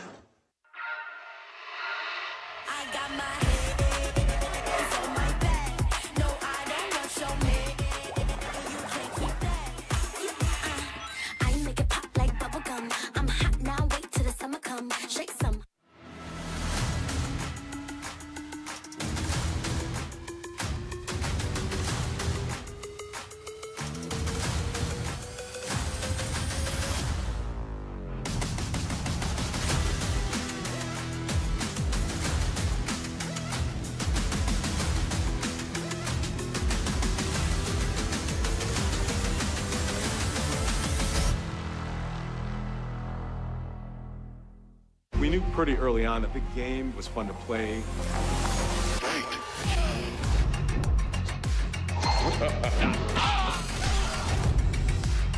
It became something that added to the mystique of Mortal Kombat.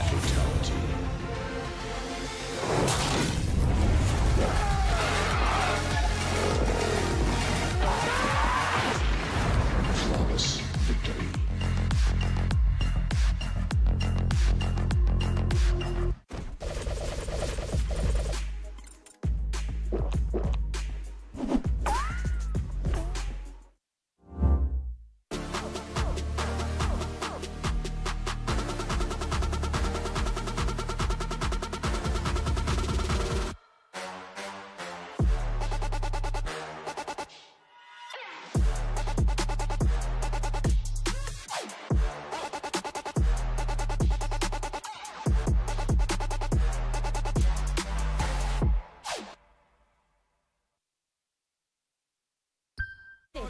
Right back into it. We have a little bit of a switch up going into the matches up on stage here for Street Fighter 6 at EVO 2025 in Las Vegas, Nevada. A little bit of an update as well. And Cross has been doing a phenomenal job of letting everybody know who's been keeping up in pool play, whether in between like rounds 1 and 2, moving on into like the next phase.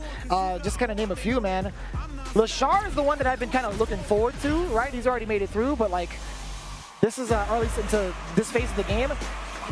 I've been wanting to see like what his progress is going to be at this year's EVO specifically because he didn't make it last year, right? But right now, in this specific year, he's been on a tear, right? Combo Breaker, CEO. But focusing now, we got Joey versus Koji, KOG. This is real. This is live. Yes, like CFN Demon himself, Joey. My God. Oh my God. He's so technical, so you don't took the times where he dashes up, takes his turn, and she's going to wear command grabs. Koji Cog, though, man, he's got a little. This guy's good. We saw him over at Combo Breaker. I think he was at CEO as well. Caught more of his games over at Combo Breaker, though. Yeah.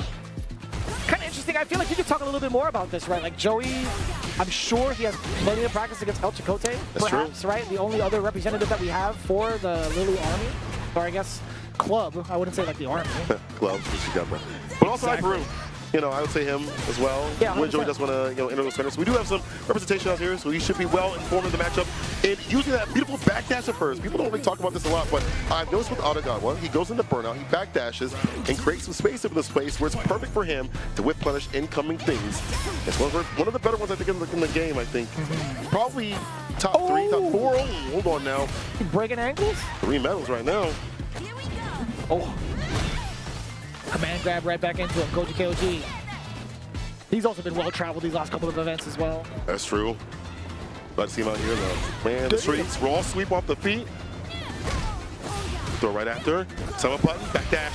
Right back in there, or so you thought. Stay stuck at 3, level 3.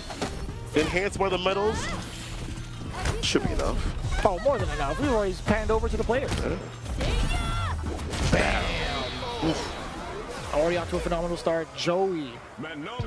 I think he's been rather aggressive in the beginning, like trying to outpoke Koji KOG, and then also creating that space for Koji KOG to get overzealous with like the Condor Spires, right? Yeah. I like that. 3 medals already. Quite the threat. 10 seconds in as well. Wow. Delayed throw after the crouch fears. Almost got the punish. We'll get the counter up on this and the low the crouch fear kick. Rarely used, but good to see right there up in the corner. Oh, damn! Even after the meaty crouching heavy punch? Overhead. Counter hit, drive rush, crouching knee kicks, and lights. Oh, not quite dead. Oh. Oh, yeah, just within range again. Koji KOG at the perfect distance immediately after those lights. He knows what to do and when to do it. Yeah, big proper command spacing, grab. man. It's all set up for that, right? The grappler special. Oh, the backdash though. Important backdash. He knows what he's in. That would have been mad damage going into like a 4th medal as well. Yeah. Oh, Koji KOG. A lot of command grabs in the corner. The reaction super, we get the side switch, drive reversal, offensive style. Up in the corner, hits the heavy. Light slides, backs off, looking for an anti-air, creates some space again. That backdash, the back movement's pretty good for her. But Koji KOG is in the chase down, hot pursuit, command grabs again, and that has been a big damage access for him. I feel like to put pressure on Joey to get damage access just in general. It's the command grabs. Oh, Joey talking to himself.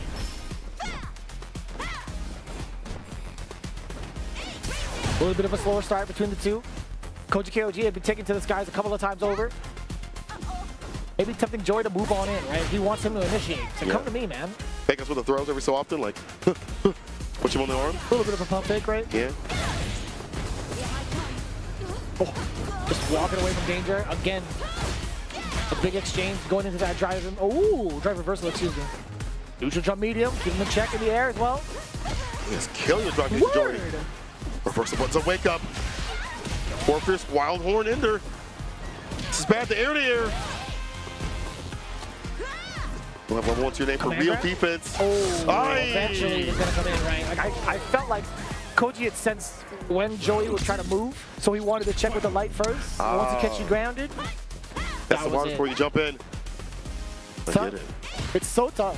Koji KOG sets up his opponents nicely, right? All the conditioning that has been had thus far, even off of the lights, even off of these meaties, have been very, very important to note. Savvy right after that button is doing a mad work right now. Engages the ruler tool, like keeping them out continuously. Just don't get jumped in on. OD drive reversal, back it up a bit again. Go for the crouch fierce anti, would have time. Let's a super rip as soon as he saw the Condor Spire. Way to check the drive rush, Joey. Standing medium punch, a pretty important tool. It just moves her so far forward. Yeah. Getting the continuation off of that counter hit. 3 medals to Manon's name. Koji KOG, he's chilling. Reversal again. Use that round start. I don't mind that at all. Joey gets some space in this place. Now a button. We saw throw previously. Switch it up a little bit. And to get back outside that range, we have to extend either drive rush or Condor Spire. Something difficult. Oh, overhead. Air to air. I love that. Uh-oh. That's a big bait. Mojo Joey. Taking it down, 2-1 against Koji KOG. Rather impressive too, making the right reads towards the end. A little bit of a desperation call coming in from Koji. Unexpected, but it's something you have to be aware of regardless, especially against any grappler. Level 3's on deck. It's like you know this could be coming out at any moment's notice. Can't take that bar with you when you die, you know? You gotta let it rip. But I do like the fact that we saw a lot of cool, innate things on defense from Joey. Using the super in between, like, buttons from Condor Spire to get some distance, backdashing away, Charging for the wind as well. Yeah. I really love seeing those kinds of things, like innate defensive things that people are starting to understand. Instead of just, I can match for parry or whatever, I have other things I know about the matchup intrinsically. And that's Joey. He's very technical. He has these really cool things if you watch his Twitter every so often when he posts about the game, about, I have this cool punish against Kim and stuff like that. He's a man of Manon, but that makes him even more dangerous when he wants to get active. I mean, he's going to be like the man moving forward with that character, pushing even further. We talked about like who had kind of fallen short. I don't know if that information has been dealt yet. Idom actually got eliminated by Daigo, speaking of other Manon players, is that correct? That's true. And Daigo eliminated Haitani right after this. Final game, final round. I believe it's on HiFights Twitter. You can see some of the clips of people posting those as they take bits and pieces around the pools area. It's not pools anymore. It's a shark pit. Oh. Yeah. Machabo versus Baruji coming up next. This is a loser side match. I actually haven't been able to watch like any of Baruji's matches, but Machabo, I am kind of happy that he's moved on to Ryu. Yeah. You know what? I actually have to watch a match of Machabo and a match of Baruji. So Machabo, what he does is if you're up in the corner, he thinks you're going to counter poke with a button, he'll hit the Hashogeki for a punish counter. Nasty like that, yeah. I've seen that. I feel like it fits him. I feel like this character fits him. I don't know how long like you can get away with that. I mean, it does have like a decent amount of startup. Like with punishing with the Hashogeki seems kind of like tedious, or it seems kind of challenging. Because if that works, that reaction type thing, yeah. Okay, then I can anticipate that, like if you have the right reads. But I just don't trust it just doing it wrong. Like, out of intuition. Once you're up in the lead, you got that read on the opponent, of course. But I mean, this man has been a story player for a long time. Footsie based, you know. I feel like when you talk about him being like well tuned the character, like him fitting the character, I can definitely see it. After watching a little bit of CFN here and there when he was beginning with the Ryu, I didn't see the vision, but now out here at EVO, I see it. It's clear he's out here for a reason. I mean, this guy's further in the bracket, but Baruji has an insanely good Cammy. In fact, when he's like fast fall, he was playing one of his friends and faded out so many things with the fast falls continuously. Great neutral on his own. All the Japanese players say he's a rising threat. We'll see if it's enough to take out a powerhouse like Machabo. Getting this far into the phase of the pools, wouldn't be surprised. They're going to get a button check immediately. Ryu versus Cammy is what you can expect, man. And again, Sejim and I have been talking about like the stock values of both of these characters. Cammy's been in a very interesting spot. I feel like there's a lot of characters, a lot of players right now that are still finding a lot of success with her. Hello. But Ryu's just been, he's been the talk of the town for a hot minute. A hot month. Hot month. Hot month plus. It feels like it's been an eternity. Every time I turn on Twitter, every time I go to Twitter, I see nothing but Ryu super strong, Ryu overbuff, yada, yada, whatever, you know. And he's a very strong character right now because I feel like his damage access was not as high in Season 1 or even Season 2, but it feels like in Season 3, it's gotten better and better for it. Heavy kick, other things like donkey kick and extensions up in the corner. He has more access to the damage that he's known for and that he's always had. It's just easier for him. And I think the meta shifted also to help him out a little bit. Yeah, it's a pretty fair assessment. Honestly, we'll see if that damage is going to be dealt against someone like Cammy. All right. Baruji, Machabo, game 1. The dive kick. Man, aggressive on both sides. Back heavy kick. The throw bait tool and also catch people walking back and pressing buttons. Caught the solar plexus just as Baruji was trying to jump away, but OD uppercut, yeah, not even going to let him get any sort of meaty. Oh, we take that trade, put it for Baruji, but didn't want to convert off the medium like light. He wasn't a believer. He thought it was his turn from that angle, which no one will blame him for. And then he used it for the frame kill. Attacking out a lot of damage. Damn, that kill! I didn't realize how much life he had. That's double damage right there. Machabo, the ODP. Finish things off. First round to him. Damn, at the perfect distance to catch against the crouch mini kick. In again with a dive kick. OD. Towards the corner. Spin drive smasher. Catching the walk back. And a hand to show. Dude, look at the chunks of damage he's taking against the drive gauge. Are you kidding me? Solar plexus had to hold that.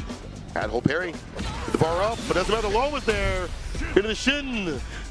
Sure you can. Machabo. Damn, son.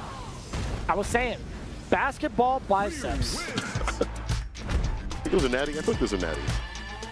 Come again? I think he's natty. What you mean? Ryu? What you mean by that? I don't think he juiced with like, Satsuino sauce. I think he's all about the power of replicas. All right? I don't know, man. To be fair, I kind of question that. Right? He might have had a little bit of help from the Satsuino Haru. Just like a little teeny bit. A little bit of sauce. He didn't know what it was when he picked it up. I don't think he had a choice. I think he was born with it, right? Oh, yeah, okay, I guess, okay. In the system. Does that count as genetics then? Oh, yeah, it's not a small thing. He's a genetic freak. Genetic freak. He's just built. 7 days a week. No! The backdash of the DP. Perfectly done. That's the anti-Cammy strat. You love to see it. Get him out of here. Oh, the uppercut. Oh. Right on the money, too, with that dive kick placement. Catching the low medium kick. Machabo still has a chance, too. Baruji's in burnout. This is going to be tough. Or so I thought. Excellent conversion. Counter poking with the crouching jab. Continuing on with the crouching medium. So far, and light kick, whip punishing the crouching kick. That's been an access point for Machabo. Closed off towards the corner. Take a detour. Oh, yeah. Trying to jump out of the way. Hold on. Do it again. Yeah. Oh, punch got a hard knockdown. Throw right after, though. Now in level 3 after they're all sweet. Toss him. You're nice and close. Spell's breath. Yeah, garlic. Brush your teeth. Stand fierce. The delay button. Harassing. Oh. Is there an opening? Doesn't get the back throw. Ruji doesn't want to overextend. Great minds are gonna like with that sand light kick. No anti right there. It's hard. So many things to consider. One touch, the DI. Right back. You can't do that. You ain't got the help. You ain't got the money for that transaction. The facilities for that. Not there, big man. Sorry. Sorry, I understand. He's Unk. I can DI him.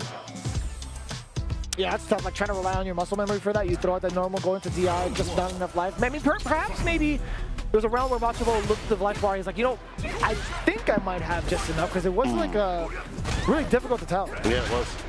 Not at all. It worked out though. Ruji, game to game right now. With a fantastic start.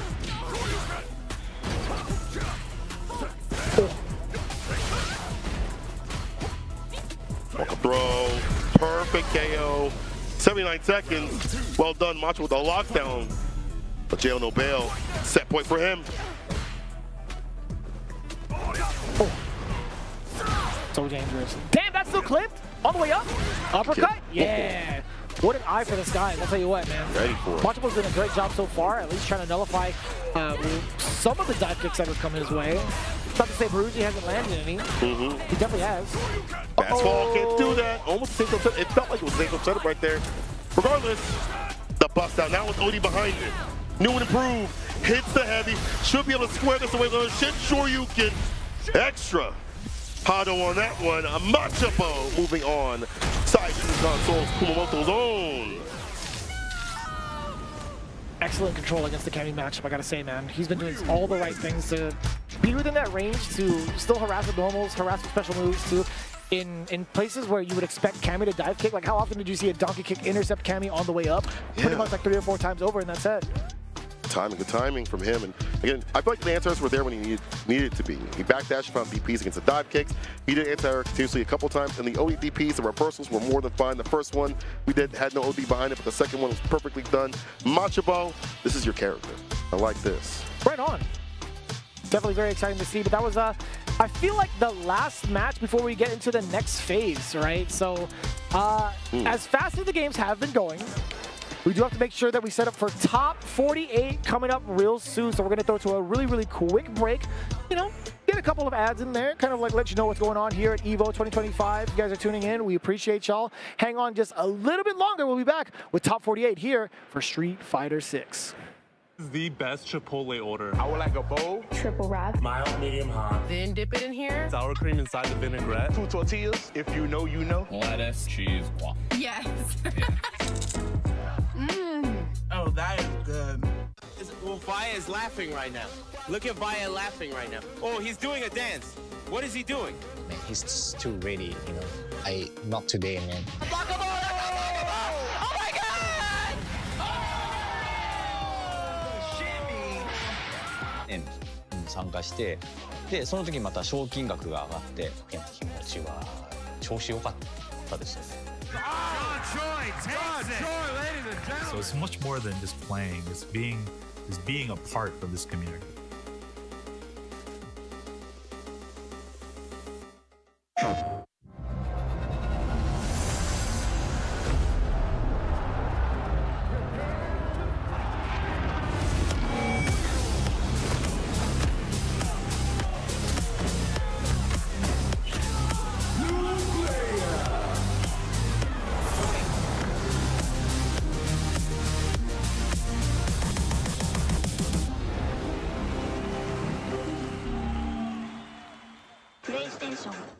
All right, Jay, you ready for this block? You already know. I feel like we've been killing it lately, and everyone's been loving it, but we gotta let the people know where we're gonna be at. Let's just do the meme real fast. You know, my heart meme, get the engagements and everything like that. Yipes. So, you understand me. It's not about the engagement. I'm just always thirsty for a drink, especially for this White Claw Zero Proof. Yeah, but that was corny as hell. But I'll drink to that. Cheers. Cheers. Yeah, I'm thirsty.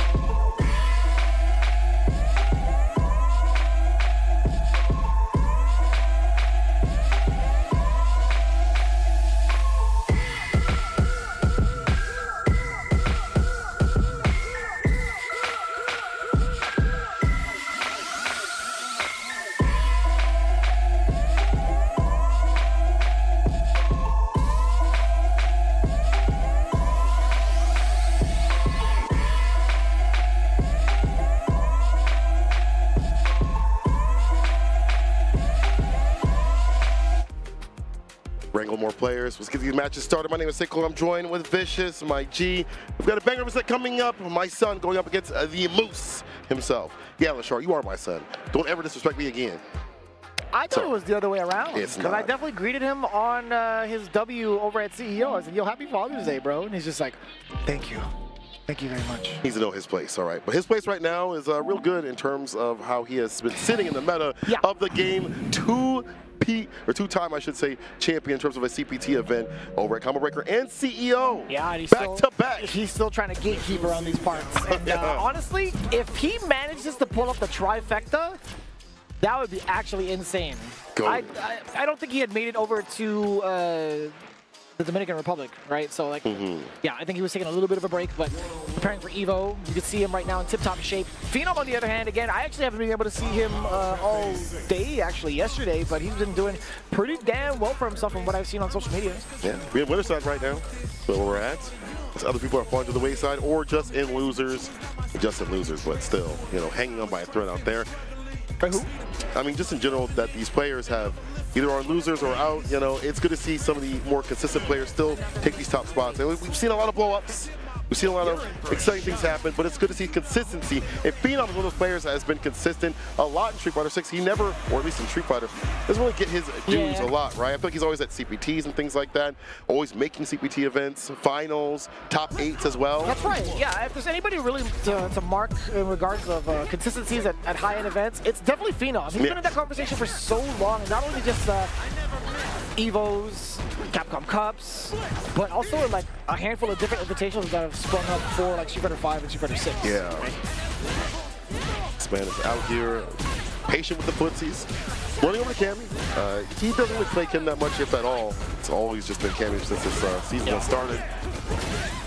But Lashar, plethora of characters, as you see on the screen. Mai, Terry. Yeah, Mai and Terry being utilized towards the end of CEO, towards the grand finals, within that set itself. Yeah. Pretty damn impressive. But then again, back to the end, as you saw over at Combo Breaker, this has been like his main moneymaker, in my opinion. He's just been so technical in regards to breaking everybody down, like inch by inch. His spacing has been immaculate. His big punishes have been so on point. All of the combos that require pretty strict execution, he's got those down pat. That's true. I feel like he's been implementing just a little bit of that wild style every so often. That's taking him over the edge, where he's also man and machine at the same time. Can Phenom break all that down?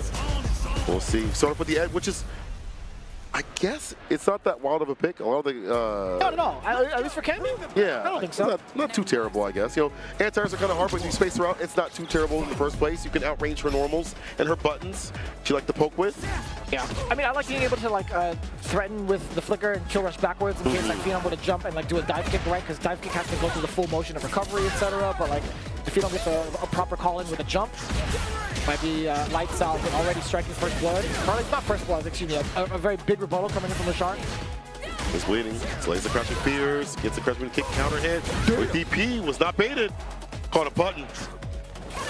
Oh, that was a very, very deep dive kick. Yeah.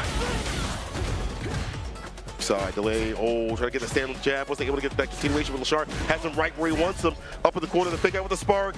Don't get clipped. Get tires there. Back throw, super important. Phenom now in control. Lashar trying to drive rush forward.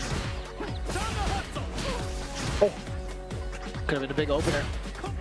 Lashar within the spacing of the flicker. That counter hit was mad fortuitous. Catching Lashar off guard with that counter hit into level 2. I had to spend it. Phenom getting the first round okay. So one of the big things that we kind of talk about in regards to Phenom, like as consistent as he is, I feel like he hasn't really made the big waves on social media, right? I feel like people kind of sleep on him, at least from like the NA scene, like not really like thoroughly paying attention, but he's definitely taking down killers like a bunch of times over on big stages like EVO.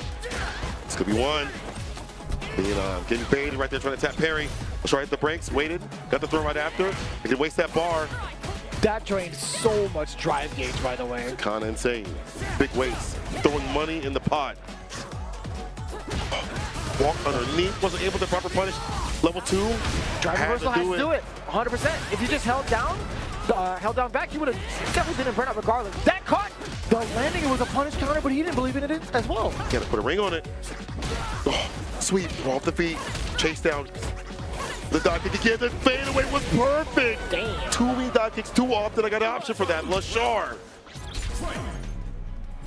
Very impressive thus far.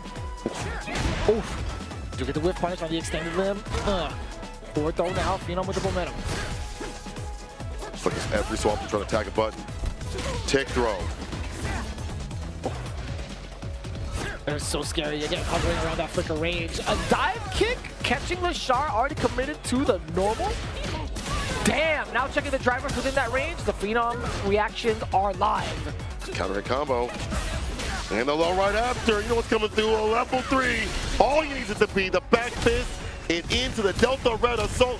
Phenom is dominant on the ground. This man's footsies are phenomenal. No pun intended. Or maybe it is. It's good. We can count it. Yeah. Put one on the board for Koba. One on the board for Phenom for sure. The moose is loose. Why is it not for multiple moose? Why is it not Meese, bro? I feel like Meese feels just like right. Moose and you know? Meese. Why is it Mooses? It's Meese to me, god dang it. Time to change it up. It's Meese for me. Language changes all the time, you know what I'm saying? English is hard, dude. Oh, it's target out of the corner of the low. But opening up Lashar continuously. And Stan has been landing continuously in another counter hit combo incoming.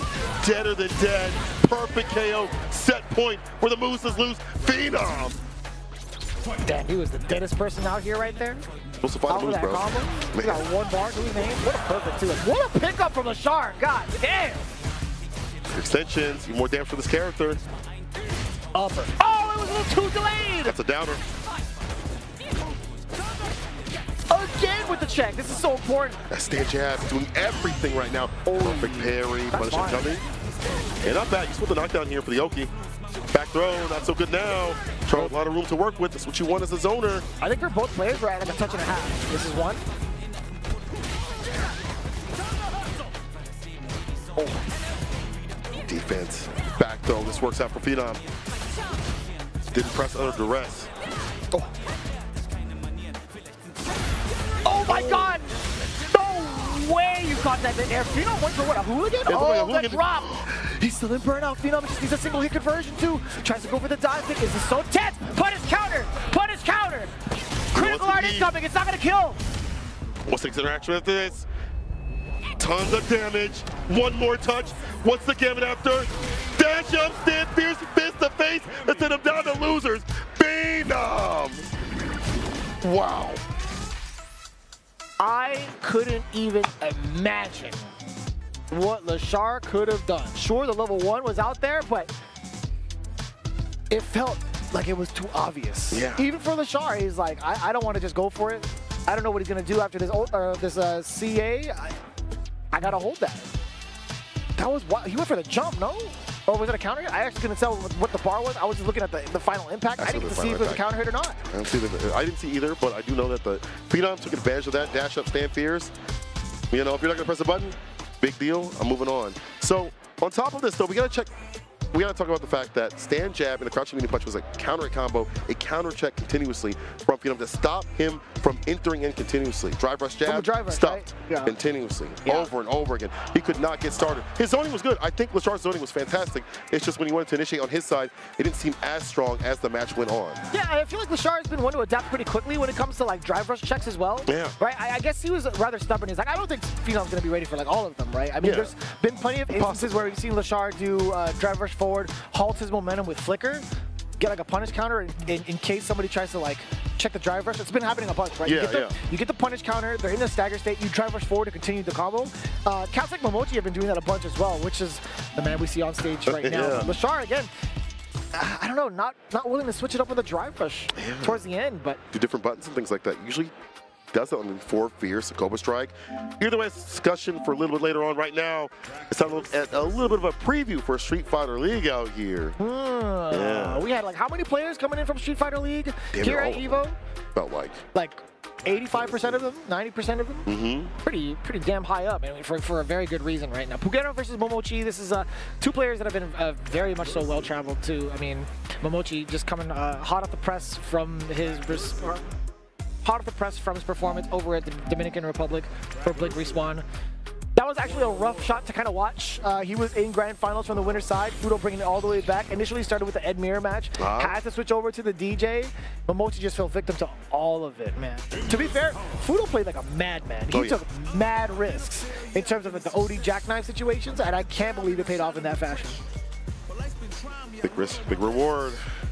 Mochi still qualified for EWC at the same time, so this guy is fantastic. I was talking to Sejim about this. He is so much about sitting in the lab and just training and then leaving his stream on. If you watch, you watch. If you don't, you don't. But he is a man about the lab. He's very good about astute situations and matchups and things like that. Pugera, also not that far off. I feel like I also watch him, and a lot of his time is also spent in the lab. He's been primarily playing the Bison this entire run. No other characters, no DJ, no Jury. We haven't seen like a glimpse of that Jury, even over at Blink Respawn, if I'm not mistaken. I was wondering if that was ever going to be something that he would try to highlight and sharpen as he progresses throughout his time in the Capcom Pro Tour. But yeah, it's been primarily the Bison. I'm kind of surprised, genuinely. We'll make it work. Granted, he's very good with this character. One of the things he likes to do is kind of intimidate his opponents early with back roundhouse, stealing turn after turn after turn, right? That back roundhouse, although being +1, it's so hard to kind of want to try to take your turn back. But press the button right after. Right. Yeah. Also, one of the things that I feel like he kind of made popular was drive rush scissor kick. I feel like I started seeing him do it, and then other people do it. Catches buttons, counter hit, cover if you like whip a jab in the wrong space, and that might come into play. It's a matchup that Problem X and other Bison players like, Gus, aka 801 Striver, didn't mean to hit him with the government. So you have to kind of get aerial with it. OD Stomp is going to be the way to play to get things initiated on the ground, hard to interact, a little bit more drive rush. We'll see if that instance is even going to come out, right? You have to be holding down to get that out of the first place. That's so true. Let's see if he's going to stay still. Just at the right range, low, medium, kick to start off, moving. Immediate response from Momochi with the OD upper. Scissor kick's got to be perfect. Easy punish for the kick with crouching light kick from Ed. Flicker. Hold this. Gets open up, but you know what? Would have been a burnout if he didn't. But still, getting closer and closer at level 1. The fireball right after might achieve it. Has to hop. Oh, and narrowly avoiding danger is Pugera, both from the burnout sense and also getting punished severely in the anti-air. So I like this. Pugera with another chance. Drive rush scissor kick, as we had mentioned, back to back. The big punish counter gets the crumple. Momochi trying to move on in. There's a punish counter as well. On a button, easily able to walk him down. First round here, Momochi. That's one of the biggest things that Sejim and I actually highlighted during the pools earlier. Like, what does Ed get to do against Bison if he starts to abuse scissor kicks and also gets into the right ranges, right? That punish for Bison or against Bison doesn't really exist for Ed, right? Even with the crouching jab, it's like, what else do you get out of that, right? Still within, or sorry, pushed out of range to actually get an extension out of that is really problematic. Yeah, they're a little bit closer to definitely get that like punish counter crouching light kick, but something significant right after, like it's not super damaging. Maybe like games like Oki right after like a Psycho Blitz follow-up, but regardless, the risk reward not that bad for Bison. OD reversal for the Bison, gets some distance. Right back in with a jump in. The fireball is there. Drive rush throw. Toss him. Push him towards the corner. Dog walk him. Leash him up. Mochi with so many things to work with that Stampede pick, especially going to drive rush up. Tick throw. Counter hit. Can't take too much more. Yeah, it's adding up. About to throw left. Finds a way to thread the needle. The gap has been open. Low medium punch into the level 3. Excuse me, sir. I didn't know you had it in you. What a great counter poke opportunity for Pugera. Finding the right timing to catch Momochi slagging a little bit on offense, and that was kind of rough to see. Momochi actually had full control, a little bit overzealous, moving forward, trying to get a little bit of a delayed moment, and got smoked for it. Actually, we need to put 6 frames of quickness. Pugera back in business, had to spin on his bar. Careful of that dreamy combo that could be coming through from Momochi, especially mid-screen. If he activates it, doesn't have to do it right now. Take him to the west side. He's just fluffing up the pillows for now, right? A little nitro. Oh, what an interruption. Yeah, he's not going to need it, right? Gonna go in for the level 3. A lot involved in that combo, I'm pretty sure. Gonna be alive. One touch, one hit, anything. If there's a sneeze, a breeze will kill. Bump into him. Pass away. Walk up, throw the play. The confidence. So intimidating. At any moment's notice, he could go in with a flicker. Or I guess like flicker stance. Any of his kick normals from like so many ranges can be deadly, right? Just how far they reach. You know, they nerfed the throw loops and stuff like that for him. It didn't really feel like it was the biggest issue because he had so much range to work with. Flicker, stand medium kick, crouch medium kick. Just back away. That's the way he wants to play in the first place, but trying to press up button wasn't fast enough. My 4 frames quick. Plus, straight combo. What a trade! Again, an expert when it comes to utilizing that back roundhouse is Pugera. Out of the corner pretty much for free. What an interruption. Damn, that was a counter. It's still within range, gets the upper, and this is going to be so much more from Momochi. Watch out for this throw. Pugera very much so on it. Low medium kick. That was a bait and a half, I'll tell you what. So with the bomb, back fist, back right, still there with the driver's throw. He techs though. I'm so careful now. Raw side gets a knockdown and a throw right after. Pugera just jabbing it out, dabbing it out. Standing off that set point that Momochi wanted. Low medium kick, just a little bit of a straight hit. No conversion after that. Not too bad. Punish counter against the flicker. Word. With that scissor, I like that. Back roundhouse counter hit. Hella damage incoming. Dear God Almighty, this better not be a highlight clip. Pray for him. A level 3 immediately. Won't kill him, will put him at damn near death's door. Punish gonna throw will probably take him out. Yeah, Maybe just even, about. Maybe even a regular round. On the back. Oh, break up crouching like he's the OD. Psycho blitz. That's a single bounce. We got the Shin Dream. Hella damage, hella corner carry, but what does Momochi do after that to pursue even more pressure? It's gonna be a throw to start off. Drive rush, Superman punch on in, another one. What's the sequence like? Hold for the flicker. Going for strike. They're tapping parry like that. Mochi holding ground. What's the entry point? Drive rush with the bar. Go for a slide. You risk it. It's a sweep off the feet as a whip punish. Pugera. All according to his plan. You love to see that. So much range on that sweep. Momochi has not a lot of, I feel like, has not had a lot of luck trying to fish with that crouching heavy kick. Honestly, it's been a really kind of rough shot to whip that normal. So much recovery on it, right? Yeah, the ward's good, but as you mentioned, recovery not so good. Pugera was looking out for that continuously. Game to game now. Drop gauge looking so good, forcing Pugera to retreat for a second. The 4 fears for the chase down. And then the rest of it, whip punish, yes sir. Changing the position so that scissor kick is able to whip. Neutral jump. It actually paid off. Momochi had actually shown that strategy off a little bit earlier ago, right? In anticipation for maybe an advancing normal, a scissor kick. Finally finding it, paying off. The grab is more than enough. Dear God, he's locked and loaded now for the next round. He's got at least 2 bars to his name, but for Ed players, that's exactly what they need. 100%. The Ed players that only know level 2. It's about to come through.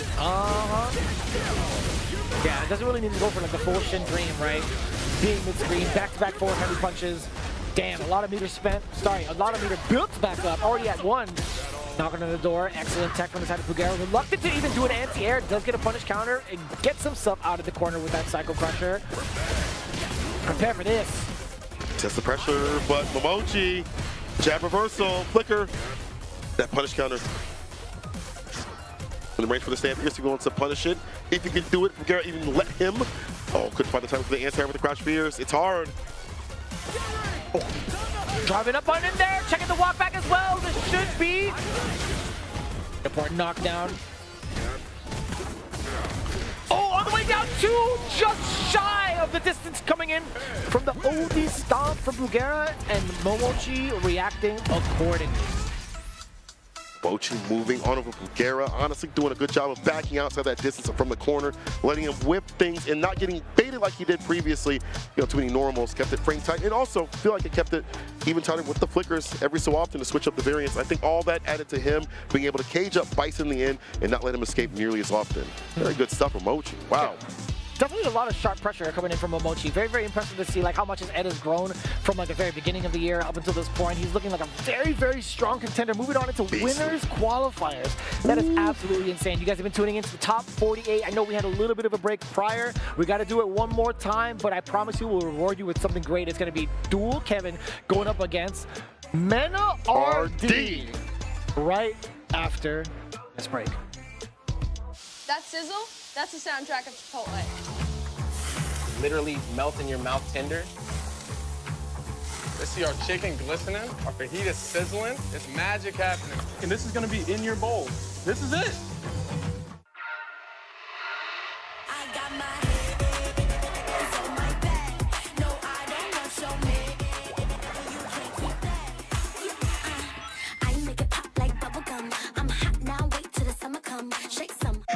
I won PlayStation's Road to Evo and went head-to-head with Arslan Ash. I won PlayStation Road to Evo and battled against Sonic Fox. I have never seen that in my life. To compete on PS5, choose your game, find PlayStation tournaments, and register. It's that easy. Sign up for PlayStation tournaments for opportunities to win unique prizes and much more. PlayStation. Whether it's sunglasses outside, blue light glasses inside, or night driving lenses in the dark, Zenni has affordable eyewear for everyone. Get 10% off at Zenni.com.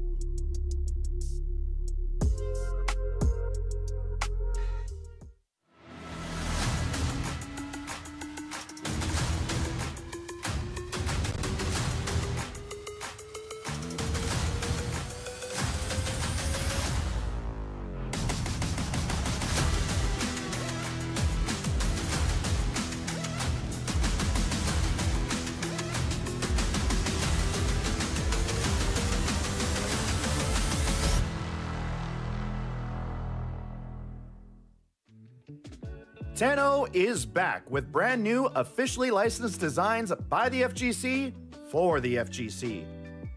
Our vendor booth will be open across all 3 event days, and if you won't be at EVO in person, the full range of products will be available online at merch.10-o.gg. That is merch.10-o.gg.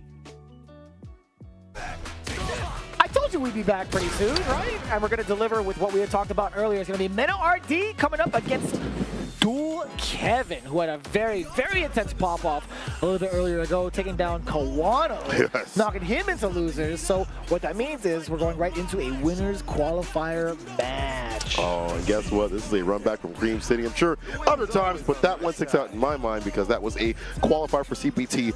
Dual Kevin was at the precipice, but MennoRD took it over there last year.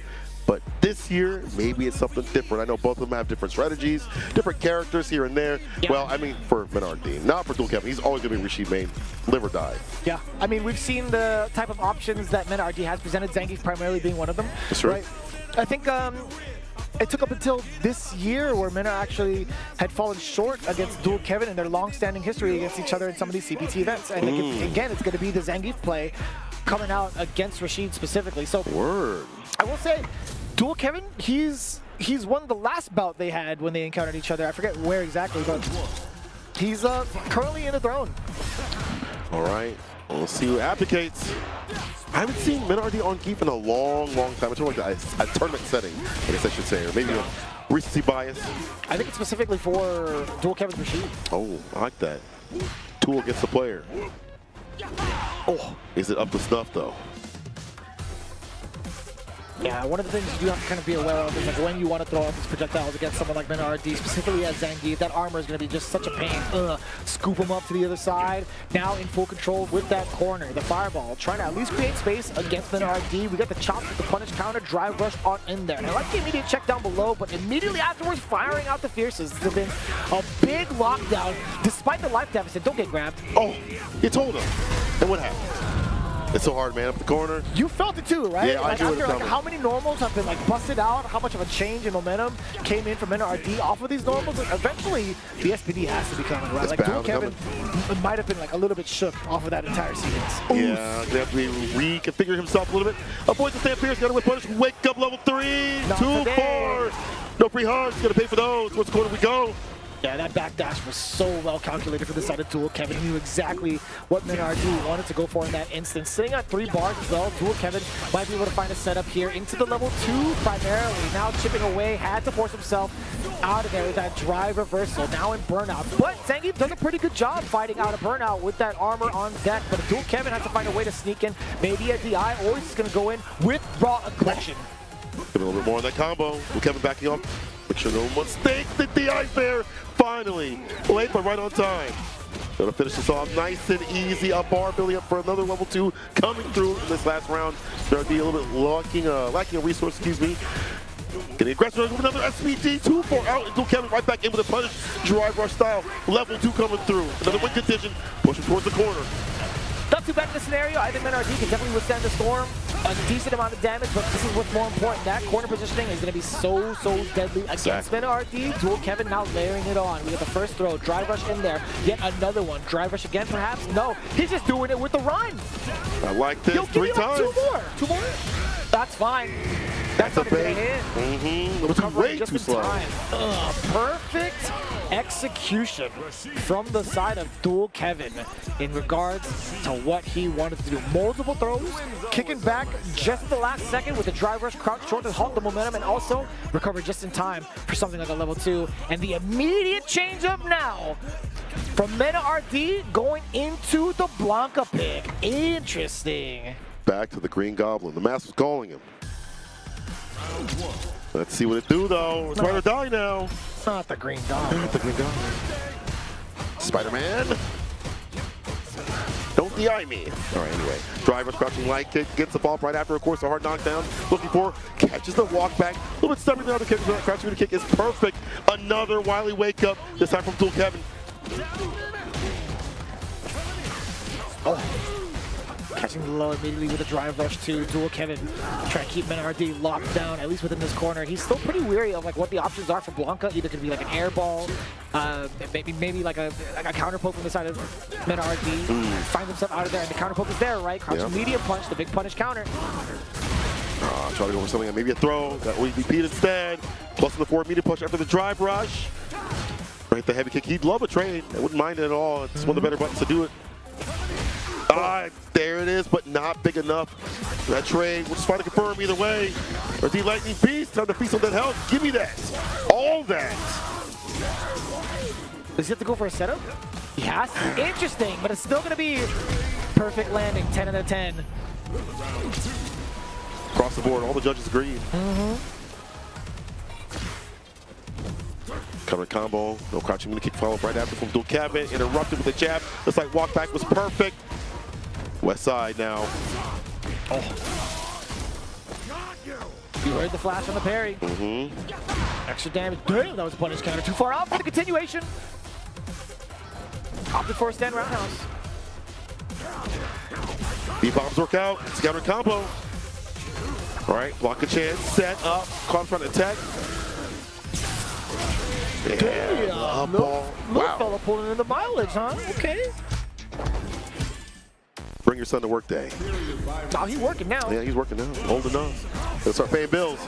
The wind's always on. All right, Mena RD finding a lot more success. I feel like having that Wily wake up of like, is it going to be TKOD Blanka ball? Is it going to be crouching medium kick? The switch up in the corner is allowing him to leave and not be caught up, which is thing that Rashid wants. So it's putting him in the corner. Harass continuously with the Raven Cyclone mix up some things like that. Level 2s as we've seen. His aggression has been nothing short of immaculate. Final game between the two will be the revenge of Mena RD, or will Dual Kevin get another victory? Another notch on his belt. Tell you what, though, I do like this pick for Mena RD. As much as I admire his Zangief, specifically in the Dual Kevin matchup, he's been still pretty successful with this character overall, and I'm glad that he's sticking to it. I agree. The low right after, though, comes standing. That's why it was landing. I like Mixer. Raven Cycle coming through. Mix up. Cool. Little scary stuff. Still being able to interrupt with Dual Kevin. Up ball eventually had to come out. Relief. For how long? Dash up blocks out the heavy kick. Knows that has been a big stopping button. Gets drive rush, gets dash ups. Whatever it may be. OD. Oh, he lands on it. He fell right on it. Up ball again. Mena RD just clinging on to life, too. Dual Kevin's big chillin' right. Oh.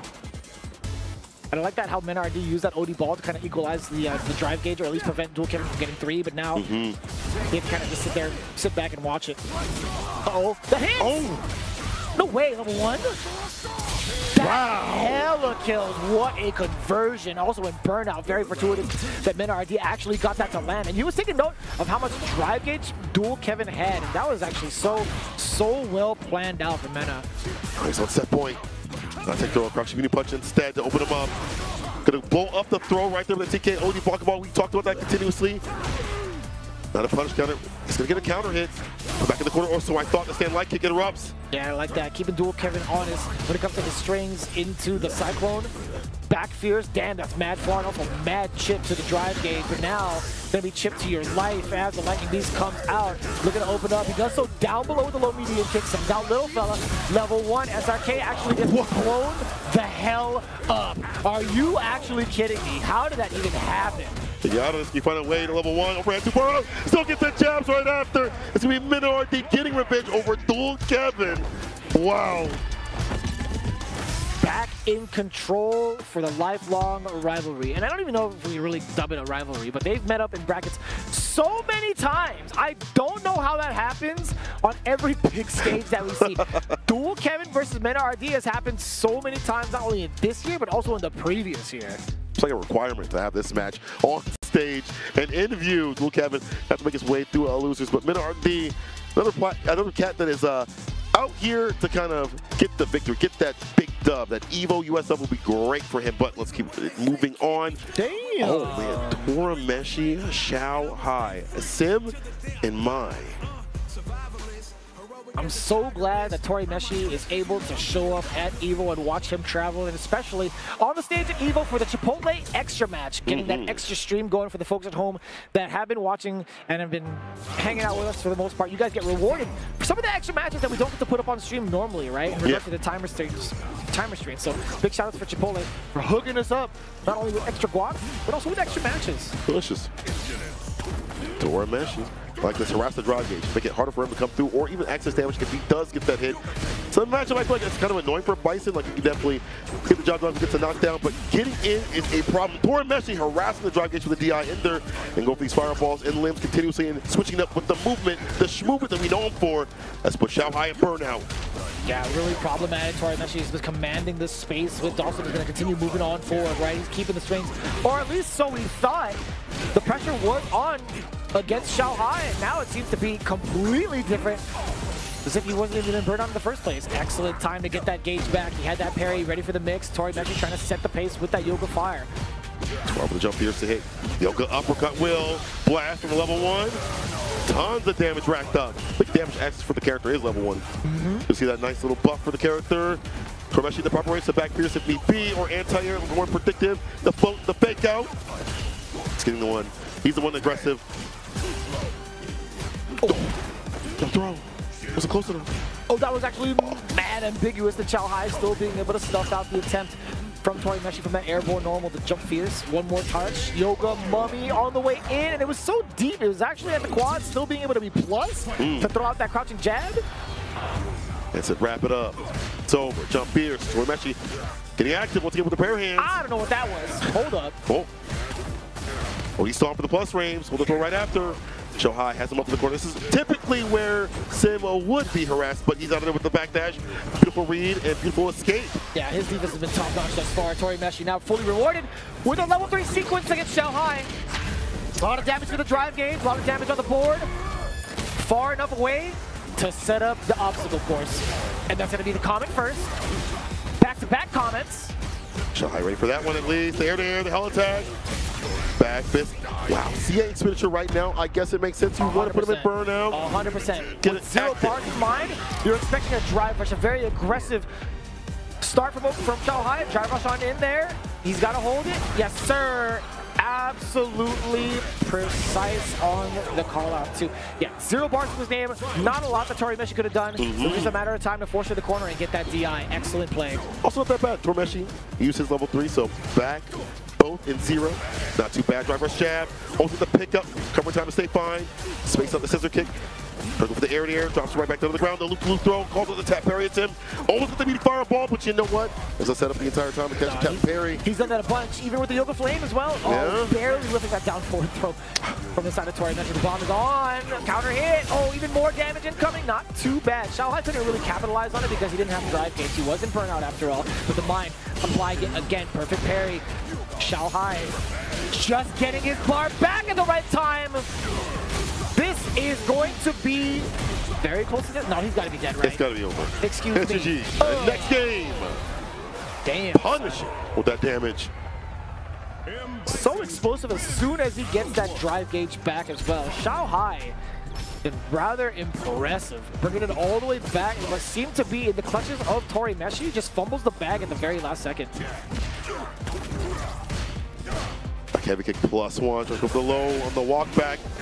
We'll open him up though. The beautiful defensive choices from Torimeshi have been excellent, allowing him to escape. Backdash or going for the drill. Oh, Xiaohai already at a pretty huge deficit down below, actually down in the drive gauge. Oh, that was sick. A little bit more, but that's fine though. Like the switch of Torimeshi with a nice lead. Ooh.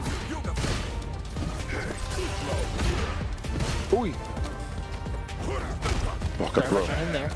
Confidence. The driver throw, scissor kicks in a hit, but that's fine. All according to plan. Level 1 about to land, you're at burnout. This man could be a secret Baron, man.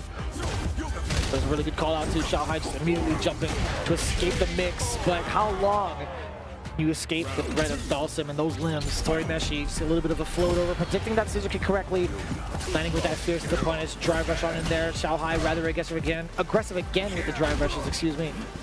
Walk up, back heavy kick, harass continuously when the turn is finally his. He takes it, Torimeshi, gonna call it that answer with the crouch fierce. Sitting down, forward throw, checking with the knees, back at it again, yet another throw. Let me see it one more time if you can. No, sit him down first, perfect parry!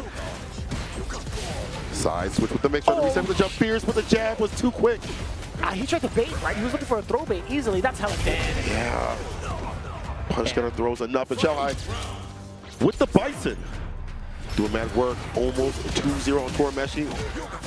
Change the bait. That was pretty sick. Catching medium punch now, trying to find an answer against Xiaohai's aggressiveness too. You're starting to see Xiaohai just trying to sacrifice life for positioning. I don't know if it's gonna work out for him if he keeps getting hit by some of these strays any longer.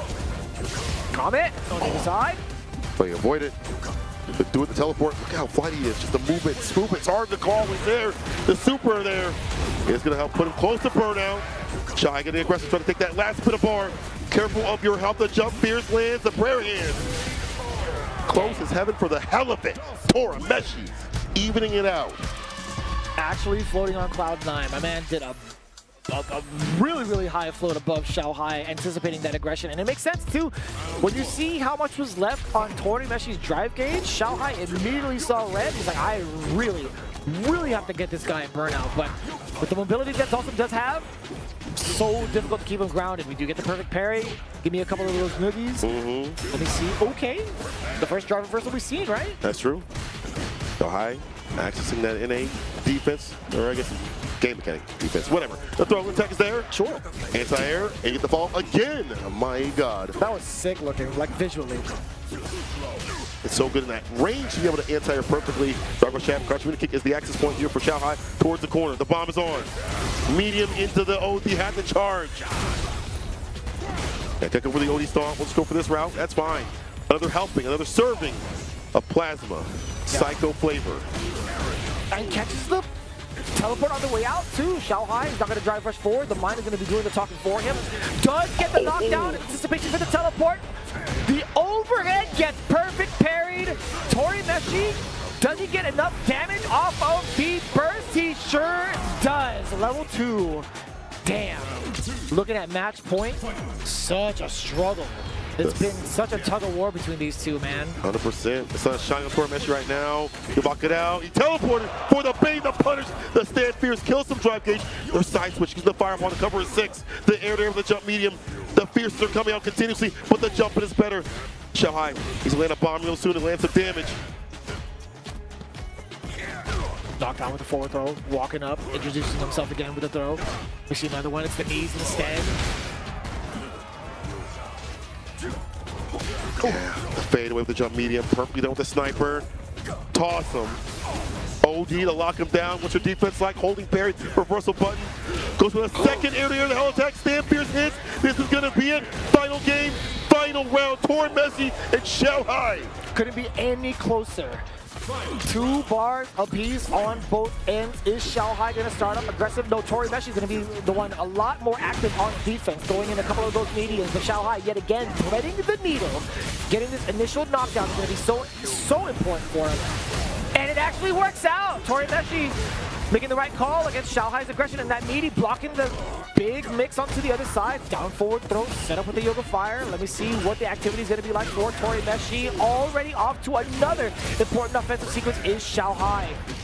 Throw him the dive kick, perfectly done. OD, level 1 coming through. Huge lead, killing so much of the drive gauge. Fireball to follow up. Finds the Fierce, jump Fierce. Your drive gauge is gone. You only have bar at the bottom. Doesn't it? It doesn't. And Torimeshi puts Xiaohai in losers. I know that look anywhere. I know that look from Xiaohai anywhere, brother. That is definitely disappointed, angry Asian dad face. I've definitely seen that 1.5 million times growing up, and I saw it frame 1. My man Xiaohai was not pleased with the read he just made against Torimeshi on that teleport. Even on the way down, he's like, you know what, maybe he could throw out a limb, maybe I could intercept him. Praying. And that would have been the big game winner if Xiaohai was correct, but not in this case. Moving on into it though, we got my man, your boy, actually, Shen up on the seats. Okay. Yeah. You know, I was talking to Jen a little bit earlier, and he wasn't feeling as confident as he was in EVO previously last year, where he got top 6. And I was like, hey, man, you got to remember the way that you play is you're really that field-based sort of player that you just kind of annoy and agitate the person. You're having fun. That's the limber person you need to be to be able to take down all these top-level competitors and opponents. That he's done so at EWC, at EVO, and other tournaments as well. Yeah, but he has to go up against somebody who's been very much so traveling around for these CPT points as well. Higuchi has been doing a phenomenal job of keeping himself consistent with this guile. This is going to be a little bit problematic, in my opinion, trying to get, I want to say, a little problematic for Shen trying to open up Higuchi. Let's get this mission started.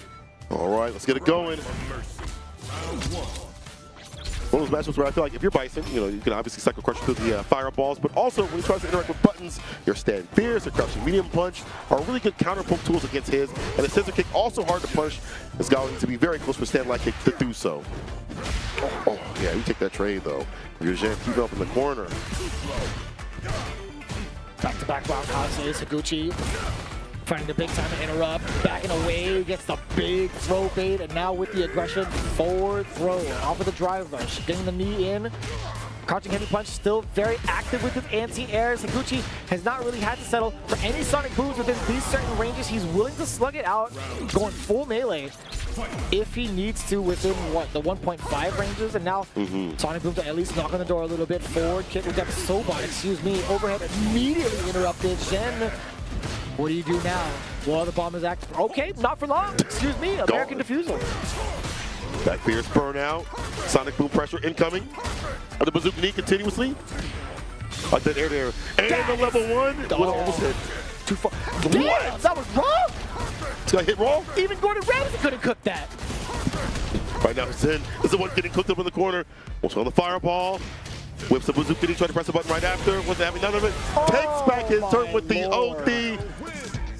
Higuchi looking very confident in this matchup.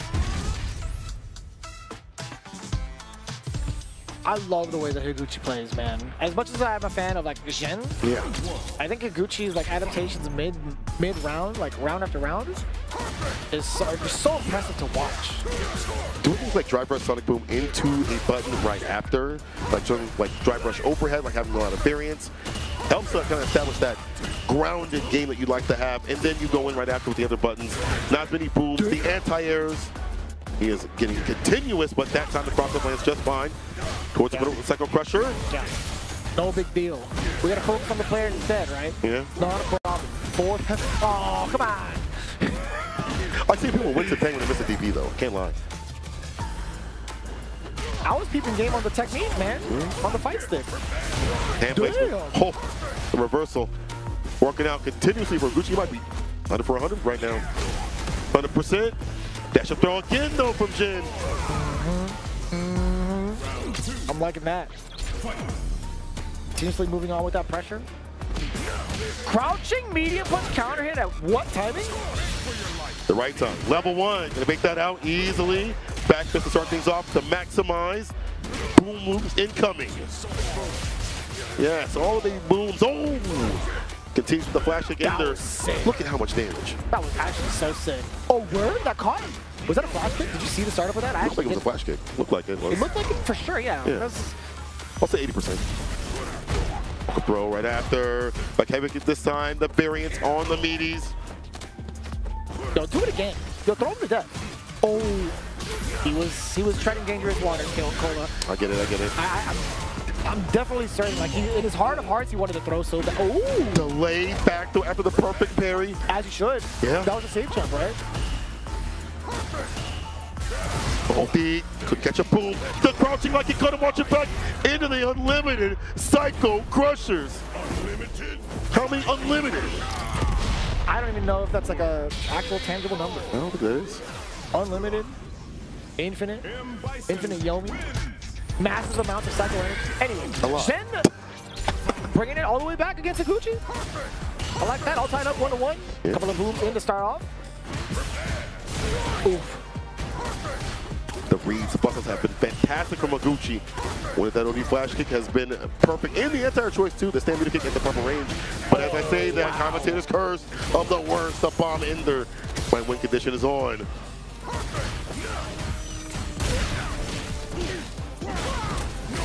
Bomb has been planted yet again. Zen looking to apply pressure. Excellent time to drive reversal. Looking a little bit dry though now from Higuchi. Can't opt to go for an OD flash again. And Zen was continuing on with that offense. Crouching heavy punch, was it? That was a counter hit from the side of Zen against Higuchi. He knew damn well Higuchi wasn't going to try to burn himself out after an OD flash kick. Oh yeah. Something else to counter it. Either way, Jin switching up his pressure with drive rush buttons into nothing. I like the fake out. Careful the drive gauge though. Reversal jab counter combo. Back fist is on. Oh, the interruption with the medium. The bomb is still on. Punish counter throw. Back dash to call out the throw now. Zen had a lot of mileage with some of these throws that he had in previous rounds, but Higuchi now back to the solid puncher. A lot of ground to cover. No longer in that state. He's got to make this count too in regards to where he's at on the screen. At least covering the option select of Zen jumping over. Absolutely fine. That throw gets blown up sky high. Couple of steps to the chest. Zen, how do you close this out? Higuchi, how do you stay alive? Uh-oh. As the anti-air, the flash kick is there though, spending quite a bit of bar, the perfect parry. Walking too confidently, walking on the DI, no splat, not far enough. Another stand fierce, the ODS pull us. Hold this throw, bro. One more touch, the scissor kick is gonna do it, and Jin moves on over Higuchi. Is he your son too? Yeah, he still is. No, not Higuchi. No, of course not. No, I was talking about Zen. Oh yeah, he still is. I don't care what he says. No matter how good he plays, how fantastic he does in routing the shit, he is still my son. But he gets it done. I like the switch up. I like the change up in terms of drive rush and the button into nothing. I got a variance on the grounded approach. Nothing for the jump ins to work out better for him, and wow.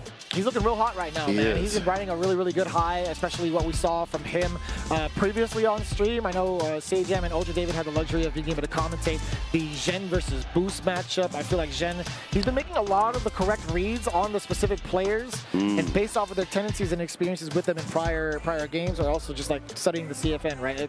He's adapted pretty damn well to not only the matchups at hand with the characters, but also like some of the tendencies that the players have already exhibited. So I'm liking his run right now. He's looking extremely sharp going into it. Way more informed than previously. Way 100%. More informed than I saw him in the pools. But that does it for us for right now. We've seen some fantastic matches. Snap, it's time already? Unfortunately, I looked down and I heard the call, and I'm like, all right, man. I want to do more, but there is going to be more later on. Unfortunately, that does it for us. Vicious, it's a pleasure commentating you on the ones and twos, my G. You already know what it is, man. We appreciate you guys tuning in as always. Guess what? We're going to treat you with even more matches immediately after this. We got to get a little bit of a swap out, but until then, we'll see you on the other side for more Street Fighter 6. New Chipotle Honey Chicken brings a hint of pure honey and seared smoked peppers with fresh chicken hot off the grill. For Chipotle heat with a touch of sweet in a perfectly balanced sauce. Chipotle Honey Chicken takes heat and sweet to a whole new level.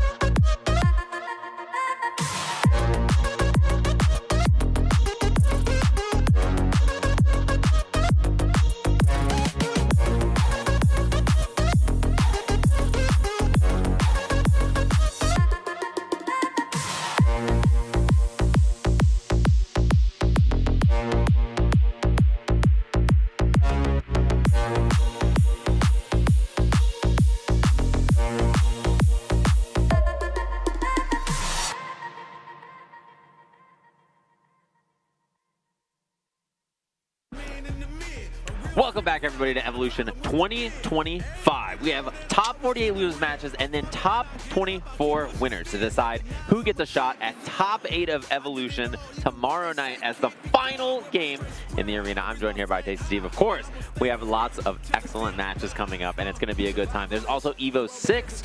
So if you go up to your browser and just instead of 2, put 6, there's another stage doing the exact same thing we are. So you can watch both at the same time, you know, double stream it, get all the Street Fighter action. It's going to be a good one, of course. There is Moke against Yanai. Let me tell you about this. Talk to me.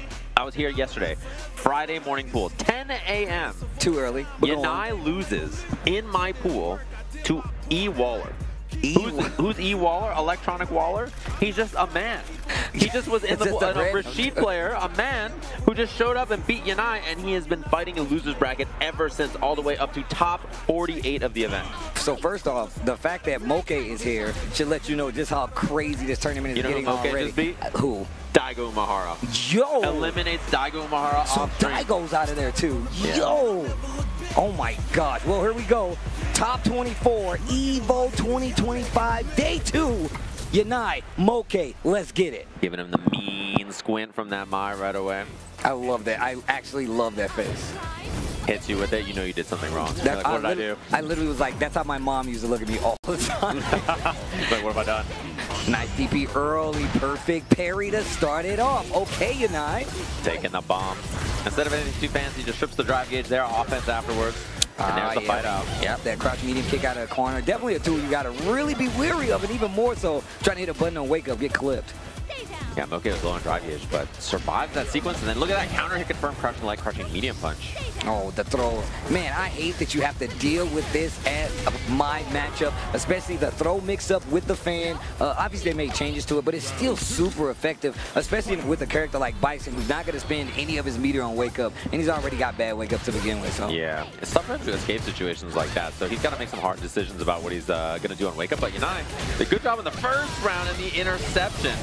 Okay, power up the fans. We got 4 of them things. You gotta be careful about EX Crusher though. That's why he's not throwing too many of them. Punish. Oh, it's actually, I forgot, my jab sucks. Yeah. She's not very good at punishing scissor kick in general in this matchup. It's kind of a weird thing for her. Yeah, and I know like her furthest reaching button is not fast enough to actually do anything about it, but she's still got great tools to like kind of contest at this range that Bison's going to be throwing out these normals. That's why you see it slowing down to this pace. Big pickup here by Yanai. Throw it to the corner. Another one. Button me. Well, wake up, OD. Uppercut the overhead after the drive rush. Put yourself in burnout, but it doesn't matter. I build the level 3, and I'm taking you to the show. Nice work there from Moke. And this is a long day. A lot of these players have been playing since pretty early in the morning. Some of them as early as like 10 a.m., noon, you know, 1 o'clock. It's now getting pretty late. It's 7 p.m. here. You have a couple of hours to do this. So Moke got to stay alive for a long fight in the losers bracket of just, you know, beating legends like Daigo Umehara, now fighting Yanai. Up a game, trying to stay alive here, playing the Mai and the Chun-Li in this tournament. You know, I was telling, because we were just at Blink Respawn, man, shout out to the DR. We were looking at Moke. Moke definitely goes through a series of being like, hey, how is this matchup going to work? And he will switch accordingly. But the thing is Moke has been playing really strong Street Fighter 6 since the beginning, and now he's really kind of fleshing out his character roster to have these matchups down packed too. Sticking to the Mai in this matchup, so obviously he feels like he's a lot more comfortable. Yeah. Oh! Oh, baited. He knows he's been going to that quite often. Takes the scissors for the punish and the bomb on top of it. I don't know if that was a tricky little frame trap to see if you were going to swing, but Yanai's running away with it. Yeah, this is all kinds of offense. And he's trying to take the drive gauge, and just a parry from Moke gets him out for a split second, but not long enough. A perfect in the first round. Bro, look how fast the rounds went. That was a Bison round of him just in your face after the knockdown. What a call out after the Devil's Reverse. Yeah, Moke just couldn't get any space there. Nice whip punish under the medium that time. I like that. Take those fans. Yeah, her enhanced fans are so good, by the way. Uh-oh, drive rush. Just a little bit outside the range. Didn't see the short coming. Start it up. Big damage on that. And also it gets rid of a lot of drive gauge, which is a big, you know, factor here for Moke being able to fight out of the corner. Yo, those normals from Bison, you got to respect that until you get out of range. Check from Yanai. Oh, the neutral jump. What a call out, Moke. Big jump there on the double re-embu because he has the buff. No punish. See, that's the thing about Mai. That's scissor kicks, even if they're kind of whack space, she doesn't really have a good answer. And not able to stop the DI. This should. That's right. Still alive. I'm still alive. Both did burn out the level 2 on Wake Up. You thought it was over. Moke spending the resources. We're going to a final round, 1 round apiece. And look, 0 bars on both sides now. And now they're being a lot more active on the offense. Crouching medium kick drive versus start it off. Knockdown here. Corner chance from Moke. Set point just like that. Down drive gauge though. Important parry. Otherwise, could have been burnt out very quickly there. Okay, here we go. Knockdown in the corner. Another throw. Welcome to the remix. Nice tech. We'll jump back medium punch trying to check that. Devil's Reverse doesn't find it. Ooh, being a little risky, sticking those buttons out in that range. He was definitely looking for. You're not going to get the knockdown. Plants the bomb, moves the team, fishing for the overhead. Not going to get it. I like it with jab throw. One more for Yanai here. Moke with the jump out. Drive rush. This is winnable for Moke though. He's got position now and level 2 available. Level 3 on the verge of Yanai right here. He finds the hit. Not going to spend anything just yet. Oh God, one guess for the round here. Drive rushes in and he gets the throw after the triple jab. One more interaction should do it. Moke taking the set. The mind looking sharp, man. And look, he just gets better and better, I feel like, as these games go on. Round after round, you see him make these small adjustments. Not, even if it's not a character switch from either Chun-Li or going to the Mai, he still makes like the appropriate actions to actually take the lead and take the round, take the game. Shout out to Moke. Yeah, and if I'm not mistaken, I think he has 3 more for top 8, if I'm remembering correctly. And we're going to jump over to that match you see on the table right there. Mickey up against Taco here is going to be our match. So we're going to see some Kimberly, I think. Now, if I remember correctly, it's Cammy. Yeah, I think so. I think so. So our top 24 is decided. I checked the top 24 bracket. Edge versus Nobi, Molgold versus Arslan Ash. Bro, I clicked the wrong game, man. Like, what's going on here? Like, I'm like, what is happening? I was like, wait, Edge versus Nobi. I know I do a lot, but I don't think. Like I've seen Nobi play this game. Nobi, man, he's a crazy mind player. Yeah. Nobody's kind of a beast on the He's kind of crazy with the my guy. All right, let me take a look at the bracket. You can of course find it on start.gg. I believe it's Itabashi Kakadu is our first match in top 24. Kakadu beat Shine in top 48 also. Yeah, that was the winner's match. Punk versus Fudo. Insane match. Tori Meshi, the best Dalsum, Mena RD. This guy Steve just threw something. Phenom versus Momochi. These are our winner's side top 8 qualifiers. And loser side, Fugara's waiting for the winner of this match, I believe, if we're not mistaken. Lashar versus DCQ. Jeez. Dual Kevin waiting for his opponent. Xiaohai and Shudo.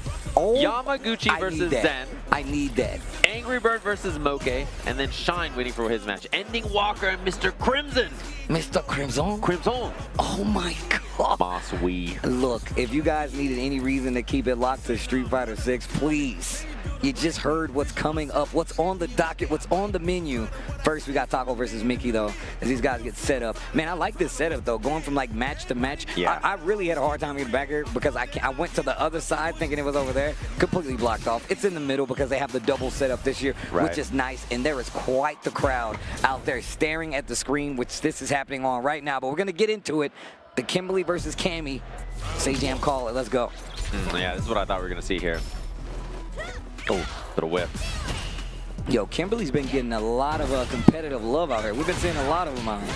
Yeah, she's a lot better in this version of the game, I think, as well. So I'm pretty interested to see how players use her. And I think she's really scary in tournaments like this, where it's open bracket and she can just pull up on you 2 games. Oh, offense not looking too good here for Taco. The elbow drop avoids the dive kick. Back throw. Resetting the position here now. Oh, looking for the parry. Doesn't find it. Baits the throw. That should be the kill here for Mickey. Round 1.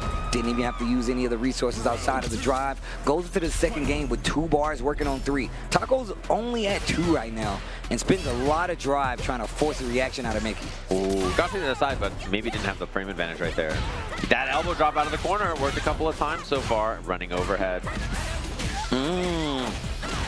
Crouch a medium kick, conversion back to the corner. Fakes out the reaction with the jab. Bait it. Nice punish. This should be the level 3 at the end of this to get the kill here with the delay. Nicely done from Mickey. Wow, wow, wow. Clean one there. That's the thing is Kimberly, she can be very explosive and hard to deal with. But if you can pin her down on her own defense, that's where I think she has a little bit more trouble. You know, it's funny. I see whenever I fight like the matchup, Marisa always, they make comments about like the character's play style. There's like, yeah, you're fast and all, but if I get you one time, I control the pace. Kimberly is one of these characters that I feel like is very expensive if you try to force your way in, but it's a lot harder versus somebody like Cammy who has that ground control, who has normals that kind of keep you in check on the ground as well. So yeah, and if I remember right, Mickey is quite young and actually was pretty close to qualifying for Capcom Cup last year. Oh, the defensive tech, you can tell by the bar. Oh, nice spacing on that. Okay. Right out of range, big heavy button confirm. Drop like the a frame cans. kill, yeah, and then the can afterwards, littering. What a conversion! Oh my God, yo, Taco, wait a minute. Okay, I like what we're seeing here. All right. Bro, the jabs from Mickey to be like, stop that, is crazy. In there with the DP after, we'll see what there's going to be on the table. Just the control from Mickey has been really good so far. Another one. One more? No, the jab to stop the pressure. Ooh. Pushing back to the middle of the screen and wakes up with a button. Taco's going to make you pay for it, but drops the combo. Oof. Oh, semi-medium kick check, and then whip on the parry. Huge chance now for Taco, just needs one, and that should be the kill here, barring any drops, tying us up one game apiece just like that. Into the level 3 after the OD. Man, look at Hot Diggity Do. Yo, oh, wait a minute. Wait a minute, Hot Dog 29 up there. You know it's serious coaching when he pushed up his own glass. Yeah. Bro, mid-coaching, he had to push up his own glass. He was, the intellectual from him was like, yes, let me push this up. As you see, he likes to. Yo, is that like official Kwamba box? Like, is that a... The Kwamba box. The Kwamba box. Don't let him see what's in there. Box. Oh, yo, you need a patent there, bro. Your shout-outs, you got to make sure, Kwamba, we did it here first. It's over for you, Andy. I've got the Kwamba box. I've got the Kwamba box. You'll never stop me now. Oof, the slide, confirm. Not gonna be able to get a full combo, wake up throw. Textbook Cammy play right now. Ooh, just a bit outside. And the delays of the shimmies are really killing Taco right now. Hooligan combination into the throw, drive reversal to stop the DI. And I like that spinning a little bit of meter to get back to the middle of the screen and forcing a reaction. Oh my God, Mickey, well played. And the level 2 trying to force burnout here, get as much damage as we can, make this round playable. Every day. And the burnout too, Mickey in trouble. Uh-oh. Puts himself in burnout though. Cans up. Nice block. The left get out of it and just in time. Whoa, yo, Mickey. And that can was about to pop. What do they say? Once you pop, you don't stop? You don't stop. You do not stop. Ooh, Mickey didn't find the whip on it. Looking for it there. Nicely spaced and done on that. Oh, I like that. Drive rush to force the issue. The elbow drop once again and using the Bushin combination to get the back throw for positioning. Speaking of, side switch. Drive reversal again to stop the momentum. I like what Taco was doing to make sure this is not something that Mickey can run away with the momentum of Cammy. Speaking of. Ooh, what a walk under and the punish on that. Gonna have level 3 here, but not gonna be the nail in the coffin just yet. It was gonna be close, but in burnout. Oh, that's gonna hit. Oh my God. You spin that can? Yes. Oh my God. Teleports in for the meaty and the jab. What a check right there from Mickey. That was so good, by the way. Representing Hong Kong out there. You love to see it. Okay. Putting away the Kwon box. You see how it folds up? It's like an umbrella. The Kwon box. The Kwon box. Fits in your arcade stick bag. We love that. Kwon box. The Kwon box comes in assorted colors. Right away. Oh, another Kwon box. Yo. It's the Game Asia box. I like that this is taking the world by storm. Everybody, I do this at my house now. Now I'm playing online. You're playing online with the box? With the Kwon box. Yeah, the Kwon box. I got the Kwon box. Hey, no problem. No problem. You can't even let your roommates see your inputs, bro. You know you can't trust anybody out here. Spencer might come in there. Oh my God, this is a banger match. Let's go. Shudo, known for the Akuma and the Marisa. He's been playing a lot of Marisa lately. Yes, and look, thing is, I watched this guy. I watch him play Marisa. Another player, Itabashi Zangief has been playing a lot of Marisa too, been pulling out as well. Got a lot of good buffs in this most recent patch. So I'm interested to see what the option is gonna be, but go straight to the Akuma. right to the Akuma. At least, you know, for the button check part, we'll have to see. Yeah. I think for the matchups, he's going to fight Xiaohai, and it makes more sense to play Akuma. Yeah, yeah. Shout out to everybody watching at home. EVO 2025. Top 24 here for Street Fighter 6.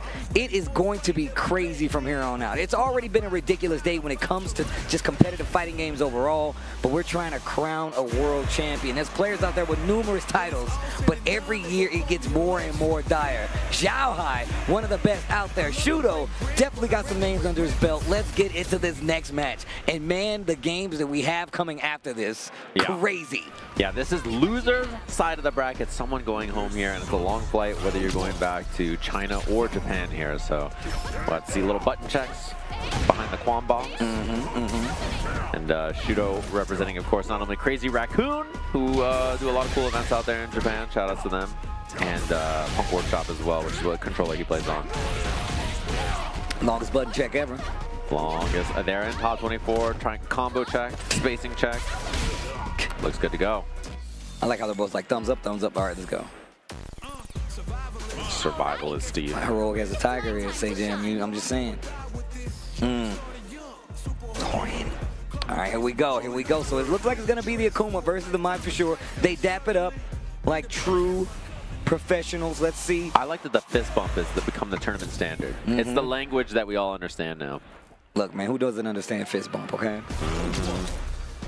It's going to be a good one here. Sway match between these two.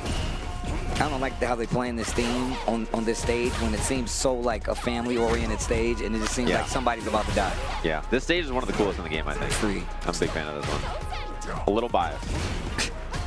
This one, my favorite is Pow Pow Cafe. I know you talk about Pow Pow Cafe a lot. It's got good tunes, man. And I like the stage because there's a lot going on in the background. It's like as far as the eye can see. Yeah. Okay, gets the knockdown. Small confirm here. About Half-Life already going from Akuma, but you know, that's nothing. He's used to that. He wakes up with Half-Life. And he woke up with an uppercut. That's going to cost him. Yeah, that's going to be big damage on this. Not quite the kill, but Xiaohai in a very good position in the corner here. Ooh, a little hop and skip. Get out of there, easy peasy. We were talking about it earlier, but Xiaohai, one of the greatest fighting game players of all time. Just generational talent in multiple different fighting games. So it's always interesting to watch his take on everything. He's a hard guy to beat. You got to be tricky, or you got to just be better, and both of those are hard ass. Facts. You have, but think about it. You have to be so tricky. You know what I'm saying?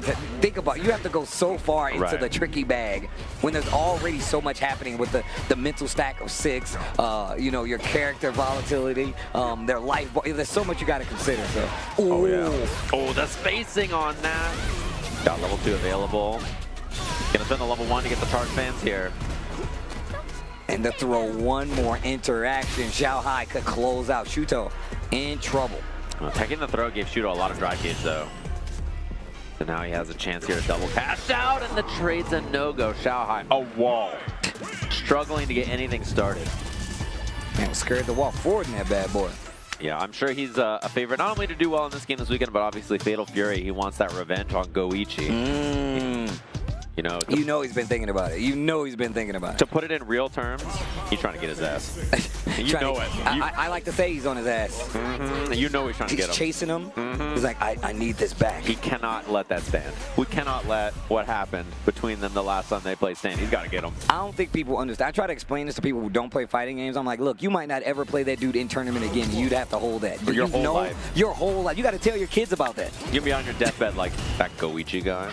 That's where it all started. I can't believe he did wake up DP there. Mom, what was he talking about? It was Goichi. He wouldn't shut up about it. He talked about it on our anniversary. Resetting the throw right there. Shuto looking a lot more in control before he gets clipped. And here comes Xiaohai. Fights back to the middle of the screen. Oh, I like that. Perfect parry. Drive rush past it. That way you don't have to deal with the mix-up. The barrel choice. Shuto trying to get a little active there. Just buttons, fireballs, and then the DI. Preemptively double rush into the corner. Has the level 1. Not enough. Ooh, and just a regular fireball to close out. Shuto put himself in burnout to get that round, but still really well played. Game 2, round 1. Looking a lot better for Shuto when it comes to control. And he's playing a little bit more outside that range with crouching medium kick, crouching medium punch is really giving him some trouble. Every time I see that Adamant Flame starter, I just think, oh god, he's gonna die. That's it. It's over. It doesn't matter what his life bar looks like, yeah. Oh, one hit away is Shudo here. Uh-oh, and that's gonna be the level 2 for the ender. Shudo! Oh my god, not again. That was your fault. Not again. Send all your complaints to Sajam. Oh my god. I'm seeing glimpses. I've been here before. I've played these games before, Steve. Jeez, this is dangerous. DI, no, it's not yet. It's coming, I can feel it, but the level 2 is there too. Jab to do something, and he didn't see it coming. Shudo going down this time. He doesn't have to spend it all, and he does not. Level 2 to close it out, and it was right there. Sajam, what did you do? I've played these games before, Steve. Wow. Oh no, Shudo with the, oh no, Shudo! Oh no, oh, and I got the power of fans. I'm so sorry. Not like this. Clutching defeat from the jaws of victory. You can feel it again. Oh no. Not the overhead, Steve, no! And the perfect, oh my gosh. Oh, dang. Oh, that was losers? Oh. Oh, Shudo. It happened again. He had that famous drop again. Shudo, no. It'd be like that sometimes. Oh. I mean, I'm gonna be real though. I absolutely blame you. Dude, it's my hands. My hands reaching through. He was like, I got this. Don't you worry, Shudo. It's the father-son Kamehameha, but it's my bunk hands that I can't do a super. It's your knuckles? Yeah, I just can't do a super. It's the ghost of Sajam's hands past, just reaching through, just like can't do a goddamn super. Old Sajam hands. It's my fault. My bad. Sorry. It happens. Sorry about that, Shudo. Maybe next Evo, but we got more matches. But we got more matches. Dual Kevin going up against Machabo, our next match. If I'm not mistaken, what this is going to be loser side still, maybe winner side. I can't really tell. Losers, I believe, yeah. And then Lashar and DCQ. I know Lashar's losers bracket as well. After that, we're doing the winners qualifiers for top 8 of Evo. So we have 2 more losers matches, and then we're going to have a winner side. We're going to take a short break, like 2 minutes, I think. We'll be back with more matches in just a little bit. The best Chipotle order. I would like a bowl. Triple wrap. Mild, medium, hot. Then dip it in here. Sour cream inside the vinaigrette. 2 tortillas. If you know, you know. Lettuce, cheese, guac. Yes. Oh, that is good.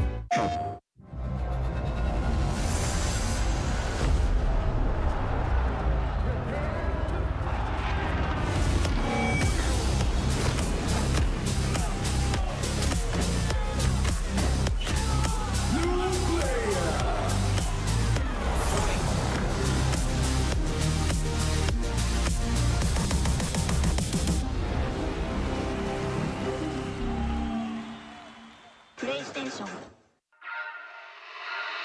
I got my hands on my back. No, I don't want your man. You can't keep that. I make it pop like bubblegum. I'm hot now, wait till the summer come. Shake some. Those who have lost their lives will never return. Nothing can bring them back. So where we going, old man? A hotbed for demons, the entertainment district. We've killed off anyone who's ever crossed us, anyone who's ever slighted us. We're going to slash through your gullets, just like we did to all who came before you.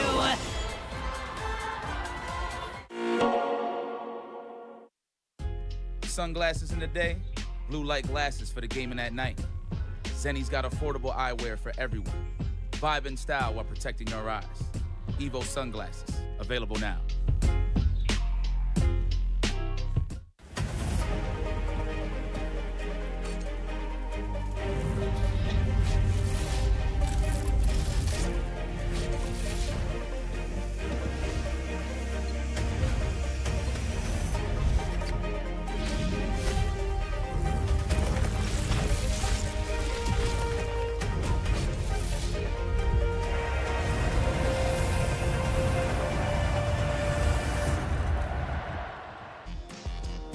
Welcome back, Evo 2025. Top 24 is on the line right now here for Street Fighter 6. Tasty Steve, Sajam, holding it down, and hopefully you guys have been enjoying. We just saw one of the biggest letdowns. That was crazy. I can't believe that happened. I'm sorry that happened. I'm not going to bring it back up. We have more.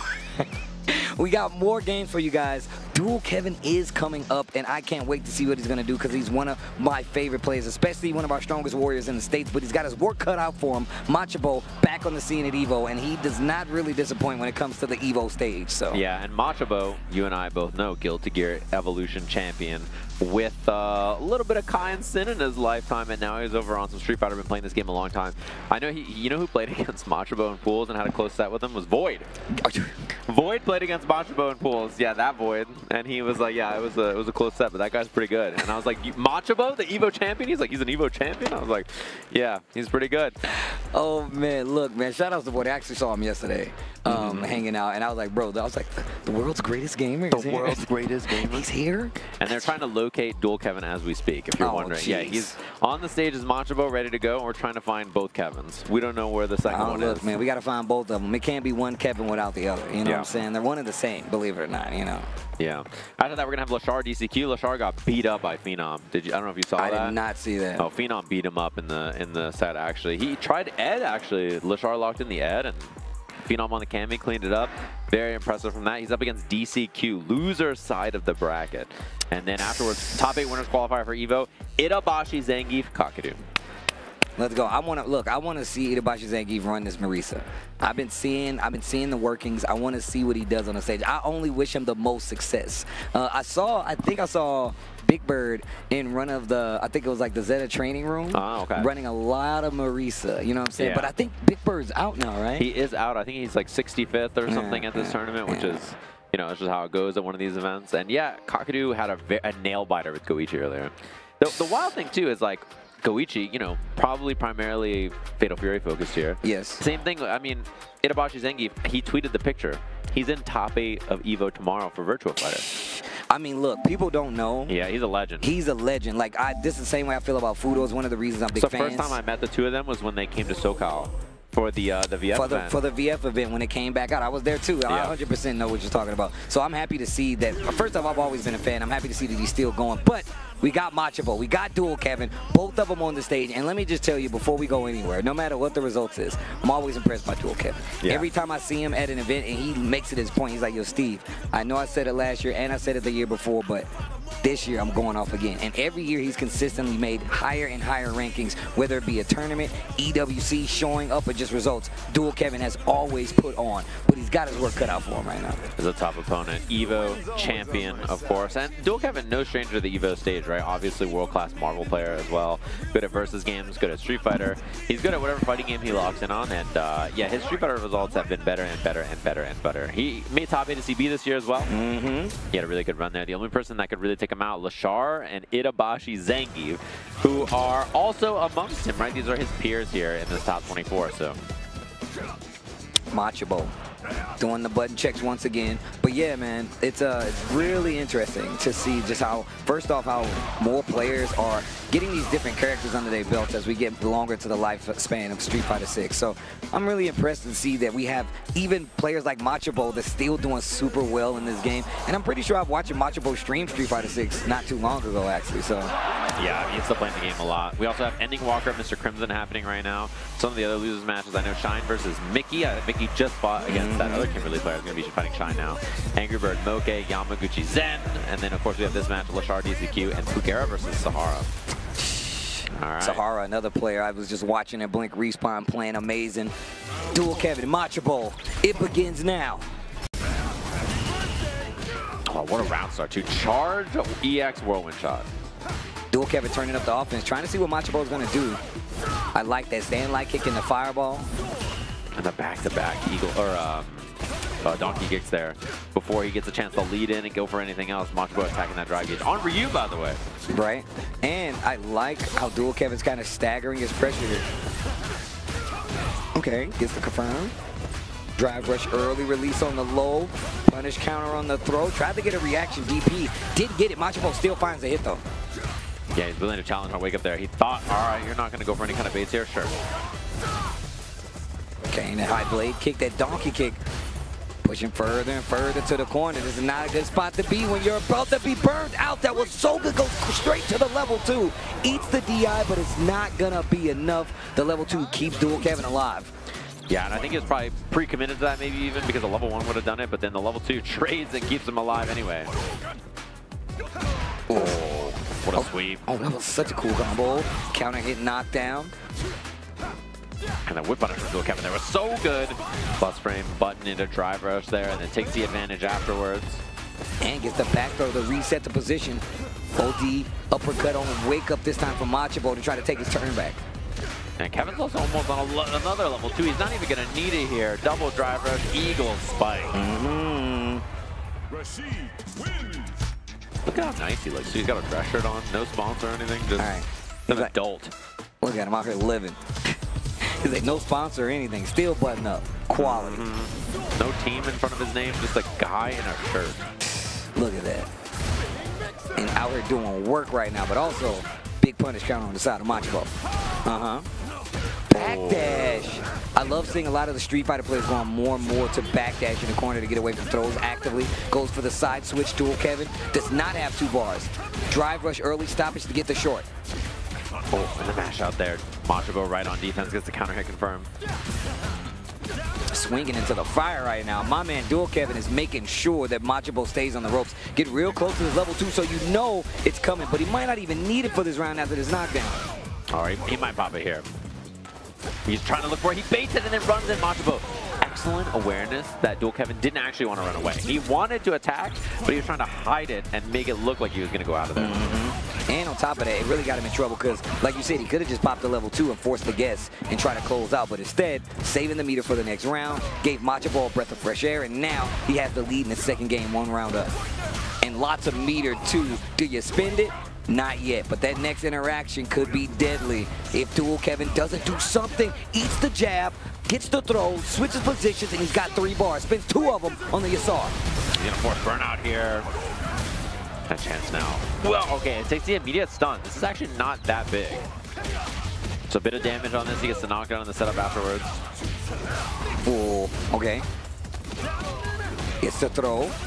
Dual Kevin has an opportunity. Machabo hasn't woke up with an OD just yet. Tries to go for the OD fireball. Gets clipped. 2 bars on the side of Dual Kevin. Oh, this is a big punish.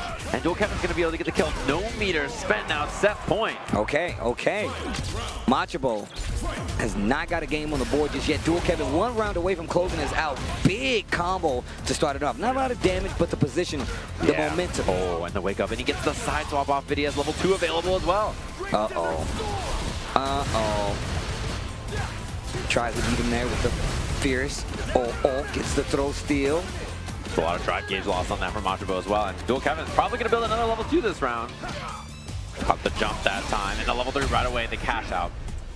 Wake up low forward into level 3 after the Hashogeki. Get up.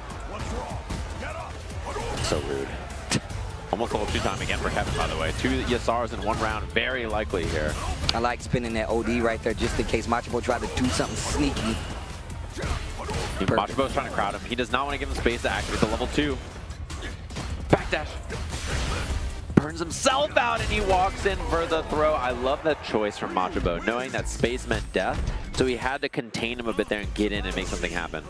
And just to even go back, he saw that, like, you know, Dual Kevin has a habit of trying to close out, even though sometimes he has the resources to do so. So checking him in that mid-range, especially when he's so actively fighting there, definitely not a bad idea. Gives him a game and ties up this set right here. 1 apiece. Good fight back there from Machabo. Good understanding of the situation as well. Man, I like how Dual Kevin is defensively fighting in his corner. Backdash, takes the jab so the throw won't work. Like, he's really playing it smart, especially in the sense that Machabo's playing it. It feels like he's playing a very by-the-book game, especially with a character like Ryu who hits like a Mack truck. Yeah. And I love that we see Backdash in the corner as well. He's trying to represent different options, make it different for him. Ow, that hurts. And 1 more hit away at Machabo. Spins the OD. He wants to keep you there. Didn't believe in the jab, even though it was a counter hit. Big life bar on the side of Machabo, though. Oh, what a confirm.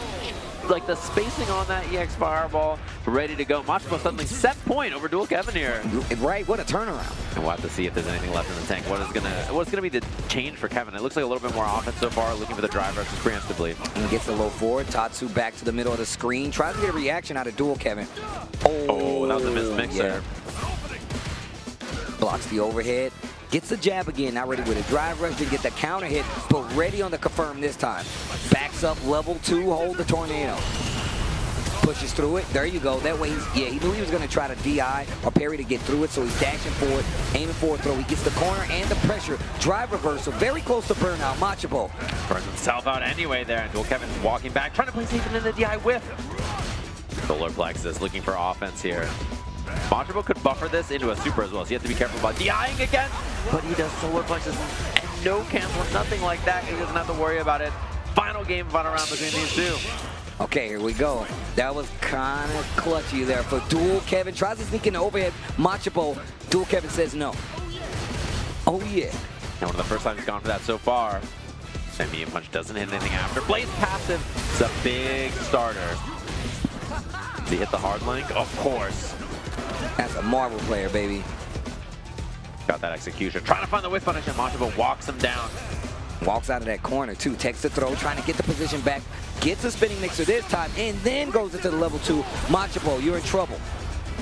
I love what we're seeing here from Kevin. The jump in, tornado behind him, the perfect, as he sends Machable out of the tournament, and Dual Kevin staying alive in our top 24. I remember how you said Dual Kevin had quite the run at Combo Breaker. I just remember him disappearing off the stage and actually having quite the run. Bro, it's like he was a Pokemon trainer. You know in Pokemon when they see you and they just beelining at you? It was like you got stuck by a Pokemon trainer. Just pulled up on you.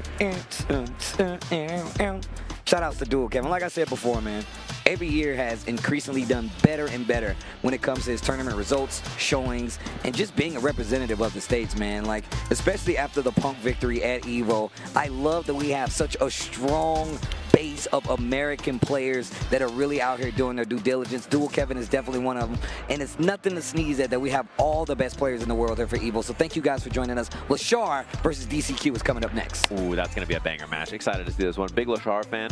And, you know, the weird thing about Lashar is despite winning CB and CEO, I think he self-admitted, and I think most people know, that he's not that good of a tournament player relative to his skill, which is a weird thing to say about someone who won 2 majors back-to-back. But, like, you know, he's so good for so long, and he's, like, so incredibly, like, consistent in all these other kinds of events. But for big tournaments, it seems like he always has some kind of downfall that ends up getting him. So it was cool to see him winning at Combo Breaker and CEO because it showed, like, the potential of where he could be if he was always consistent, you know? You know, it's really interesting because I remember talking to him about, like, you know, just other characters, specifically Terry and Mai, and just how his approach to being like, hey, I think these characters are better than these other characters. So talking about how he, like, kind of approaches the game and evolves his game, I feel like he's always in the shift to, like, find the best tech. He's that guy. Like, I need the technology to take out who's ever the best, whether it be a character, whether it be a strategy, it is him. So even the fact that Lashar is in this situation on loser side is kind of crazy. Yeah, and he played Ed earlier against Phenom as well. I haven't seen him really practicing that character a lot. It seems like it's mostly been Terry and Mai, as you mentioned. So curious if that's going to be the case again, or if he's just going to lock it in and go for Terry or Mai, or swap back to the Ed. It maybe depends on the matchup. DCQ here, it depends on maybe whether, I think for against both of his characters, to be honest, Ed is a pretty good choice, so I'll have to see. I mean, DCQ, a lot of Bison, which I think is fine there, and a lot of JP as well. All right, here we go. Checking these buttons. DCQ. Dubs come quick. Shout out to my boy Team Spooky. Y'all know what it is. Dubs come quick. Dubs come quick, bro, when you DCQ, man. All right, lock on the Terry, it looks like. A little button check, maybe? Do you have one of these Terry jackets yet? In real life? No, I wish I did. I got you, bro. We got to get you one of these jackets. I don't know if you guys ever seen Sajam in a jacket like this, but it's one of the most powerful pictures I've ever seen in my life. He was standing in the middle of a store. The wind started blowing. I heard motorcycles rev up. Heard girls start to swoon. Oh my God, is that him? I was like, man. That's an EX white boy jacket right there. He said that's an EX white boy jacket. It was so powerful. Yeah. It was so powerful. I don't think you guys understand. He flicked the hair one time, a baby was born. I was like, yo, geez, yo, Sajam, chill. It's most of the jackets. You gotta remember. Need one of those for sure. This is an extended footsies check. Looks like we're good to go here. All right, here we go. Undoubtedly, two of the best players out there when you see on the stage right here. Man, I love EVO. The competition is just so fierce. You were talking about Shine. I saw Shine sitting out there before I came over here, and it's just him kind of like collecting himself to get ready. You know, like, that's how intense this is, man. I met an aerospace engineer out on the floor, right? And this guy was telling me, he was like, yo, man, I just got into fighting games. I really don't know what's happening. He was like, but I'm interested in seeing people at the peak of whatever they're doing. And I'm like, oh my God, that's quite the bar. He's like, no, I want to see what that looks like, whether it be a sport, a physical, whether it be something like a puzzle, something like fighting games is even more interesting. And him saying that being his first Evo and first fighting game event lets you know just how crazy this is. We get into it. DCQ, Lashar, losers, top 24. Locked in on Terrence Bogard from Southtown. Pulling up, and we'll see if he's using that. Jeremy called it that button that's in Heavy Punch, he called it the Southtown Solar Plexus. That's what he called it, Southtown Solar Plexus. Shout out to Vicious. Southtown Solar Plexus, that's OD. That's what that is. That plus Raymond, he pulls up and just punches you. Love to spin on that. Not enough though. Wow, he was walking? I'm walking in. I'm walking to Southtown. What a backdash. Uh-oh, DCQ with the big opportunity here. Lashar with the parry. Boom. And no level 1. Can he kill here? Through all this life, he's got level 1 available. No, and he got the drive bar back, but a little too shy. Great patience there by DCQ. Drop, and an opportunity created, an opportunity lost. What a whip on it. Nice. Crouching medium kick, heavy kick combo. Oh, the overhead. It's medium up. I get a combo, baby. Oh, nice. Back throw. He gets the setup here on the portal. Doesn't go for any cancels or anything, actually. Yeah, closes the distance. Tries to keep that corner still, though. I love how Lashar is fighting out here. A little down in the corner right there, just in case there was a jump. Oh, and his drive gauge is so low. This is going to be burnout here for Lashar. I knew it, and he just blocks. Oh, but he didn't get a combo on it, actually, so that's a big drop from DCQ. Chip, burn knuckle, burn knuckle. Burn knuckle, power wave, burn knuckle. Burn, I like how you, the question mark, burn knuckle, power wave. It's like when your little brother gets the Smash controller on Terry, just hitting side B, side B, we go ham. Just doing special moves. Bro, the Terry horns, when they get to the end of the song, go wow. Yeah, perfect. What a throw. Right between the bombs. Oh, try to go for another one. Not going to work out this time. Drive rush to get through it. Bro, he snuck past like it was a Metal Gear guard, the level 1.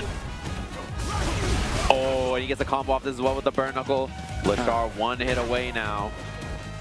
Oh, I like that. Drive rush up, gets the throw.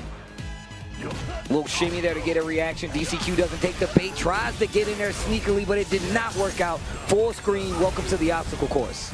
Walking it back. He's going to wait out this burnout here, of course. Throwing these power waves, burn knuckle, chip is scary, but Lashar is more than ready there, tying it up. Man, I love the OD version of that. Into the shoulder. Yeah. That is one of the coolest moves, I think. Quick burn. They buffed it as well to make it a better combo in there, which is cool as well. Yeah, you see a lot of people now, like they get the wall bounce and then they just actually just do quick burn OD. Yeah. Gets the knockdown mid-screen. I like that, though. He gets the dash up, gets pressure after as well. He gets plus frames. It's cool and knockdown. For years. The Bison. Yeah, thinking about it after that JP match. I mean, if you don't see many people actively drive rush through the ghost like that. Right. So you know he's ready to deal with a projectile game. On top of that, Terry in this projectile matchup is not too bad. Medium punch fireball is really good, and playing at the long distance screen range really makes you second guess how much media you're going to use, even if you are JP, because of power wave. But here we go, game 2. Terry versus JP, no swap. And I'm not surprised, I think, that he's sticking with JP. I think DCQ, this is like his best character anyway. He plays so dominant with this character. When he's like in control, it's like obvious. Yeah. Oh, we tried to sneak by. What time's your flight leave? Oh, crouching medium kick. Good pressure. That drive gauge. Attack on drive. Lashar's waiting out, trying to build back something, but the more active you are, the more you build it back. So as long as you don't block anything, it's better to try to move forward, push in, get that drive gauge back. Okay. Dash. Caught the back dash. Ooh, wrong combo though. Could have been stand like kicking a tackle there instead of crouching. Okay, gets the forward throw in the corner. OD Amnesia back throw. He's got that entire screen behind him this time. Don't think he's going to drop it this time. Departure. Definitely makes you second guess doing something on wake up. Lashar takes the bait, another one. And this time he's got 2. Wake up, OD rising, Tarker. But now he's not, doesn't have to worry about burnout as well, though it's getting close now. And he tries to jump away, avoiding the burnout, but now he's got to deal with level 2 full screen. I think he's going to be able to block this out, though. When he gets hit by the low, should be able to be the kill if he spins bar. He does not. Chip it, though. Yeah, what are you going to do? Can't do anything about that. And you get to see him holding his ground. Really got to start second guessing how he's using this drive now, because DCQ's definitely holding it against him. But he still has to lead Lashar in good spot right now. Wow, what a setup. He whipped the fireball there and got the drive rush in for the throw punish on the parry attempt. And yep, and he still got like made him use some of that drive bar because the parry failed, so. Nice. Yo, the Southtown Solarplex. The Southtown Solarplex. The SSP. Oh, he went for the quick burn spaced out, trying to get that little overhead hit, but instead DCQ blocks and punishes correctly. -5 on that, so you can get a little jab punish. Playing back just a big crouch. A medium kick once again. An annoying tool. Has that target combo off it as well. Going to power charge. Just going to burn knuckle to get some screen back. Good target. And he can just drive rush cancel the first hit. Quick Knocked burn. down with a quick burn. Level 2 time. You can get the side swap here as well. Stripping the drive gauge.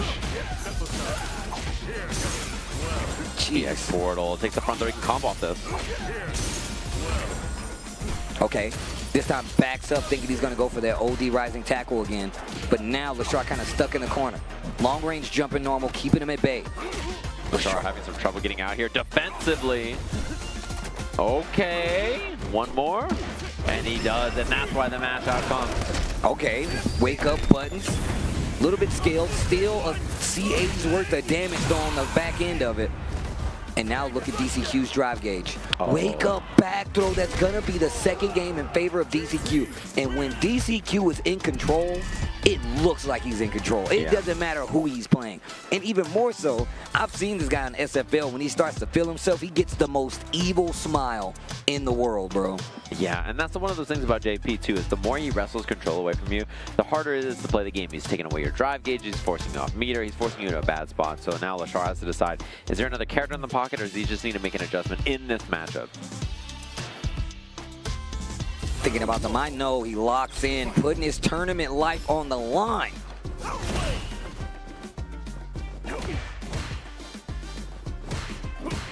And the slow-paced game should tell you exactly what you need to know about how important this match is. Pushing him to that corner. Those forward advancing normals are doing a really good job of keeping Lashar at bay. Nice block, and then the challenge from DCQ, and he was going to walk up and go for a throw there. Ooh, the teleport to get over the projectile. I like that. Oh, same medium punch, no hit confirm. Oof. Staying roundhouse, not going to do it. Keeps the middle of the screen, sets up the OD departure, perfect parry, and just instant light punch rising tackle. I like that. Yeah, don't give him any space to wiggle. Oh man, DCQ in a bad spot here. Oh, when he gets the combo off that, yeah, even without too fancy of a combo, he just got clipped low by the fireball. I think that came by way of the buff, man. Like that power charge buff.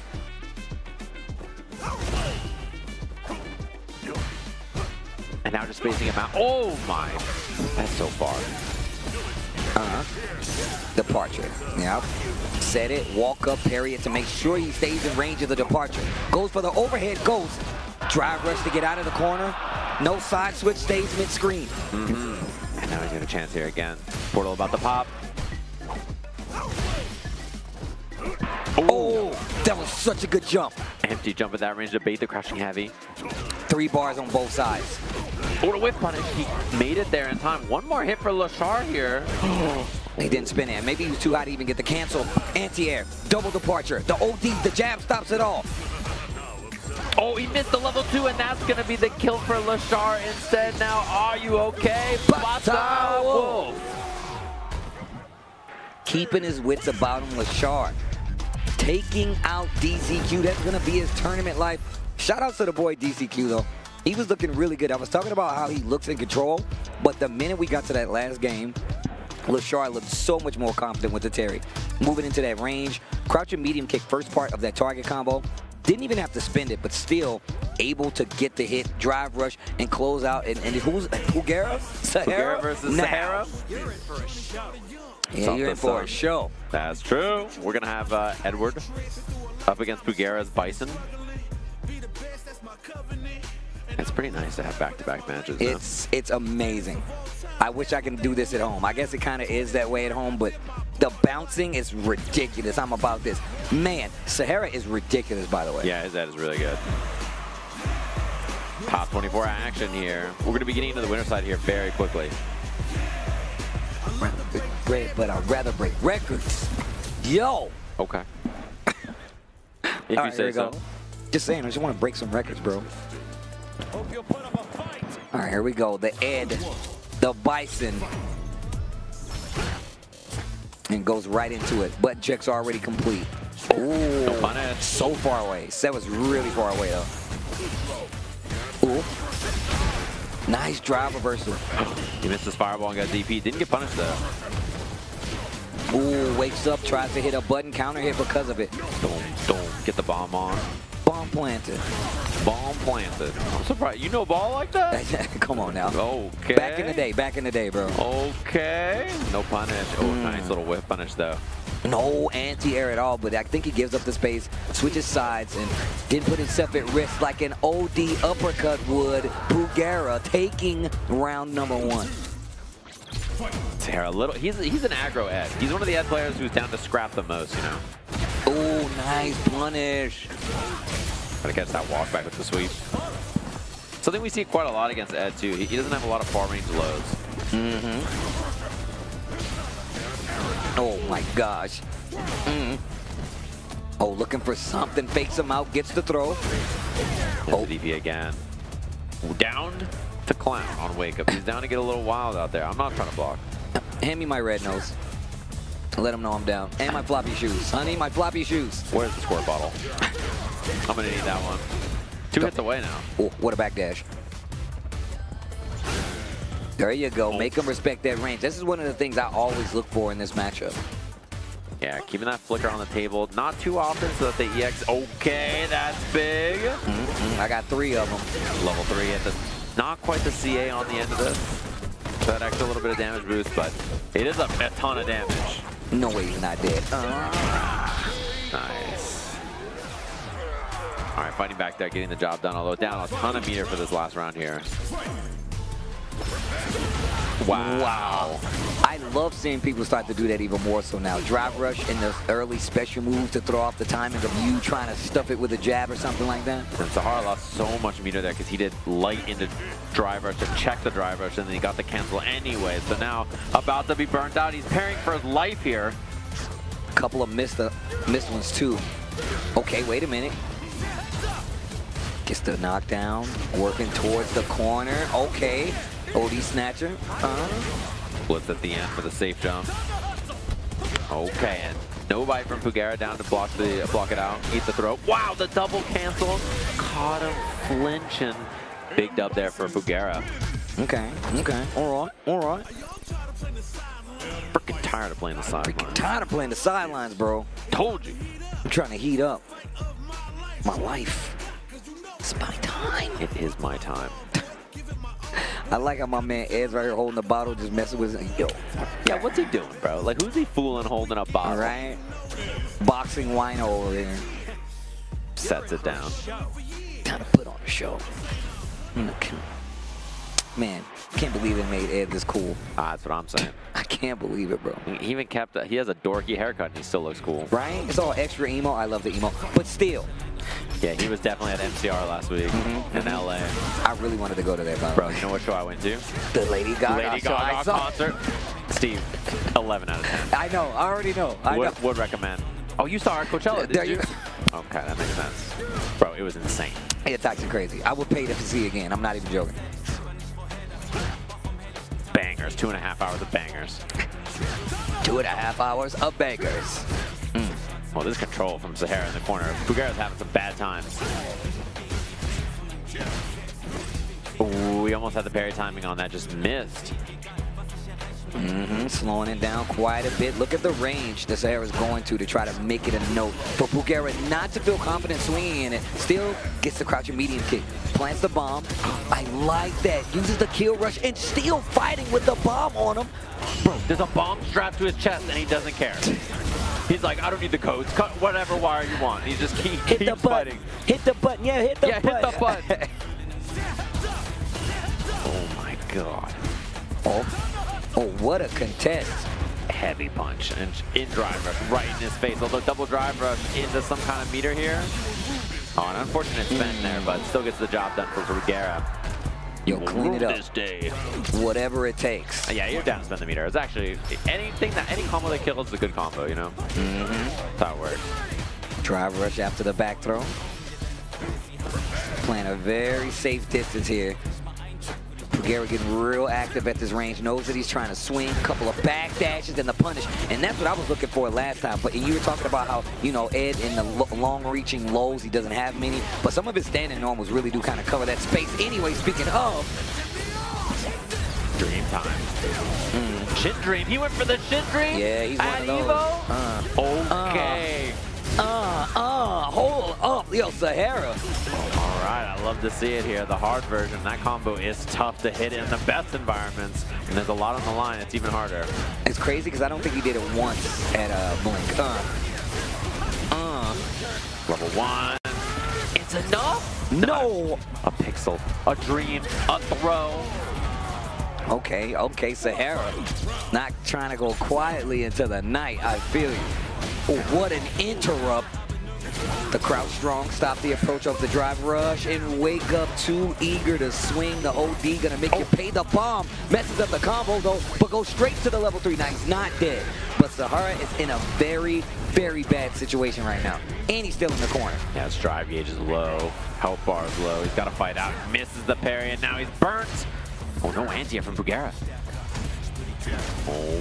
Okay, the level 1 hits. And he can set up Fireball after. He's got to be very careful about EX Crusher, though.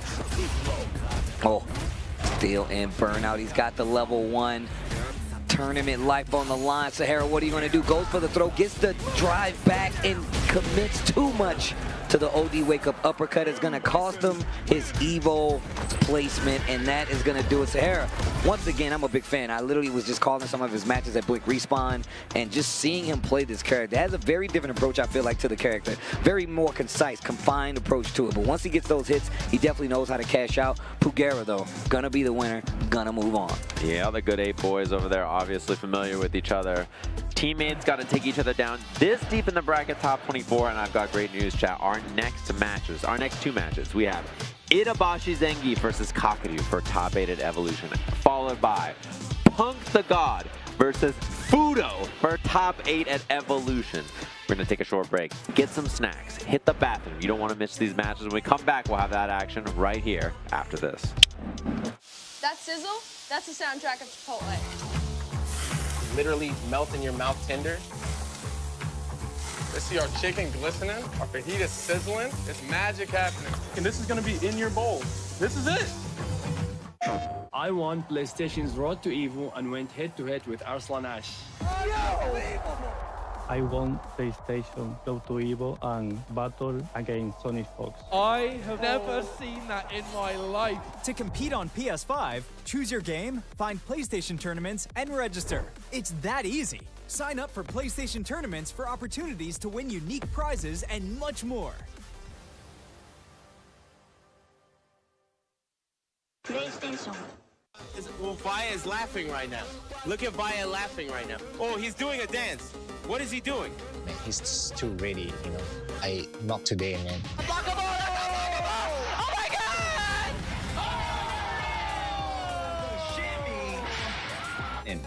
に参加して、でその時また賞金額が上がって、気持ちは調子良かったですね。So it's much more than just playing. It's being a part of this community.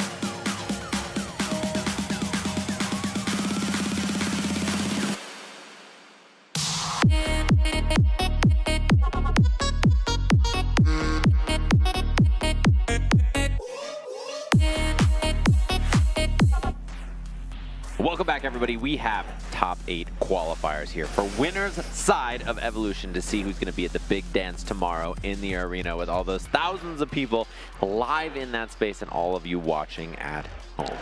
Time to jump into it here, of course, to see our first qualifying match. 2 players from Japan obviously have made great runs in this as well. Itabashi Zangief is qualified for Virtua Fighter Top 8 tomorrow, is now going to be playing to qualify for Street Fighter Top 8 in the evening against Kakadu, of course. The $1 million man, lifetime earnings with JP alone, I think, is over $1.5 million. Jeez. If I'm not mistaken. Hey, now we're getting the Marisa from Itabashi Zangief. Let's go.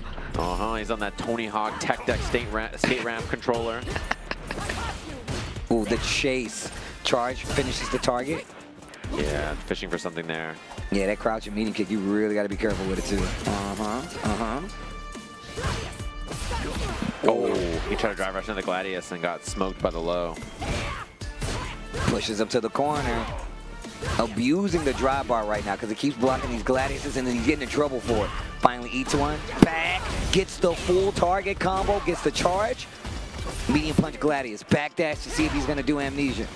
Kakadu in trouble right now. Oh, he's having some problems. Doesn't work on the combo, but he charges it up. No perfect parry. Holds the parry the whole time. Okay, departure. Got to respect that a little bit.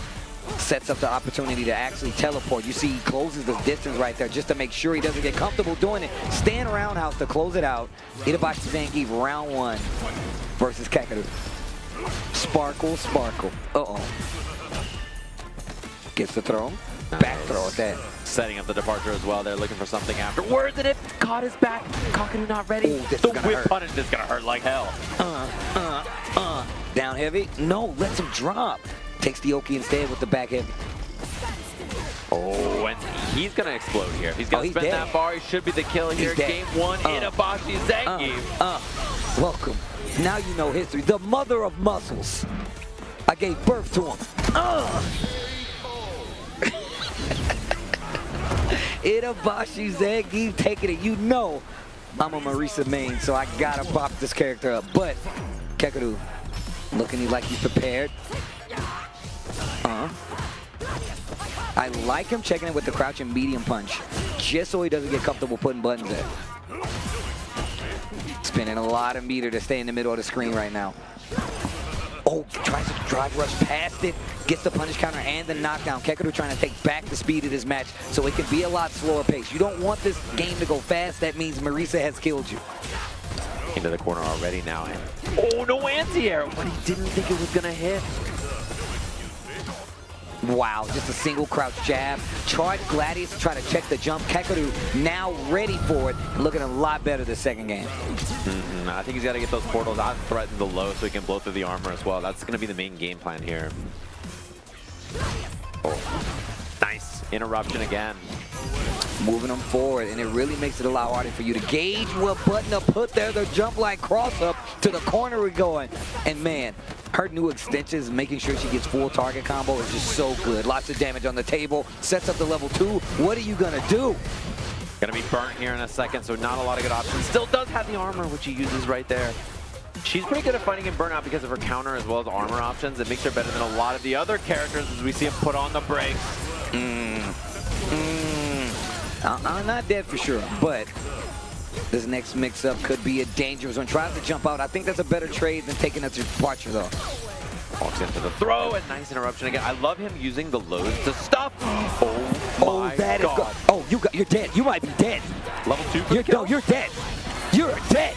He could have got the level 3 and killed and still took the level 2. That means he's going to get the 1 to go into this next round. Oh my gosh. Itabashi Zangief 1 round away from taking out Kakadu from EVO 2025. Putting himself in a winner's side top 8 of the bracket with Marisa. Let's go. Oh, trying to bait a throw. He was trying to kill him. He was trying to punch him in the head. Kakadu stays alive, ducks his head right under it for a second. Interrupting her forward movement with lows is such a good idea, by the way, because she has armor, right? So she's doing drive rush armor or something like that. You can beat it with a low, just like that, right? So I like that adjustment from Kakadu as well. And on top of that, it beats Scudam too. So if you do like armored Scudam, like you're still going to get through it as well. So it's really smart to actually keep those lows as part of the game. Scary now, though. Drive gauge dangerously low, and that's an immediate level 3. Not dead, but man, is this gonna hurt. Yeah, this spot sucks for Itabashi. He's really got to fight hard out of this one. Oh, he's definitely setting up departure. This is not, oh man. Oh, he's gonna do another one. Yeah. Go send the spike to seal the deal. Just cuts off one angle and then stabs him in the other. Brutal position. And Itabashi with a smile on his face. The only guy who's qualifying for EVO Top 8 with a grin. Listen, I asked Itabashi Zangief a long time ago. I'm like, bro, what do you have in there? He's like, notes on players and characters. And I just check between the games to make sure I remembered everything. I'm like, oh, okay. I wonder if he looked at it sometimes. He's like, no, you're wrong, old me. You're not right. Future me is the superior me. Yeah, future me sees something different.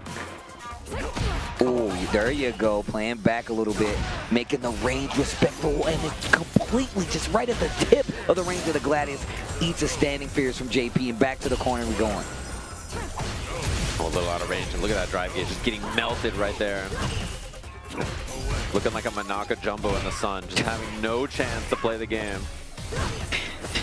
Okay, little interrupt, not too much off of it. Kakudu again trying to slow the pace of the match down. Oh, I like that. First time we saw the forward medium to close the distance. I feel like we're going to start seeing it more. But gets the back throw.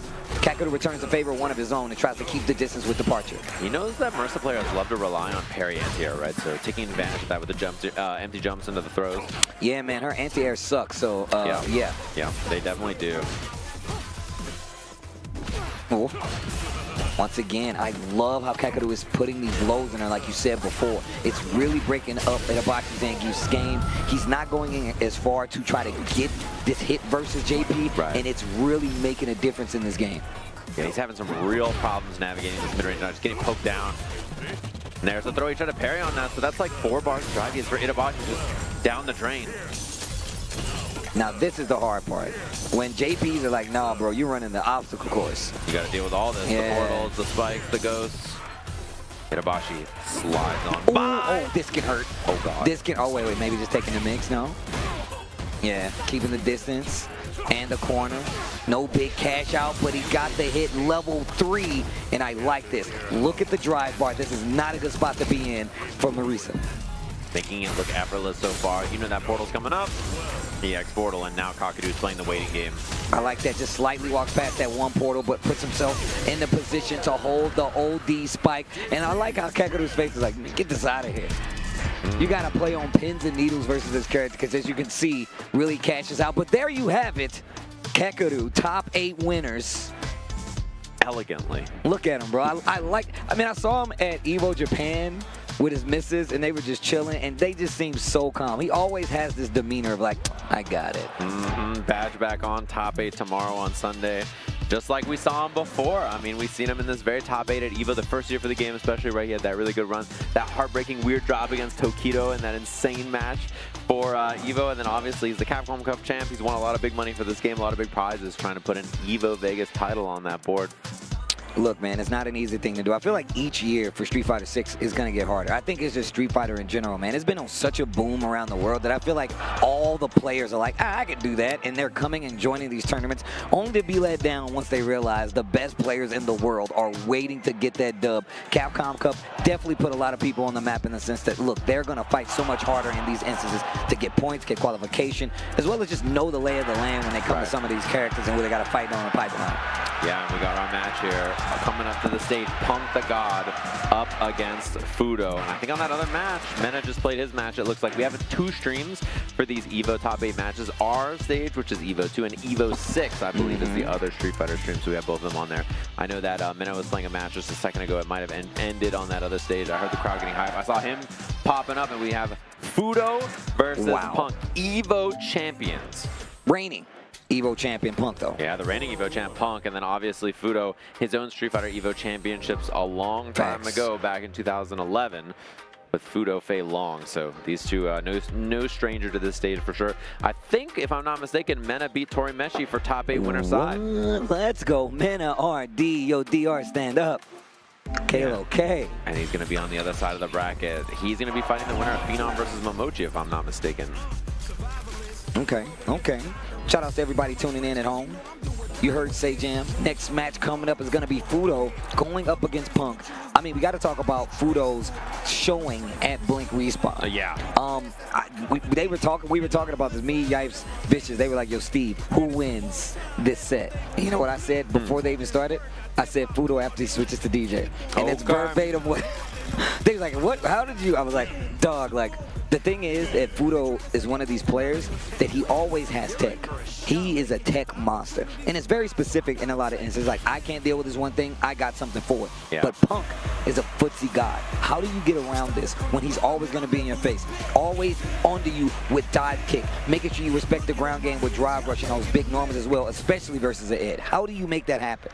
Yeah, we see the adjustments here. Both of them sitting down, having a seat, getting ready to game. Fudo versus Punk. And we have to see those adjustments because, again, as you mentioned, the footsie is God. Punk makes the best players in the world look a little weak in the knees when it comes to the ground game, right? So something that is very, very difficult to do, even with someone like Fudo, who's very good at playing the ground game as well. Okay, what a check right there. One thing that I really love about Fudo's play, by the way, is the way he uses Drive Rush with this character. It's like he's still DJ. Yeah. It's one of his biggest strengths. And he uses Drive Rush in a flicker, Drive Rush in to light punch like we saw right there. Really tricky with how he approaches things. I mean, if you think about how bad I would say the jab from Ed is and using it after Drive Rush is actually pretty good. Sometimes he presets it to make it whip, so you freeze up thinking it's coming. Nice DI. Or he just takes the frame advantage after the Drive Rush. We're working on burnout here. Fudo stuck in the corner, and there's the burnout from Punk. Gonna be the level 2 on this. No, just takes the damage ender and strings them up light, because if he went for level 1 on Wake Up, he would have been able to block it, right? So I like that choice a lot. Man, that first round went fast. Drive Rush in, like you said, using it like he's DJ. Oh, what a call out, and got punish counter. So full combo here for Punk. Oh, ready. Back-to-back Drive Rushes. He uses so much of them with this character. He's one of the Ed players who uses Drive Rush the most to approach. And then when you're starting to look for Drive Rush, he just flickers you from out of range to make you not able to check it, and catches them biting right there. Spin see how much. Oh, not quite enough. The reaction time. Oh, but it's not in time. Uh-oh. This is going to be a dream. $1 in the dream? Oh, but his dream a little lucid maybe. He's got level 1. Double rush, extension, level 1. Doesn't go for it because it's guaranteed chip. Very smart. Fudo gets meaty flicker there and then stand medium punch into whatever DP or whatever he wants to do afterwards. So he had to hold that. That was really smart, and he conserved his bar too. Yeah, because meaty charge flicker plus 8 on block and burnout. So you can do stand medium punch at 7 frames. It's a true string. Oh, okay. Jump in, got the punish counter, crouching medium punch. Fudo ready with the tech on the throw. And man, they are scrapping right now. Yeah, which I think favors Fudo a bit, honestly. He wants to scrap. He does not want to play slow and steady against someone like Punk. Oh. Into the level 3 this time. Saves the second bar. Gets that last one. Goes straight for the level 3. And this first game is going fast. And it's looking like it's in favor of Fudo right now. Yeah, Punk in a bad spot here. Low on drive gauge trade. Not a trade combo, though. And Fudo gets the better of it. Just pedal to the metal. Really making uncomfortable scenarios here. You said he uses Drive Rush like he's DJ. That's what that last interaction was. Yeah. Top 24 winners, top 8 on the line. Wow. Kill Rush fakes him out, gets the throw.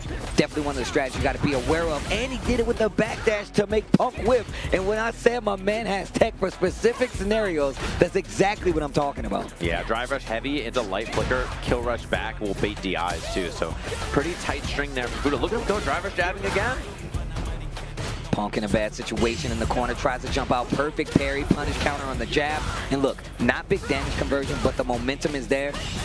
Oh, and DP again. He's about to force burnout here. Punk in a bad spot. Look, Drive Rush again. That was a bait like a mug. And the double DP. Look at this. Fudo 1 round away here. Quick game, too. Taking him with the jabs. He does not go for Drive Rush right away. We're going to have to see when he brings it out instead. Charge flicker, no DI from Punk. Parry didn't work out like he wanted to. And once again, Punk's back to the wall. My man Ed, a true boxer. Cammy's on the ropes. Look at that Drive Rush again from Fudo there. Backs up this time. No Drive Rush. He just waits, and then there he gets the DP. How? Calls out the dive kick with the DP, and now Fudo in full control. Once again, tries to bait out a reaction. Punk doesn't take it, so he stays alive. And look at him. He's fishing. Bro, he is sizing him up. He is punching him back to back to back. There's not a lot of retaliation. Punk finally gets the hit. Okay. And didn't get anything big. The crouching heavy punch, though, catches the jump, tries to keep him on the ground, but he's backing him up to the corner. The reaction, it's going to work that time, though. Big punish counter damage here for Punk. Yeah, even on the fake fireball, it caught it in time. Not quite burnout. Fudo with a lot of resources. Oh, puts himself in the corner. Now he's out.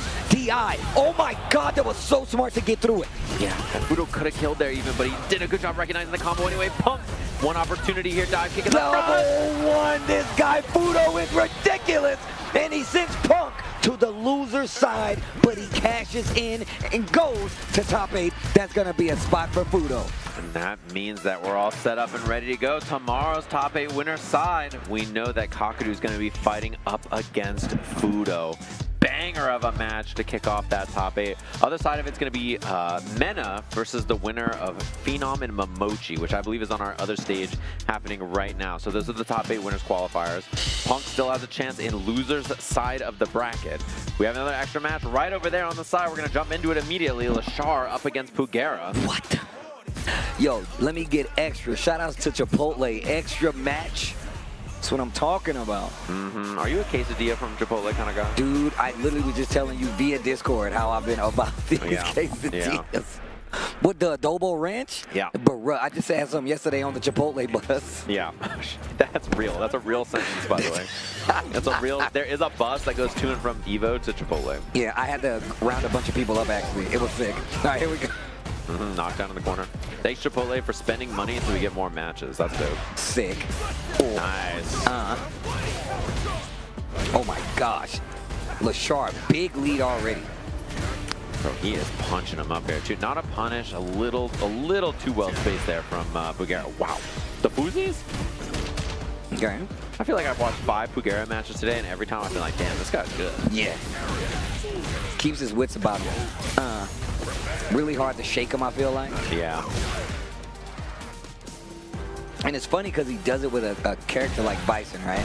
And it kind of makes sense because you don't have those wake-up options. You really got to keep the pace of the game in your control. Big jump in after the stun. He's got 2 bars. He's going to spin them. Surely this won't kill. So instead, there's going to be an interaction after for the round. That almost killed, though. Oh! What do you think? Look how he blows his hand up. Oh, wait, that's not the one. Never mind. Got to get it out of there. The Geyser!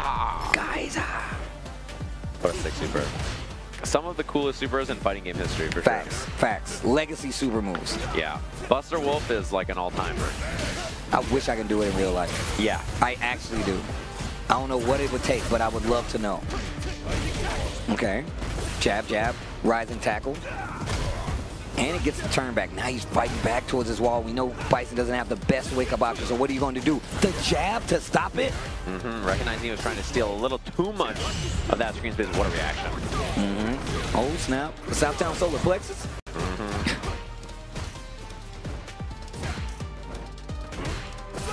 I like the defense on the side of Pugera by the wall. Lashar just knocking on the door. Finally gets an answer. One more for the round here for Lashar.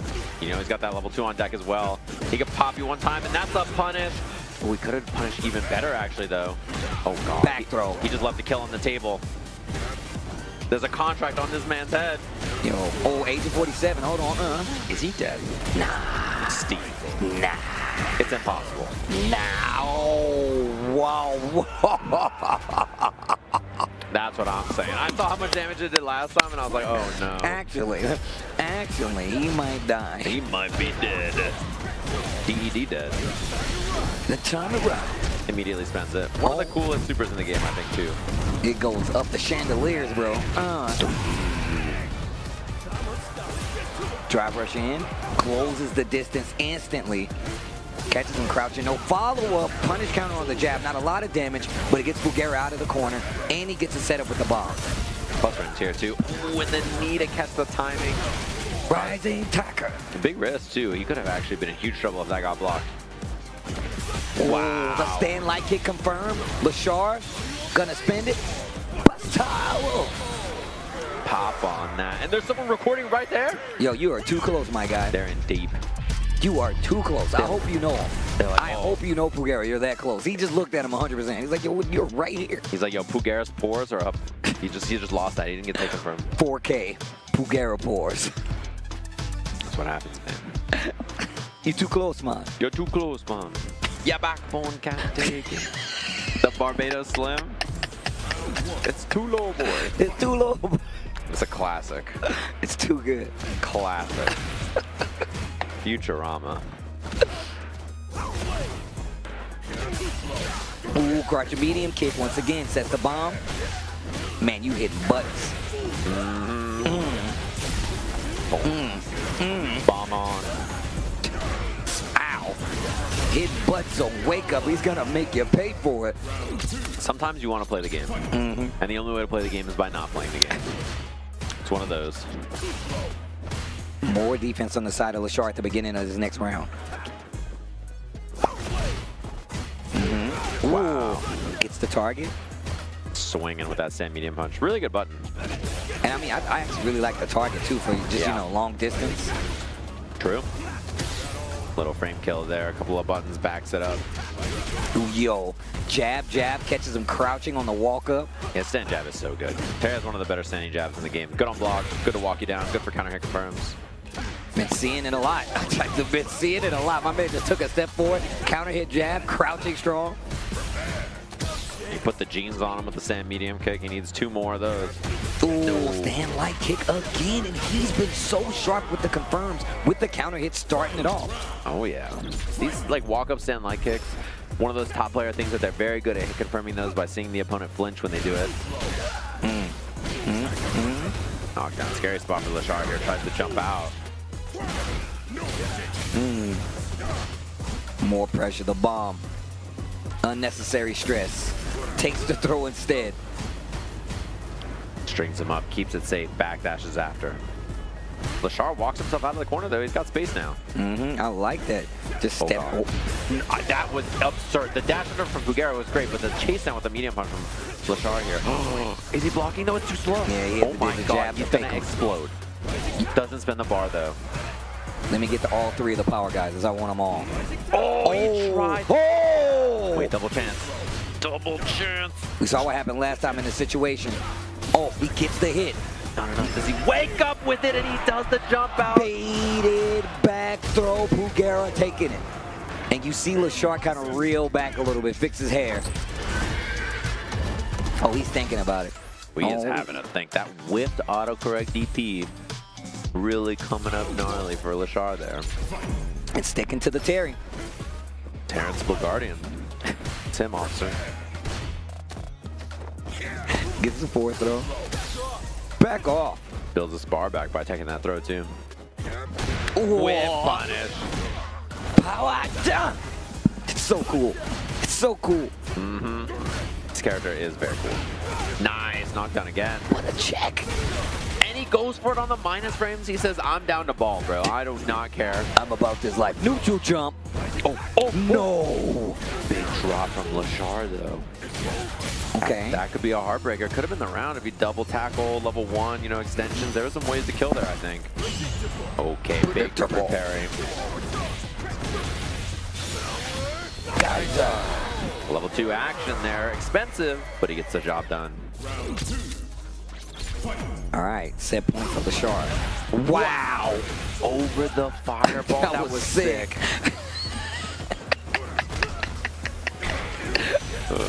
Caught him wiggling. Uh-oh, Pugera. Wow. Not quite in time, but he wiggles and gets hit. That should be the kill here. No meter required. A perfect. And Pugera, humongous meter lead here. Prepare. Impossible. What a line for a throw whip. Impossible. This dude knew I was going to throw. I got to start saying that out loud. Lashar trying to take a bit more space. There we go. I like the offensive drive rushes. Wow, what a whip punish. Meaty knuckle. Oh yeah, you can't do anything about that. Tries to bait out something with the drive rush whiff jab. Not a lot of power weight we've seen so far, but checks the approach, and Pugera's been in the level 2. And it's good because now he's going to get a little bit back on that drive bar. Damage lead as well. Gets a side swap too, so he gets the corner. Little fireballs from Lashar. Scary whip, no whip punish. Gets the knockdown on the counter hit power wave. Oh. Quick burn. And there's the throw. Wait, Lashar 1 hit away now. Drive rush throw again.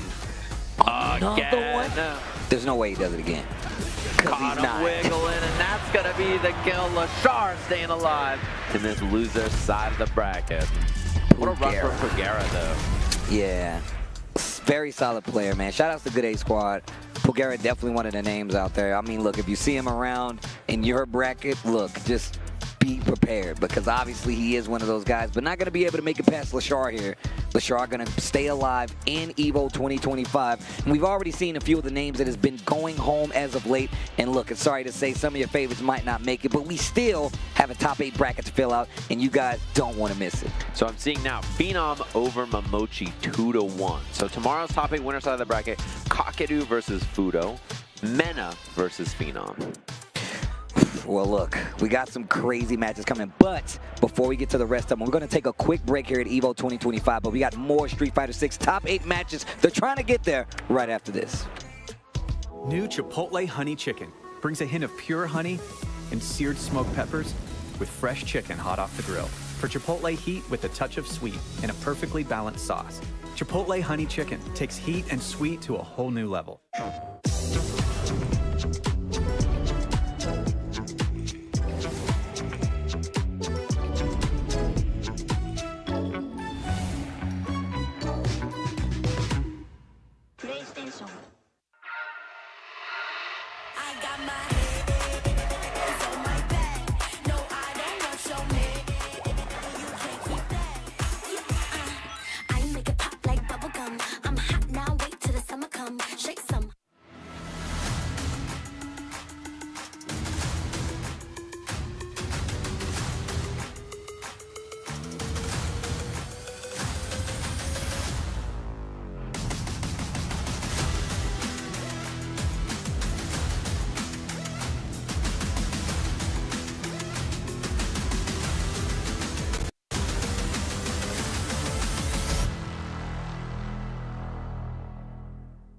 We knew pretty early on that the game was fun to play.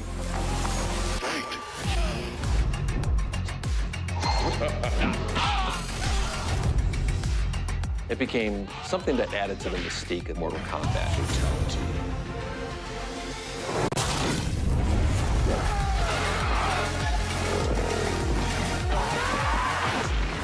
Flawless victory.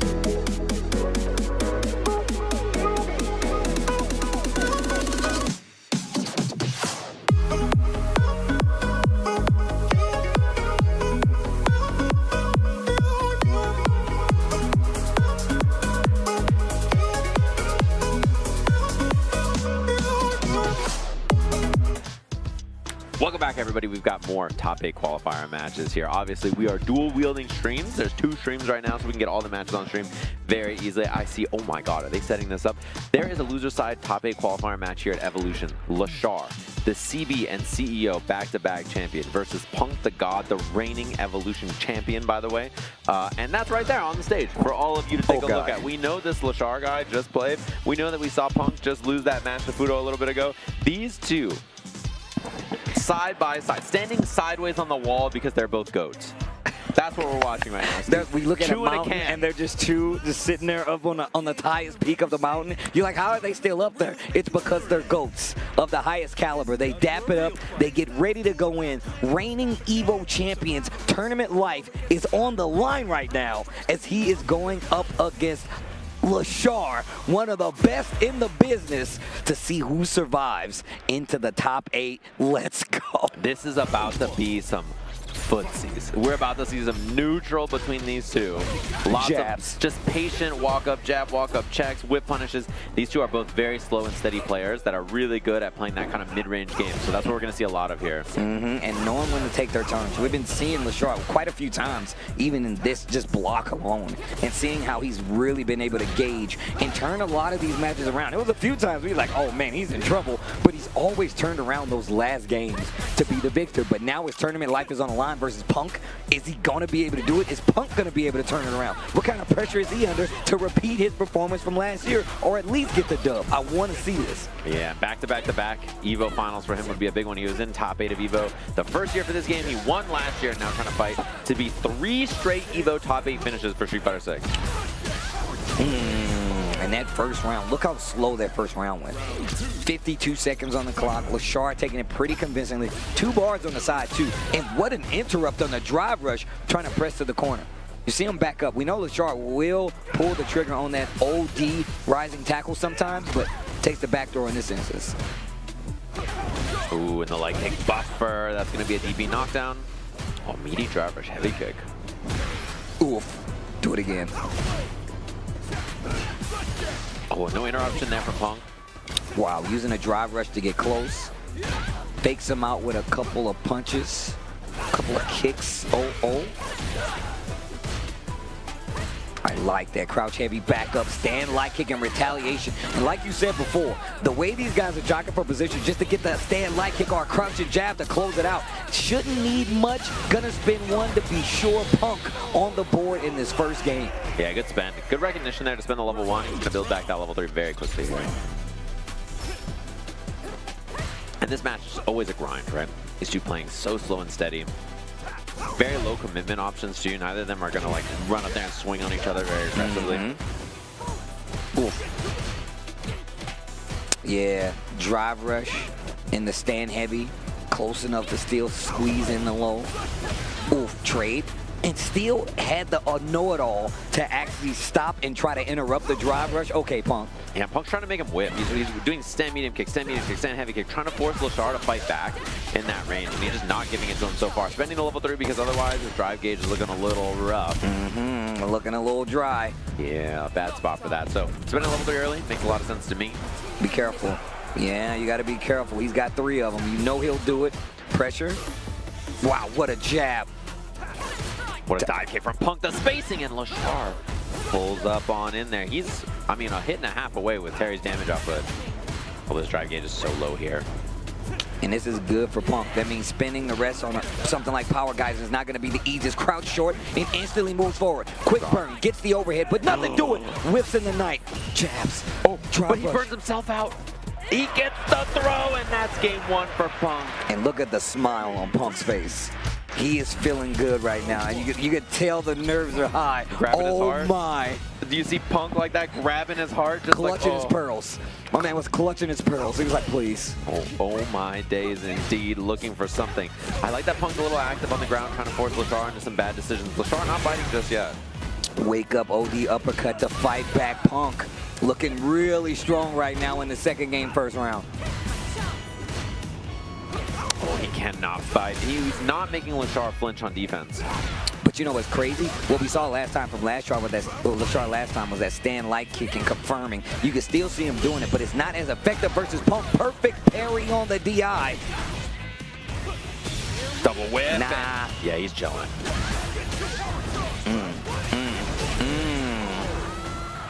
That look like that Fatal Fury combo. SPG. SPG. It's the EX move in the middle.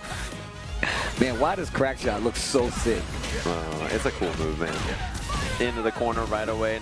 Knocked out from Punk, and he finds a little bite. He only got the crouching jab started, though. I think he's been a little, unsurprising that Lashar hasn't pulled the trigger on those throw whiffs too often. And also just willing to retaliate with something like OD rising tackle, which he did for the first time just there. And it took his turn back. Quick burn, knockdown, dash up, sets it with the jab.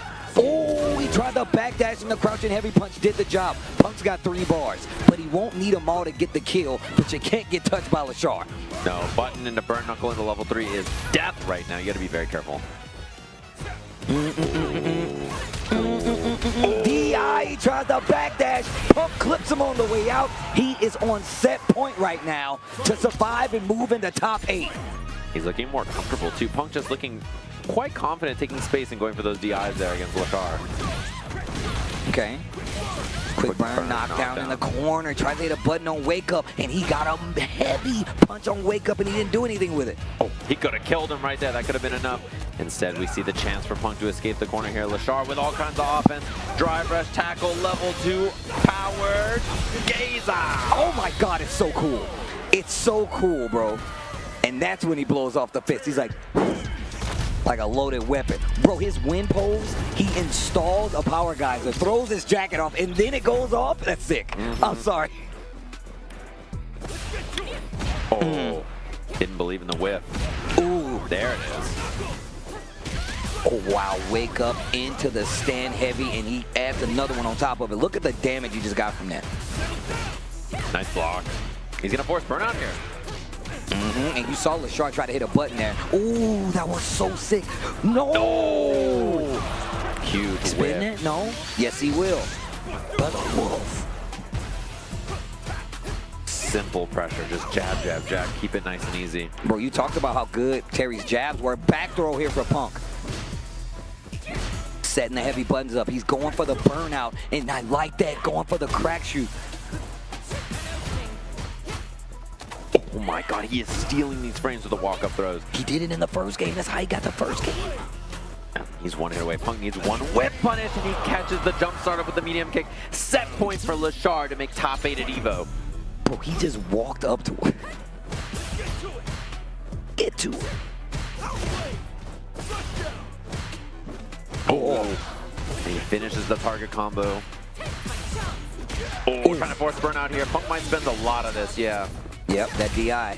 That drive was not looking too sure, so I appreciate him spinning right now. But also Lashar in a bad position because he is right in the verge of DI. Wake Up, he puts himself, induces the burnout himself. You see him buffering here, looking for something from Punk. There's a sweep, no punish. And Punk could have EXDP'd through, but he didn't want to commit the bar. Can he die kick over? He tried. It's a big level 2. Fat damage. Lashar almost out of burnout as well. And the tackle, he's ready. One guess away. Can he get Punk, the EVO reigning champion, out of the bracket? One bit of drive bar, the whip punish sweep. Punk gets the back throw. What are you gonna do with it? Get the corner, drive rush, and he runs right into the stand medium punch.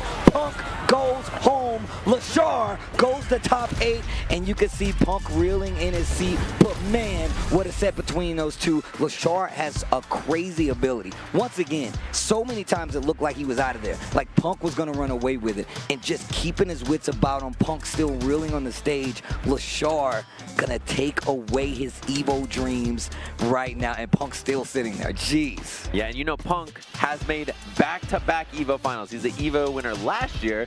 He was top 8 at EVO the year before that. And this is the first year. What a sentence to say. The first year he doesn't make top 8 for Street Fighter 6 at EVO. You know, he just had it back-to-back before that. So he's 2 for 3 so far. As we get our next matchup here, Duel Kevin up against Xiaohai on our stage, by the way, which is a top 24 match. After that, we're going to have another top 8 qualifier with Itabashi Zangief playing the winner. Well, hopefully you guys have been enjoying these matches. The sets have been immaculate so far. And as you can see, we're getting the creme de la creme of the Street Fighter players here. Best in the world, if you ask me, and it does not stop. Once again, destination is top 8. Punk not going to be in the running any longer. It's going to be in the bleachers with us, but it wasn't for lack of trying. I mean, there's not many people that made it past Lashar anyway, and Lashar is definitely, I mean, ever since that Capcom Cup, he's always been one of the players that people are like, it's going to be Lashar. It's going to be Lashar, right? He's been very consistent. I gotta wonder, we were waiting for Xiaohai actually earlier. Did he make top 8 for Fatal Fury? Did he? You said he didn't? He is not in top 8 of Fatal Fury, by the way. I just had to check because we were waiting for his match, so I figured he might have been in losers. I don't see him in top 8 of the bracket. Xiaohai, 2-0 defeat to Fenrich to get 9th place in Fatal Fury here at EVO. What? Yo, I mean, look, in all honesty, like, one, it's Fenrich, so I'm not, you know, that's not the craziest part, but just the fact that, like, I feel like Xiaohai now, we saw this happen, I feel like, with the Goichi, and now we're seeing it with Fenrich, too. So this is, but also I feel like this is also a testament to how that game's evolving. More people are getting into it. It's a very offensive, well, defensive and offensive heavy game. You got to really know how to play that game to actually excel at it. The fact that we have Fenrich taking out somebody like Xiaohai, and even Fenrich ain't nothing to sneeze at, should tell you everything you need to know. That's a stacked bracket. It's got to be. But now he's back over here with us. He's still got another chance for a top 8. Xiaohai versus Dual Kevin, our next match. Yeah, and guess what? Goichi, winner's side of the bracket for Fatal Fury here at EVO. Wow. That guy could go all the way, man. I mean, that's the danger of being one of those multi-game specialists, is you got to scrap back to back to back all over the planet in all these tough games. So it's been a good one so far. This is going to be top 8 qualifier in a second here. Winner of this fight's Itabashi Zengi for top 8. Jeez. You may recall, back at CB, you and I were chilling in that pit. We saw the only person who could slow down this Dual Kevin guy was none other than Itabashi Zangief. So that could be the fated retribution that we see right afterwards. I would love to know what character, if we get there, that Itabashi uses. It was not the Marisa last time, obviously. Right. So I would be curious to know if he goes back to that same. Knowing Itabashi, I don't think he would change. I think he would stick to that same character that got him the dub anyway. I agree. So, Xiaohai, Dual Kevin. Winner of this gets the immediate attempt at top 8 attempt with Itabashi waiting in the background. Good luck, guys. Yeah, this is a tough path for Kevin especially too, because Itabashi is someone that gave him a bunch of trouble pretty recently, right? I think, you know, the few times he's played against him in this game, from my knowledge, Itabashi's gotten the better of him. So definitely a tough opponent to deal with. The handshake.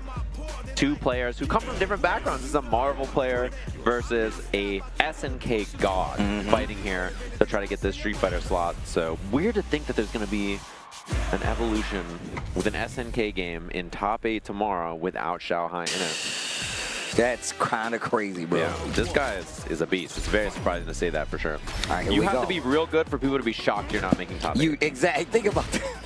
It's astounding, you know. Who's not in there? Okay. I do like this for Rashid in the sense that he does have pretty good pressure after the knockdown. You got to hold the whirlwind. It has more options to force Xiaohai to make mistakes with this character, but I would love to see how he's going to play this neutral. Xiaohai, definitely one of those players that has multiple characters under his belt, but I haven't really seen him switch too much from Bison recently, but I could be wrong. Ooh, nice and safe and solid from Xiaohai there. Plays a lot of characters too, as you were just mentioning. Wow. He's capable on like Mai. You know, obviously he played a little bit of Ken for a long time. Played some Bison. He plays a lot of stuff. Played a little Cammy. Yeah. One of the characters he's famous for, actually, right? 4 and 5. Yep. The throw.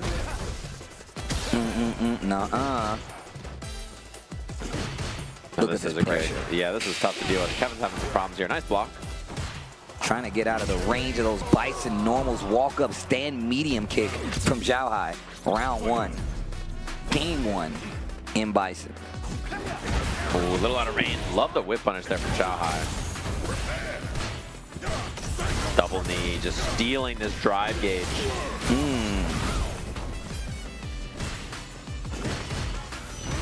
This guy Xiaohai is just so clean. He's not giving Kevin a lot of opportunities to play so far. And he's staggering his offense, so if he does do wake up spinning mixer, he's definitely going to block it. Okay, gets the counter hit. chance to play. Bit of space. Xiaohai blocks it out.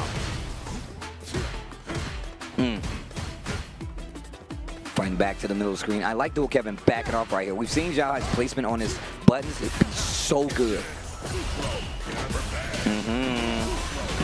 He's got 3 of them, so you know what time it is. Yeah, this is one of those rounds where when you watch it, you're like, what was Kevin supposed to do? How is he going to make something happen there? You could just feel that Xiaohai unrelenting in taking up space, and then anytime he did give space, there's little traps where he found whip punishes and opportunities to get the hit. So not a lot of chances for Dual Kevin to make things happen. I think one of the scary things about M. Bison is that you fight somebody that's really good at controlling space. Those normals seem like you're never going to get away from them. Yeah. Like you're never like safe to hit a button, and that's how he finds like these counter hits, right? And even when you think he's right outside that range, here comes the crouching strong, or here comes the drive rush short on wake up that we've seen work so often. Right. And you see it kind of like toggle between other characters because we know he doesn't have those mix-up options, but Bison planting that bomb, taking that offense is really kind of a snowball effect to get his offense started. Yeah. We'll see if Kevin can kind of open space up a little bit more. I don't think he wants to play such a closed match like what we've seen so far. He wants to kind of open things up, make things a little bit more scrappy, take some new angles of approach. Oh, and the backdash doesn't work out for him. He gets thrown. At least there was no bomb pop. Wow. Fakes him out. Dual Kevin in trouble right now. Still has the bomb planted. Little mini shimmy to try to get a reaction. This time Xiaohai didn't step forward though, so no button. Drive rush throw. I know he wasn't looking for that. Man, he's just not giving him any opportunity, just closing every door, not giving a chance for Kevin to do anything here. So hard. Like I said before, it's really hard. Once Bison gets to this range where you have to respect his normals, we saw this last round, gets to throw this time. He switches up the approach. Level 2 is right there. Knockdown, backdash, no, forward dash. Into the level 2. He's stripping the drive gauge here instead. He's gonna force the burnout, so now a chance to play. Expensive though. Very expensive. Does not have the resources to close out even in the next 2 exchanges, so he's gonna have to get a big hit. Ooh, and he forces his own burnout now. Scissors, counter hit, makes it a combo. Set point Xiaohai to eliminate Dual Kevin right now. And that hit he ate before with the DI on top of it, because he ate it, Dual Kevin was out of drive gauge, and then Xiaohai got to force the burnout instead, so really smart from him. I like him using this roundhouse a lot more in the neutral, at least finding its mark, because we saw last time it didn't work out like exactly like he wanted to. 2 counter hits, but no confirms. Oh, and that's punish counter. He didn't actually go for the punish counter combo though. The medium kick, bomb still on. Throw tech's big. It gives him back a bunch of drive gauge. Yeah, the jab. And like I said before, you get to that range where his biggest normal's out there, and he's like, you know what? Crouching strong. Stand medium kick. Dual Kevin has not tried any neutral jumps or like forward jumps very much in this matchup so far, but Xiaohai has not given him an opportunity. 1-hit win here for Xiaohai. He's got level 3 on deck. Blocks the overhead. Into the level 2. Drive reversal, no. Trying to force the burnout again. Does not drive reversal right away. He walks back. Doesn't go for the cancel or anything. There's one more chance here for Kevin. Stand medium kick. Oh, didn't make it in time. And he gets the meaty. Okay. Oh, punish! Oh my god, he didn't go for it. He was, oh my god.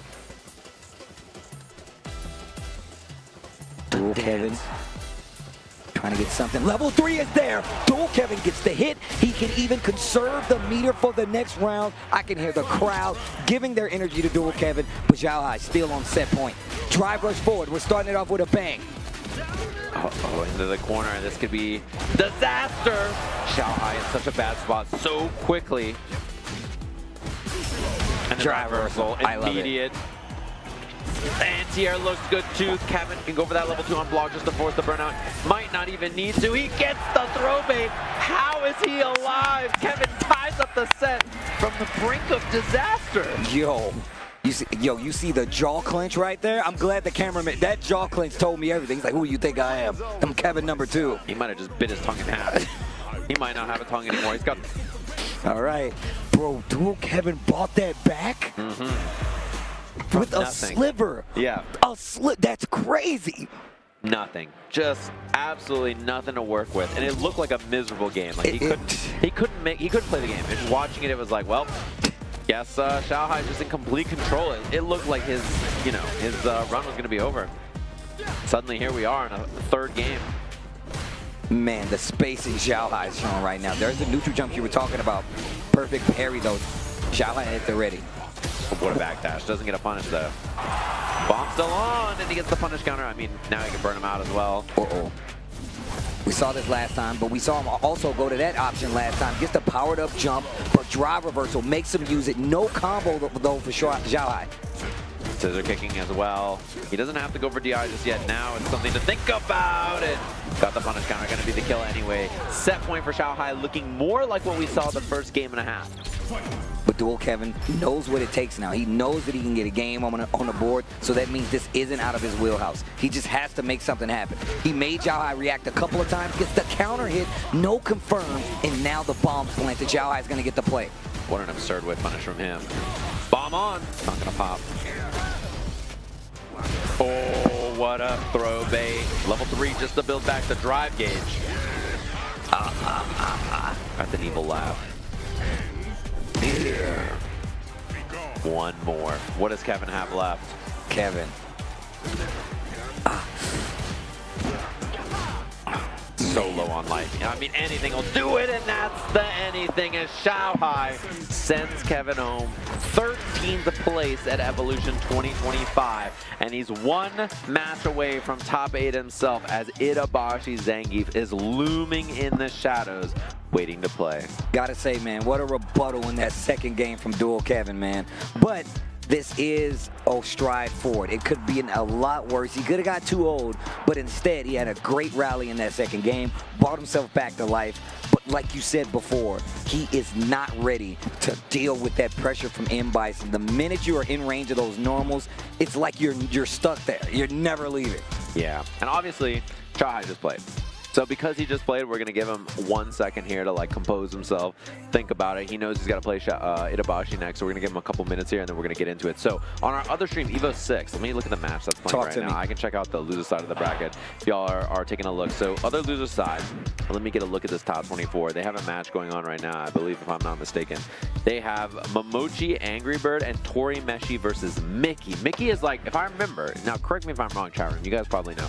Mickey is from Hong Kong. I think 17 or something, 19, 15, really young from Hong Kong. I heard the same thing. I heard he was really young, but I didn't hear the age, so. Yeah, a youngin'. I knew about Mickey, and there's another, I think it was Yugang, and there's another really young player that because Fireman Ruby is the stream where the World Warriors happen out there, and I've watched them a few times, and they were lore dumping for me, giving me info on them. So that's the region, and if you don't know, that's the region not only that Hot Dog plays in, Oil King plays in that region, obviously Chris Wong, but it's the region Uma played in and qualified and won Capcom Cup, right? So that region, that's where Mickey is from.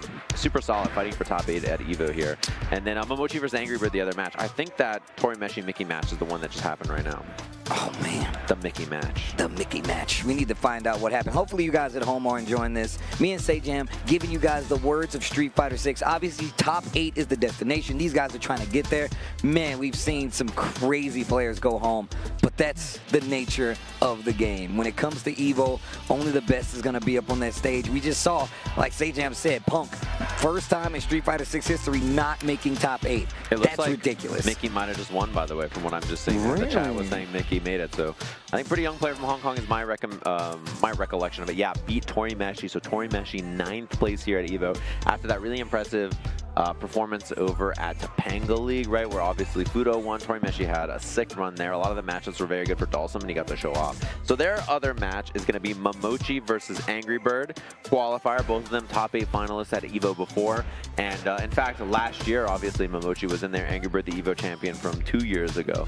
We have Itabashi Zangief versus Xiaohai. Oh, jeez. Yeah. Some pretty insane matches. So that's the one we've got. The other streams got the other match. Well, thank you guys for hanging out with us. It has been an amazing time. This is the only block I had with you this weekend, but look, it's been a busy, busy time. Hopefully you guys have been enjoying it. I always enjoy it. Evo has definitely, I mean, look, we've been coming to this for quite some time, and it's definitely gotten a lot smoother behind it, but with all the people coming in, all the new fans, all the games, it has been ridiculous. There's so many people here for the first time, a lot of returning people, but I'm just happy to be here talking about some fighting games, man. I'm going to be real. Yeah, should be a sick one for tomorrow, too. It's going to be a banger set of matches. We got a good top 8, looks like, going on there. And then, obviously, tomorrow we have 4 top 8s for the main stage, and I think 3 for the included games. I think VF was one of them. I know Itobashi's going to play in VF tomorrow, which is funny. If he makes Street Fighter top 8, I think he has to play at like 9 a.m. for VF and then like 7 p.m.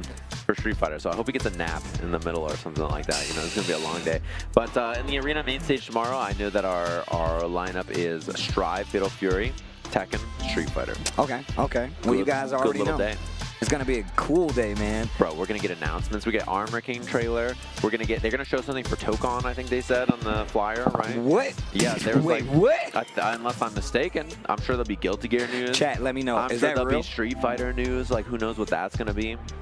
Oh my God. They haven't shown the swimsuit costumes. Maybe it's a costume trailer. Maybe. Shagat's coming out on Tuesday, so. Oh, this, man. Yeah. Evo, bro. I'm about it. I love it. But here we go. Xiao Hai getting locked in. Itabashi Zangief getting locked in.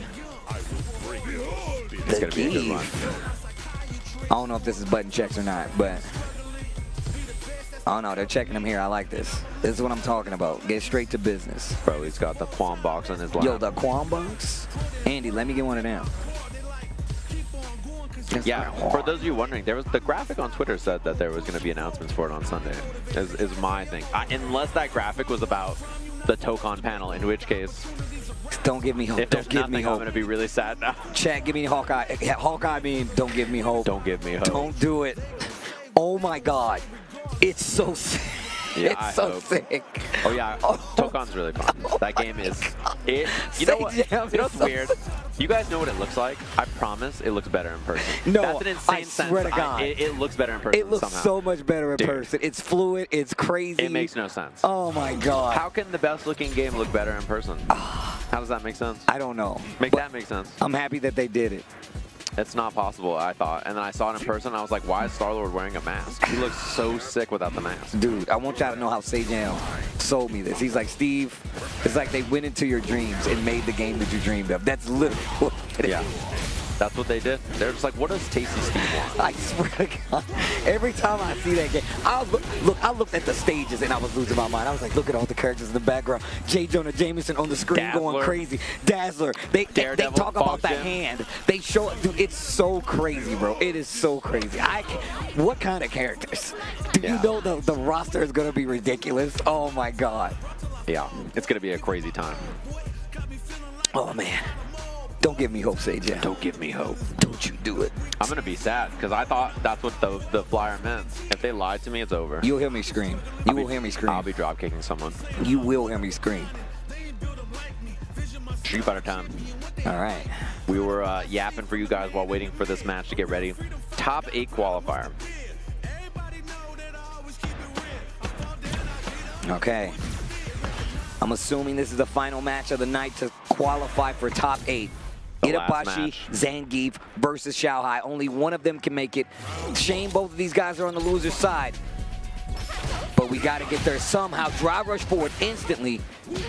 Counter hit chops. Itabashi with the chase down. What a whip punish from Xiao Hai. Long range normals. Can definitely do a lot versus this in this matchup. I can tell you that right now. Brother just walked through the fan. He chopped one and walked through the next. Walk him down. A lot of this matchup. Yeah, kicks the fan away. Unless she charges it, you can beat those fans with normal. I do like that approach. Also, you do notice that those My players will switch with their approach. They'll start going more for those charge fans. Nice reaction there to the running bear grab. Uh-oh. Dead. Great reaction there to the running bear grab in the corner, but Xiao on his toes right now. Yeah, he's looking sharp. He didn't want to take too long of a break, it looked like. He was pretty ready to play right away.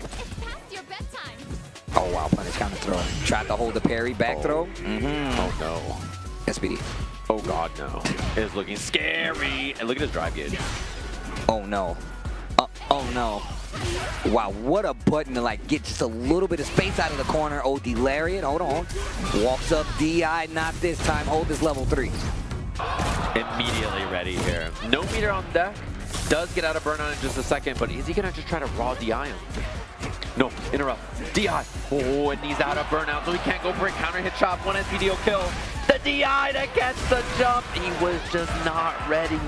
And this time it works. We saw him try to sneak in that DI last time. Xiaohai not ready the second time. Itabashi Zangief second round. Oh my god.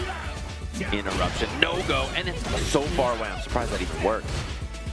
Seems so slow, but it always would. Oh, level 2, did he swing in time? No, he caught the jump back. Oh my. Dash up. Oh, Boris Dynamite though. Tons of damage, drive rushes in, and it's a lot of drive gauge spent from Itabashi. He gets throw baited here. No level 3. Uh-oh, this is bad. Yep, and that's why. Holds it, tries to go for the overhead, and the SPD is not gonna do it. Jumps as soon as you see the hands open up. Xiaohai. Taking a deep sip. Whatever's in that mug, it's serving him justice right now. I'm saying, bro. Keeps going back to it. Itabashi with a wry smile after it. Back to character select. Okay. I'm gonna be real. Is there a thought? I'm gonna be real. I don't really mind the Marisa Mai matchup. I don't mind it. Don't get me wrong, powered up fans are an issue. Yeah. But I really don't mind. And on top of that, you know what I never really see other Marisas do? What's up? They parry forward medium punch to get past the fan. That because a lot of Mai's, they like to drive rush forward. You clip them, so even if you do get the perfect parry, they won't get it, and you actually get a combo to stop them. I personally like that. The Marisa. Let's go. Itabashi Zangief checking it.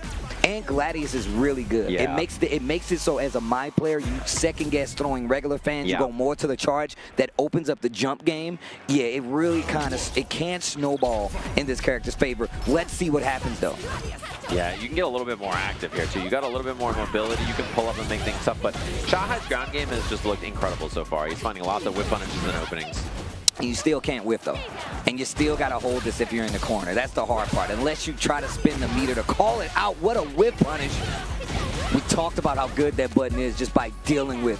And it is just, okay, Dima, drive rush. Oh, went for the late throw there. And the reaction. Xiaohai is an SNK player. He's used to fast hops. He's used to quick approaches. He's really just stuffing all of this. This game's like in slow motion by comparison, you know? Facts. Oh, charge Gladius. Drive it up. Drive in there. Uh-oh. Knockdown. Back throw. Drive rush heavy punch. And Xiaohai with the press afterwards. No fear. Crazy. Madman. Oh, punches the fan. Cross up into the corner. Itabashi's like 4 guesses away from losing this round. Okay, wait a minute. A back throw. Another throw. You're still a victim to this. You're still a victim to the Mai loops of the throw. Goes for a button this time. I like the Itabashi Zangief keeping his wits about him. Level 2 catches the backdash. Oh.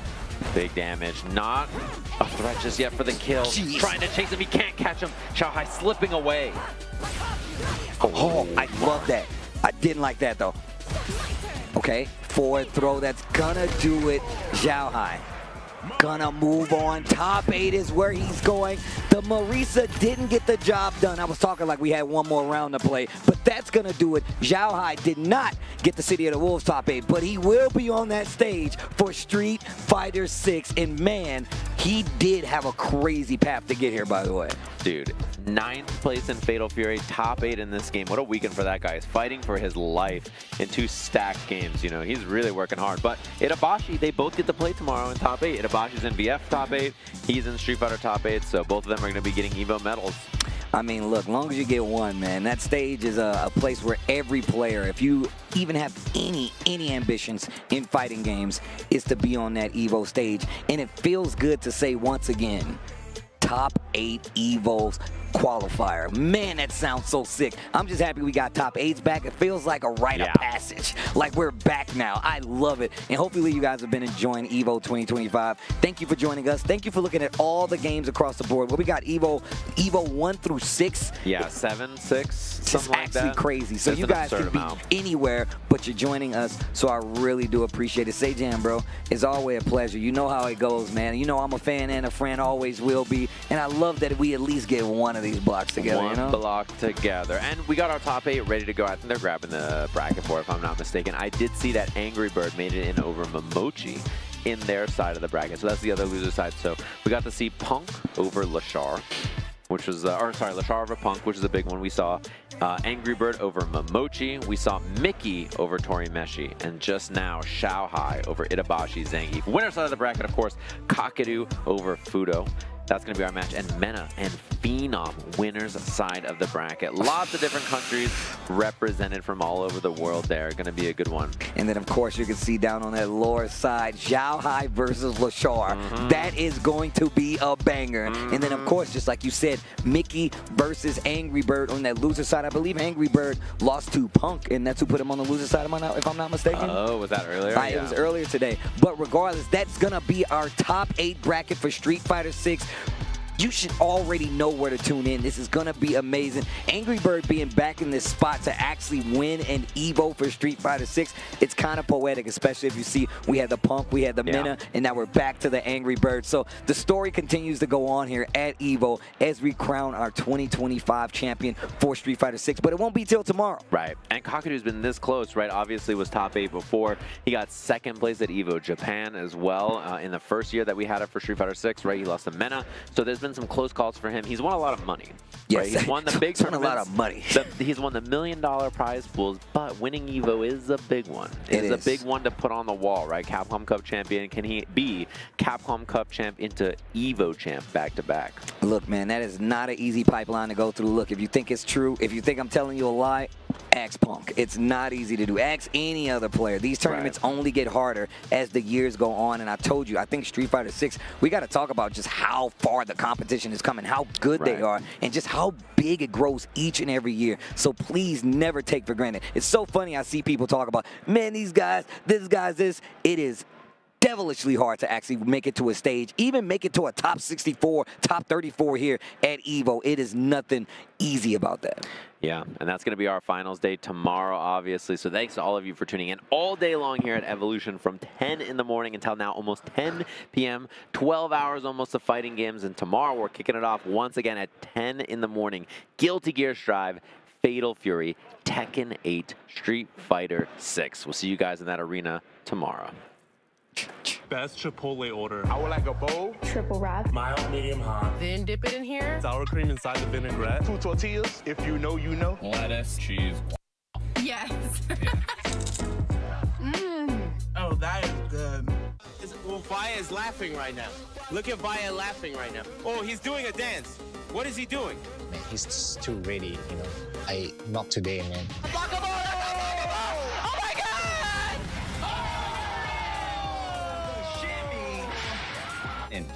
参加して、でその時にまた賞金額が上がって、気持ちは調子良かったですね。